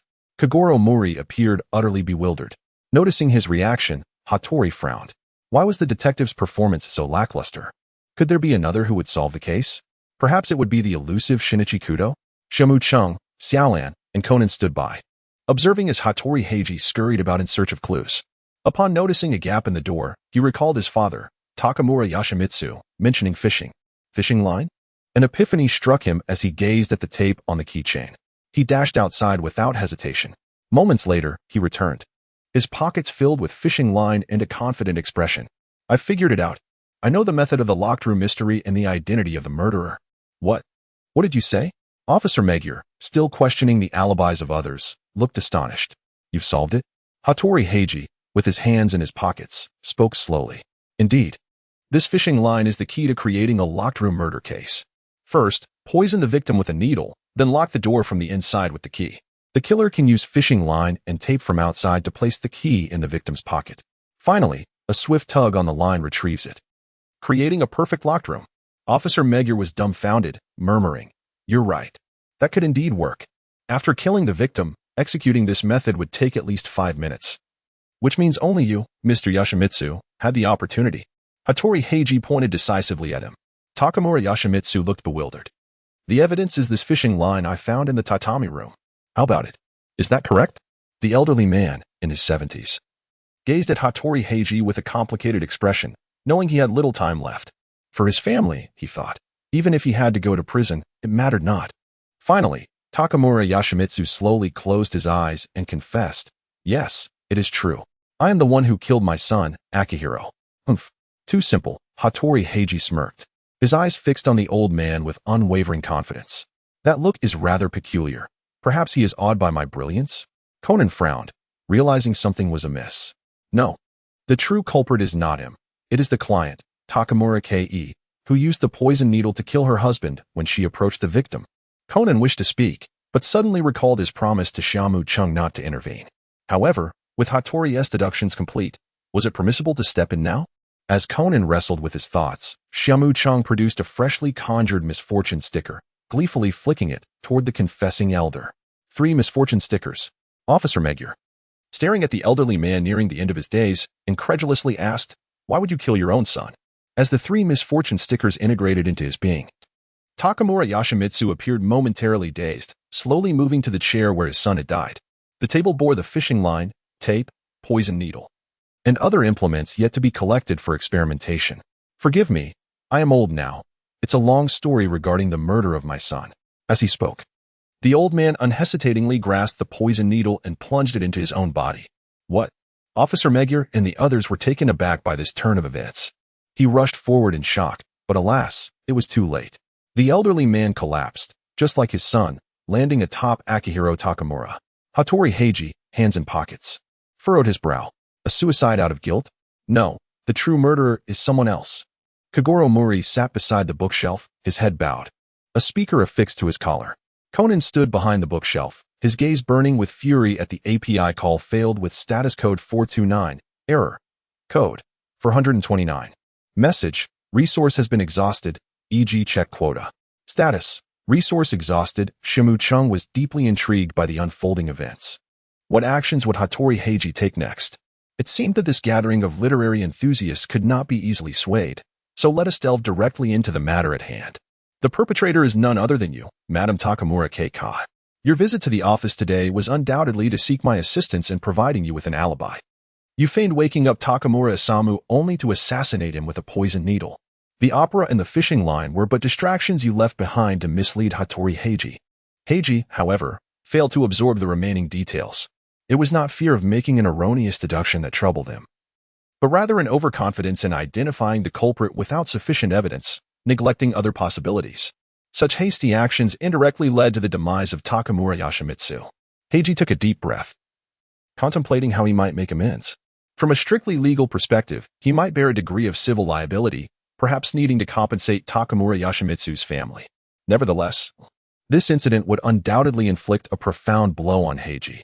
Officer Magyar expressed his astonishment. By the way, Hattori Heiji sounds quite familiar. Are you not the son of the current chief of the Osaka Police Department, Hattori Heizo? Upon hearing this, the crowd displayed expressions of surprise. Heiji's countenance darkened. He lowered his hat, feeling immense shame at the mention of his father. Could it be that due to his lineage as the son of the Osaka police chief, his grandfather died in vain? Takamura Takayoshi wept over the corpse, and for a moment, the air grew heavy with an oppressive silence, as if the elder had indeed perished without reason. Hattori Heiji, overwhelmed with shame, bowed deeply in apology, ultimately being led away. Outside the holding cell, Heiji received a call from his father, Hattori Heizo, the head of the Osaka police. Heiji was met with harsh reprimands. I am deeply disappointed in you. Others refer to you as the detective of Kansai, and you have become arrogant as a result. Heiji remained silent. Reflect on your actions while you're there. Hattori Heizo hung up the phone with a heavy sigh. Beside him, Hattori Shizuka furrowed her brow, her eyes filled with worry. Is Heiji all right? Hattori Heizo scoffed. What could possibly happen to him? Hattori Shizuka, anxious, implored, is it all right for him to remain there? Shouldn't we go bring him home? Hattori Heizo, visibly displeased, retorted. Bring him home? He is spoiled because of you. Had you not coddled him, he would not be so reckless. Hattori Shizuka glared at him. What of it if I spoiled him? He is our son. All you do is scold him. Have you ever truly cared about his feelings? Hattori Heizo cast her a sidelong glance and replied sternly, it is his own lack of prudence that has led to this calamity. Hattori Shizuka raised her voice slightly. Heiji is still just a child. Can't you show him a measure of leniency? Hattori Heizo's tone remained severe. A child? He considers himself a detective. He ought to bear the responsibilities and composure that come with that role, rather than act recklessly as he currently does. Hattori Shizuka argued back. But he has always strived diligently. Perhaps this incident was merely an accident. Hattori Heizo coldly declared, an accident? He has caused a death. While the Hattori family engaged in heated debate, Xia Mu Cheng took Xiaolan out for a leisurely outing. API call failed with status code 429. Error. Code 429. Message. Resource has been exhausted, e.g. check quota. Status. Resource exhausted. Xia Mu Cheng's actions were solely intended to investigate the extent of internal corruption within the Osaka police, without any ulterior motives. Surely, there are those who also hope that Hattori Heiji and Hattori Heizo remain unscathed, are there not? API call failed with status code 429. Error. Code 429. Message. Resource has been exhausted, e.g. check quota. Status. Resource exhausted. API call failed with status code 429. Error. Code 429. Message. Resource has been exhausted, e.g. check quota. Status. Resource exhausted. With a gentle smile, Natsuki Makoto suggested, let us visit your sister today. Surprised, Yoshimi lifted her head and replied, sure. Although we've been in touch over the phone, it has indeed been a long time since I last saw Shiho. We'll go after lunch. Natsuki affectionately ruffled her smooth hair. This is a pharmaceutical company, White to Pharmaceuticals, at least on the surface. Inside the cafeteria, API call failed with status code 429. Error. Code 429. Message. Resource has been exhausted, e.g. check quota. Status. Resource exhausted. API call failed with status code 429. Error. Code 429. Message. Resource has been exhausted, e.g. check quota. Status. Resource exhausted. Xia Mu Cheng smiled lightly, not paying much attention, and turned to gaze into the corner. There, Mayano Akemi and Mayano Shiho leaned against each other, their heads close together, whispering softly. Mayano Shiho possessed a delicately beautiful mixed-race face, her skin fair and flawless. Her captivating blue eyes and softly curled chestnut hair framed her petite figure, draped in a white lab coat. Though she was small and dainty, she radiated a unique and enchanting charm reminiscent of a flower on the verge of blooming. The graceful curves of her form were unforgettable, accentuated in all the right places. Her expression was cool and aloof, yet a smile would grace her lips whenever she glanced at Akemi. Sister, your boyfriend has quite a sunny disposition. But he's not as handsome as you claim, Shiho remarked, retracting her gaze from Xia Mu Cheng. She had heard her sister rave about him on the phone, extolling his virtues and charm. Akemi refrained from mentioning that Xia Mu Cheng had undergone a transformation. She felt a tinge of shyness, after all. He was the man she had enticed. He treats me very well. Oh, you've mentioned that many times, Shiho retorted with a roll of her eyes. thinking to herself that there were few truly good people in their organization. However, she acknowledged that it was rather convenient. They all mingled in the same circles at the distillery. Shiho, shall we go shopping? Akemi suggested. Shiho frowned slightly.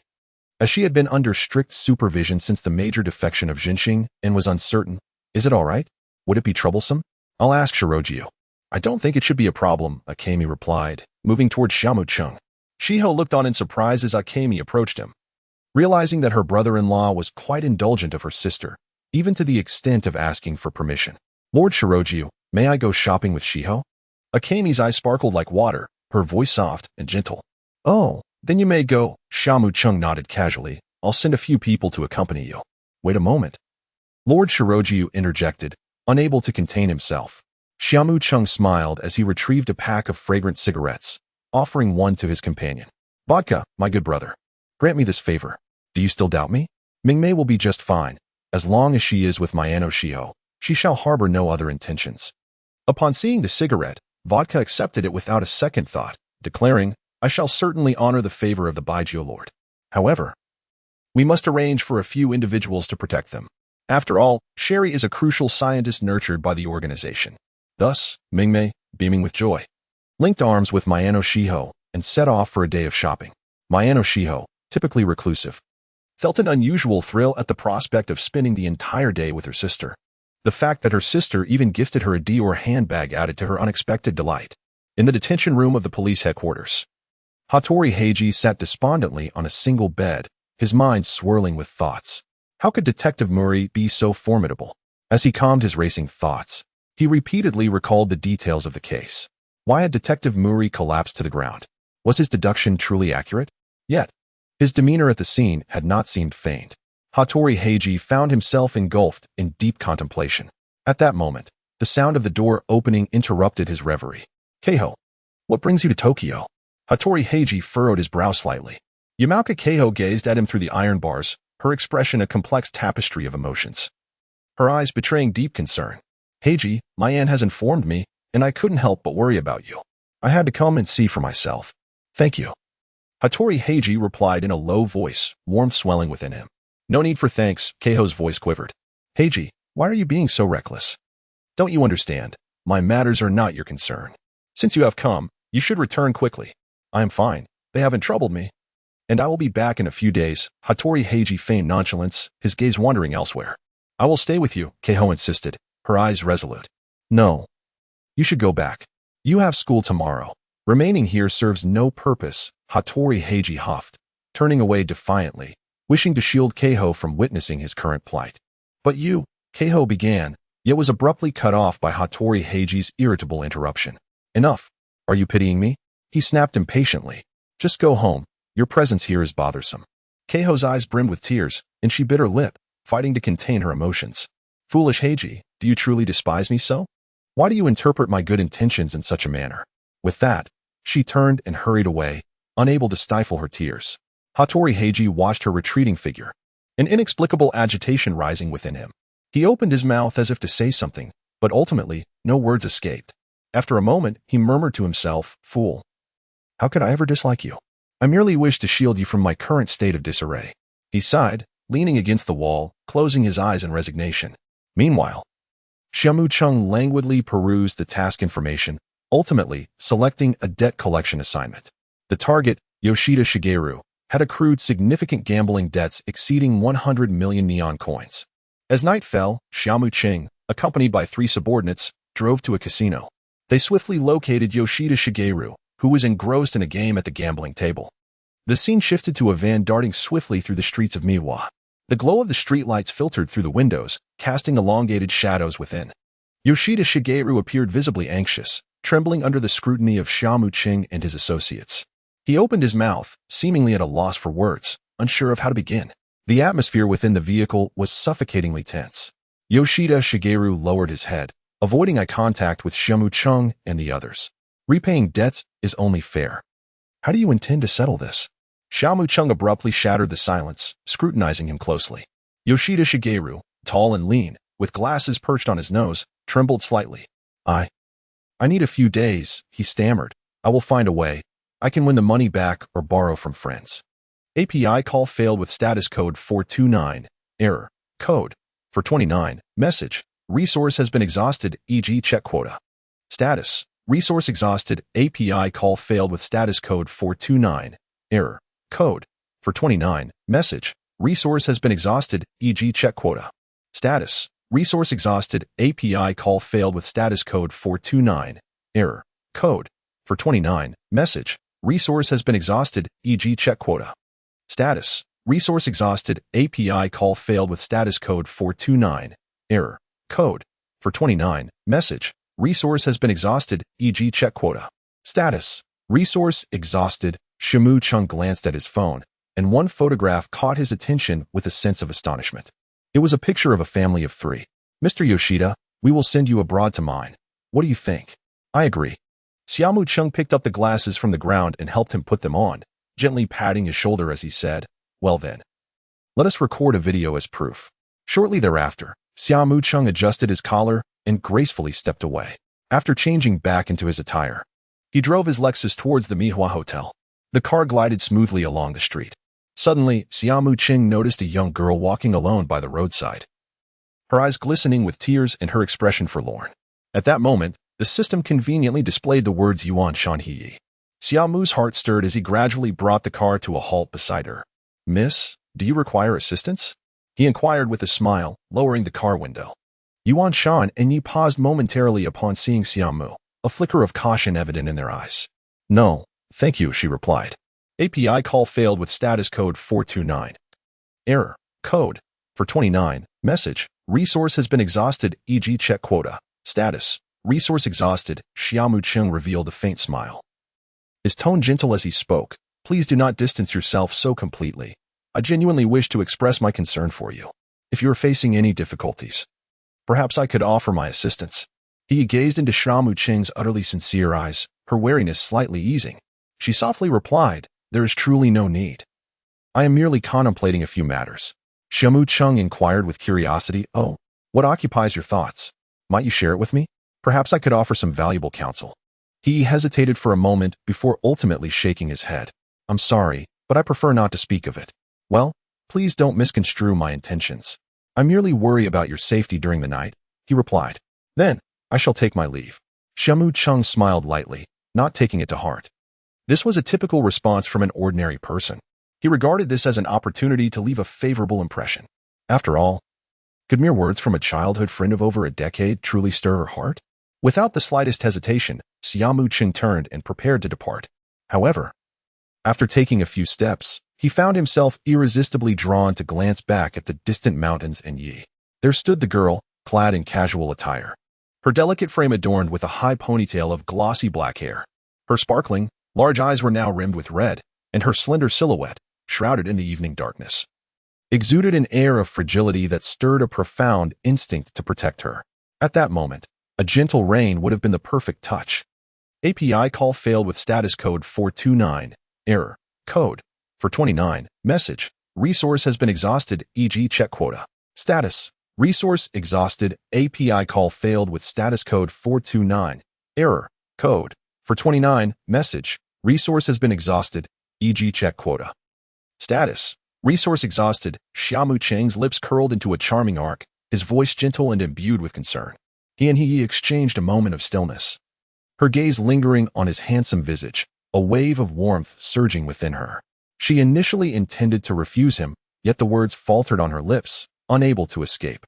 I truly harbor no ulterior motives. I simply cannot bear to see you suffer from the cold. Xia Mu Cheng seemed to discern her unspoken thoughts, softly elucidating his intentions.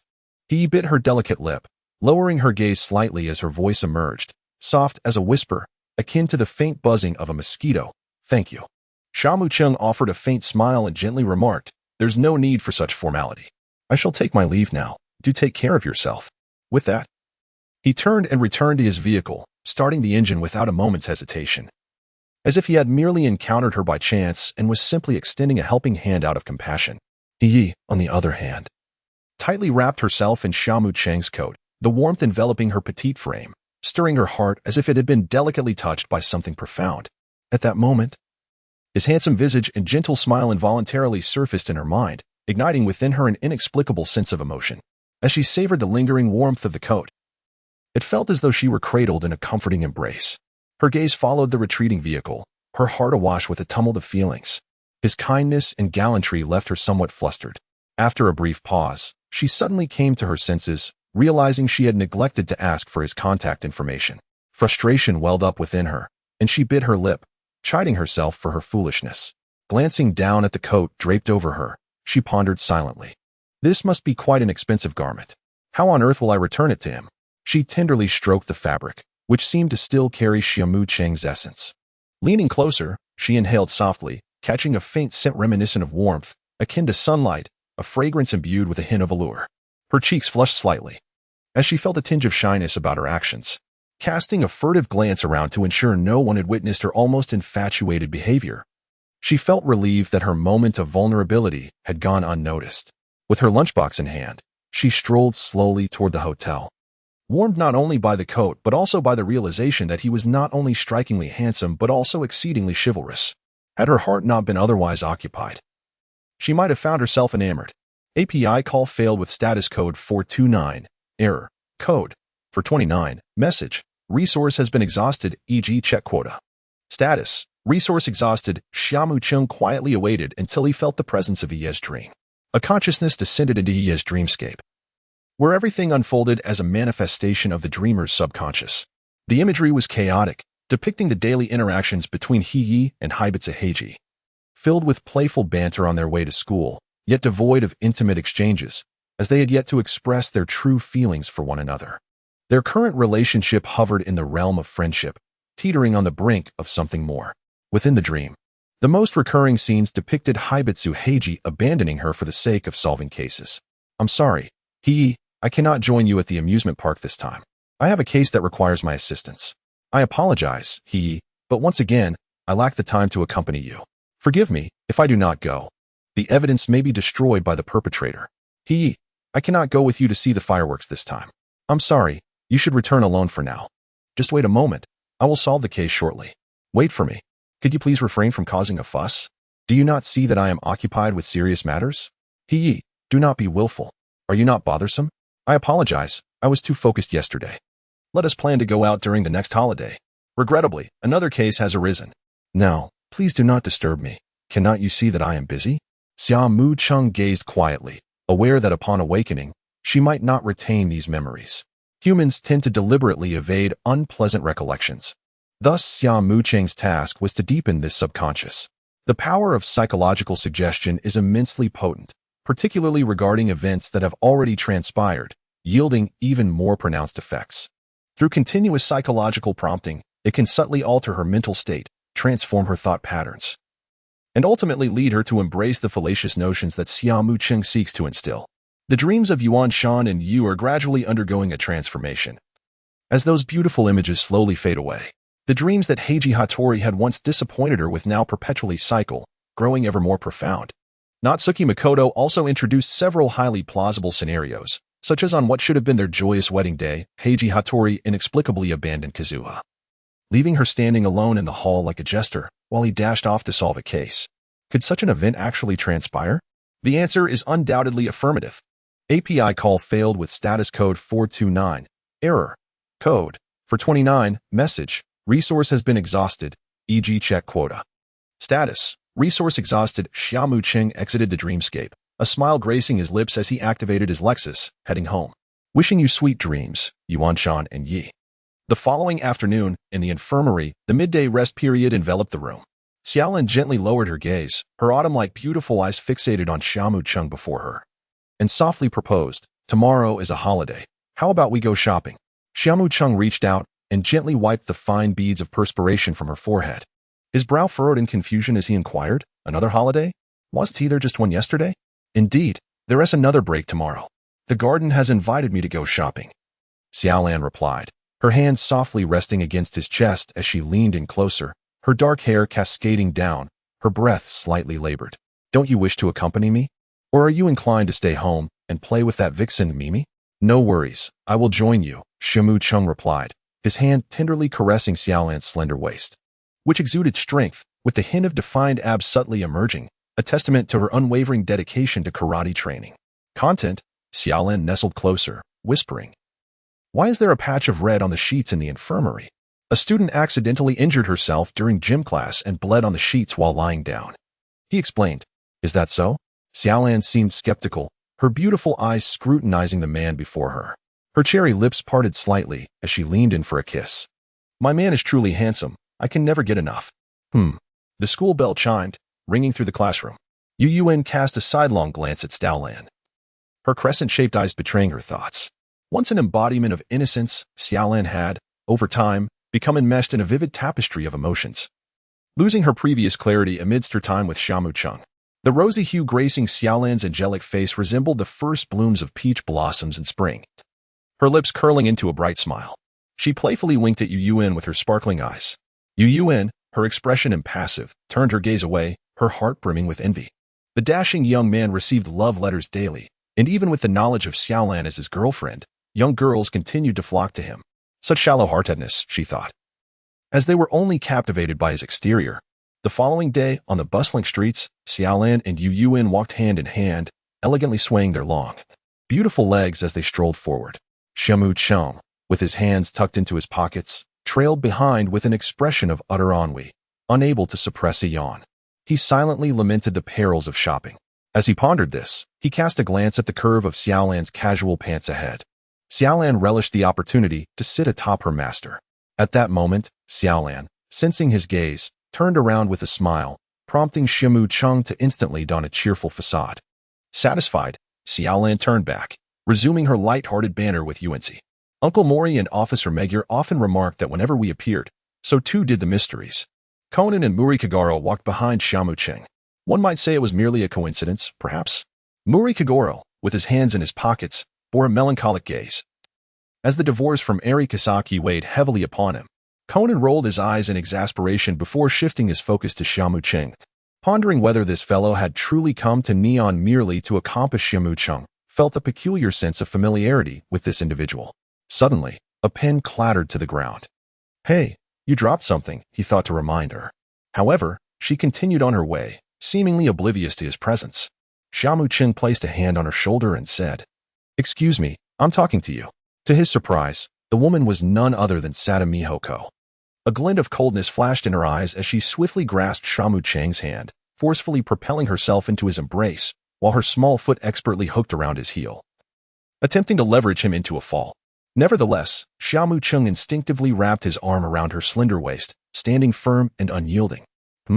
Mihoko gritted her teeth, her grip tightening abruptly as she twisted her body with all her might against him. "Oh." Xia Mu Cheng felt the softness of Sato Miwako's hand back, a smile that was neither fully formed nor entirely absent gracing his face. Rather than relaxing, he tightened his embrace around Sato Miwako, his arms constricting like iron bands.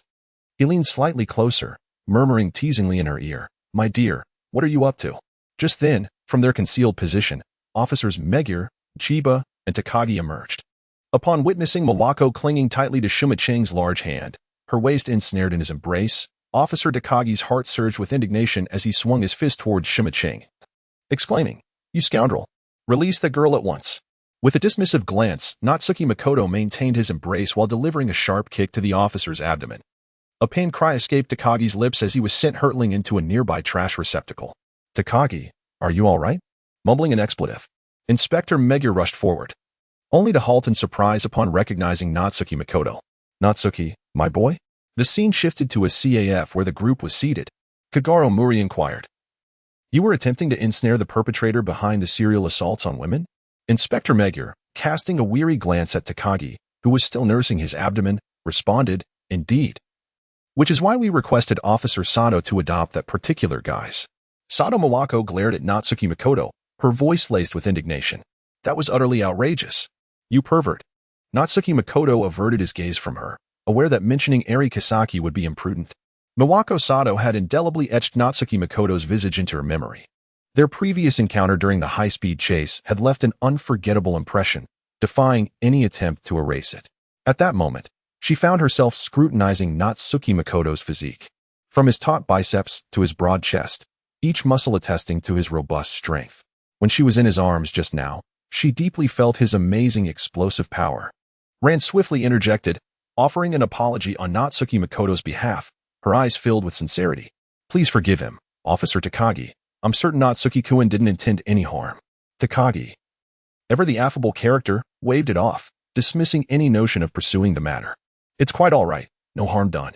It was merely a misunderstanding, haha. Kagoro Mori perused the photographs, engaging in a discussion with Inspector Megure. Platform soles, miniskirts, a shadow, a gyro. Conan, chin in hand, pondered nearby.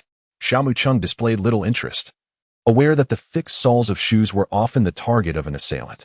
This time, it seemed that UNZ might encounter peril. Xia Mu Cheng stroked his chin, pondering whether this scenario resembled the age-old trope of a hero rescuing a damsel in distress.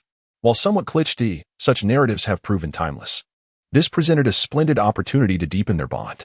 Typically, with Stalan present, the pursuit of UNZ's affections would prove more challenging, yet, at times, it might also be remarkably simple. Subsequently, Xia Mu Cheng patiently engaged them in casual conversation. Just then, Mori Kagaru's phone rang. Little brat? What is it? On the other end, Conan spoke gravely. Uncle Muri, a corpse has been discovered in the parking lot. What? Muri Kagaru sprang to his feet. At the department store's parking lot, the crime scene was already cordoned off with police tape. Officer Megure wore a troubled expression, clearly distressed. The onlookers speculated about a random murder, which had incited considerable panic. Media personnel, upon receiving the news, rushed to the scene like dogs drawn to the scent of carrion. At that moment, Inspector Matsumoto also arrived, addressing Detective Muri. It seems we must trouble you once more, Detective Muri. Muri Kagaru, scratching his head with satisfaction, replied, "Haha, not at all." Matsumoto Kiyoshi stood over 2 meters tall, his robust physique and fierce countenance instilling a sense of intimidation. API call failed with status code 429, error, code, 429, message, resource has been exhausted, e.g. check quota. Status, resource exhausted. Xia contemplated that if he could manipulate Matsumoto Kiyoshi's daughter, it would be tantamount to controlling Matsumoto Kiyoshi himself. A faint smile crept onto his lips at this thought, before he withdrew his scrutinizing gaze. Ran, why does your father always seem to encounter cases? Yoko inquired. After a moment of reflection, Rand replied, ever since Conan moved into the office, we frequently stumble upon cases. Uncle Muri's reputation has soared. The newspapers even refer to him as the sleeping Kagoro. Xia Mu cast a sidelong glance at Conan, who was pondering in the distance like a miniature adult. Upon hearing Xia Mu's compliment, Rand responded with a sweet smile. It was unexpected that her father had become more ambitious after the divorce. Xia Mu-kun, may I borrow your car keys? I believe I will be here for a while longer. I want to place some things in the car and then make a quick trip to the department store restroom. Yoko waved the bag in her hand. Xia Mu Cheng handed the key to her. Xiaolan advised, you must be swift. The department store is likely nearing closing time. No problem. Yuanzi replied, taking the key and making her way towards Xia Mu Cheng's Lexus. Upon locating the vehicle, Yuanzi quietly murmured to herself, this car is so cool. Far more impressive than my pink one. As she was placing her bag down, a figure with a small black had emerged from around the corner. A smile revealing gleaming white teeth. Lanchan, I'm heading to the restroom, Xia Mu Cheng announced. MHM, Xiaolan responded, her attention fixated on her father, who was engaged in conversation with the suspect. Is Dad really that clever? I must observe how he solves cases. Xiaolan squinted slightly, her gaze fixed intently on Muri Kagoro. Under Xia Mu Cheng's guidance, or perhaps due to their budding romance, Xiaolan's demeanor had improved significantly, as if her intellect had been enhanced. Xia Mu Cheng cast a peculiar glance at her. After the infusion of energy purification, the transformation was so profound. He shook his head and followed behind Xiaohei. Yuanzi wandered through the mall in search of a restroom, but after several floors, every restroom was marked as under maintenance. How utterly frustrating. In such a vast shopping center, there wasn't a single usable restroom. This was simply unacceptable. If I ever manage a mall, I will ensure that there are 2 restrooms on every floor. Yuanzi grumbled incessantly as she hurried upstairs, exclaiming how difficult it was even to find a restroom. The same happened on Valentine's Day. She had hoped to encounter a handsome prince, but where was her knight in shining armor? Just then, the mall's announcement echoed. We sincerely thank all our customers for visiting this department store. Closing time is approaching. We welcome you to visit us again. No way. Is it closing already? Upon hearing this, Yuanzi quickened her pace toward the restroom upstairs. The scene shifted. Yuanzi emerged from the lavatory, pulled out a handkerchief, and gently dried her hands, muttering to herself, if only Xiaolan could relinquish Xia Mu Cheng to me, but given how infatuated she is with him, this seems rather challenging. Suddenly, with a sharp click, the mall was plunged into darkness. Wait, what? This is absurd. The lights went out far too quickly. In the enveloping gloom, Yuanzi felt a surge of panic, akin to a lost fawn. In the distance, Xia Mu Cheng stood silently, observing the flustered Yuanzi with indifference. Only by allowing Yuanzi to confront the terror of impending doom could a lasting impression be etched in her memory. Thus, he would act only when her life was gravely endangered, when she felt the specter of death looming near. Wasn't this a common trope in television dramas? If he left now, he would merely earn a token of goodwill. Xia Mu Cheng lowered his head slightly, stroking his chin, as he pondered over how to make a grand entrance that would be unforgettable to Yuanzi. In the parking lot, under Conan's insightful deductions, everyone suddenly grasped the situation.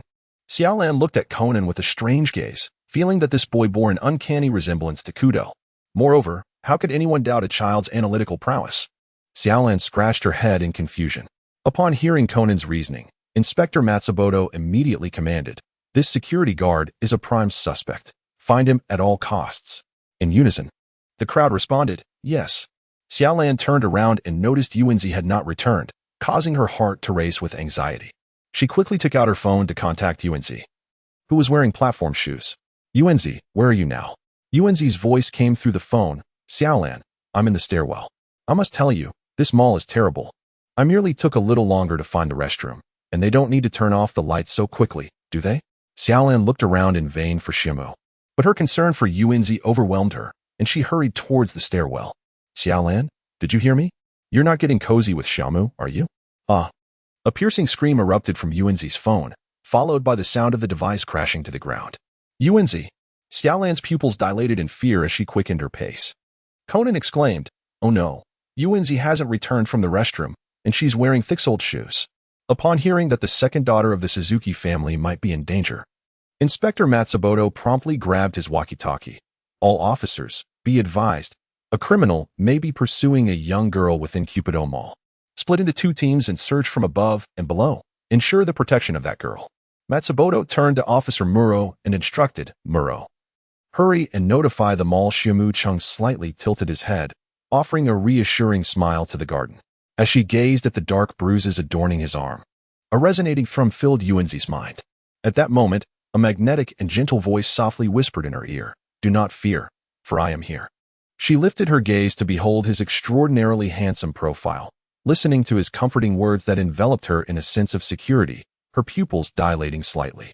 It felt as if the most tender part of her heart had been struck by something profound, and instinctively, she leaped into Xia Mu Cheng's embrace. A Prince Charming? No, rather a knight of the dark night. Ding! The system notification chimed. API call failed with status code 429. Error. Code. For 29. Message. Resource has been exhausted. E.g. Check quota. Status. Resource exhausted. API call failed with status code 429. Error. Code. For 29. Message. Resource has been exhausted. E.g. check quota. Status. Resource exhausted. API call failed with status code 429. Error. Code. For 29. Message. Resource has been exhausted. E.g. check quota. Status. Resource exhausted. Xia Mu Cheng was abruptly pulled from his thoughts by this sudden action. The kiss from Yuanzi was filled with naivety. Moments later, the lights in the mall flickered to life, accompanied by a flurry of footsteps. "Yuanzi!" came Xiaolan's panicked cry. Yuanzi trembled slightly, and the two parted ways. Upon hearing Xiaolan's voice, Yuanzi hurriedly struggled to compose herself, adjusting her attire. However, her legs felt somewhat weak, nearly causing her to stumble, prompting Xia Mu Cheng to swiftly support her. "Have you sprained your ankle? We should head to the hospital shortly." Leading the charge into the scene was Xiaolan, who, upon seeing that both Xia Mu Cheng and Yuanzi were unharmed, felt a wave of relief wash over her. "Yuanzi, you scare me to death." "Xiaolan, I was so frightened." Yuanzi immediately responded, feigning terror, with traces of tears still lingering in the corners of her eyes. The two women embraced, embodying a profound sisterly bond. "Yuanzi, are you all right? Are you injured?" Xiaolan inquired with genuine concern. Yuanzi, somewhat guilt-ridden, lamented, "I'm not injured. Thankfully, Summer Kuan saved me, or I would have perished at the hands of that perverted man." API call failed with status code 429. Error. Code. For 29. Message. Resource has been exhausted. E.g. check quota. Status. resource exhausted. As Xia Mu turned to gaze, Conan immediately displayed a charmingly innocent expression. Shortly thereafter, Inspector Matsumoto led a team into the scene. He did not inquire about the perpetrator's fate. To him, the safety of Miss Suzuki was paramount. Officer Takagi muttered softly. Officer Sato, it seems he is dead. Officer Mawako Sato clenched her small fist, casting a complex look at Xia Mu. Conan's eyes brightened, and he thought to himself, Xia Mu, you are finished. You have committed murder. Officer Sato, quickly gather the evidence. Brother Xia Mu has killed someone. Inspector Matsumoto shot a glance at Conan before addressing Officer Megure. Megure, there is still the weapon on the ground. It appears that young man acted in self-defense. Ensure that this matter is properly handled, while I attend to the reporters outside. Understood. Officer Megure acknowledged with a nod after glancing at the baseball bat on the ground. How could one expect restraint in a life-and-death situation? That was simply impossible. He was no child, and provoking the Suzuki group was merely courting trouble. Thus, this incident reached its conclusion. Sonoko was taken away by the Suzuki butler. Her feet were somewhat red and swollen, necessitating care upon her return. Xia Mu Cheng drove Xiaolan home. Holding her phone, Xiaolan nervously deceived her mother, saying, Mom, I'm staying at Uenzijia tonight and won't be coming back.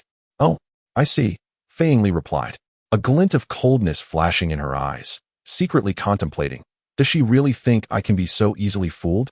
She's still quite naive. After hanging up, Xiaolan awkwardly chuckled a couple of times. When we get home, just tell your mother the truth. It's perfectly fine. Xia Mu Cheng said with a hint of a mischievous smile. What are you looking forward to? Xiaolan nodded obediently.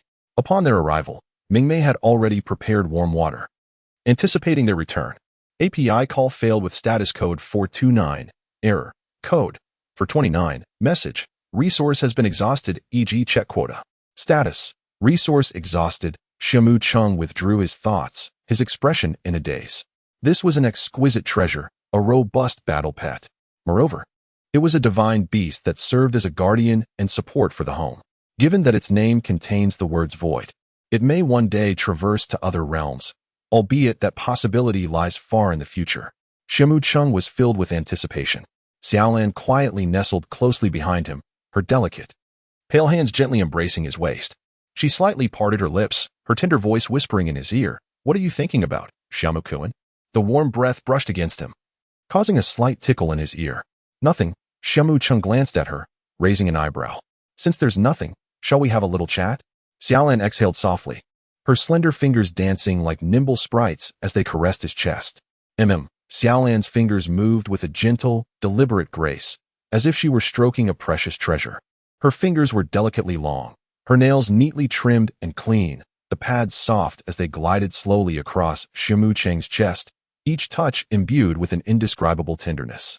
Her beautiful eyes shimmered with affection, and a faint blush adorned her cheeks, the corners of her lips curling into a shy yet sweet smile. In her heart, she secretly yearned for Xia Mu Cheng's response, hoping to share this splendid moment with him. After a long while, Xia Mu Cheng sat in the hall wearing a bathrobe, eagerly awaiting the arrival of his pet. Meanwhile, Mingmei gently dried his hair with a hairdryer, her small hands working diligently. 2 hours had already passed. Yet the pet had yet to make an appearance. API call failed with status code 429, error, code, for 29, message, resource has been exhausted, e.g. check quota. Status, resource exhausted, API call failed with status code 429, error, code, for 29, message, resource has been exhausted, e.g. check quota. Status, resource exhausted, API call failed with status code 429, error, code, for 29, message, resource has been exhausted, e.g. check quota. Status, resource exhausted. Xia Mu Cheng gently shook his head. At that moment, he suddenly recalled the soul binding. He could sense his pet's location. He closed his eyes and focused for a while, discovering that the pet seemed to be in Mihua Town, though not in the 2nd district. The Suzuki Mansion, an impressive 3-story villa, stood elegantly. Yuanzi lounged on the bed, nonchalantly playing with her phone. Her injured foot had been treated and bandaged, yet it remained somewhat swollen, indicating that it would take several days for recovery. Yuanzi put down her phone and could not help but lightly touch her lips with her fingers, pondering to herself, Is this what kissing feels like? How sweet it is. At that moment, memories of her bold actions flooded her mind, causing her heart to race and a grin to spread across her face. Unable to contain her joy, she rolled around on the bed gleefully. However, what about Xiaolan? Yuanzi's heart became conflicted again. A sudden howling broke the silence. Yuanzi felt a jolt of panic and instinctively looked up, momentarily taken aback. A dog? A husky? There. A long-faced husky tilted its head, gazing intently at her. Its petite frame stood at just over 30 centimeters tall. Its silky black and white fur shimmering under the light like meticulously woven satin, while its blue eyes sparkled like two brilliant sapphires. Yuanzi was utterly bewildered. How could a dog suddenly appear on her bed? Yet it looked so handsome. Yuanzi, usually carefree, was now overwhelmed with curiosity. She crawled over, cautiously reaching out to pet the husky. The sensation was delightful, soft yet slightly springy, akin to the touch of the finest silk. How did you get in here? Yuanzi inquired curiously. Woof woof, the husky responded twice. Yuanzi furrowed her brow, a strange feeling washing over her. It seemed she understood the husky's barks. Half an hour later, Yuanzi finally regained her composure, realizing that this was Xia Mu Cheng's dog, and she was now the mistress of the house. With excitement, she exclaimed and scooped up the dog. Wow, this dog is simply too cool. Bu, however, merely shot her a disdainful glance. Ouch! Yuanzi suddenly cried out, releasing the dog as she inadvertently aggravated her injured ankle with her earlier movements. Observing this, Bu confidently approached, placing a fluffy paw on Yuanzi. In an instant, a flash of white light illuminated the room.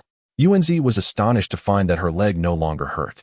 She quickly unwrapped the bandage to discover her delicate ankle, now resembling a meticulously carved gem, glistening and translucent. She tried jumping in, to her delight, felt no pain at all. Bu cast her another haughty glance, filled with elation. Yuanzi couldn't help but stroke Bubo's fur, which was incredibly soft and devoid of any unpleasant odor. In a whimsical moment, she picked up Bu, musing, what a lovely pup. Bu immediately widened its eyes, letting out an indignant woo, as it struggled to break free. I'm sorry, Yuanzi chuckled awkwardly, hastily setting the dog down. In the morning, at the dining table, Yuanzi was happily devouring her breakfast. Bu sat at her feet, gnawing on a chew toy. Across from her, Suzuki Ayako watched in astonishment, her curiosity piqued. Yuanzi, when did you get this dog? She inquired, worried that the dog might make a mess in the house. However, her concerns were unwarranted. As a divine creature, Bu was naturally very tidy. Oh, this is a friend's. I'm just borrowing it for a few days, Yuanzi replied vaguely. Yuanzi, mind your image, be a lady, Ayako admonished, her crescent moon eyes narrowing in a gentle critique. Her delicate features formed a stark contrast to Yuanzi's carefree demeanor. What does it matter? There are no outsiders here. Yuanzi shrugged off her sister's concerns, continuing to eat heartily. Ayako shook her head in resignation, elegantly lifting her glass of milk to take a sip before asking, is your foot better now? Yes, it's not a serious injury, Yuanzi replied, her thoughts animated by Bubu's miraculous ability. After finishing her meal, Yuanzi hurriedly set out to the pet hospital to purchase some supplies for Bu. A luxurious Rolls-Royce drove towards Xia Mu Cheng's residence, picking up Xiaolan before speeding off to Ginza. Bu sat beside Yuanzi, its curious eyes fixated on the bustling crowds outside. Xiaolan was enamored with Bu, gently stroking its silky fur and even taking a photo to send to Xia Mu Cheng. Upon receiving the message, Xia Mu Cheng's brow furrowed. A husky? Why did it look so silly? He had initially envisioned Bu as a towering creature with 3 heads, formidable and majestic, perhaps even capable of serving as a steed. API call failed with status code 429. Error. Code. For 29. Message. Resource has been exhausted, e.g. check quota. Status. Resource exhausted. API call failed with status code 429. Error. Code. For 29. Message. Resource has been exhausted, e.g. check quota. Status. Resource exhausted. Xia Mu Cheng was thoroughly satisfied as he gently groomed Bubu's fur. There is a saying, dogs are mankind's best friends, symbols of unwavering loyalty. Yuanzi assessed Xia Mu Cheng's residence, her gaze finally resting on Ming Mei in the kitchen, and she couldn't help but curl her lips in disdain. This demeanor was the epitome of a devoted wife and mother. After dinner, Yuanzi accompanied Xiaolan home. Xiaolan, is Ming Mei also Xia Mu Cheng's girlfriend? Yuanzi inquired with curiosity. Xiaolan's expression became somewhat uneasy. Such matters were best kept private, and discussing them openly felt rather odd. If it's true, then it's true. If not, then it's not. Yuanzi's eyes narrowed slightly, revealing a hint of peculiar intrigue. I never imagined you to be so adventurous. Enough of that. You've never been in love. So what do you know of romance? Xiaolan shot her a glance, her beautiful eyes rolling in exasperation as she playfully tugged at Bubu's cheeks. Bubu, feeling squished and unable to resist, sensed the lingering essence of Xia Mu Cheng within Xiaolan. This is also the lady of the house. Yuanzi huffed lightly and took Bubu home with her. At Yuanzi's residence, Bubu relished the finest steak, sipped the most luxurious milk, and enjoyed a massage from the maid. Unable to contain her curiosity, Yuanzi asked, Bubu, do you think Xia Mu Cheng likes me? He didn't refuse me the other day. Yuanzi patted her chest, a shy expression gracing her face. Bubu cast her a nonchalant glance and let out a couple of low whines. It detected a strong scent of its master on both Mingmei and Xiaolan, yet it was almost absent on this lady of the house. What? Yuanzi's face flushed crimson. She understood and stammered, this. Meanwhile, Xiaolan returned home. Fei Yingli observed the beaming Xiaolan and remarked lightly, Xiaolan, are you in love again? Not again. He is the one I met in America, Xiaolan replied, a hint of shyness coloring her cheeks. You must bring him home for me to meet. Fei Yingli was filled with curiosity about the man who had so captivated Xiaolan. I know. Bringing my boyfriend home to meet the parents. How thrilling. Xiaolan affectionately snuggled against Fei Yingli's arm. Fei Yingli indulgently stroked Xiaolan's head, cherishing their time together, compensating for the maternal affection Xiaolan had long been deprived of. Feeling somewhat shy about revealing her own relationship to Xiaolan, Fei Yingli decided to cautiously gauge Xiaolan's reaction first. Would Xiaolan oppose me finding a boyfriend? She casually posed. Xiaolan paused slightly, her face reflecting inner conflict. Yet, upon reflection, she realized she could not hinder her mother from pursuing her own happiness. She lifted her head to gaze at her graceful mother, a smile of understanding blossoming on her face as she gently replied, It's all right. I can just move in with my boyfriend then. Xiaolan had indeed matured. Fei Yingli smiled in response. Xiaolan then buried her head again in her mother's embrace, greedily inhaling the faint scent of milk that lingered, as if it were the most comforting fragrance in the world. API call failed with status code 429. Error. Code. For 29. Message. Resource has been exhausted, e.g. check quota. Status. Resource exhausted. Xia Mu Cheng opened his eyes and gazed upon Mingmei's gentle visage. With a soft smile, he remarked, Do not misunderstand. She is indeed beautiful, yet possesses an icy demeanor. I prefer the tender Mingmei. A blush crept across Mingmei's cheeks, but her hands continued their delicate task as she whispered. Are you trying to tease me, Xia Mu Cheng? Can't you feel it? I can feel it. Mingmei's graceful neck flushed a shade of peach as she lowered her head, her azure eyes veiled with a mist and her silken hair cascading gently. Xia Mu Cheng inhaled the fragrant aroma of shampoo intertwined with Mingmei's delicate scent. As their lips gently approached, Mingmei slightly parted her lips, bashfully closing her eyes. Their silhouettes gradually merged beneath the soft glow of the lights, resembling two ethereal clouds blending seamlessly into one. The gentle radiance enveloped them, crafting a breathtaking tableau that captivated the soul. They resembled dolphins playfully chasing one another in the ocean, exuding a vibrant and enchanting energy, drifting like languid ribbons in the serene atmosphere, lingering with grace. What's wrong? Are you feeling unwell? A crisp, fragile voice broke the tranquil moment. Dr. Xia Mu, my stomach hurts terribly. API call failed with status code 429. Error. Code 429. Message. Resource has been exhausted, e.g. check quota. Status. Resource exhausted. Xia Mu Cheng first instructed the female student to lie supine on the hospital bed, gently placing his hand upon her abdomen to commence his examination. He meticulously assessed the softness, tension, and any abnormal signs such as tenderness or rebound tenderness in her abdomen. Subsequently, he lifted the hem of her garment and utilized a stethoscope to attentively listen to the bowel sounds, discerning whether the intestinal peristalsis was functioning normally. After a thorough professional evaluation, Xia Mu Cheng preliminarily diagnosed the female student with gastrointestinal dysfunction caused by abdominal exposure to cold. He poured her a cup of warm water, presenting it with the suggestion, drink some warm water to soothe your stomach. It may provide you with some comfort. The female student accepted the warm water, gratitude shimmering in her eyes. Under Xia Mu Cheng's attentive care, her pain appeared to diminish, and her complexion gradually regained its rosy hue. Doctor, I still feel a bit dizzy and have a tightness in my chest, she confessed shyly, lowering her gaze. Could you please check if something is wrong? Hearing her express such concern, Xia Mu Cheng furrowed his brow and replied, Let me take a look. He gently placed his hand on the right side of her chest and inquired, Is it here? The student shook her head softly. No, it's on the left. I find it somewhat difficult to breathe. She was slightly gasping, a sheen of sweat forming on her forehead. I see, Xia Mu Cheng pondered, proceeding to conduct a meticulous examination once more.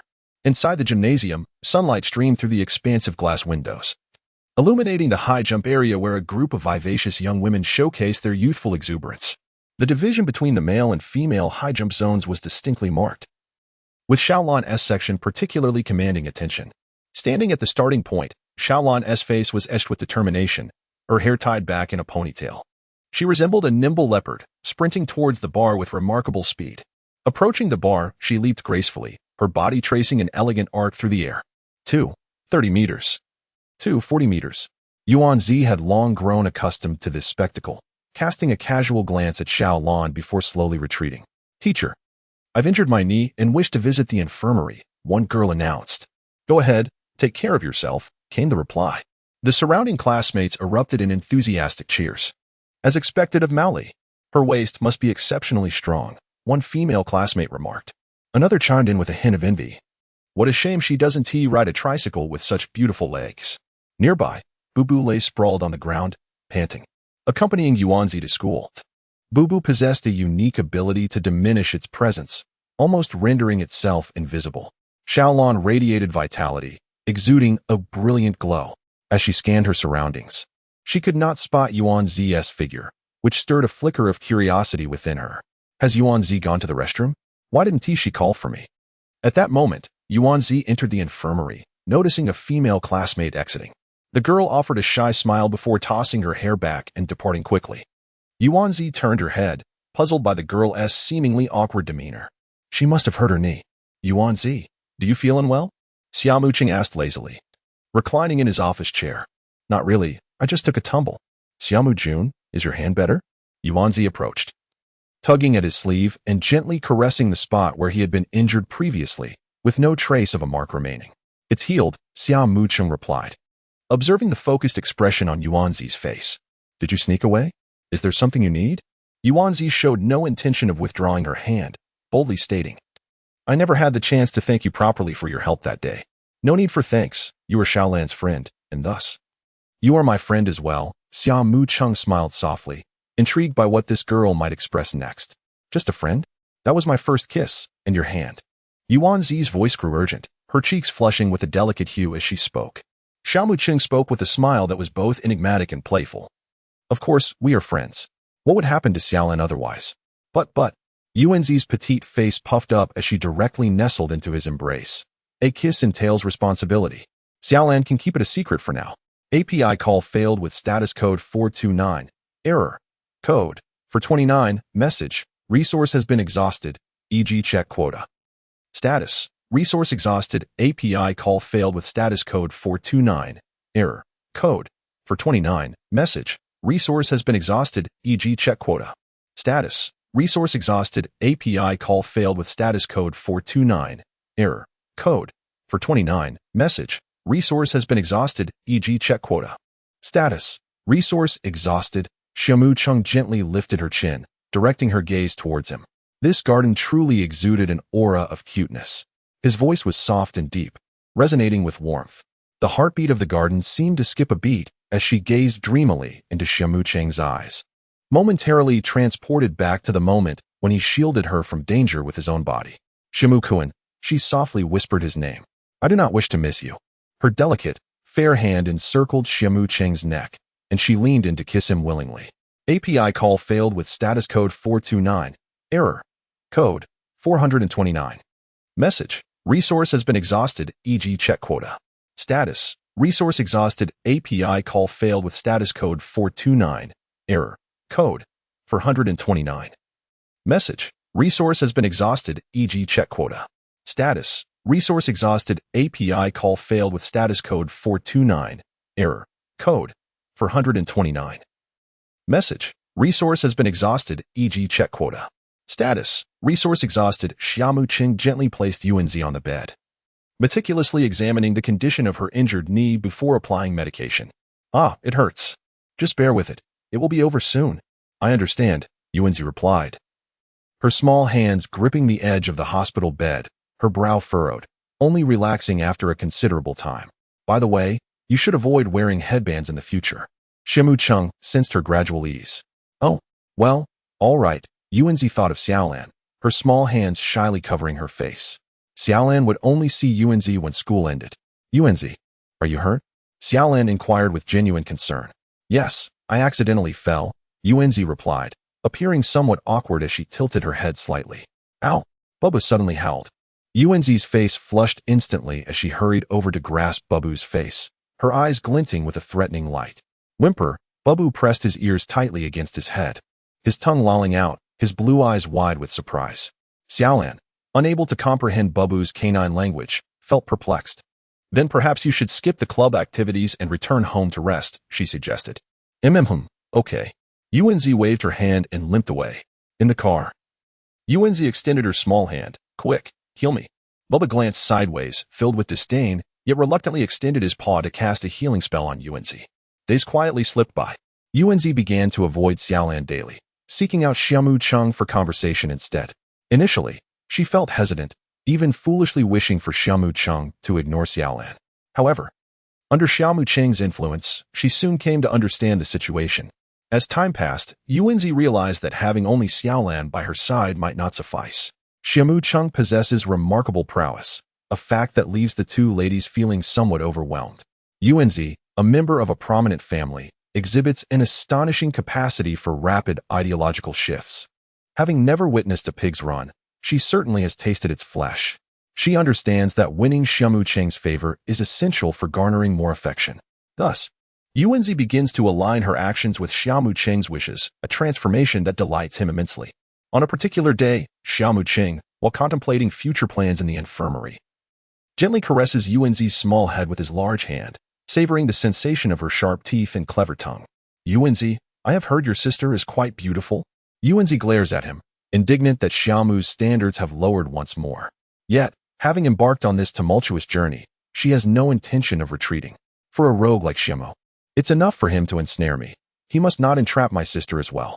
Just a moment, my sister is truly lovely. The scene shifts. In the classroom, Xiaolan gazes quizzically at Yuanzi, who has let her hair down. Did you eat something spicy? A flicker of panic ripples through Yuanzi's mind, though she quickly regains her composure. After all, she harbors no guilty secrets. Oh, I merely purchased some snacks at the school store. Xiaolan smiles gently, advising, moderate your snack intake. Be cautious of gaining weight. Yuanzi mutters softly, not a chance. The snacks I consume are quite nutritious. Xiaolan tilts her head in curiosity. Oh, what snacks are so nutritious? Do share.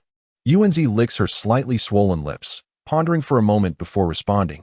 You know, the kind that includes nuts, along with yogurt. Extremely wholesome. Xiaolan nods thoughtfully, a smile gracing her lips. Indeed, that does sound appealing.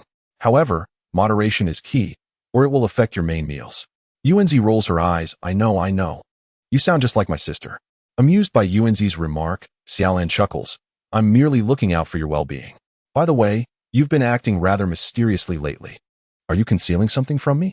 A tight knot forms in Yuanzi's chest, and she quickly waves her hands. What could I possibly hide from you?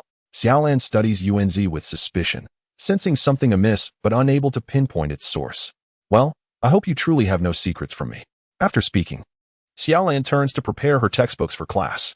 Yuanzi breathes a quiet sigh of relief. It is not yet time to reveal that she has taken her best friend's boyfriend, leaving her feeling vulnerable. That night, Xia Mu Cheng receives a message from Qinjiao. Their essay task on Moon Shadow Island that you might want to undertake? It's quite lucrative. Given the promise of reward, he resolves to engage in the venture. Xia Mu Cheng toyed with Yuxiko's long hair, sending messages with one hand. A significant figure resided on Moon Shadow Island. Countless ideas flashed through Xia Mu Cheng's mind. I have no time. You should go with Gil, he messaged back. Xianyi's mood seemed rather bleak as he was relentlessly probing for information on the black-clad individuals, yet to no avail. Yuxiko rested her chin on his chest, her delicate form snugly nestled in his embrace. I believe he ought to be sent to the city of Sin for further training. With his current childish demeanor, what could he possibly achieve upon locating the black-clad figures? Xia Mu Cheng had not dispelled Conan's dream, and who could fathom the turmoil within his heart at this moment? Yuxiko nodded in agreement, her adorable hair swaying. That's just his temperament, and I find myself powerless against it. Next time, I shall teach him a lesson to make him more compliant. Xia Mu Cheng grinned mischievously, his large hand caressing her smooth back. Yuxiko's back was a slender and flowing curve, extending gracefully from her neck to her waist, each contour perfectly placed, exuding a sense of exquisite beauty. You must be cautious. Do not harm him, all right? Yuxiko, naturally enchanting, playfully bit Xia Mu Cheng's neck after speaking. Rest assured, do you not trust me? Xia Mu Cheng smiled, gently stroking her spine as one would a beloved pet. In the depths of the night, as Yuxiko slept, Xia Mu Cheng curiously ventured into her dreams. Within the dreamscape, most scenes depicted their daily life, interspersed with some rather captivating visuals. One particular scene startled Xia Mu Cheng. It was a place resembling a grand palace. API call failed with status code 429. Error. Code. For 29. Message. Resource has been exhausted, e.g. check quota. Status. Resource exhausted. API call failed with status code 429. Error. Code. For 29. Message. Resource has been exhausted, e.g. check quota. Status. Resource exhausted. Xia Mu Cheng exited the dreamscape with a face etched in frustration. He gazed at Yuxiko, who remained enveloped in a sweet smile during her slumber, and shook his head in resignation. Gently, he embraced her warm and delicate form. Yuxiko appeared to sense the familiar warmth, nestling deeper into Xia Mu Cheng's embrace with an endearing reliance. Xia Mu Cheng could feel the warmth of his breath escaping from his chest. The following day, Xia Mu Cheng disguised himself as a white wine merchant, waiting at the dock. Kill, whose real name is Bindo Aimi, is an undercover agent for the CIA, currently using the alias Mizuno Reina. She works as a host and reporter at a Japanese television station. API call failed with status code 429. Error. Code. For 129. Message. Resource has been exhausted, e.g. check quota. Status. Resource exhausted. API call failed with status code 429. Error. Code. For 129. Message. Resource has been exhausted, e.g. check quota. Status. Resource exhausted. Xia Mu Cheng, standing a little over 6 feet tall, was adorned in a casual vacation ensemble that accentuated his tall and upright posture. He also donned a brown sun hat and sunglasses, akin to those worn by Shui Wulian, and carried a travel bag of matching hue. A cigarette hung loosely from his lips, and his naturally tousled medium-length hair framed his face. The sunglasses obscured his features, making it challenging to discern his true appearance. A flicker of recognition stirred within Shui Wulian, prompting her to instinctively tighten her grip on her travel bag as she approached Xia Mu Cheng with graceful strides. Xia Mu Cheng appeared to stand there casually, yet he had already sensed the approach of Mizunori Rina. As she drew within a few steps of him, a refreshing breeze enveloped her, prompting a recollection of what Jin had mentioned about the distinctive cigarette smoked by the contact. Subsequently, she inquired softly, "May I ask if you have brought any cigarettes?" Xia Mu Cheng cautiously surveyed his surroundings before responding, "I apologize, I have just quit smoking." Upon exchanging this peculiar signal, Shui Wulian's expression softened slightly. Despite the oddity of the code, on board the ferry bound for Moonshadow Island, a refreshing sea breeze greeted them as Xia Mu Cheng gazed upon the approaching silhouette, which should be Moonshadow Island. This secluded and somewhat neglected isle was ruled by drug lords who reigned as local emperors. Consequently, they chose not to act alongside their subordinates, as that would render them overly conspicuous. Standing behind Xia Mu Cheng, Shui Wulian quietly observed him. Initially, she had been enjoying her vacation at home, but then, Jin Jiao had unexpectedly summoned her to Moonshadow Island to engage in extortion, insisting that they pose as a newlywed couple to evade suspicion. This left her feeling quite incredulous. Why must they masquerade as spouses? This was her first encounter with such an absurd assignment, and she couldn't help but harbor grievances towards Jin Jiao. API call failed with status code 429. Error. Code. For 29. Message. Resource has been exhausted, e.g. check quota. Status. Resource exhausted. API call failed with status code 429. Error. Code. For 29. Message. Resource has been exhausted, e.g. check quota. Status. Resource exhausted.